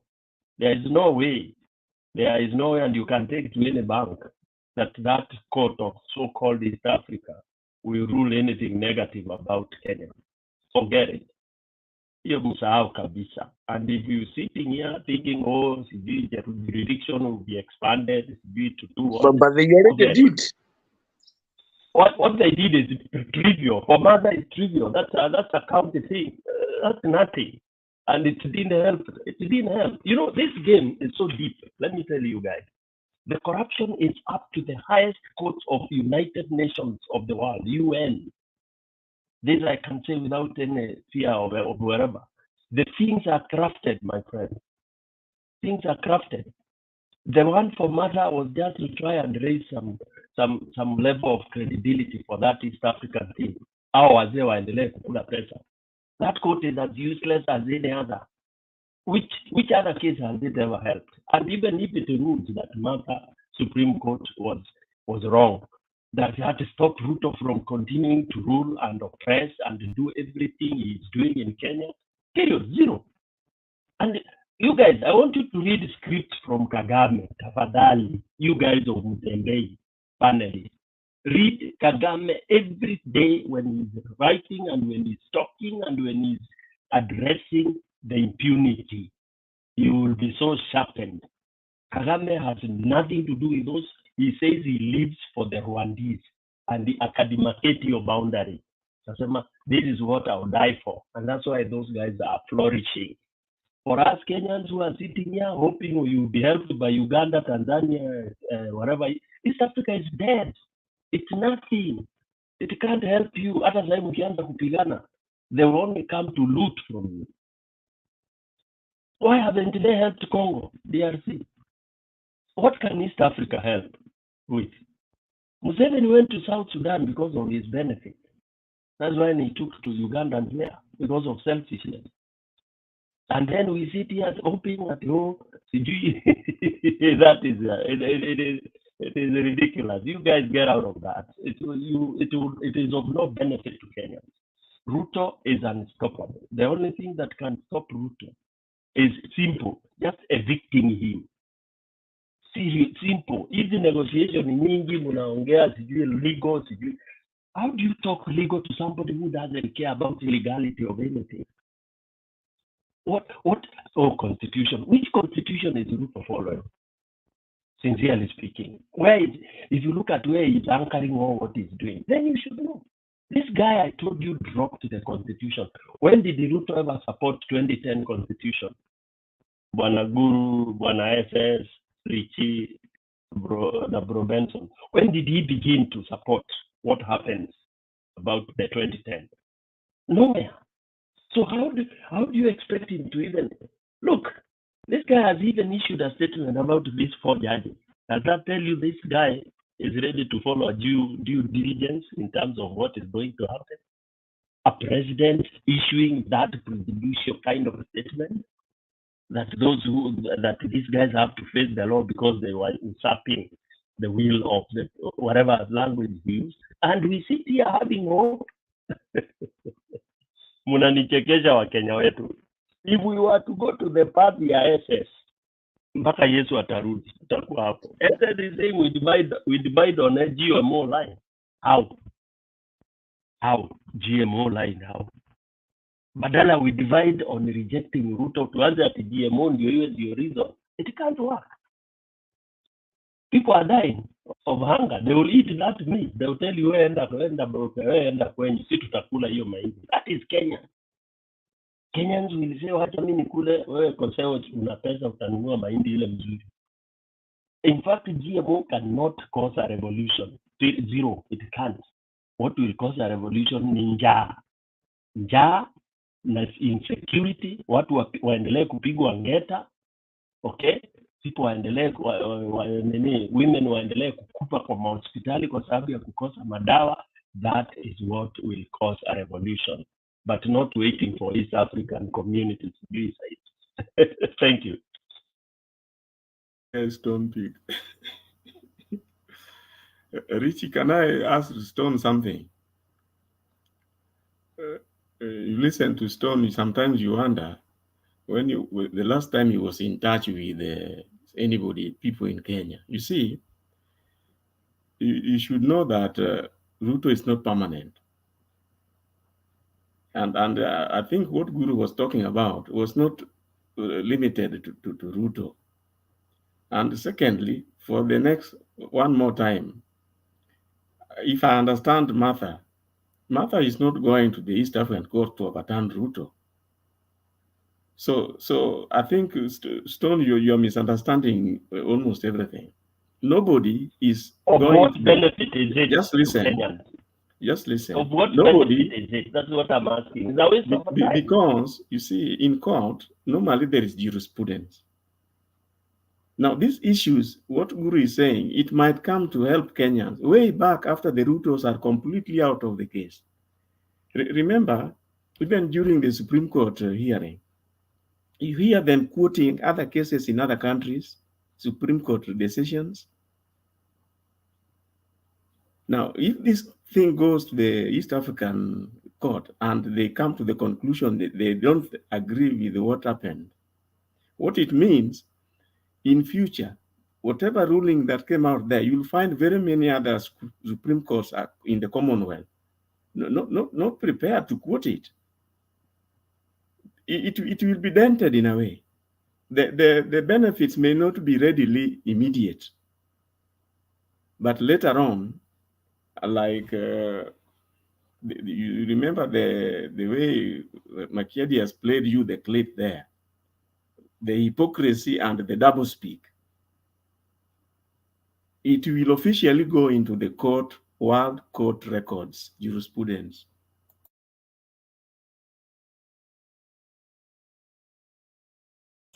Guru. Yes, I know Bwana PK is very frustrated because he would want instant coffee solutions to some of the issues that face us. But that's not how things work sometimes. Even the so-called revolutions have baby steps. And what the issue is here is very simple. Did the Supreme Court handle the evidence given on the table in the right way? Were the witnesses given time to express themselves?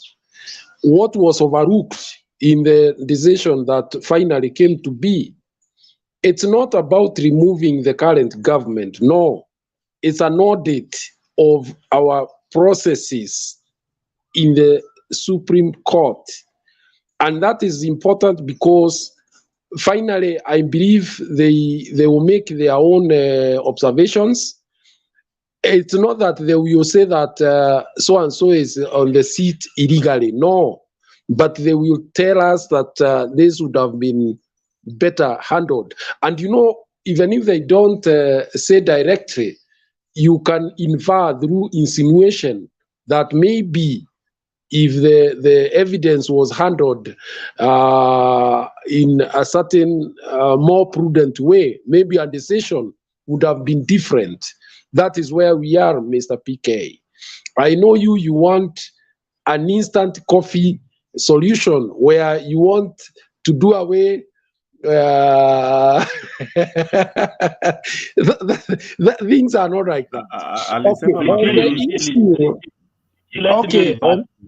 Alisema anataka mapinduzi. On the issue of judges from the East African community being this or the other, it is upon them. It is up to them. Because after all, you have heard what Richie has said, that there are statements therein, in that verdict, that are contradictory, that they find a problem with the chairman having acted unilaterally, but they say nothing about it. They don't even impose any sanction on him. Then the current case, or the four, who is judging that they wanted to subvert the will of the people? It's a political party. It is UDA. It is their view. It's a view of a political party. You see? And that's where the problem is. What is happening in Parliament right now is a political view of a political party with interests in that elections. It's not a universal, view, because they're arguing on their side. And by the way, let me make you aware that the MPs who are taking part in this, they also have an interest, because they would want their man to be able to perhaps influence the next election, so that they can also, their elections can also be influenced in their favor. So this is a whole scheme, it's a whole scheme. So Mr. PK, go through, wacha tuende pole pole. Hii maneno itakuja kuchibuka wakati yake.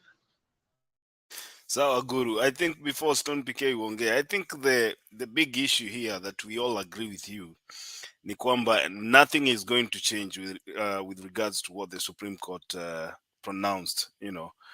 The president will still be the president. The deputy president will still be the deputy president. But then we want to have a judgment that can be used for posterity. We want a judgment that can be referred to. Like, for example, you've had many courts in Kenya talk about the that can be cited in future. Yeah, exactly. I think you've had a lot of the minor Kiai case in some of these constitutional courts talking about election, and then they refer to minor Kiai. That's the kind of thing we want to see from the East African court. Nothing is going to change. All that is going to happen is we'll have a Supreme Court that will be dented. Of course, these Supreme Court judges are people who stay there for a short time and then they leave. But then we need in future, Stone PK wewe utaenda kurun for presidency, you can have a case ambayo unaweza refer to wakati utakuwa umeibiwa na Ndindi Nyoro kiti, utanyang'anywa kiti na Ndindi Nyoro. If we don't do that, then as it stands right now, hatuna sheria yoyote ambayo inaweza kukutetea. So we want sheria ambayo unaweza refer to, useme hapa Supreme Court ilisema ABCD, and that is why I support my case kuhusiana na hii decision ambayo ilitoka kwa Supreme Court. From where I stand, ile kesi yenye imemalizwa this 2022 election, I don't think kuna any statement yenye unaweza tumia kwa koti yoyote in Kenya. And that is why we said here, even the guys that ran for the city governor, wale watu walitafuta governor wakashindwa, by virtue of the Supreme Court throwing out the presidential election petition, we said here, and you are part of this group, there was no point ya mtu ambaye alishindwa governor kuenda kotini. We said that. And so far, sahi, as we speak right now, tell me one person ambaye umesikia amepetition kiti ya governor in Kenya right now. The people who went there, akina Ngirishi, wali pull out kesi zao. The governor wa Narok kule wa ODM mwenye alishindwa, governor candidate wa Narok wa ODM, ali pull out kesi yake. It's as simple as that. Kidero ndio huyo amengangana mpaka ameenda kufanya kitu inaitwa recount in Homa Bay County. I don't know how far that will go, but it's the same thing. Kama wataenda waone recount, waone makaratasi na kubaliana, they'll just throw that thing out. Na atakuwa amepoteza pesa yake. You know, it doesn't matter, because it doesn't matter. Kama election ballot box inasema kuna kura 10 na wapate kura 13, the judges said hiyo number si mbaya sana, haiwezi affect the outcome. Kura 3, and you're talking about over 37,000 polling stations. The Supreme Court said that would not affect the numbers. You know, if you get 2 votes zako zinaibiwa kwa kila polling station, out of 370 something, and out of 37,000, zilikuwa 37,000 plus, those are enough numbers to change the direction of a presidential election. But the Supreme Court, in its own wisdom, so that it doesn't really matter, as long as the form yenye Chebukati amepelekewa huko na ile form imepatikana kwa box ni sawasawa, then hata kama zile ballot papers zitapitana, it's not important. Yes, you wanted to say something, Stone. You know, Kenyans, you like belaboring on very obvious things. I went to school and I understand very well that there has to be posterity for the sake of reference and quoting and all that. That's how law works. That I understand very well. And for me is whether people quote worldwide or, you know, Harvard University, quote the jurisprudence is big and all that. Of what benefit is it? We are wasting time. And I'm not saying the Uganda court or whatever East African court will help us overturn this. Okay? And in fact, well, let me say that. Let me say it. Whether you say the Supreme Court of Kenya did X, Y, Z, or you overrule it, or you don't, Kuseo says it in the future, 20, 30 years to come, I'll be able to go to court and quote that this was done, this was against Ndindi Nyoro. Let me, that it was recanted by the East African court. So will I be appealing to East African court or to a Supreme Court of Kenya that will have been made by RUTO and all that? Kenyans, let's not waste time discussing about East African whatever. There is nothing East African court is coming to tell us that we didn't feel was wrong with our Supreme Court. I mean, you guys, all of you are here. You have your, even if you didn't study law, you have your basic. What is it that you need East African court to come and confirm to you? Stone PK. You know, there's a difference between being told and having that thing on record. That is the argument that we're having here. It doesn't help. Your record the bullet. No, Mr. PK.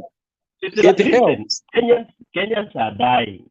It's like when Idi Amin kept on killing people, and people are saying we are appealing to the international community to come and do X, Y, Z. That is the stupidity Africans have. You slaughter each other and you start crying to UN.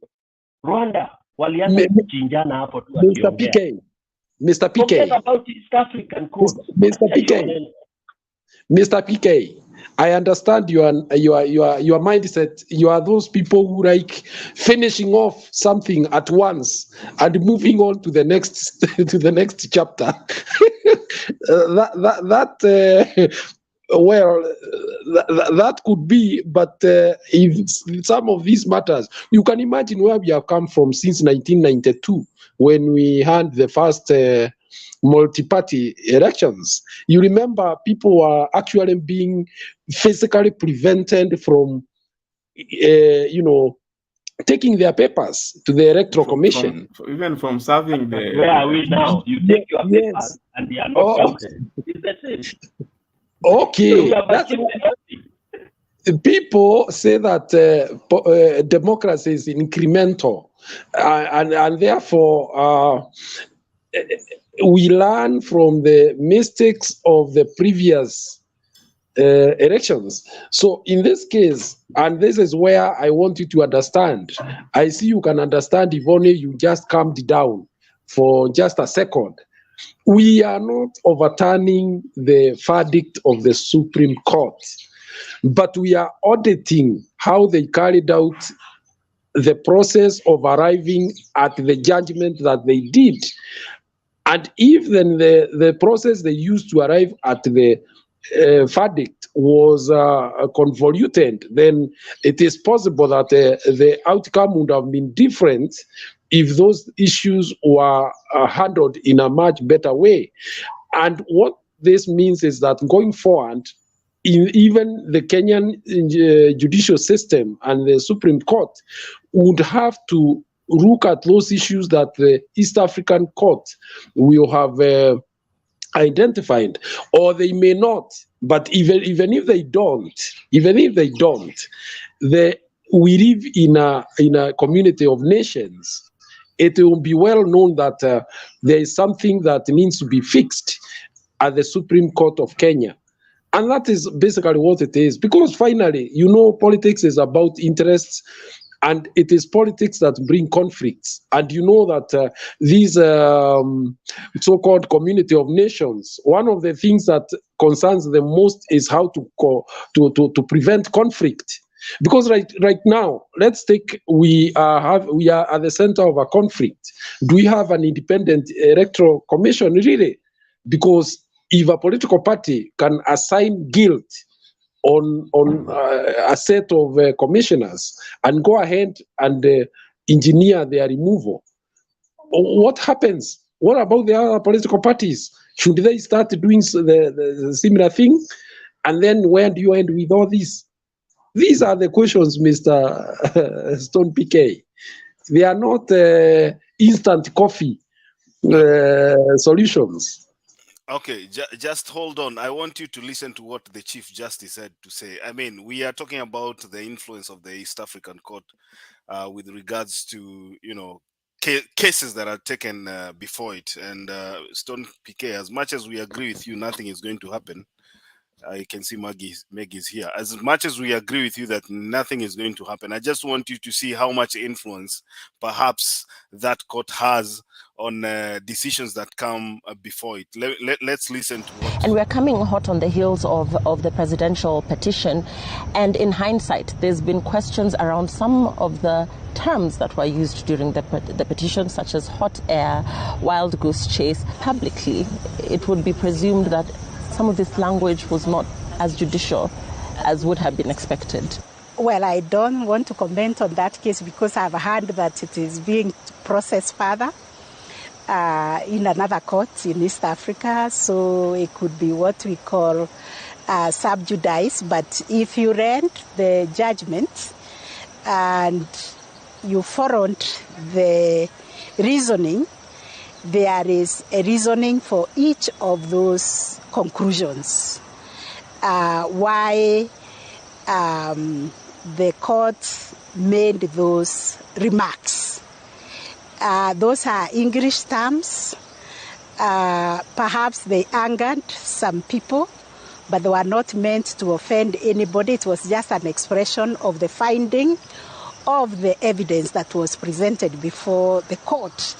Because, like, for instance, there were some forms which were brought from 34As, relying on the evidence which was hearsay. Nonetheless, the court went ahead to look at the original forms 34As to compare with those forms which were arranged to have been interfered with. And the court found that those forms were actually photoshops. The court went ahead to ask for the boxes, the ballot boxes, from all the polling stations where those allegations emanated from, where there was said to be interference. And Kenyans watched when scrutiny was done of those original forms in the boxes, comparing them with the original forms that were brought by Iebc. That exercise took no less than 36 hours. And that's why perhaps the court said, we did all this, but it turned out to be a wild goose chase. Right. So if you read the judgment, it will explain why each every time was.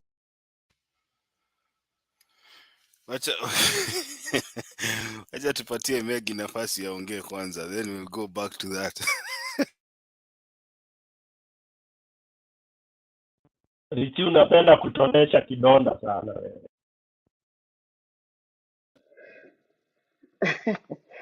Habari ya Wakenya. Sasa nyinyi ni mnanisikia kweli? Uko sawa Megi, tunakusikia. Okay. Thank you. Mnajisumbua bure tu. I'm with Stone PK. Because ukiona Martha Koome akiongea, hakuna haja ya kungoja ati Martha Karua anaenda sijui East African Court. Anaenda kufanya nini? Hii serikali ni yetu. Kenya ni yetu, na if everything is bad, it is bad. Imefika wakati I think Kenyans should say enough is enough. Walichukua na Martha Koome, but things are not working out for them. So people are angered more and more. And Stone PK, Kuseo, Nani, not Stone PK, Richie, Guru, Kuseo, and Benson, you people are still putting us to wait. With me, I'm waiting for the 1 million signatures so that we can go and pluck out RUTO from State House, because he does not belong there. He was put there illegally. Poleni sana, lakini ninacheka kwa background. That is why I had to come out. Munaturudisha nyuma na hiyo mambo ya East African Courts. East African Courts bado ni wale tu binadamu tu, wale who can be corrupted by fedha kidogo tu, mashilingi can corrupt anybody. They corrupted the ICC.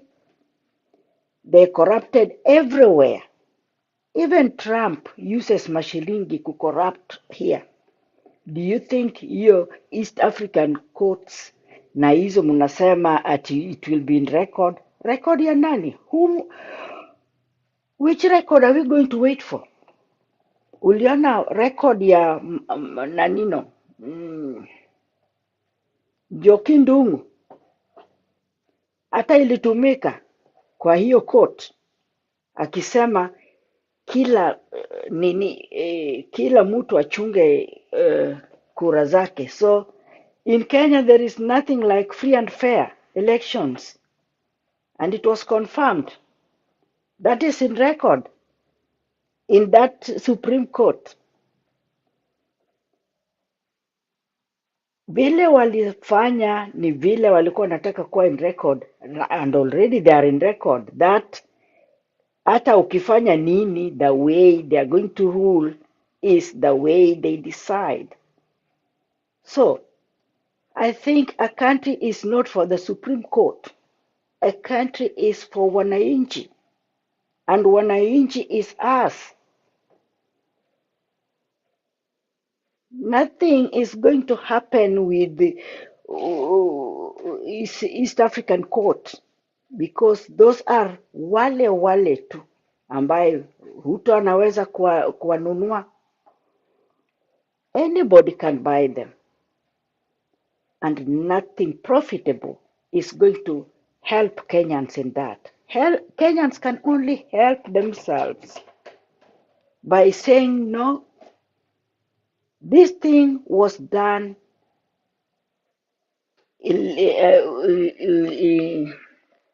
kienyeji. In fact, it was kienyeji. It made me ask myself if really Martha Koome alisoma law with those other judges. Do they know what law is? Even the little knowledge I have, sidhani kama ningefanya kitu kama hiyo, na ilinifanya niseme Kenya bado tuko nyuma kabisa in so many ways, even humane. Hatuna Christianity, na Martha Koome is always quoting about the Bible na sijui Mungu nini. She doesn't have that. So I think Baba alisema something about 1 million signatures. I'm waiting for that, but I'm not waiting for Martha Karua going to East African Court. It's not going to help us. That East African Court already, nimesikia Koome anasema juu yake, already washaweka pesa mfukoni. So it's going to be a flop. Nothing is going to work out in that. We are badly off. Let us not debate about Martha Karua going to East African Court. It is not going to help us.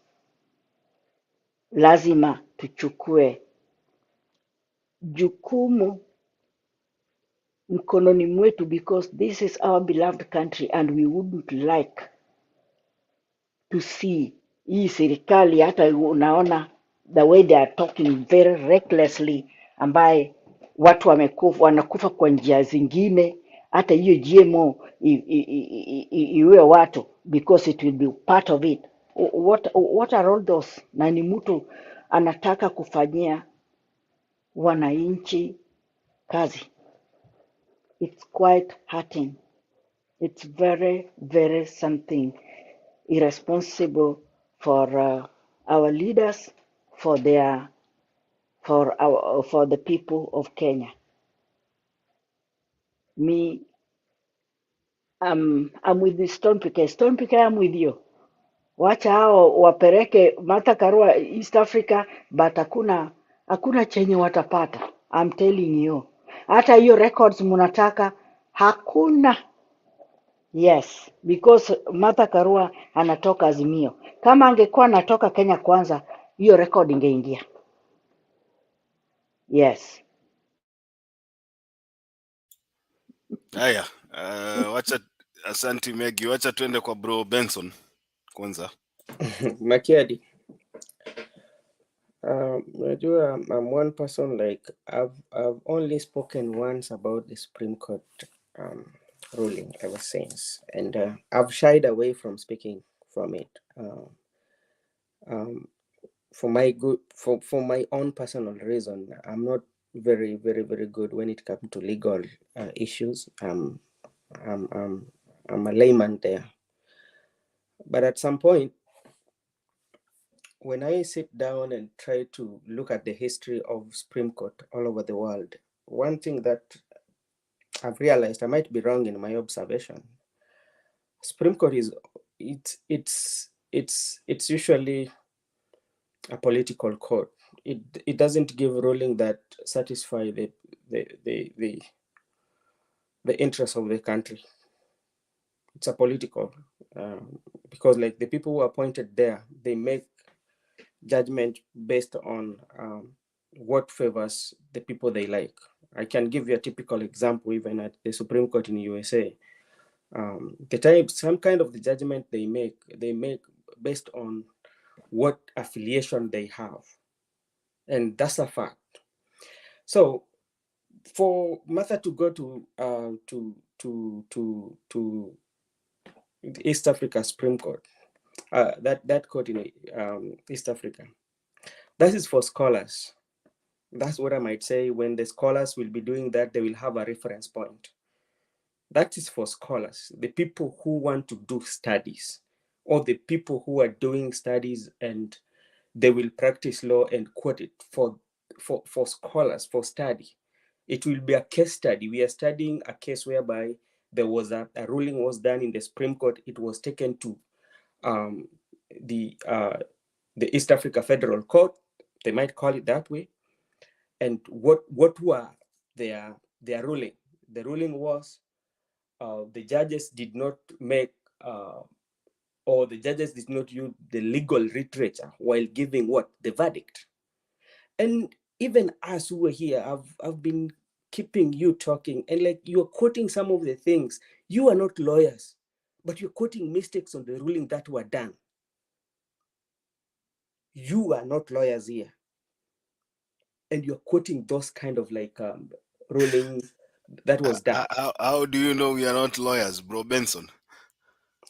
Because like if you are could be not cap could have been here, cap, you know, but like the way you reason, the role you're a layman in it makes sense. So by us going to that Supreme Court, what benefit does it have for Kenyans?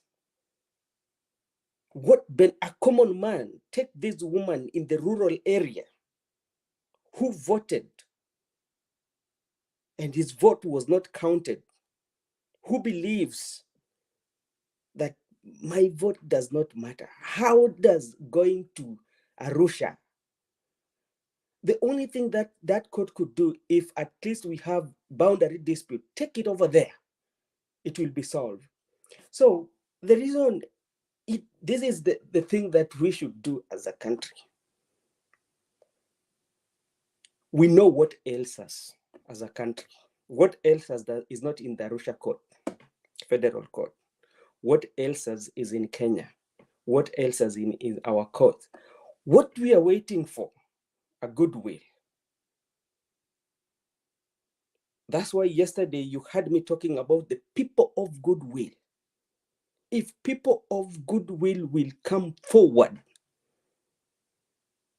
then we will not need Arusha. Martha, we will not need you to go there. We will need you to come back to Kenya. And we start speaking it from the street of Nairobi to Bunge la Wananchi. That's where the goodwill starts. Yeah? Because the precedent that has been set in the Supreme Court, it's something that is going to live for generations to come. Let us be very factual. Yeah, the legal, all these legal, these are scholars. These are for scholars. I agree with the Stone PK. Let us wait for the goodwill of the people. When the street will start speaking, then, and the street does not only speak violence. It's not all about violence when the street speaks. And don't get me wrong. I'm not calling for violence. And when street will speak, it will speak in a very democratic way. That everybody, there's something that when street starts to speak, everybody will come together, no matter your political affiliation. They will look a bigger picture, and that bigger picture will be Kenya. It will not be a tribal, or it will not be a place whereby like people are going to play loyalty to their leaders. You know, let us invite ourselves to reason It's a matter of us inviting ourselves to reason to solve things that ails us as a country. That is what is going to solve. But like if like we keep on telling we are going and we are doing this, no, this thing is in the street. It doesn't mean like it's going to be violence. No violence. We're not calling for violence.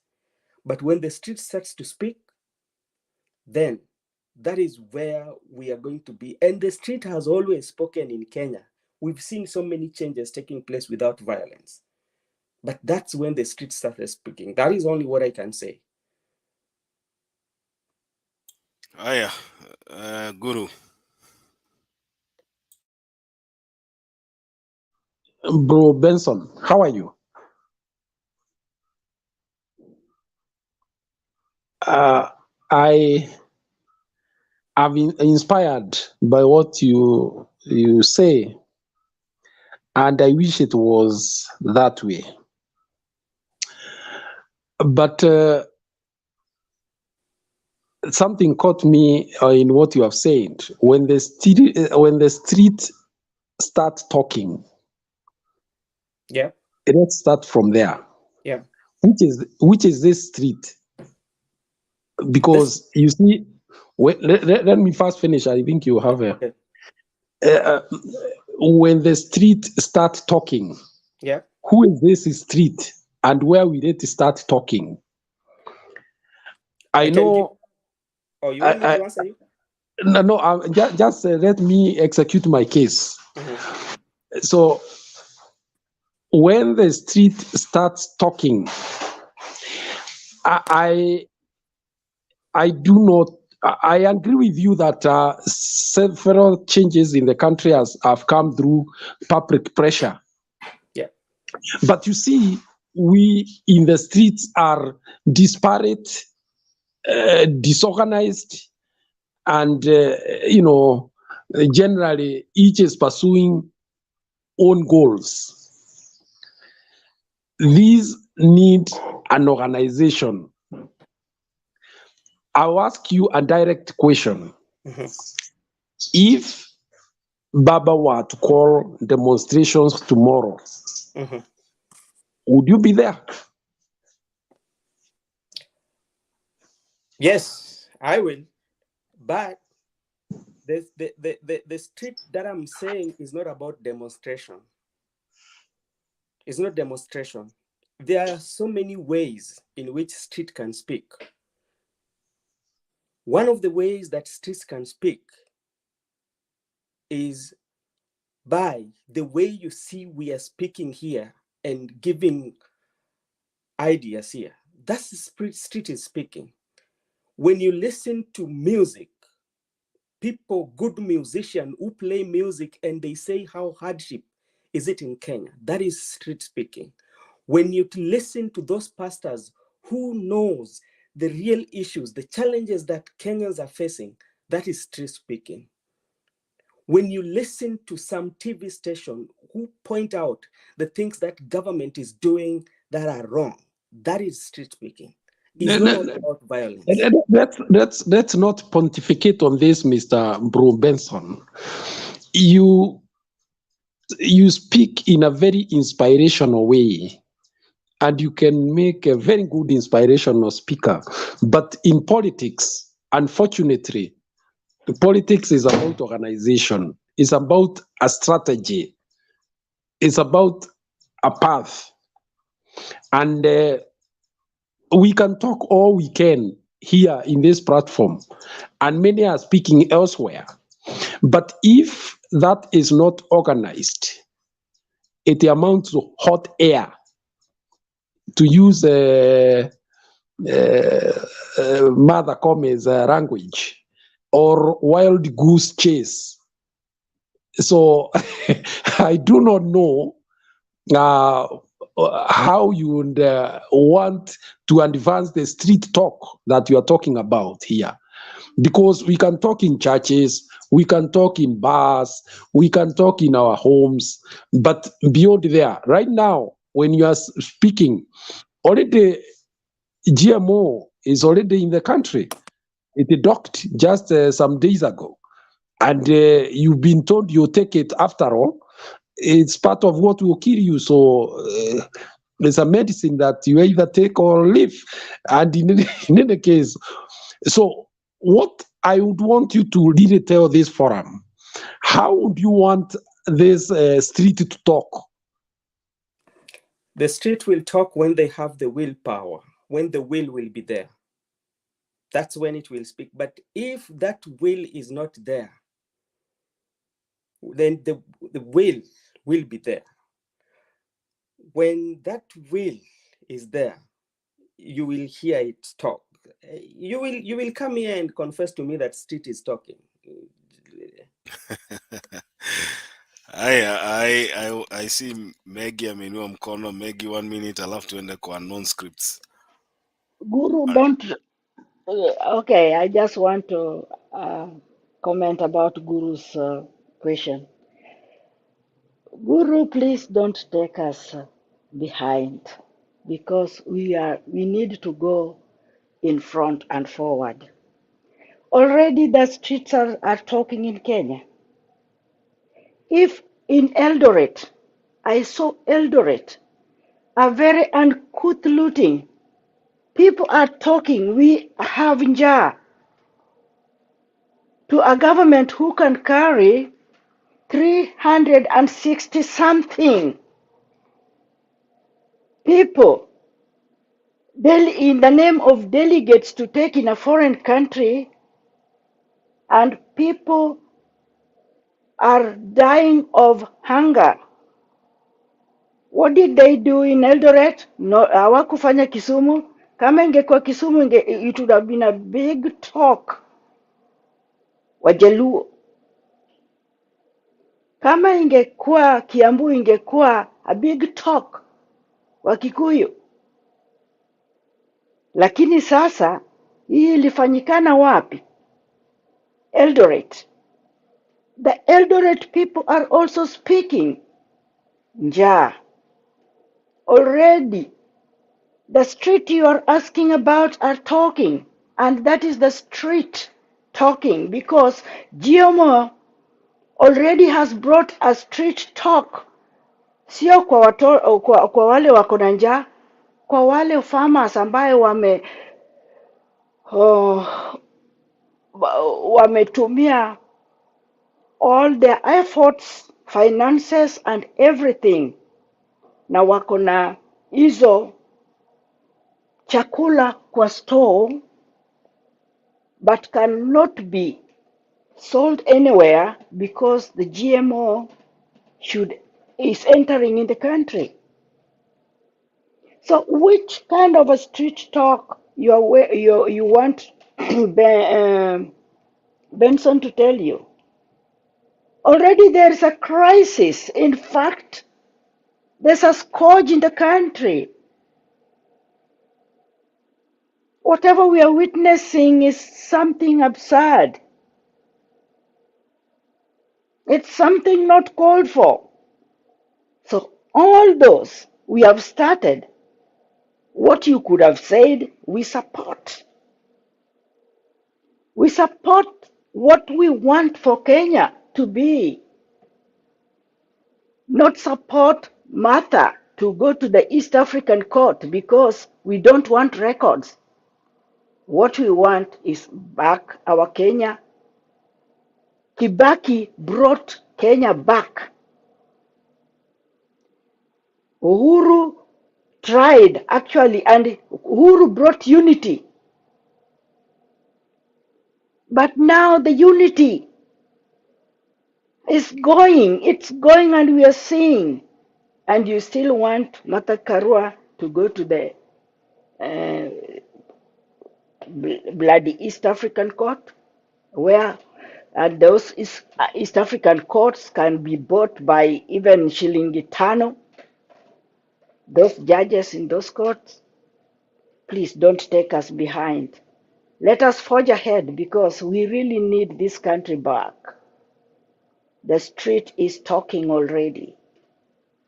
It's not something we really would like to see in our Kenyan streets. I felt so bad with that kind of looting. Somebody's running out of a supermarket. Mpaka hata wanabeba generator, they don't even know what they are carrying just because of njaa.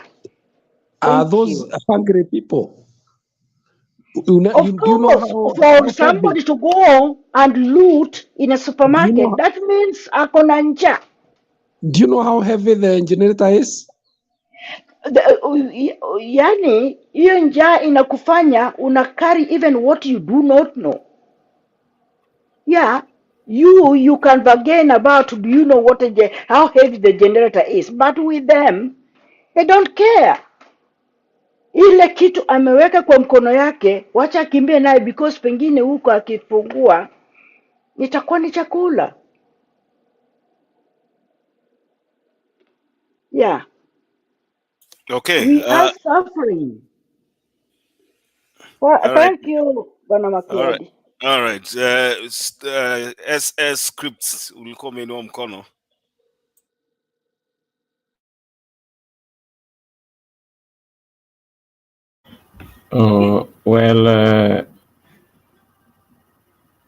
You see, the level of civilization in Kenya is not so in the crude phase. These things are a bit more enlightened, and I would just like to point out to Maggie that for any of these things to succeed, you need order. Now, if you see the court system is going the way it is going, that tells you just how difficult that looting and that running battles can achieve anything. Because you realize that if you are aware of the president's script, he's buying the legal way of doing things. And he's hanging on it. You realize from the script that Makiadi played that the 4 commissioners, literally, there was a serious division there. What they are being accused of, the Supreme Court did not find them any wrongdoing. Now, if you go to that judgment, what you see there is that Chebukati was outrightly doing unconstitutional things. Now, never mind that they are using a legally constituted parliament, a legally constituted committee to vent the unfair move that they are trying to use to remove those commissioners. And maybe you are not aware, the script here is, you see these 1 million signatures you are talking about. When the going gets tough and the tough gets going, you realize that you need the courts. Now, the courts are on his side. Now, the serious thing here is that Chebukati's term and his 3 commissioners is going to be extended. That is what the script is. Once the committee is done with the 4 commissioners, RUTO is going to ask them to step down. That leaves only 3 commissioners in office. And there is no way they are going to go home before any other commissioners are recruited.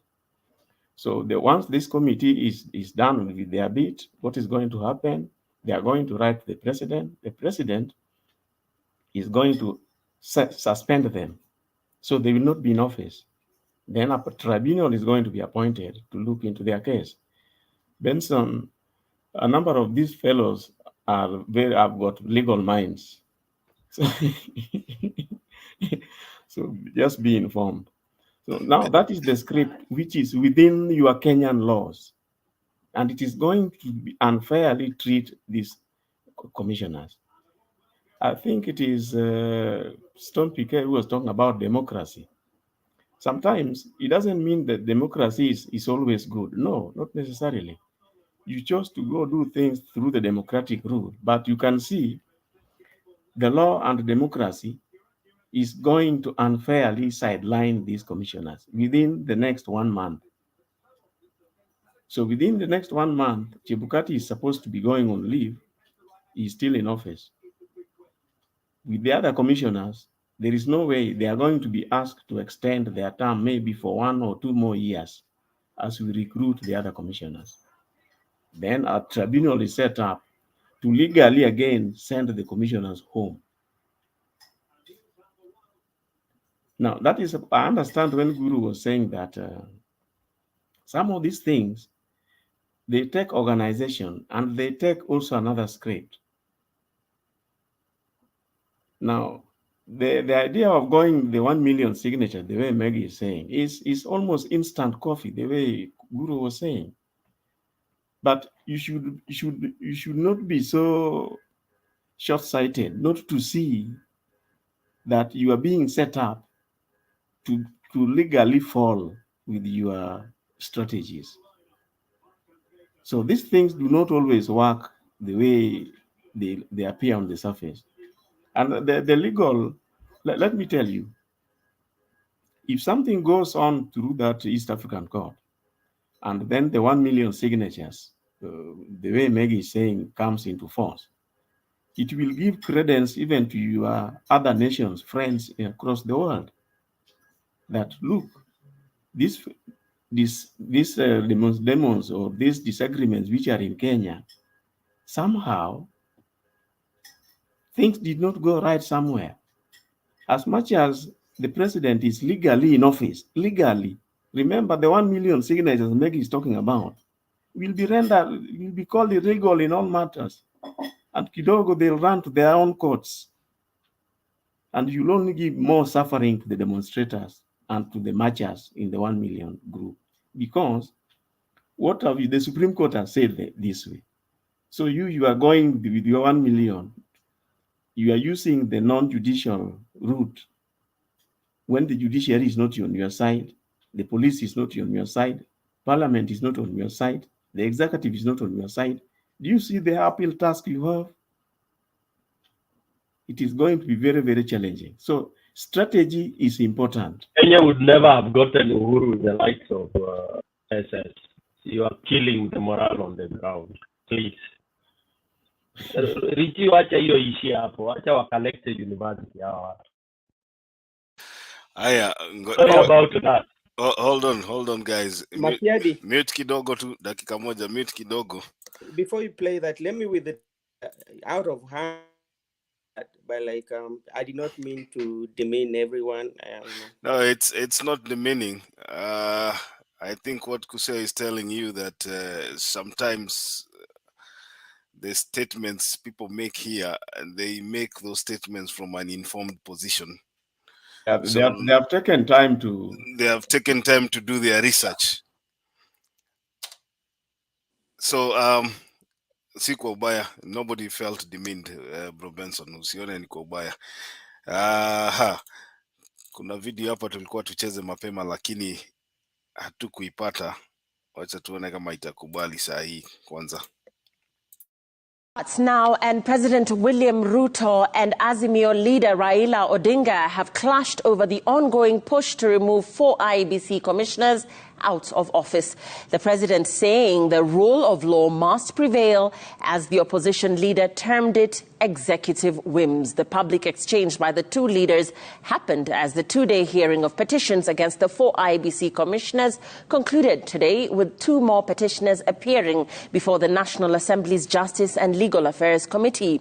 Seth Olale with the latest update on the fate of the so-called Cherera 4, which took centre stage during the heated proceedings at Parliament buildings. President William Ruto fired back at Azimio leader RAILA ODINGA hours after the former Prime Minister accused his administration of plotting to drag the country back to dictatorship by pushing for the ouster of the 4 embattled IEBC commissioners.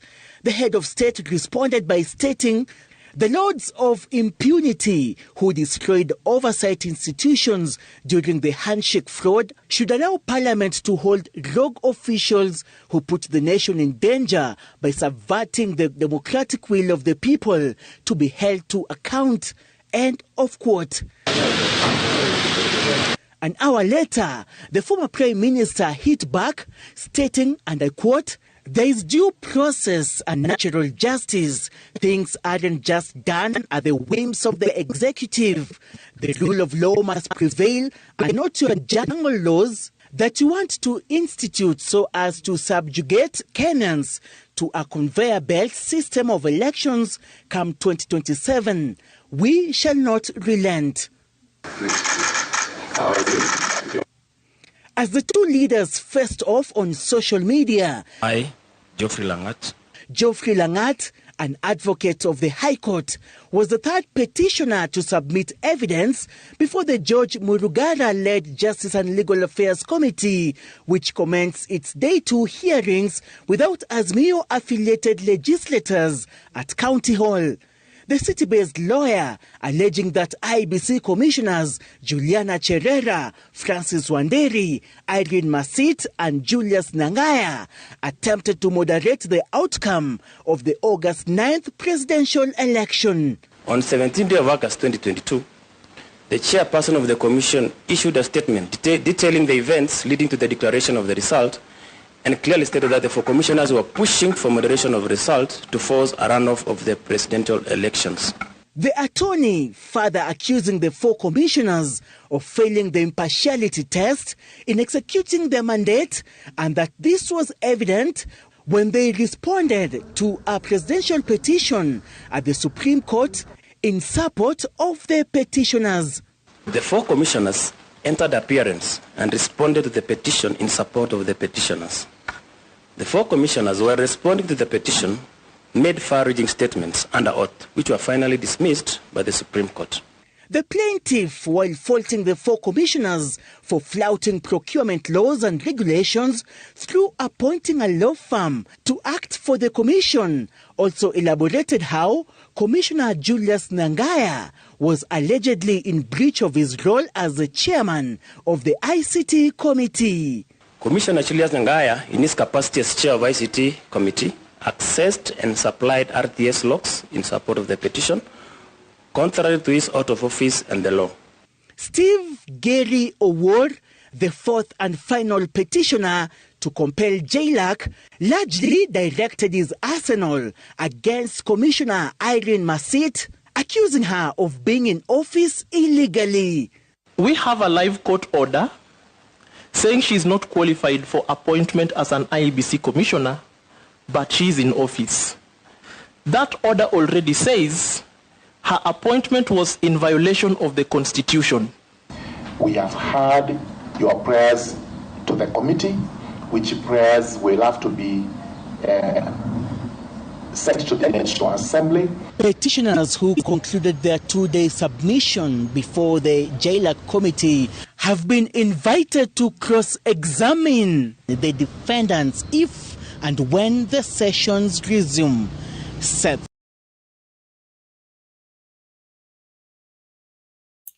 Haya, hiyo ilikuwa video moja yenye tulikuwa tunafaa kuona. Alafu kuna hii Stone PK ameniambia pia nicheze. Ose nitakupatia nafasi tu dakika moja tu tumalize na hii moja alafu we move on.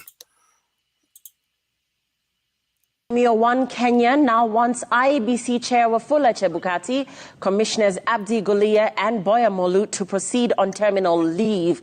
In a meeting chaired by Azimio leader RAILA ODINGA in Naivasha, the coalition maintained that the attempt to kick out 4 IEBC commissioners is highly influenced by secession at the commission. Stephen Leto reports.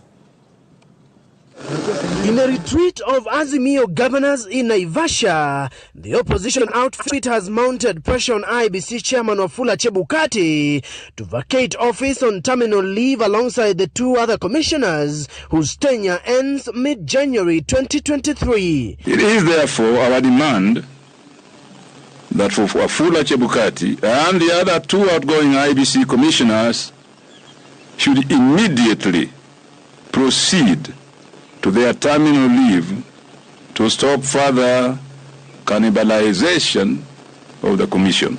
Azimio maintaining its opposition to the ouster proceedings of IEBC Vice Chair Juliana Cherera, Justice Nyang'aya, Irene Masait and Francis Wanderi. 4 petitions for the removal of the 4 commissioners are currently with the Justice and Legal Affairs Committee. To this end, we take serious notice and condemn in the strongest term possible the revenge mission the regime has embarked on against conscientious commissioners of the IEBC who had the audacity to reject the electoral coup perpetrated by the IEBC chair Wafula Chebukati while trying to sanitize the conduct of electoral thieves and fraudsters. In a meeting that also brought together Wiper leader Kalonzo Musyoka and NARC Kenya leader Martha Karua, the opposition leaders say they will not stop in the push for electoral reforms in the country. Rigging of elections may have been clothed with the cloth of legality, but it remains illegitimate and repugnant to justice. Our quest for electoral justice continues, and we will never allow the rigging of elections to become a new normal. The coalition sustaining its opposition to the lifting of the GMO ban in the country.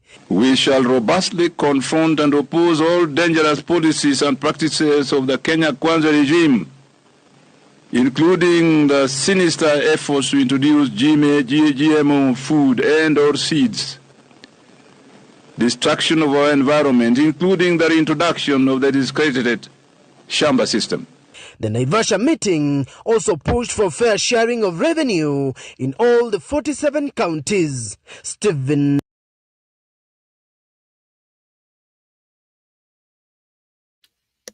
SS scripts, delay. What I can say is that the situation is getting desperate. Now, it will not be proper. I hope the Azimio members of parliament, as much as they need the allowances, would not go to that committee. If anything, if that committee wants to resolve to vote, because I know they are going to vote to have the commissioners removed, they should not appear there because they will only be giving credence and integrity, or what do you call it? Yeah, to that move. Let it be a UDA affair and UDA matter. Now, unfortunately, fortunately for the other side, they can only prosecute their issues through the streets. None of the institutions, judiciary, parliament, executive, can execute anything that they want to execute.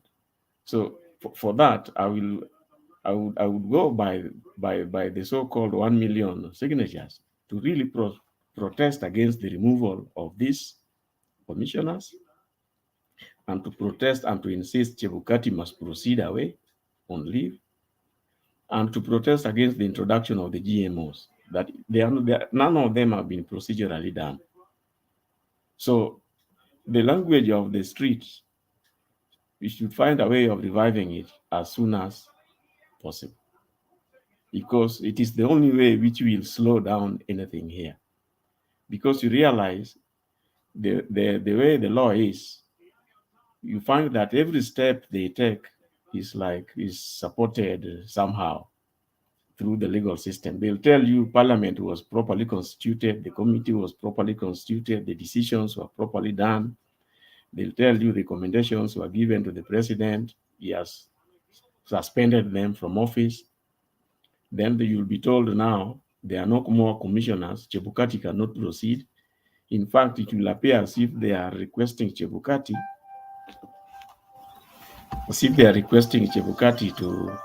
to extend his stay pending recruitment of the new commissioners. But they would, in a way, they would have succeeded in dismantling the entire IEBC commission. Well, how that can be fast-tracked or whatever, I have no idea. But personally, that is what I think that should happen. Thank you. Okay, I see Julia is here. Julia, karibu. Asante, good to see all of you. PK, Makiadi, Guru, Brother Benson, Unknown, Scree, something. Hi, Maggie. Good to see you. About what, yes, Kuseo, allow me to use your former name before you change to something. You know, that is a bad thing, a bad word in Kikuyu. I want to agree with you that I think the 4 commissioners should not even appear in the whatever committee there. And I think even the Azimio members of parliament should not even do that nonsense. They should just boycott it. In fact, they should start boycotting everything in parliament. I want to agree with PK. I mean, let us stop this normality. What is this high-class nonsense they are discussing in parliament and arguing with dictatorial speakers and all that, and some MPs being bought? I think it is high time they boycott everything. After all, what I do, they should just be appearing for their pay. For their pay, they need it for their wives and children. So they should appear, get their paycheck, and go out and onto the streets. They should not allow this Kenya Kwanza government feel like now they're okay. So I think that's the way to go, because definitely, I mean, obviously the 4 commissioners are going to be kicked out. RUTO will do everything to kick them out, and he will justify use the committee to justify everything. So I think, like Kuseo is saying, they should not even appear for that thing. Now, I was very happy to see Anyang' Nyong'o and the governors and Baba in that meeting. And I think this is what Baba should have done in the first place. You know, when he sat behind and kept quiet, it gave room for those weaklings who are being bought. You know, there are people who are always weaklings. Our Juangi wakule nini, unajua, they don't even know what they are. Hawananga msimamo, they flow with the wind. So those weaklings who are being bought in parliament, and even the governors, like someone like Olelenku, I don't understand why ODM gave Olelenku an opportunity. Someone who is flip-flopping from one party to another. So somebody like, I mean, those governors who look like they can go to the side of Kenya Kwanza, I mean, they are there, but Baba, you know, obviously Baba has a lot of control when it comes to county government. In fact, he should have just segregated them from the others from the word go and call them for meeting and mobilized them with a way forward.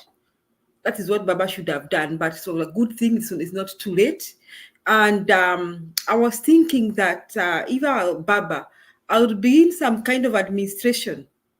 I would begin some kind of monitoring the counties that are under Azimio. I mean, as we struggle to have a different kind of an election, I would insist on the governors of Azimio that we want to see a difference in your counties. We don't want to see corruption in your counties. We want to see you serve the people. We want to give you a deadline, like tuambie kama baada miaka 2 hivi kila mtu akona maji in your county. They give them deadlines. We want to see a difference with our governors. That's what Baba should have started that. He has a say, because those are Azimio governors. So that now people begin mobilizing themselves. We don't belong to this serikali ya majambazi. We are not part and parcel ya ujambazi. After all, thank God to devolution, there's nothing Ruto can do. Kama ni funds will be sent to those county governments. Apende, asipende. Or else, he decides he'll not give any funds to all the county governments. You see? So I don't think even the funds the county governments are getting is a favor. It's not a favor. So hii mtu ati ninafanya kazi na serikali ndio niletee maendeleo gani? If it's the funds for the county governments, it's under the law. So whether you work with the government or you don't work with the government, you are entitled to that. Your county is entitled to that. So I think that Baba should have begun that with a bang. Ndio sasa tuanze kuona tofauti ya wakora na majambazi and those people who are vying on an anti-corruption platform. So that's the way to go. And mass action shaping up. It should shape up. We need to ask Kenyans who are in Nairobi, pelekeni watoto nyumbani and your wife's home. If you take your wife home, kuseo, sijui kwenyu kuseo ni wapi. Lakini kwetu, if I go home, whether I have money or not, I won't go hungry. Guru can agree with me. I mean, I don't need money to eat if I'm home. Kama niko ushago. Hiyo ndio ushago yetu. For several reasons, people survive on other things like crops and all that. The other reason is that we are a community. Where's Lalanja? So me, the first ninge plan kama baba. Pelekeni watoto na mabibi nyumbani. Na kama uko ushago, pandeni gari mkuje Nairobi. Tunapanga hiyo 1 million march. So that in 1 week, we infest Nairobi with millions of Kenyans walking to State House. Tuende tukapike chapati huko. Na tukakule wali huko. Na tuseme atutishiki until we hear this government has taken off to Congo or Uganda, wherever they want to be. So me, I'm thinking this. You see, we can't sit here thinking we are petitioning who. Okay, that mother is right when she goes to the Constitution, East African court. I mean, they may make a point or they may not. Like Maggie was saying, they may just do like the Supreme Court. They may just call it hot air. Kama huyu mama anaitwaje? I won't forget her name. I won't forget her name because I think she means she doesn't mean. Of course, call me. You know her name. I don't want to know her name. I'll try very much to forget her name. So, what I'm saying, whatever they decide, okay, if they make a positive decision, that will tell Kenyans that this was wrong, but I'll not be surprised if the court decides to agree with Comey, because you see, these are corrupt regimes, okay? But I'm saying this, that really we can't. You see, Makiadi has been trying to mess my evening by playing some annoying clips here. I watched with amazement seeing Gachagua asking for money.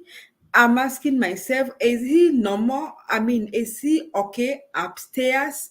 I mean, they sent about 300 people, don't know, to Cairo, Egypt. And then he has the audacity to tell Kenyans to raise money. That is so annoying. You see, I also watched in amazement as they tried to harass and intimidate the Meru governor in her property. You know, high-level impunity, which is said to be perpetuated by the likes of Kiraitu, and I think with the support of the central government. Now, I don't know whether this is what Kenyans want. I have seen the police being intimidated. Okay, I do not support extrajudicial killing, but we all know as Kenyans where we are coming from. We know where we are coming from. And you people, you can agree with me, policemen have never come to your home looking for innocent people. If you know you have seen policemen in your home looking for innocent people, write on the chat. Uniambie tu kweli. I have never in my life in Kenya seen policemen on the streets looking for innocent people. I know that. There's a woman who told me the son was a criminal in Kayore. Na akaniambia the son amepatiwa 24 hours alrudi nyumbani. And that is the only thing that saved that boy. That boy went back to Nyeri. So I have never, Kenyan police, we condemn them. I don't like the corruption in the Kenyan police. And I don't also support extrajudicial killing, but I blame the judiciary for the extrajudicial killing because these youngsters get away with their nonsense and their crimes. They are arrested and set free. And our chief prosecutor, waste of time and public funds, Yusuf Haji, he is earning for nothing, not doing his work. So had Yusuf and his department doing his work, we would not be having extrajudicial. I think at one point the police feel helpless. You arrest a thief, unampeleka kotini, anaachiliwa, the next time the thief will come after you and kill you. That is what happens in Kenya. Ask the days of Mungiki. Why did Michuki do what he did? You know, we know Michuki was accused for all that extrajudicial killing. I don't know Mungiki. but hadn't Michuki adopted such radical actions, which may not be legal, I think would still be talking about Mingiki. So these people claiming that they are cleaning extrajudicial killing are themselves culprits of mass eviction and murder in Rift Valley. I watched with amazement a person called David Arika talking nonsense, high-class nonsense here, saying that the 4 commissioners belong to jail. I wanted to ask David Arika, between the 4 commissioners and William Samoei Ruto and Gachagua, who belongs to jail? Who should go to jail? This government should be taken to jail. This government, the president, the deputy president, the cabinet, they are like jailbirds. They are customers of committing maximum prison because of the accusations and counter accusations against them. Some of them are so grievous, we can't even talk about them here. And saddening. So this thing, Mimi Kuseo, I'm sorry. I don't think there's going to be any justice in Kenya. I don't think Mother Koome is going to promote any justice. She's a promoter of impunity. And I hope she lives long to see what she has done to this country. And now they have appointed some policemen there, whom I think will be doing the same. And we have Yusuf Haji doing a lot of nothing. So, fellow Kenyans, whatever Baba says, nawaomba mfuate. Mkwe mmetega sikio. Maana Baba akipiga firimbi. I ask you to pay attention, because the struggle continues. A luta continua. Asante Makiadi. Julia, you have made a very good presentation, but you've not declared if you are willing to forego 1 day's salary so that we can contribute to the pay bill number that the deputy president. Gachagua gave a pay bill number. Gachagua gave a pay bill number today. Lakini hiyo si ni ya Kenya Kwisha, sio ya Azimio. Julia is an Azimio.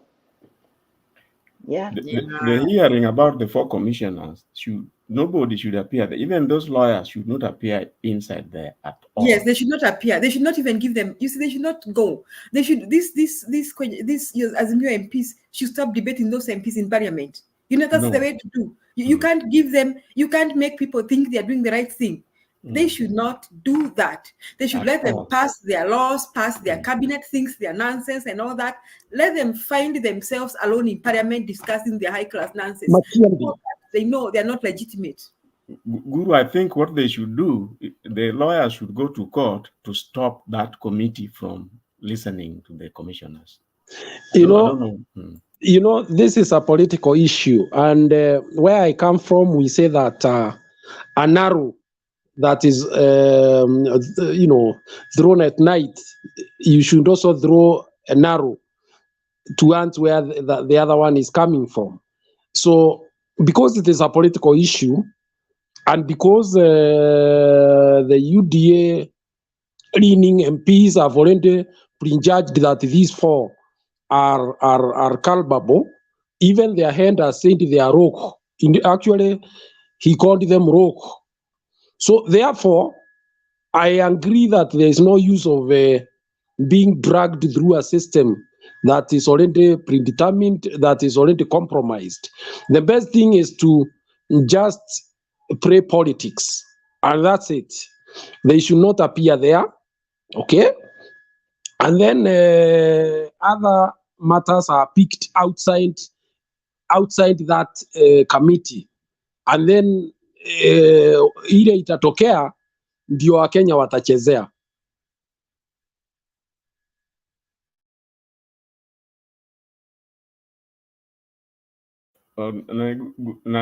Stone, Yes, Stone, I wanted to suggest that you remember what came from the president's mouth, the statement of today. I believe the lawyers for the 4 commissioners can go to court that they don't trust that hearing will have any fair hearing, and simply leave the matter to die in court. The president can go ahead and suspend them if he wants. Which court I mean, Kuse, which court are you talking about? Maybe PK can tell me which court. PK, go ahead. I'm talking about you see they are supposed to appear before the committee in Parliament, isn't it? With their lawyers and the issues about them to be heard by that committee, then eventually they will vote. And as I said earlier, the script is already out there. They are going to, the thing will go to voting. The voting is going to found them culpable. Then they'll write to the president. The president is going to suspend them. And once they are suspended, there are going to be no other commissioners except Chebukati and the other two. And then because of the happening, they are going to ask Chebukati to extend his stay, I think for 1 year, as they recruit other commissioners. Now, my suggestion was that those MPs, I know they were going there for allowances. They should not go to that committee for any hearing. Those lawyers who are representing the commissioners, they should not appear there. They should literally abandon this. Instead, if the lawyers want to do anything, they file a case in the High Court outside that the hearing has no fairness based on what the president has just pronounced himself on. If you listen to what the president said, that those rogue whoever must face the law, in other words, their goose is already cooked. So that committee is neither here nor there. Thank you, Stone. So which court? Julie, thank you, Julie. Bwana Kuseo, you are taking us through very good motion, very good progression, which we all know. But my big question is, which court is this you keep referring to? Which country do you belong to? Listen, what I mean is this, PK. You see, for them to have an excuse for not attending the committee, that is all I was saying. They can formally, not that they are going to get anything out of it, no. They formally file something in court and say that, why are you not going? You have been summoned by Parliament. Why are you not going? Instead, they do a counter. They file in the normal High Court. Not that something positive is going to come from it. You play politics with politics. That is all I'm saying. Bana Kuseo, I agree. I see. I hear what you're saying. But for where we are now is fire for fire. Umeambiwa na guru mungu tuko jiokanga na tuko. Yani mshale ya usiku inarudishiangwa mahali imetokea. Okay? So Kenya, where we are, you guys are on this Mutembei TV to be closed because it inauza uoga kwa Kenya. I'll tell Nani, ambia Mutembei afunge hii. It's not benefiting Kenya. We have cowards here. You know, we have people who are not inspiring Kenyans. You are talking as if you don't know what Kenyans are capable of doing, you guys. You are saying strategy. What strategy? Strategy ni kumwagika kwa street. Period. Tunamwagika leo, kesho kuna. Within 3 days we topple this government. What strategy are we talking about? Tutokeni first of all tunaenda tutoe Martha Koome. Yes. Alafu tuende tutoe Rigathi. Yes, I was thinking like Ruto. that. I was thinking like that, Maggie. I was thinking 3 people should be removed for their offices. The first one should be Martha Koome, and the second one should be Gachagua, and the third one Ruto, and the fourth group is Parliament. Parliament, amtakutana. Ruto utoke kwako, Gachagua atoke kwake, na Martha Koome. That would be very effective. Exactly. And we want our MPs. Our MPs should not sit in any cabinet meeting. Hakuna kuenda kwa hizo meeting. There is no question of law at Kotini. You go to Kotini, you look like food. There is no court Kuseo in Kenya anymore. It's rubbish, whether you record or you don't record. It is you go unlawful, period. You take the power as the people. It's not unlawful, sorry. When you take back your power, which you have given to all these idiots, take it now and do whatever you want. Ukitaka kupatia Wakongo watutawale, ama tuseme wazungu wakuja watutawale, let's take back our power. In fact, ukiona kitu yako imeibiwa na unaona iko kwa fulani, What do? Enda hapo, fungua mlango na uchukue. Please. You know, for a long time, the electoral body has been a point of contention. In fact, it's been politics through and through.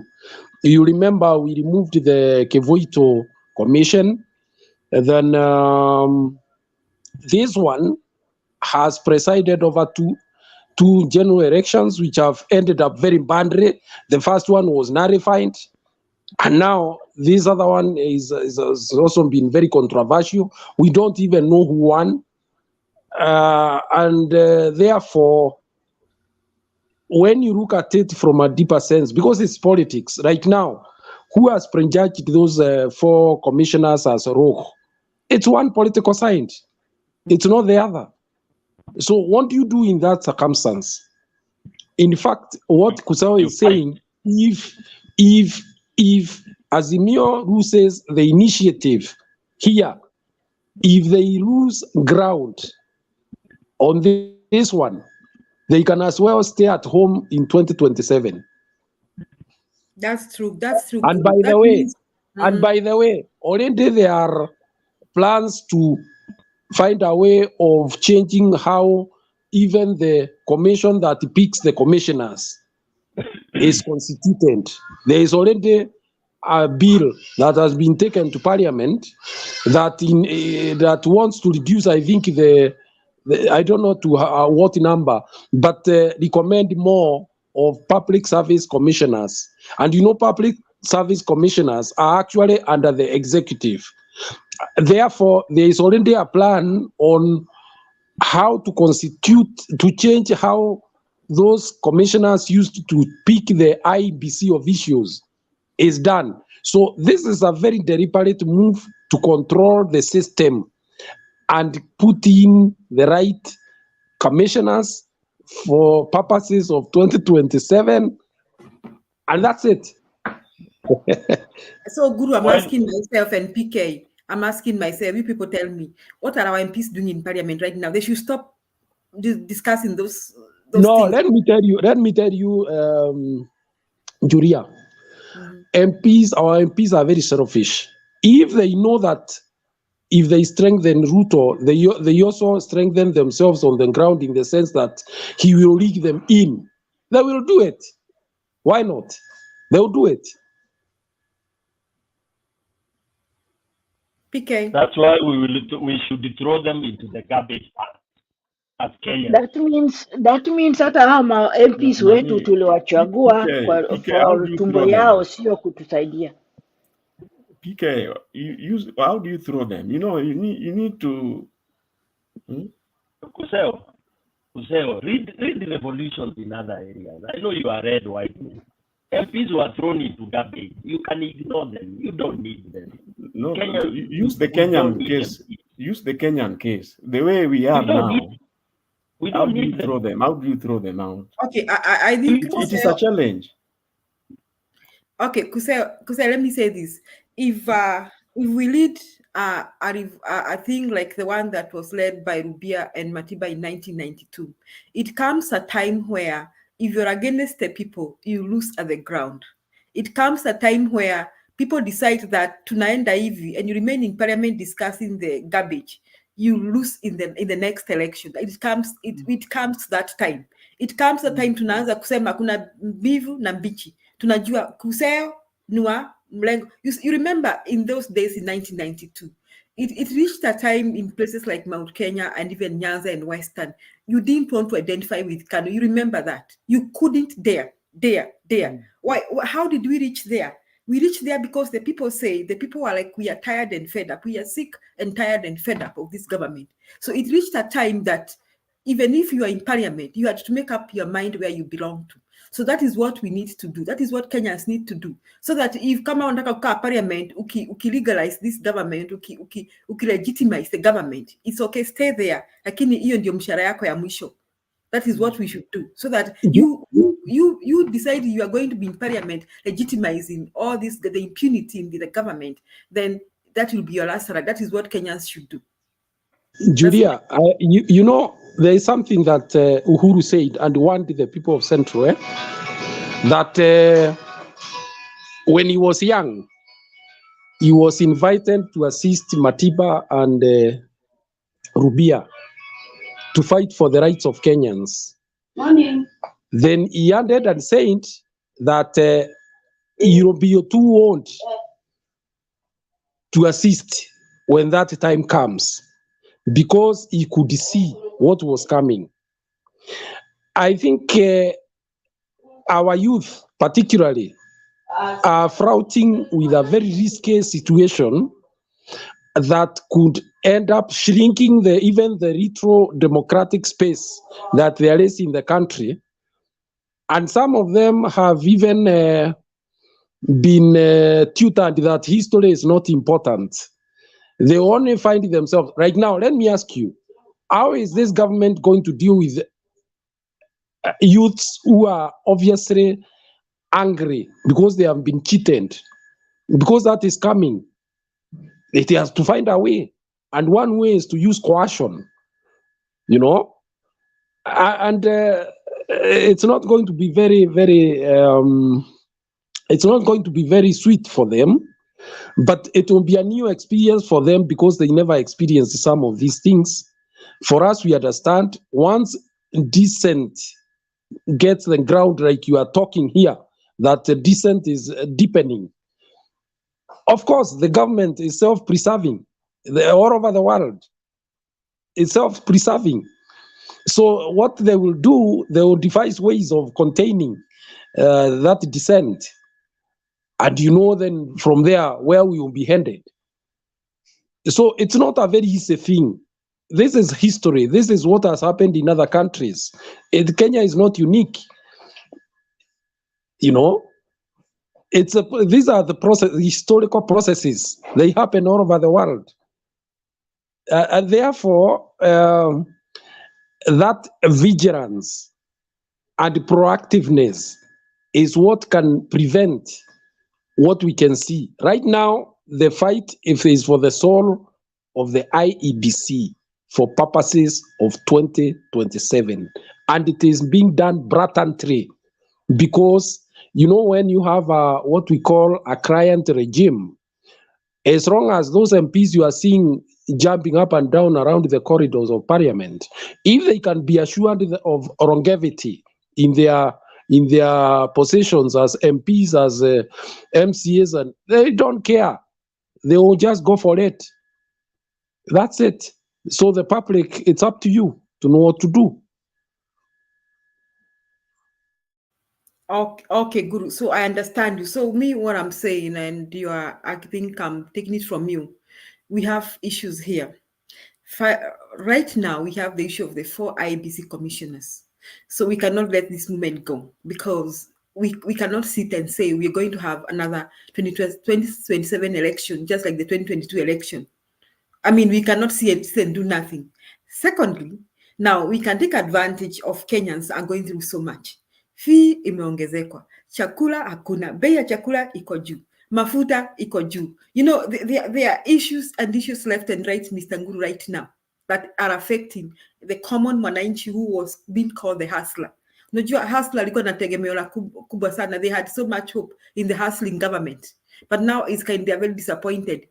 So I think, like you are saying, Azimio must just take this opportunity to bring reforms in Kenya. And if they don't do that, I think they may not have another opportunity. But really, Kenyans are going through so much, including school fees. Now, school fees, I think by next January, sijui wananchi wa Kenya watafanya namna gani. So I don't know what the others have to say. PK na Magi, mwasemaji.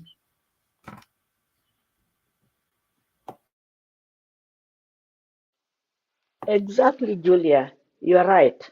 Kenyans are going through a lot. Everything, kona gani, hakuna njia. In fact, there's no direction in Kenya now because everybody are asking, what do we do next? Just the same way we are asking here. What is going on? Yeah.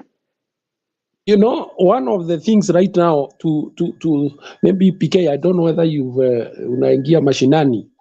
Today, go to Githurai, where there is concentration of the so-called hustlers. In fact, it was a bedrock. And talk about hustler, you will see what will happen to you. And you see how people will react. What will happen, That, Guru? Tell us. no, generally, even if they don't talk, you will see the reaction. You will see deep anger. You will see deep anger. Yes? They were calling themselves the Hustler Nation. Yes. No, wamebadilika. Sasa they don't call themselves that. Wanasema hiyo ni ya RUTO na Gachagua. Yeah. Precisely. Because actually, what you see, Julia, what happened? It's not that youth fund was not available, women fund was available, and the rest. But the manner in which it is structured is such that the youths feel that there is too much bureaucracy. So to tell them that they go through the same systems to access money. Actually, you have just told them that we are where we were. That the money is that the youth money is the women money. You can't access it. The youths wanted a situation where you can wake up and fuliza 5,000 without having to go through so many other things, being put conditions and the interest rates. The worst is that they are interest rates. And by the way, the moment you register for Hustler Fund, you get straight into the pin of KRA. So for them, when you know how our people listen, they see no help. Actually, the only people who help, maybe get help from this fund are those already in business, where you borrow and then pay after 2 or 3 days because of how fast moving your goods are. But for startups, I pity them. I don't think they make any headway. So on account of that fund, in fact, that was the main reason why RUTO became very popular, particularly among the underclass in Kikuyu. Because the youths and the women, they thought now money will be flowing into their pockets. They will go do the businesses they want anywhere, anytime, anywhere, meaning, and here I will enlighten you on what is happening. Do you know that the modern markets that have been built even with the World Bank money are empty shells? People have moved out. They are in the streets. Which are the modern markets? Give me an example. They are everywhere. Karatina, Nyeri, here in Nairobi. Yesterday there was a demonstration in Kiambu. People have, because there are 2 sets of people, they were given stores in the new market, but those outside are more than those inside. Those inside don't get customers. So it's a whole jabbled up affair. And because of that narrative of not harassing, that was the word that was used, harassing hustlers. Now it's become difficult even to solve some of those problems. It's chaotic. So it's those who are chaotic. inside, I can see the story. Those who are inside the stores are paying rent and the customers are not coming because there are people outside who are selling. Precisely. And now the government does not know what to do with those outside because there are many and they are their supporters who they call these hustlers.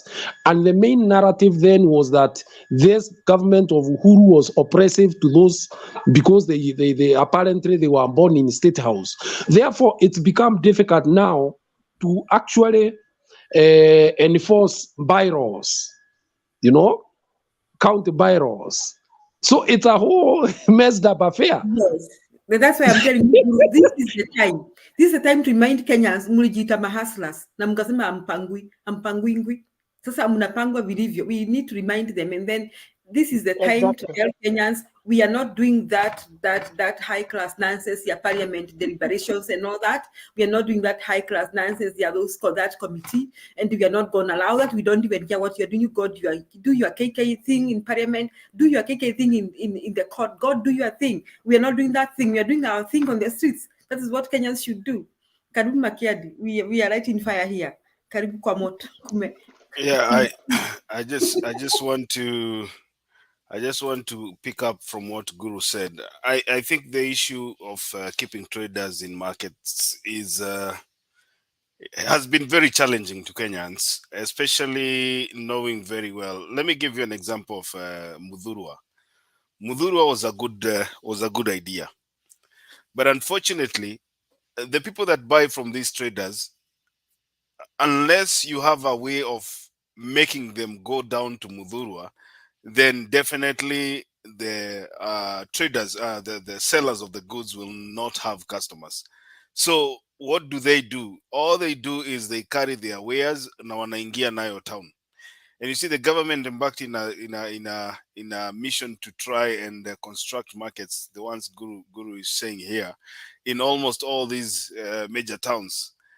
And there is no way you can force mtu wa kununua ingie kwa hiyo market unless kuna kitu ingine inampeleka huko. You know, Julia, hata wakati ulikuwa unanunua nguo, ile kitu inaitangwa we call it what, shopping. Iko na jina yake, sijui inaitwa nini shopping. Si window shopping. Where inaitangwa, there's a name for impulse buying. Impulse buying has to be triggered. Lazima uone na macho yako, lazima upite town uone hoka ameweka nguo zake hapo, maviatu ambazo zitakupendeza, uone I can spend 100 bob ndio ninunue hizi viatu kwa sababu nimekutana nazo bahati mbaya lakini zimenifurahisha. That is not the case with what is happening right now. And if the government does not think about a way that it can make major cities a place for these traders to have at least some time in the week, probably a Saturday evening or a Sunday morning or whatever, to do their wares, hii kitu ya issue ya kanjo na kukimbizana na watu ambao wanauza vitu town zote haitawahi isha. It will never come to an end. Yes, go ahead, Guru.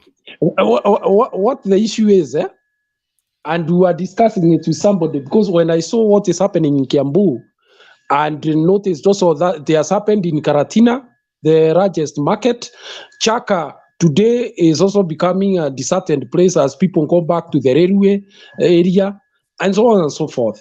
So there is a whole problem about the market, building of the so-called modern markets, because even the design itself is wrong. Why? Because in fact, I don't think we need closed house kind of shops. What we need are kind of sheds where people pass through. It's like a highway, because that is the concept of marketing that is most embraced in Kenya. People have this impulse buying kind of thing, and then we maybe strategically position the markets close to the bus stations or on the way towards the bus stations. Otherwise, as it is today, Makiadi, I can tell you why we will not solve the problems of major cities history in Kenya is we play politics with this issue. Right now, I can tell you most of the MCAs, one in Nairobi and other places where these people are, the main underlying factor and which they emphasize is that the MCU will come to protect them so that they can do trade anywhere. So you can see already that's a wrong premise on which you get to positions of power. You understand? So therefore, I do not know what this government is going to do, because already it pronounced itself that when a Kanjo person comes for you, when you are trading in the streets, they called it harassment. How to roll back this is now a problem, a big problem. Wow, things are going on well, good. That's a very good recipe for our revolution, and naona penye tunaenda. So Guru, I also wanted to say this about the market thing. I think Makiadi, me sijui from my experience, the things zenye ziko nje zinakuanga cheap. Hata skuma, nyanya, waru. Yeah, because they don't pay. Ukiingia marikiti, things are expensive. Tena unaongezwa kidogo. They don't pay taxes, they don't pay kanjo, they don't pay anything. So they are cheap. It's true. So thank you, Guru, for that. That is really important information. So I think this UDA government is out for big problems. I also watched something Makiadi and Stone and Guru and Maggie. I watched Kimani Ichung'wah floating a motion in Parliament, anti-Safaricom motion. Nyinyi mliona hiyo motion akisema ati Safaricom inapeana sijui pesa kwa interest mingi sijui nini. He was anti-Safaricom. I've been saying here again, the next organization to go down is Safaricom. I don't know what they want to replace Safaricom with, but I'm promising Kenyans, one of these fine days, you'll wake up without your M-Pesa thing. You M-Pesa businessmen and women, prepare yourself. This government is bringing down Safaricom because they have a bone to crack with Safaricom. I think either they don't like the directors or something. And after Safaricom, the next thing to go down is Equity Bank. You watch this space. So the area Azimio acts, the better. Julia, I may not agree with you on that one. What I know is that the retro experience I have, sometimes the MPs use intimidatory approaches, like intimidate a corporate body to bring a certain policy that could injure them, so that they are caught on the signs, and then they get what they get. This has been happening for a very long time in Kenya. If you don't know, okay, you know a company called DRUTO, yeah, which was making money. There is a lot of rot in our corporate world vis-a-vis our MPs. There is a lot of rot that goes behind our back. Right now, maybe whatever was being said is a way of intimidating the company so that they can cede ground on some things. You understand? Do you think, let me ask you, Guru, do you think Safaricom may decide to diversify their services to other parts of East Africa? Because I'm thinking Safaricom is a multinational company. But they have already started. It's not a Kenyan thing. It's not a Kenyan thing. It's not a Kenyan thing. So they can decide to do it without Kenya. Because but they have already done that. They have gone to Ethiopia and other countries. Yes, they are there. But you see now, maybe the main market is in Kenya, you know, and therefore they would really be hit hard. But what I know is this: some of our policies are never people driven; they are actually elite driven. Right now there is a push to separate the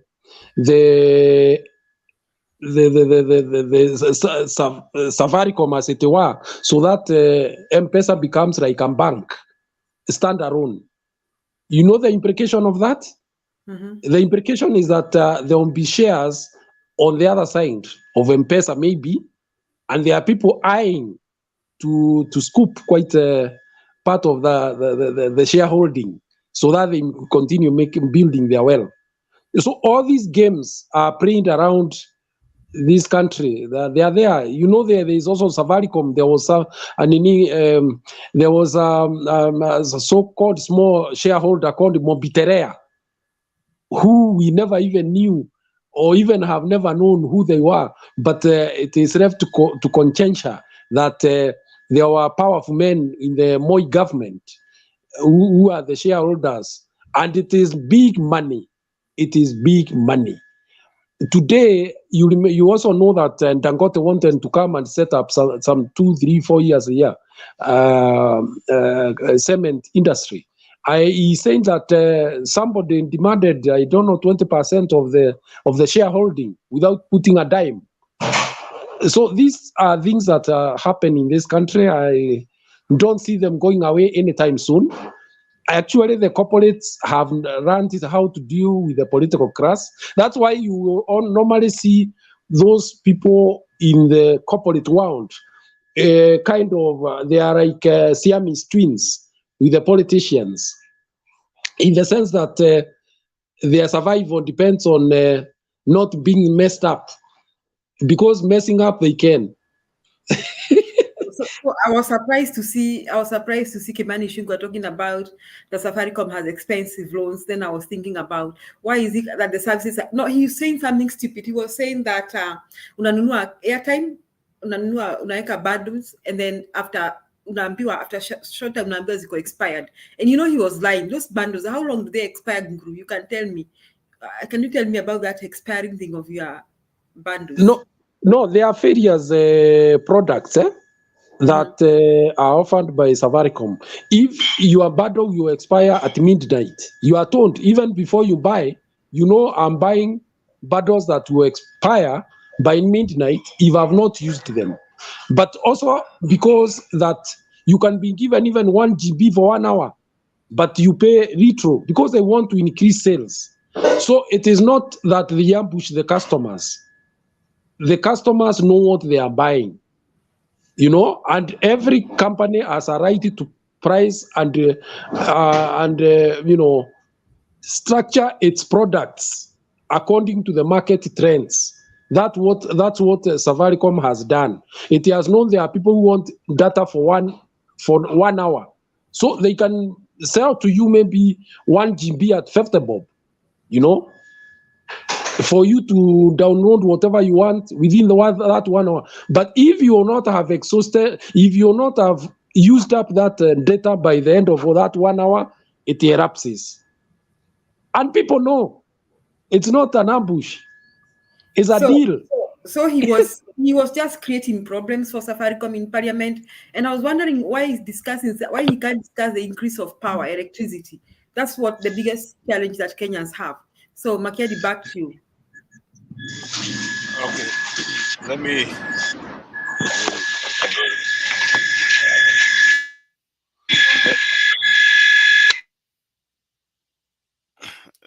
Guru, kwani huko kwa industry kani kama uko kwa steel mills ama wewe pia uko kwa ile group ya ule mzee Muindi alisema freedom has come?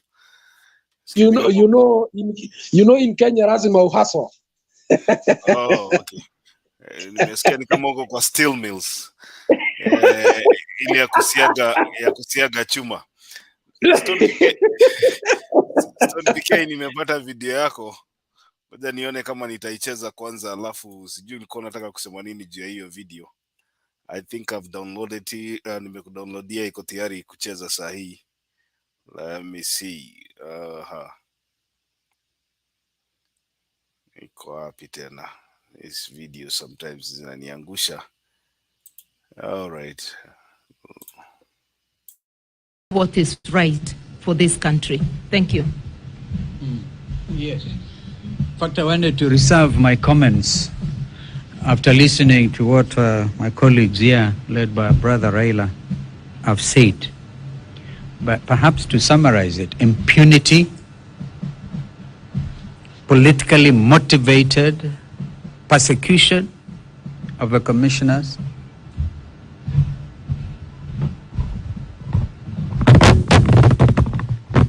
and we've just come from County Hall.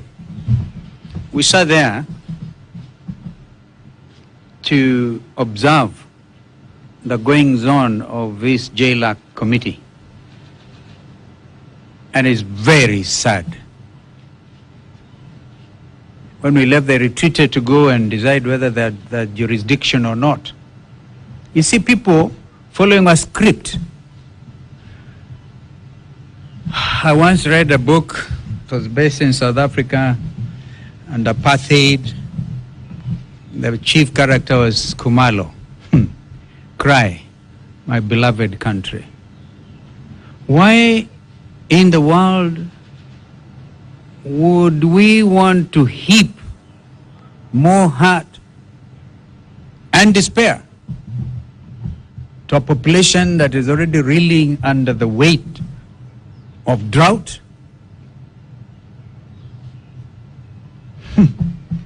compounded by GMO politics, GMO, without any public participation? And here I want to thank the Catholic Church for beginning to show leadership. We're not going to kill our people through GMO. And I think as Kenyans, we are very good at forgetting things very fast, but how do we forget about that which is going to kill us with cancer? Ugonjwa saratani. Kwa hivyo, mimi naona tu nisiongee zidi ya hayo. I don't like things that are politically motivated. And therefore impeachments, Kenyans, remember, politically motivated impeachment at the Senate, and this is what is being worked out. I want to urge the committee of JLAC to stand as a different committee, believing in the rule of law, fair justice, administrative justice, and we all belong in this country. In fact, the country is beginning to get together. But it looks like our friends want to take Kenyans back to the streets. Kenyans would have wanted a peaceful Christmas. But why are you doing this to our country? Cry, my beloved Kenya. Thank you.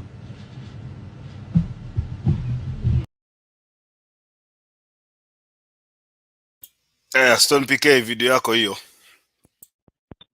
Yeah, hiyo video nilikuwa nataka akina Kuseo na akina Guru waweze kuona. But you have made my day. Because you know, Kalonzo amesema yote. Yeah. Stone endelea. Yeah, you know, it is sad. I'm even regretting why I came back to today, you know, because I was trying to avoid, you know, a situation where people are telling me that Kenyans cannot, and we become like animals being humbled together towards Emunanda kwenda kuchinjwa. You know, we just go willingly to be slaughtered just because tutadu. And when I listen to Kuseo especially, giving us theories, I think even if he is a teacher, he has to.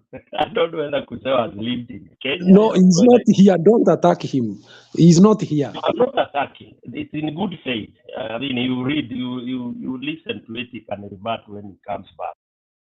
I'm talking about many Kuseos. When you tell us that Kenyans should just lie, and because you need strategy, you need to do this, you need to do... What strategy when you are being... You know, Kalonzo has put it. And if you read Kalonzo, I know people think Kalonzo is a coward. If Kalonzo... I wish, Makiadi, you can also play Raila's whatever. And Raila doesn't have to be in the forefront. If Kalonzo, it has reached there, and he didn't even want to give a speech, his heart. And anybody who saw that, I know most of us watched that thing. Anybody who values Kenya, watch a Matumbo MPs, you would actually go to the street Kesha in the morning.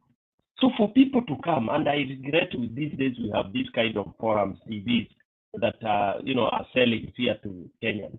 I wish we go back to the Kamukunjis and all that. In social media, the guys who are debating here, we have very little to contribute on the street. But those who are being hurt, those who are really feeling it, whether you talk of strategy or whatever, hiyo kiberiti ikiachwa tu hivi Guru, wewe utakaa kwa nyumba yako tu, you don't have to go rioting. But Kenyans, we have 50+ million, 75% are youth, and those so-called hustlers who you say are very bitter, I'm telling you how umesema ni bitter, they are the same people that will burn this country. Those ones, our RUTO, and that is what we want. We cannot sit, cry, Kenya, cry, my country. Kalonzo has said it, and that is just, an indicator too. What is cooking is, nyinyi watu wa mavitabu kaeni tu na matiori zenyu. Pigeni tu matiori kwa radio, kwa TV. But wa Kenya haswa, the Kenyans that matter are going to do it for you guys. You just sit in your comfort. But ukiambo utume maji, tafadhali tuma. The war is on. Thank you very much.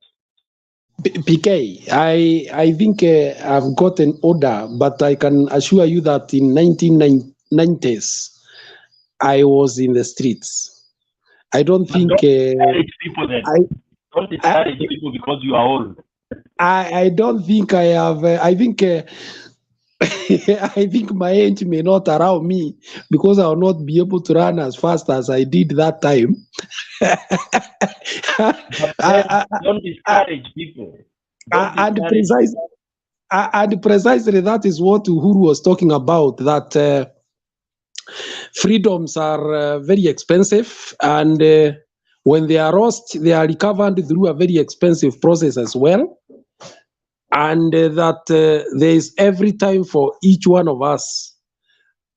Unfortunately, the kind of situation you see in our country is that our politics are no longer ideological driven. They are more of what can I get? And for that purpose, it is easy to buy out anybody. You cannot imagine somebody like Njindo Matipa lost almost everything that he had worked for. The likes of Rubia, the likes of RAILA, they have had huge chunks of their lives that was wasted. Look at somebody like Koigi Wamwere, the likes of Anyona. Do you have those kind of people today in Kenya? I doubt. I highly doubt. When you look at the kind of discourse that goes around the country, there is nothing like that. In fact, I dare say this is the right time to plant dictatorship in Kenya. Right time. And I think there is a certain class of people who already know that this is the right time to dominate. And they are doing it slowly by slowly by slowly. I think we have talked for a long time. Naona ni 10 hours 48 minutes. Najua sijui kama Stone PK lakini wesi kesho unajua kuna watu wanaingia kanisani. Guru, sijui kama wewe pia unaenda SDA. Tukuachilie uende kanisa. Hapana. Mimi ni Mkatoliki. Oh, wewe ni Mkatoliki. I was doubting kama unaenda kanisa. Guru, I was just wondering whether you really go to any church. Why so? Guru might be one of our kanisa za nabii. Why so? Why so? Ama ni wa kanisa za murogarugo. No. Julia, why have you said that? Kwa nini umesema? Kanisa ya murukaruko. No. You said you Kwa nini unaniingilia? Julia, Guru anakaa kafiri. Tunaita za murukaruko. Akorino. Tunaita akorino. Na niulize swali Guru, ni kiti gani mmepatia mtoto wa nabii? Naona anazurura kila mahali. Huyo. Sasa huwezi hata jua ni nini. But you see, that's what I'm saying, eh? And some of these things look very innocent. But let me tell you, these are the structures that form what I have just been talking about a few minutes ago. Because you never know what is this structure that is being reigned. These are secret talks. You can't tell, really. By the time you are coming to understand what is happening, things have already happened.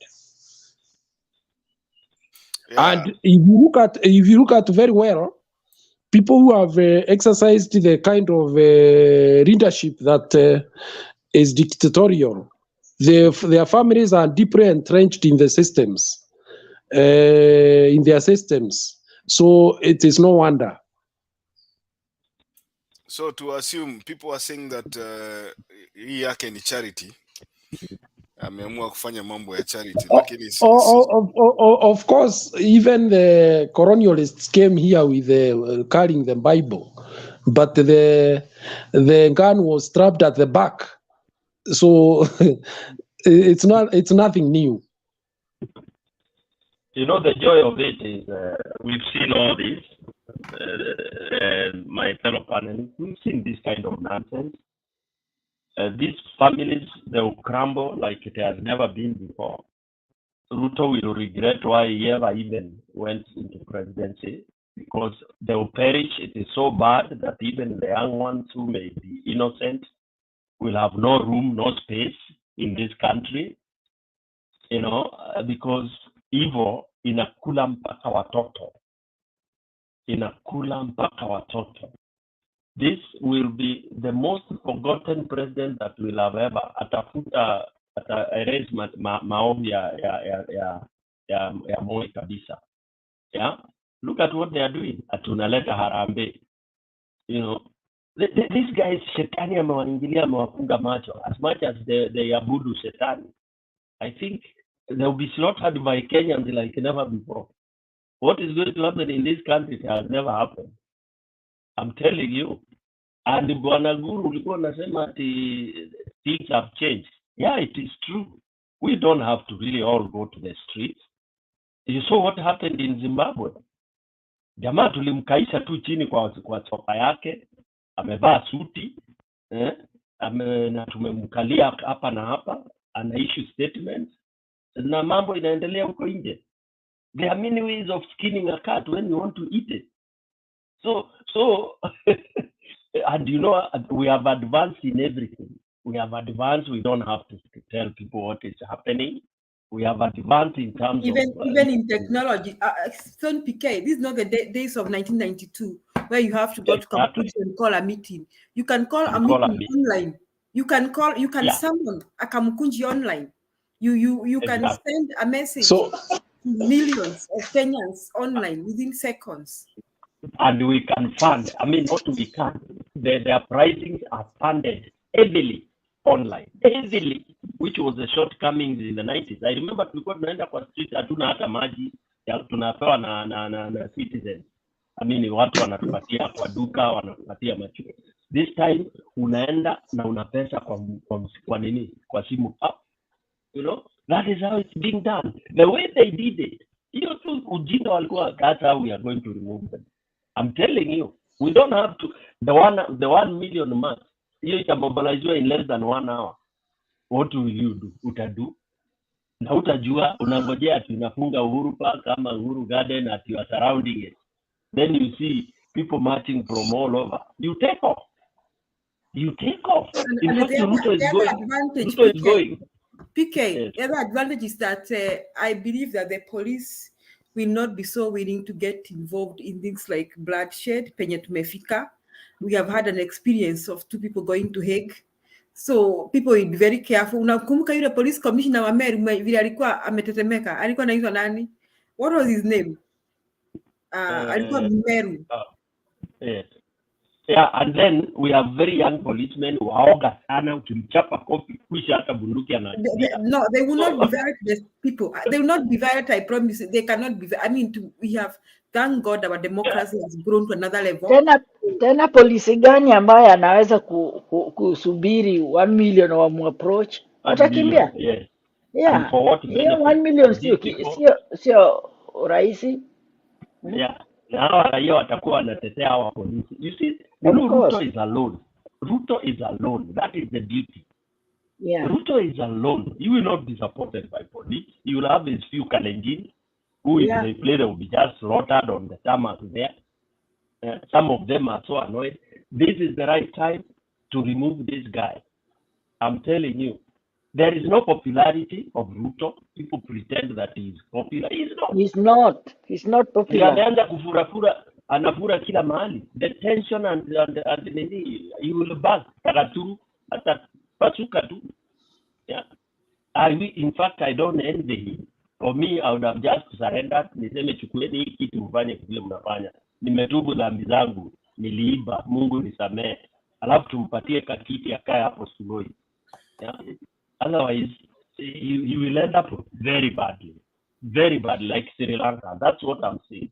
And it is Bwana PK, I think one of the best things that we give ourselves was the 2010 Constitution. And whatever one might say, I still believe that that Constitution was revolutionary. in this sense.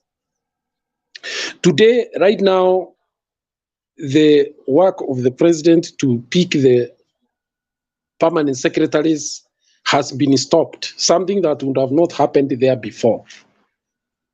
And he has to go and explain himself before the court.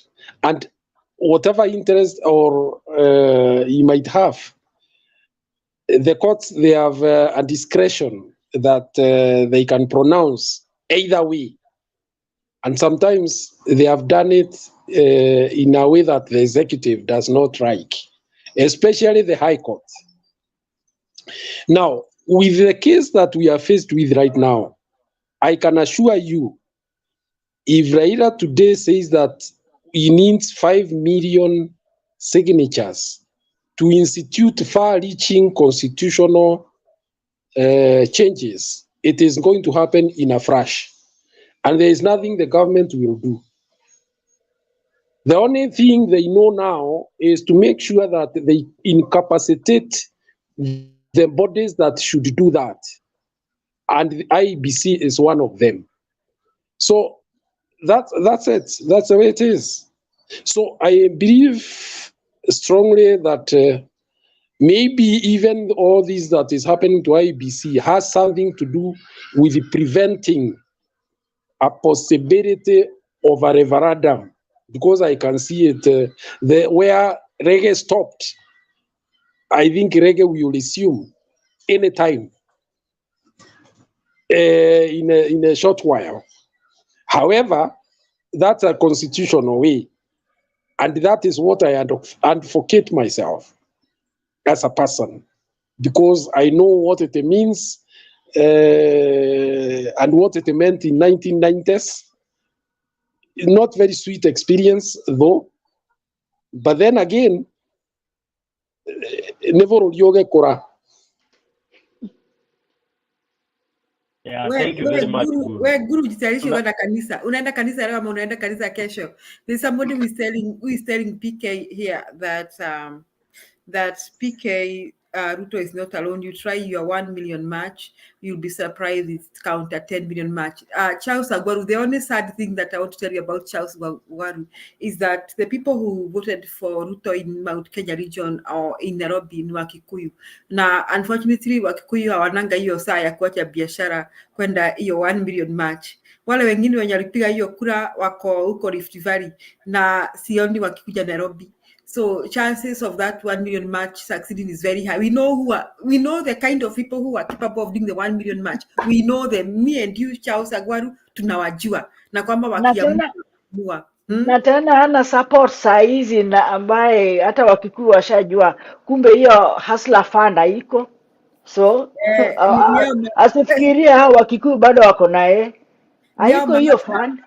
Yes. Wenye Kuru wanasema ati wamekazia. You know, Charles Agwaru is a naive Kenyan. He must be a villager because he doesn't know the patterns of politics. He doesn't know people called Kikuyus who they are. No wonder he's called Agwaru. So he knows nothing, absolutely. Mkikuyu anakuachilianga kama kiazi moto. That I can say.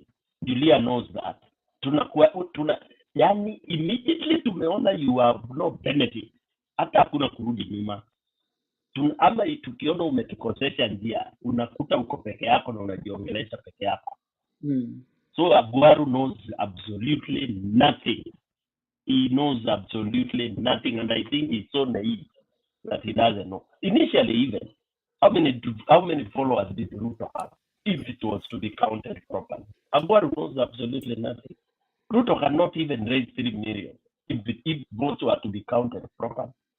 Even Kalenjins, all of them didn't vote for RUTO. I mean, let's not go there, but hata wamejam ya mahindi. They are mad because of the main scandal and the Mount Kenya. Did you see the speech? This Charles Agwaru see the speech of the Nyeri governor mwenye anasema sasa tujaolewa na mtu. For him to have the audacity to speak like that, what do you think? Where do you think that is coming from? Agwaru is an ignorant Kenyan, just like some of them were in the village. Ukiona mumeanza kupigana na watu wa comment section, hiyo inamaanisha sasa tunataka kumalizia Najua tukienda kumalizia ndio tunapatanga nafasi ya ku assess what is in the comment section. Charles Agwaru, good. Uko na maoni mzuri sana. We love to see you on the panel one day so that we can argue face to face. Yes, what are you saying? What are you saying? No, uko sawa Guru. Wewe endelea tu na kazi. Nasema nataka kupatia watu. Unajua ni kama uende shambani. Enda shambani Guru. Guru ana prepare sermon. Guru ana prepare sermon. Ni sawa Guru. Guru ana prepare sermon. Guru, what are you doing?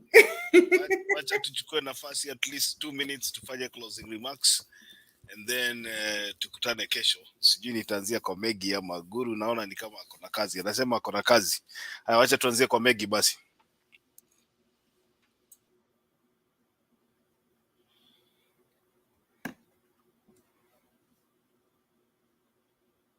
Megi, leo umeamua kuongea kama umezima microphone. Pole, pengine kwa confused a little bit, lakini sina mengi la kusema, but I think Kenyans, we should take a stand now. Hii Kenya yetu, our country Kenya is a very precious country, by the way. Let us not allow ourselves to be used by thugs, by looters, by thieves, if I may go back to the campaign mode, corruptible people and corrupt persons. Mi naona Kenyans, we are strong and we are so intelligent. We can do so many things. So mwenye anakuja na kutuletea GMO sijui nini, taxi inataka kupandwa, I don't know, everything are going different direction. We should not allow it. Na Kalonzo amesema. So I just wish Kalonzo anaweza kutia moto kidogo. I know things will go better for this country. Not really that I want Azimio to lead, but I want a good leadership. I want somebody who can take Kenya where we want it.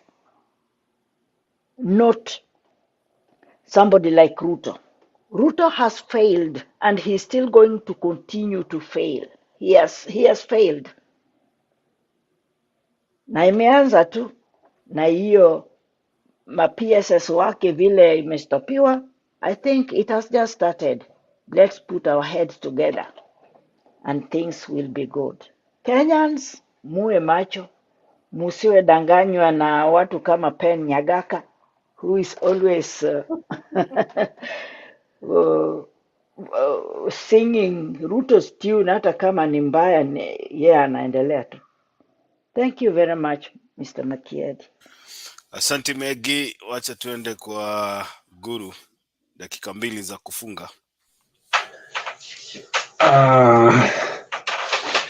Wacha niseme hivi kwamba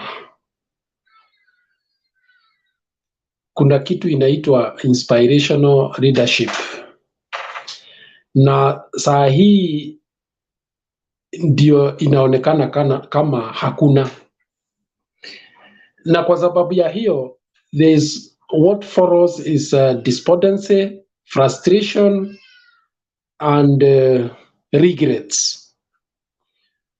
Unfortunately, that is the stage in which most of our people are. The youth who had very high hopes, and the farmers, the traders, they see like they made a mistake, quite a number of them right now. But the way out is not there. We are stuck. what we see is not an attempt to solve the problems that we have, but a political machinery that is geared towards entrenching itself. I don't know whether I would support the radical stand taken by my friend Stone PK, but I also believe that our constitution is a liberating constitution. It has safeguards. It says you can either be represented or you can represent yourself. And that power is donated. It is not usurped. Therefore, finally, the power lies with the people. And because of that, there was this argument that Baba should keep off and let people suffer so that they can learn their lessons. But I think in his wisdom and the way he knows this country, and your heart is what is where you have sacrificed. I think he would find it to be a dereliction of duty if he were to just let things go. That's why he said that not let nobody think that because they are quiet, they have given up. So I don't know where this bus that we were told to board in August will be taking us, but the road ahead looks a bit slippery. And the driver and the conductor, they seem to have serious issues. Therefore, I would say this. Every situation has a way in which it resolves itself. Those who know a bit of philosophy, they know there is a thesis and antithesis and synthesis. And because of this, then what the country is going through is going to find a grounding somewhere. And because it is the people who have the ultimate power, we may not predict how it will be because we are not in the minds of thousands, millions of Kenyans. But ultimately, like Bro Benson said, I think when the streets starts becoming rounder and rounder, then from there, things will take shape. Thank you. Okay, thank you so much, Guru. Kuna ndege nimesikia ikilia nyuma hapo, imenikumbusha mbali sana, Guru. Unajua kuna wakati yes, I do urban farming. Oh, okay, urban farming, okay.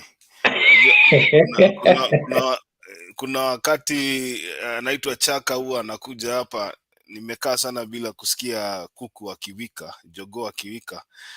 Inanikumbusha, I miss that environment. I see you are quite keen. I think it has something to do with where you come from or something. It has nothing to do with where I come from. It's just that the last time nilisikia jogoo akiwika sijui ni miaka ngapi. Megi sijui, unajua tunaongeanga vitu watu wanafikiria ni mchezo. Megi, mwisho uliona kuku akitembea na miguu miwili ni lini? The last time jogoo akiwika. Jogoo akiwika. Yeah, my student told me something and I was so interested that she had a cockerel. They call it cockerel. And she fed the cock to her dogs because the cock was waking her up in the morning at 3 a.m. She had acquired the cock for a pet, but she did not know that the cock was going to be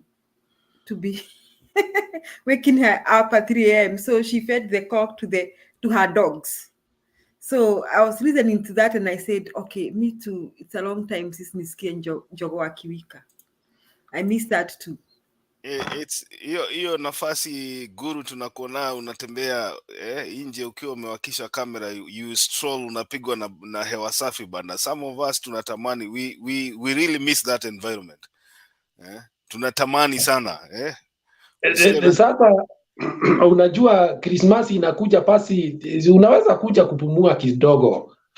Sasa na nimeonekana hapa kwa TV. Nimeonekana hapa kwa TV, sasa kila mtu ananijua huko. Inaweza kanyaga huko mniweke ndani bwana. Ama hapana, munifanyie kama Miguna. Ama urudishe mwenyewe. Some of us will be sent back. You know, I don't there's nothing as bad as umefika namna hii. Hawa jamaa wanakupigia stamp, wanakuambia denied entry. Wanakufanyia ile kitu. Unaambiwa rudi na ile ulikuja nayo. Sasa hiyo ulikuwa umejipanga, nimejipanga nitapitia kwa Guru anichinjie kuku hapo. Niende kwa chaka mdune anichomoleka jogoo nibebe niende nayo nyumbani. Sasa lazima tukue careful. Ndio unaonanga watu kama akina Stone PK taa iko nyuma waonekani vizuri. Akitoa msimamo mkali hapa uwezi mjua. You've seen people, unajua nilikuwa naambia watu hapa wanakujanga kama wamejificha. Ni jina tu. Watu wanajificha, wanasikia ni kubaya, lakini anyway, wacha tuende kwa Stone PK. Thank you very much. Asante Ricky na wengine. Stone PK utamwona hivi tu. Manake ametoka mbegu ambayo si ya uoga. As long as vile ninasema si uongo. So mimi ni ule ukienda wapi mimi hata hiyo Kenya nafika tu, sina shida. Aingia natoka tu. Because what we are saying is true. We are saying RUTO ni mwizi. I mean, there are records. So mtu akija kuniambia nimemuita mwizi. Yeah, they can do whatever they want to do. I hear they are profiling people. They can go to hell. Their life is short-lived. So I'm not shida. Tulikuwa na Moi bwana 24 years. Moi ilikuwa kuna vitu ulikuwa unapatwa nao, akina pambana, akina nini. Bahati mbaya umepitia mahali ukaiona chini ukaokota. Then all of a sudden you could not talk. We were young, but we experienced that. So there is nothing big that this very bad regime would show. Let me give my last word. Nikisema it's unfortunate that some of us are living to see this. This is not what we expected. I know there are Kenyans that are more patriotic than others, that is no doubt. There are Kenyans that are more ignorant than others, that is no doubt. There are Kenyans that are more intelligent than others, that is no doubt. So we are of different categories, and that's why you have people adoring some regimes. There are people against this, there are people doing that. So that diversity is okay. It's okay. What we need to know is that kama kitu imeoza. A rotten meat, whether you boil it, whatever you want to do, inanuka. Okay? Imeoza. Kidonda kimeoza. Aya. In every tribe in Kenya, out of the 42 tribes, jina la mwizi ni mwizi tu. Hakuna mahali utaenda ukute mtu ambaye anachukua kitu ya mtu ama ya watu kwa makosa, kwa nini, kwa maksudi. Jina ile utasikia, hata ikiwa anaitwa, utasikia inamaanisha mwizi. So basically, I don't think people are wrong. Na murogi alikuwa tu ni murogi. Muuaji anaitangwa muuaji. So there are those common adjectives that are they are cross-cutting. So when we say, for example, in my tribe we say, ile Njogoma is what? The club, the traditional club that people carry at kunini. Njogoma mzuri inajulikananga pale inangolewa. That is a crude direct translation. jogoma jega emenyagirwo ikuriro, yani pale ukiingoa, before you even piga musasa uitengeze and all that, you know whether you have a nice club. So the same thing with a leader. A good leader, you know from kule mbali, the profile. So whether people want to deny and say, oh, this and that, the truth shall come. And I'm so happy yesterday, today, the leadership that we wanted has indicated, to quote Marema, they have shown us the signal. The signal is there that vita imeanza. It can be vita physical, it can be vita technical, it can be whatever it is. Whatever means we are going to use to say no to this government, it's welcome. Of course, there are those who keep on saying that, but there will all be changed. After Sri Lanka, the president alitoroka na loyalty to us. Yeah? And the rest remains. I'm quoting Sri Lanka because it's one of the latest. Oh, Burkina Faso is the latest. So I want to request Makiadi and others, can we have a program to educate some of these people on what coups and revolutions and the countries that have gone through this, how it is done? I would want us to have a real reality, unaonyesha what has happened to Burkina Faso that last month and why it did happen. Yeah? So that these kind of ignorant Kenyans can see that it is reality. When people say you are oppressing them, it's not that they hate Ruto. They hate Ruto for what he is, Ruto and his people. Okay? So basically, it will happen. This is a river that cannot be stopped. Whether you dam it or not, it will overflow too. It's just a matter of time. The trigger is on. Thank you very much, fellow Kenyans. All right, thank you, Stone PK. Hiyo tuta have ku seek authority kutoka kwa director hiyo ya kueducate watu vile kuu zinafanyikaga.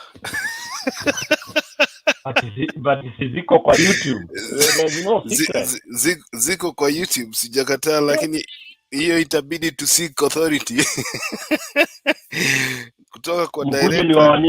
Nitawaonyesha kwa Azimio Diaspora TV. Haya, hiyo tuta seek authority tusikie vile inafanyango, lakini that's something we can have a discussion on. Wacha nisonge kwa Julia. Last but not least. So that day, typically utatuambia we shall direct all eyes to Azimio Diaspora TV.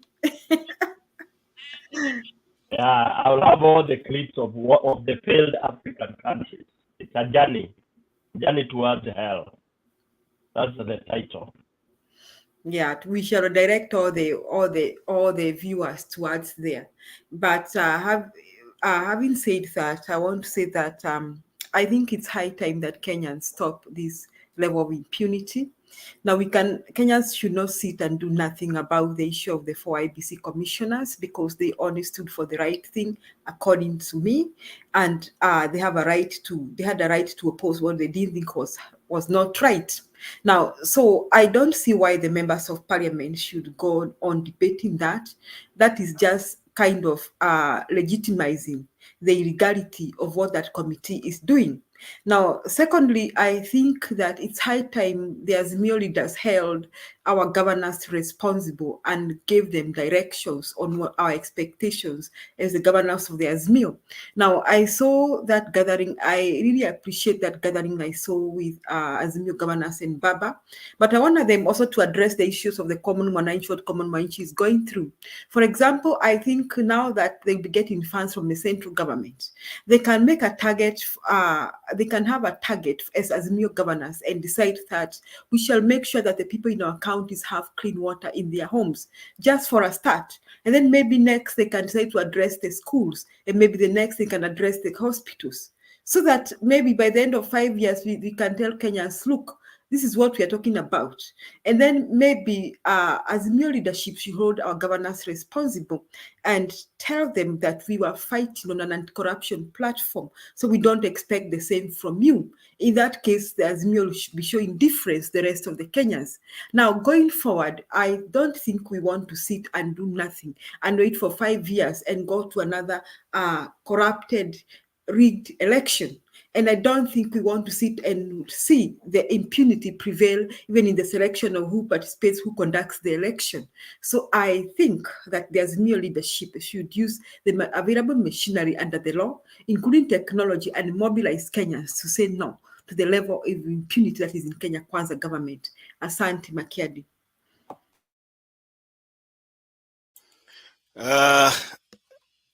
I love to, I hate to mess up your nights, but I have to do this because it's something that I think I have to before we leave. Let's hear this video first. RUTO. I am the daughter of our great president and first lady.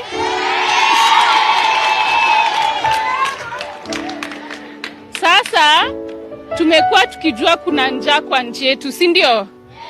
There are people dying from hunger or suffering from hunger, si ndio? And we have Kenya High School led by the principal, Mrs. Mulatia, and they wanted to give something towards Langata Primary, si ndio? So leo wamekuja na unga na rice na kila mtu ataenda na kitu nyumbani, sawa?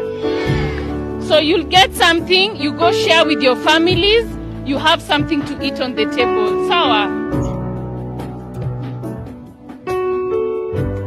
So now that we've done that, tunataka kudistribute chakula, kila mtu aende nyumbani na kitu, and then after that tukae chini tukunywe soda na mkate, si ndio?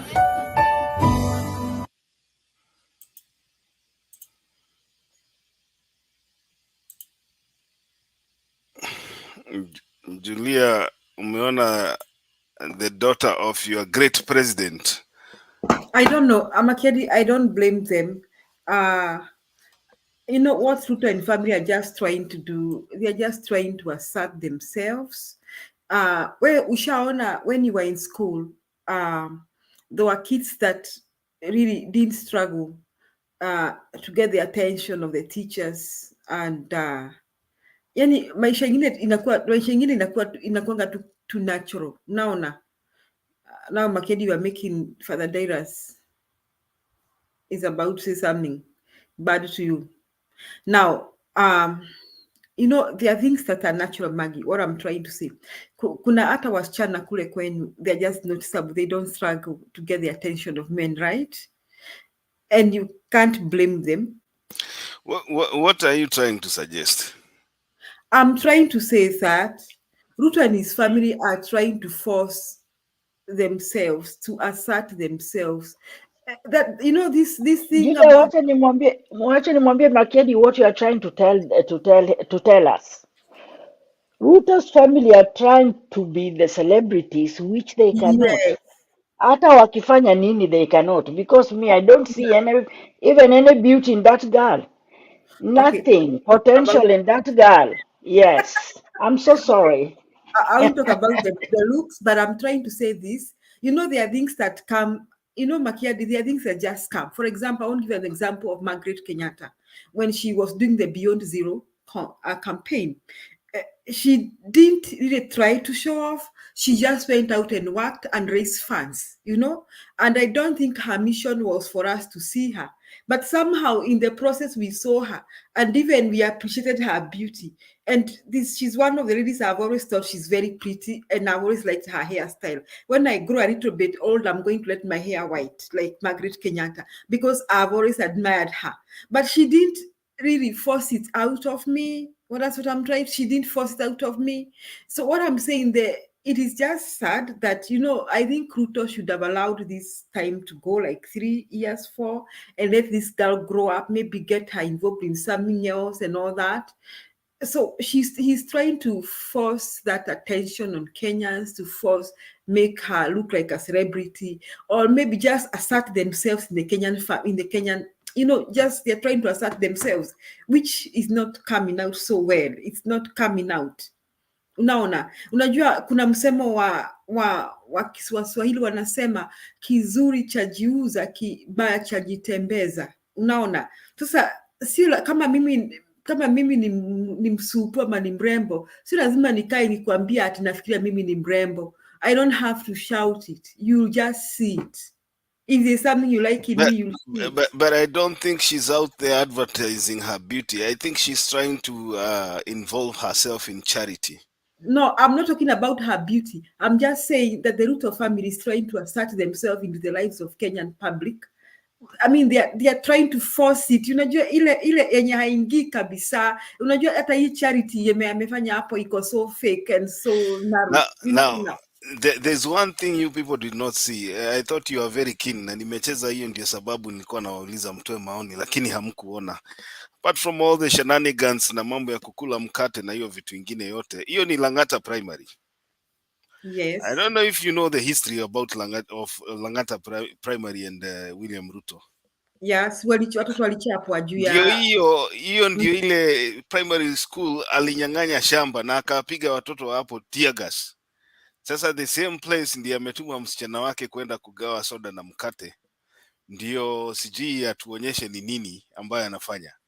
You know, it is just pacifying the public, trying to tell them that, you see, we are good people. I mean, we care about you, you know, and it's not coming out, Makedi. I'm telling you, it's not talky. This is the double speak yenye tunasikia kila wakati tunasema hapa mambo ya double speak. It's about double speak. Wakati unasikia nasema sitakopa pesa, the first thing anafanya ni kukopa pesa. I told you yesterday nimepiga hesabu yote kufikia saa hiyo mwezi moja Ruto amekuwa kwa hiyo safari zake kila mahali wamekopa 1 trillion Kenyan shillings. 1 trillion. And is the same guy mwenye alikuwa anasema Uhuru anakopa pesa anatuingiza kwa madeni. These same people he's pointing out Raila Odinga anamwambia kwamba yeye aliinterfere na independent institution. What is he doing right now? You know, the people who are used to something called projection. Unajua projection, unasema ndio hule anafanya, lakini wewe mwenyewe ndio unafanya hivyo. So Kenyans should be very careful. These people, hawa watu hakuna, they have never had your interest at heart. They have never had your interest at heart. Na mimi kwanza ninataka moving forward I'll try to find out ile mahindi ilikuja hapa, nitakuja na evidence hapa. Hiyo mahindi unasikia ilifika hapa kutoka Mozambique. I'll tell you hiyo Mozambique mahindi ni ya nani. Nitakuja na evidence hapa. Wakati unasikia wakulima wanalia huko wanasema wanataka mahindi na president anaenda Kongo kuangalia kama nini yake mahindi yake yote imewekwa kwa meli. Alafu anaenda South Korea. Kesho yake tu namna hii meli imefika hapa na 10,000 tons za mahindi. So Kenyans, please be careful. This guy has no interest. Hana interest yenu kabisa at heart. Unless there's something else I forgot, Julia. No, you've put it And well. that is why a million people storm State House. We don't this time our pangwingwi, lakini sisi hatubanduki. Hatubanduki. Haya. Yeah, yes. Sisi tuko hapa kama kawaida, tumesema tutakuwa tunakuja hapa kuongea maneno ambayo yanaendelea kwa nchi yetu. Sasa Makedi, before you forget, kesho tuko na yes, I was coming to that. I was coming to that. So thank you all, the panelists. Maggie, good to see you. Stone PK in absence. Guru, muda mrefu, good to see you again. Julia, kama kawaida. So I want to remind those of us ambayo huwa tunakuja kwa ile show yetu ya Jumamosi, Saturday, ya opportunities huko kando in the diaspora. Tomorrow Brian Richards amenitumia text hapa, ameniambia hajafanikiwa kupata ule mgeni wetu wa kesho, lakini tuko na substitute. I think Julia ulikuwa umeongea na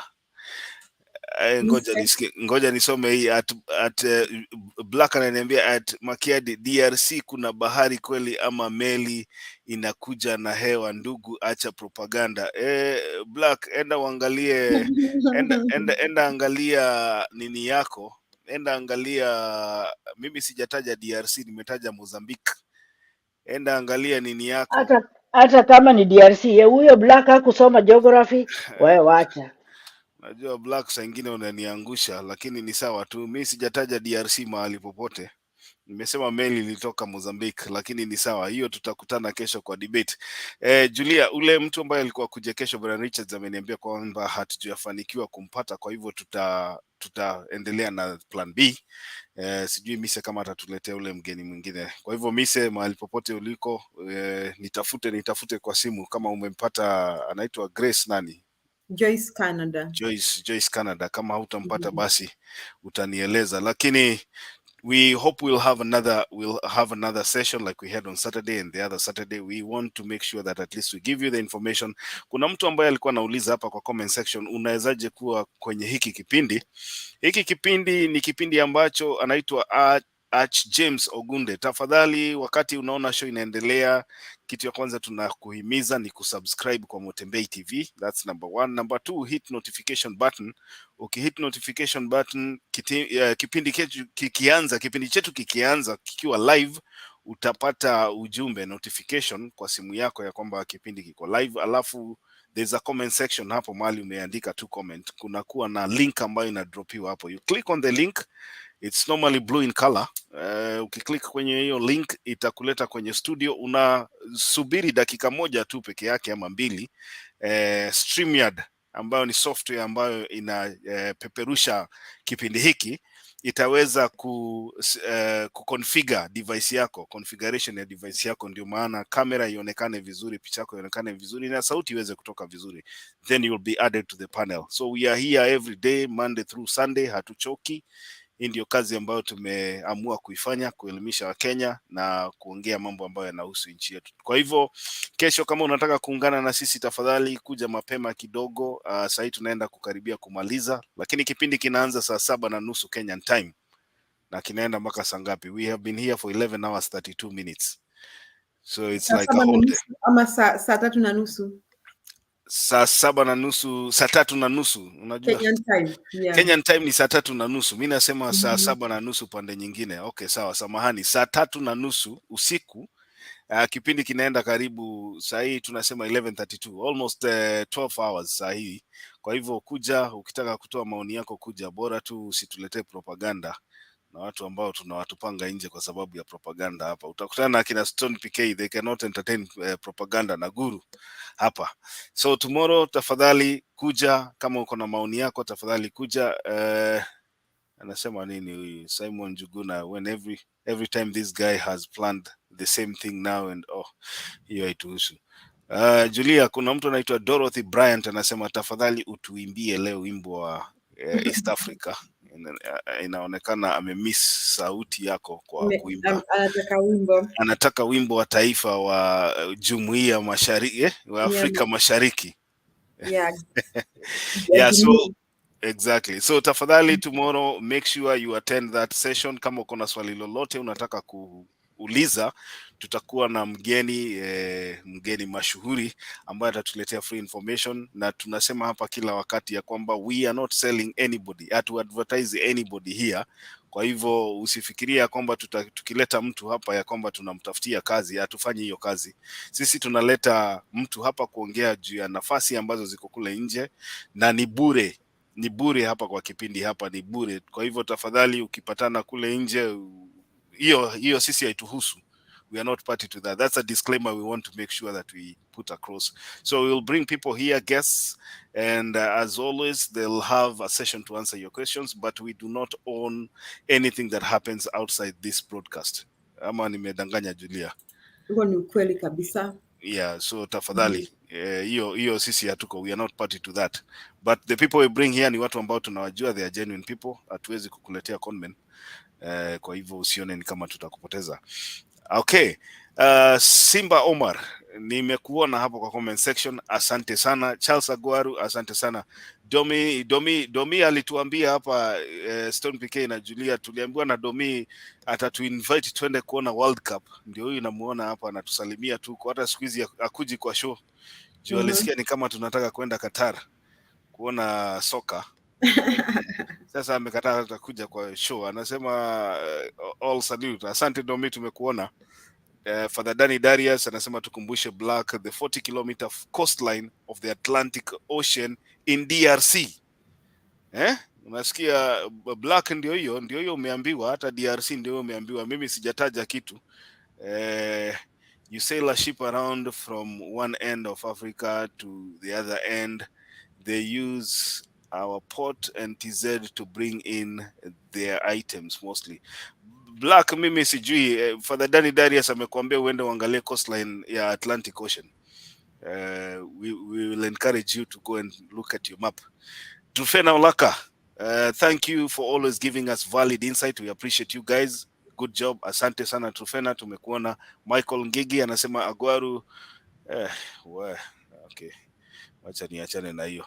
Michael Ngigi, asante sana. Waskoan, mbarikiwe sana, barikiwa pia wewe. Kuna mtu ambaye nimeruka sioni. Dominic Domi nimemtaja. Ndio huyo Domi ule, ndio huyo Domi ule mmoja wetu ule. Okay. Ule alikuwa na to invite World Cup, ndio huyo Domi. Ojwang Peter, asante sana. Mohamed Ege, Atlantic Ocean. Watu wamekwambia hajui Kinshasa. Black, sijui kama unajua Kinshasa wewe. Unaambiwa enda uangalie map Atlantic Ocean tafadhali. We will not encourage laziness. Fungua map ya Google bana. We will not encourage bana. Ya watu wa UDA ni machizi kweli. No, Black never disappoints. He's Black, you never disappoint. Unasikia sasa Black anatuambia sisi hatujui mambo ya. Mimi nilisema sitabishana na mtu siku hizi. Hata Messi akikuja hapa unaonanga saa nyingine anatoa very alarming statement. PK anasikia kukasirika, mimi na nyamaza kwa sababu nimesikia. If you open your ears, inaingilia huko inatoka huko, hautakasirika Stone. Aya, nani mwingine sijamtaja? Unanisumbua, nimekuona. Asante. Dush anatuuliza kwamba going to that school is saying mtadu. Okay. Dorothy nimekutaja, James Ogunde nimekutaja, na wale wengine wote ambao mnatujoin. Brian anakuambia, Brian Richard anasema also Congo borders Mozambique. Yeah, I think you are not even thinking Congo na Mozambique zimekamatana border, na unaweza pitisha vitu kutoka Congo ingize Mozambique na zingie kwa meli. Kwa hivyo wakati tunakuja hapa saa zingine ni vile umesikia Daktari Kusea akisema ya kwamba at least some people do their homework before we come here. Ndio ukituuliza maswali hatutatoroka wiki moja hapa tukienda kutafuta majibu. So wacha nipatie Julia nafasi. Brian, no, Congo iko mbali na Mozambique. Hebu angalieni nini yenu, angalieni map yenu. Wacha nipatie Julia nafasi ya tuimbie wimbo wa taifa wa East Africa, alafu kutoka hapo tutaweza kutamatisha kipindi. Julia, karibu. Okay. Mungu twaomba uilinde Jumuiya Afrika Mashariki, tuwezeshe kuishi kwa amani, tutimize na malengo yetu. Jumuiya yetu sote tuilinde, tuwajibike, tuimarike.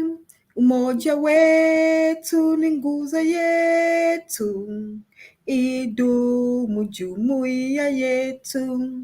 Uzalendo pia mshikamano viwe msingi wa umoja wetu, na tulinde uhuru na amani, mila zetu na desturi zetu.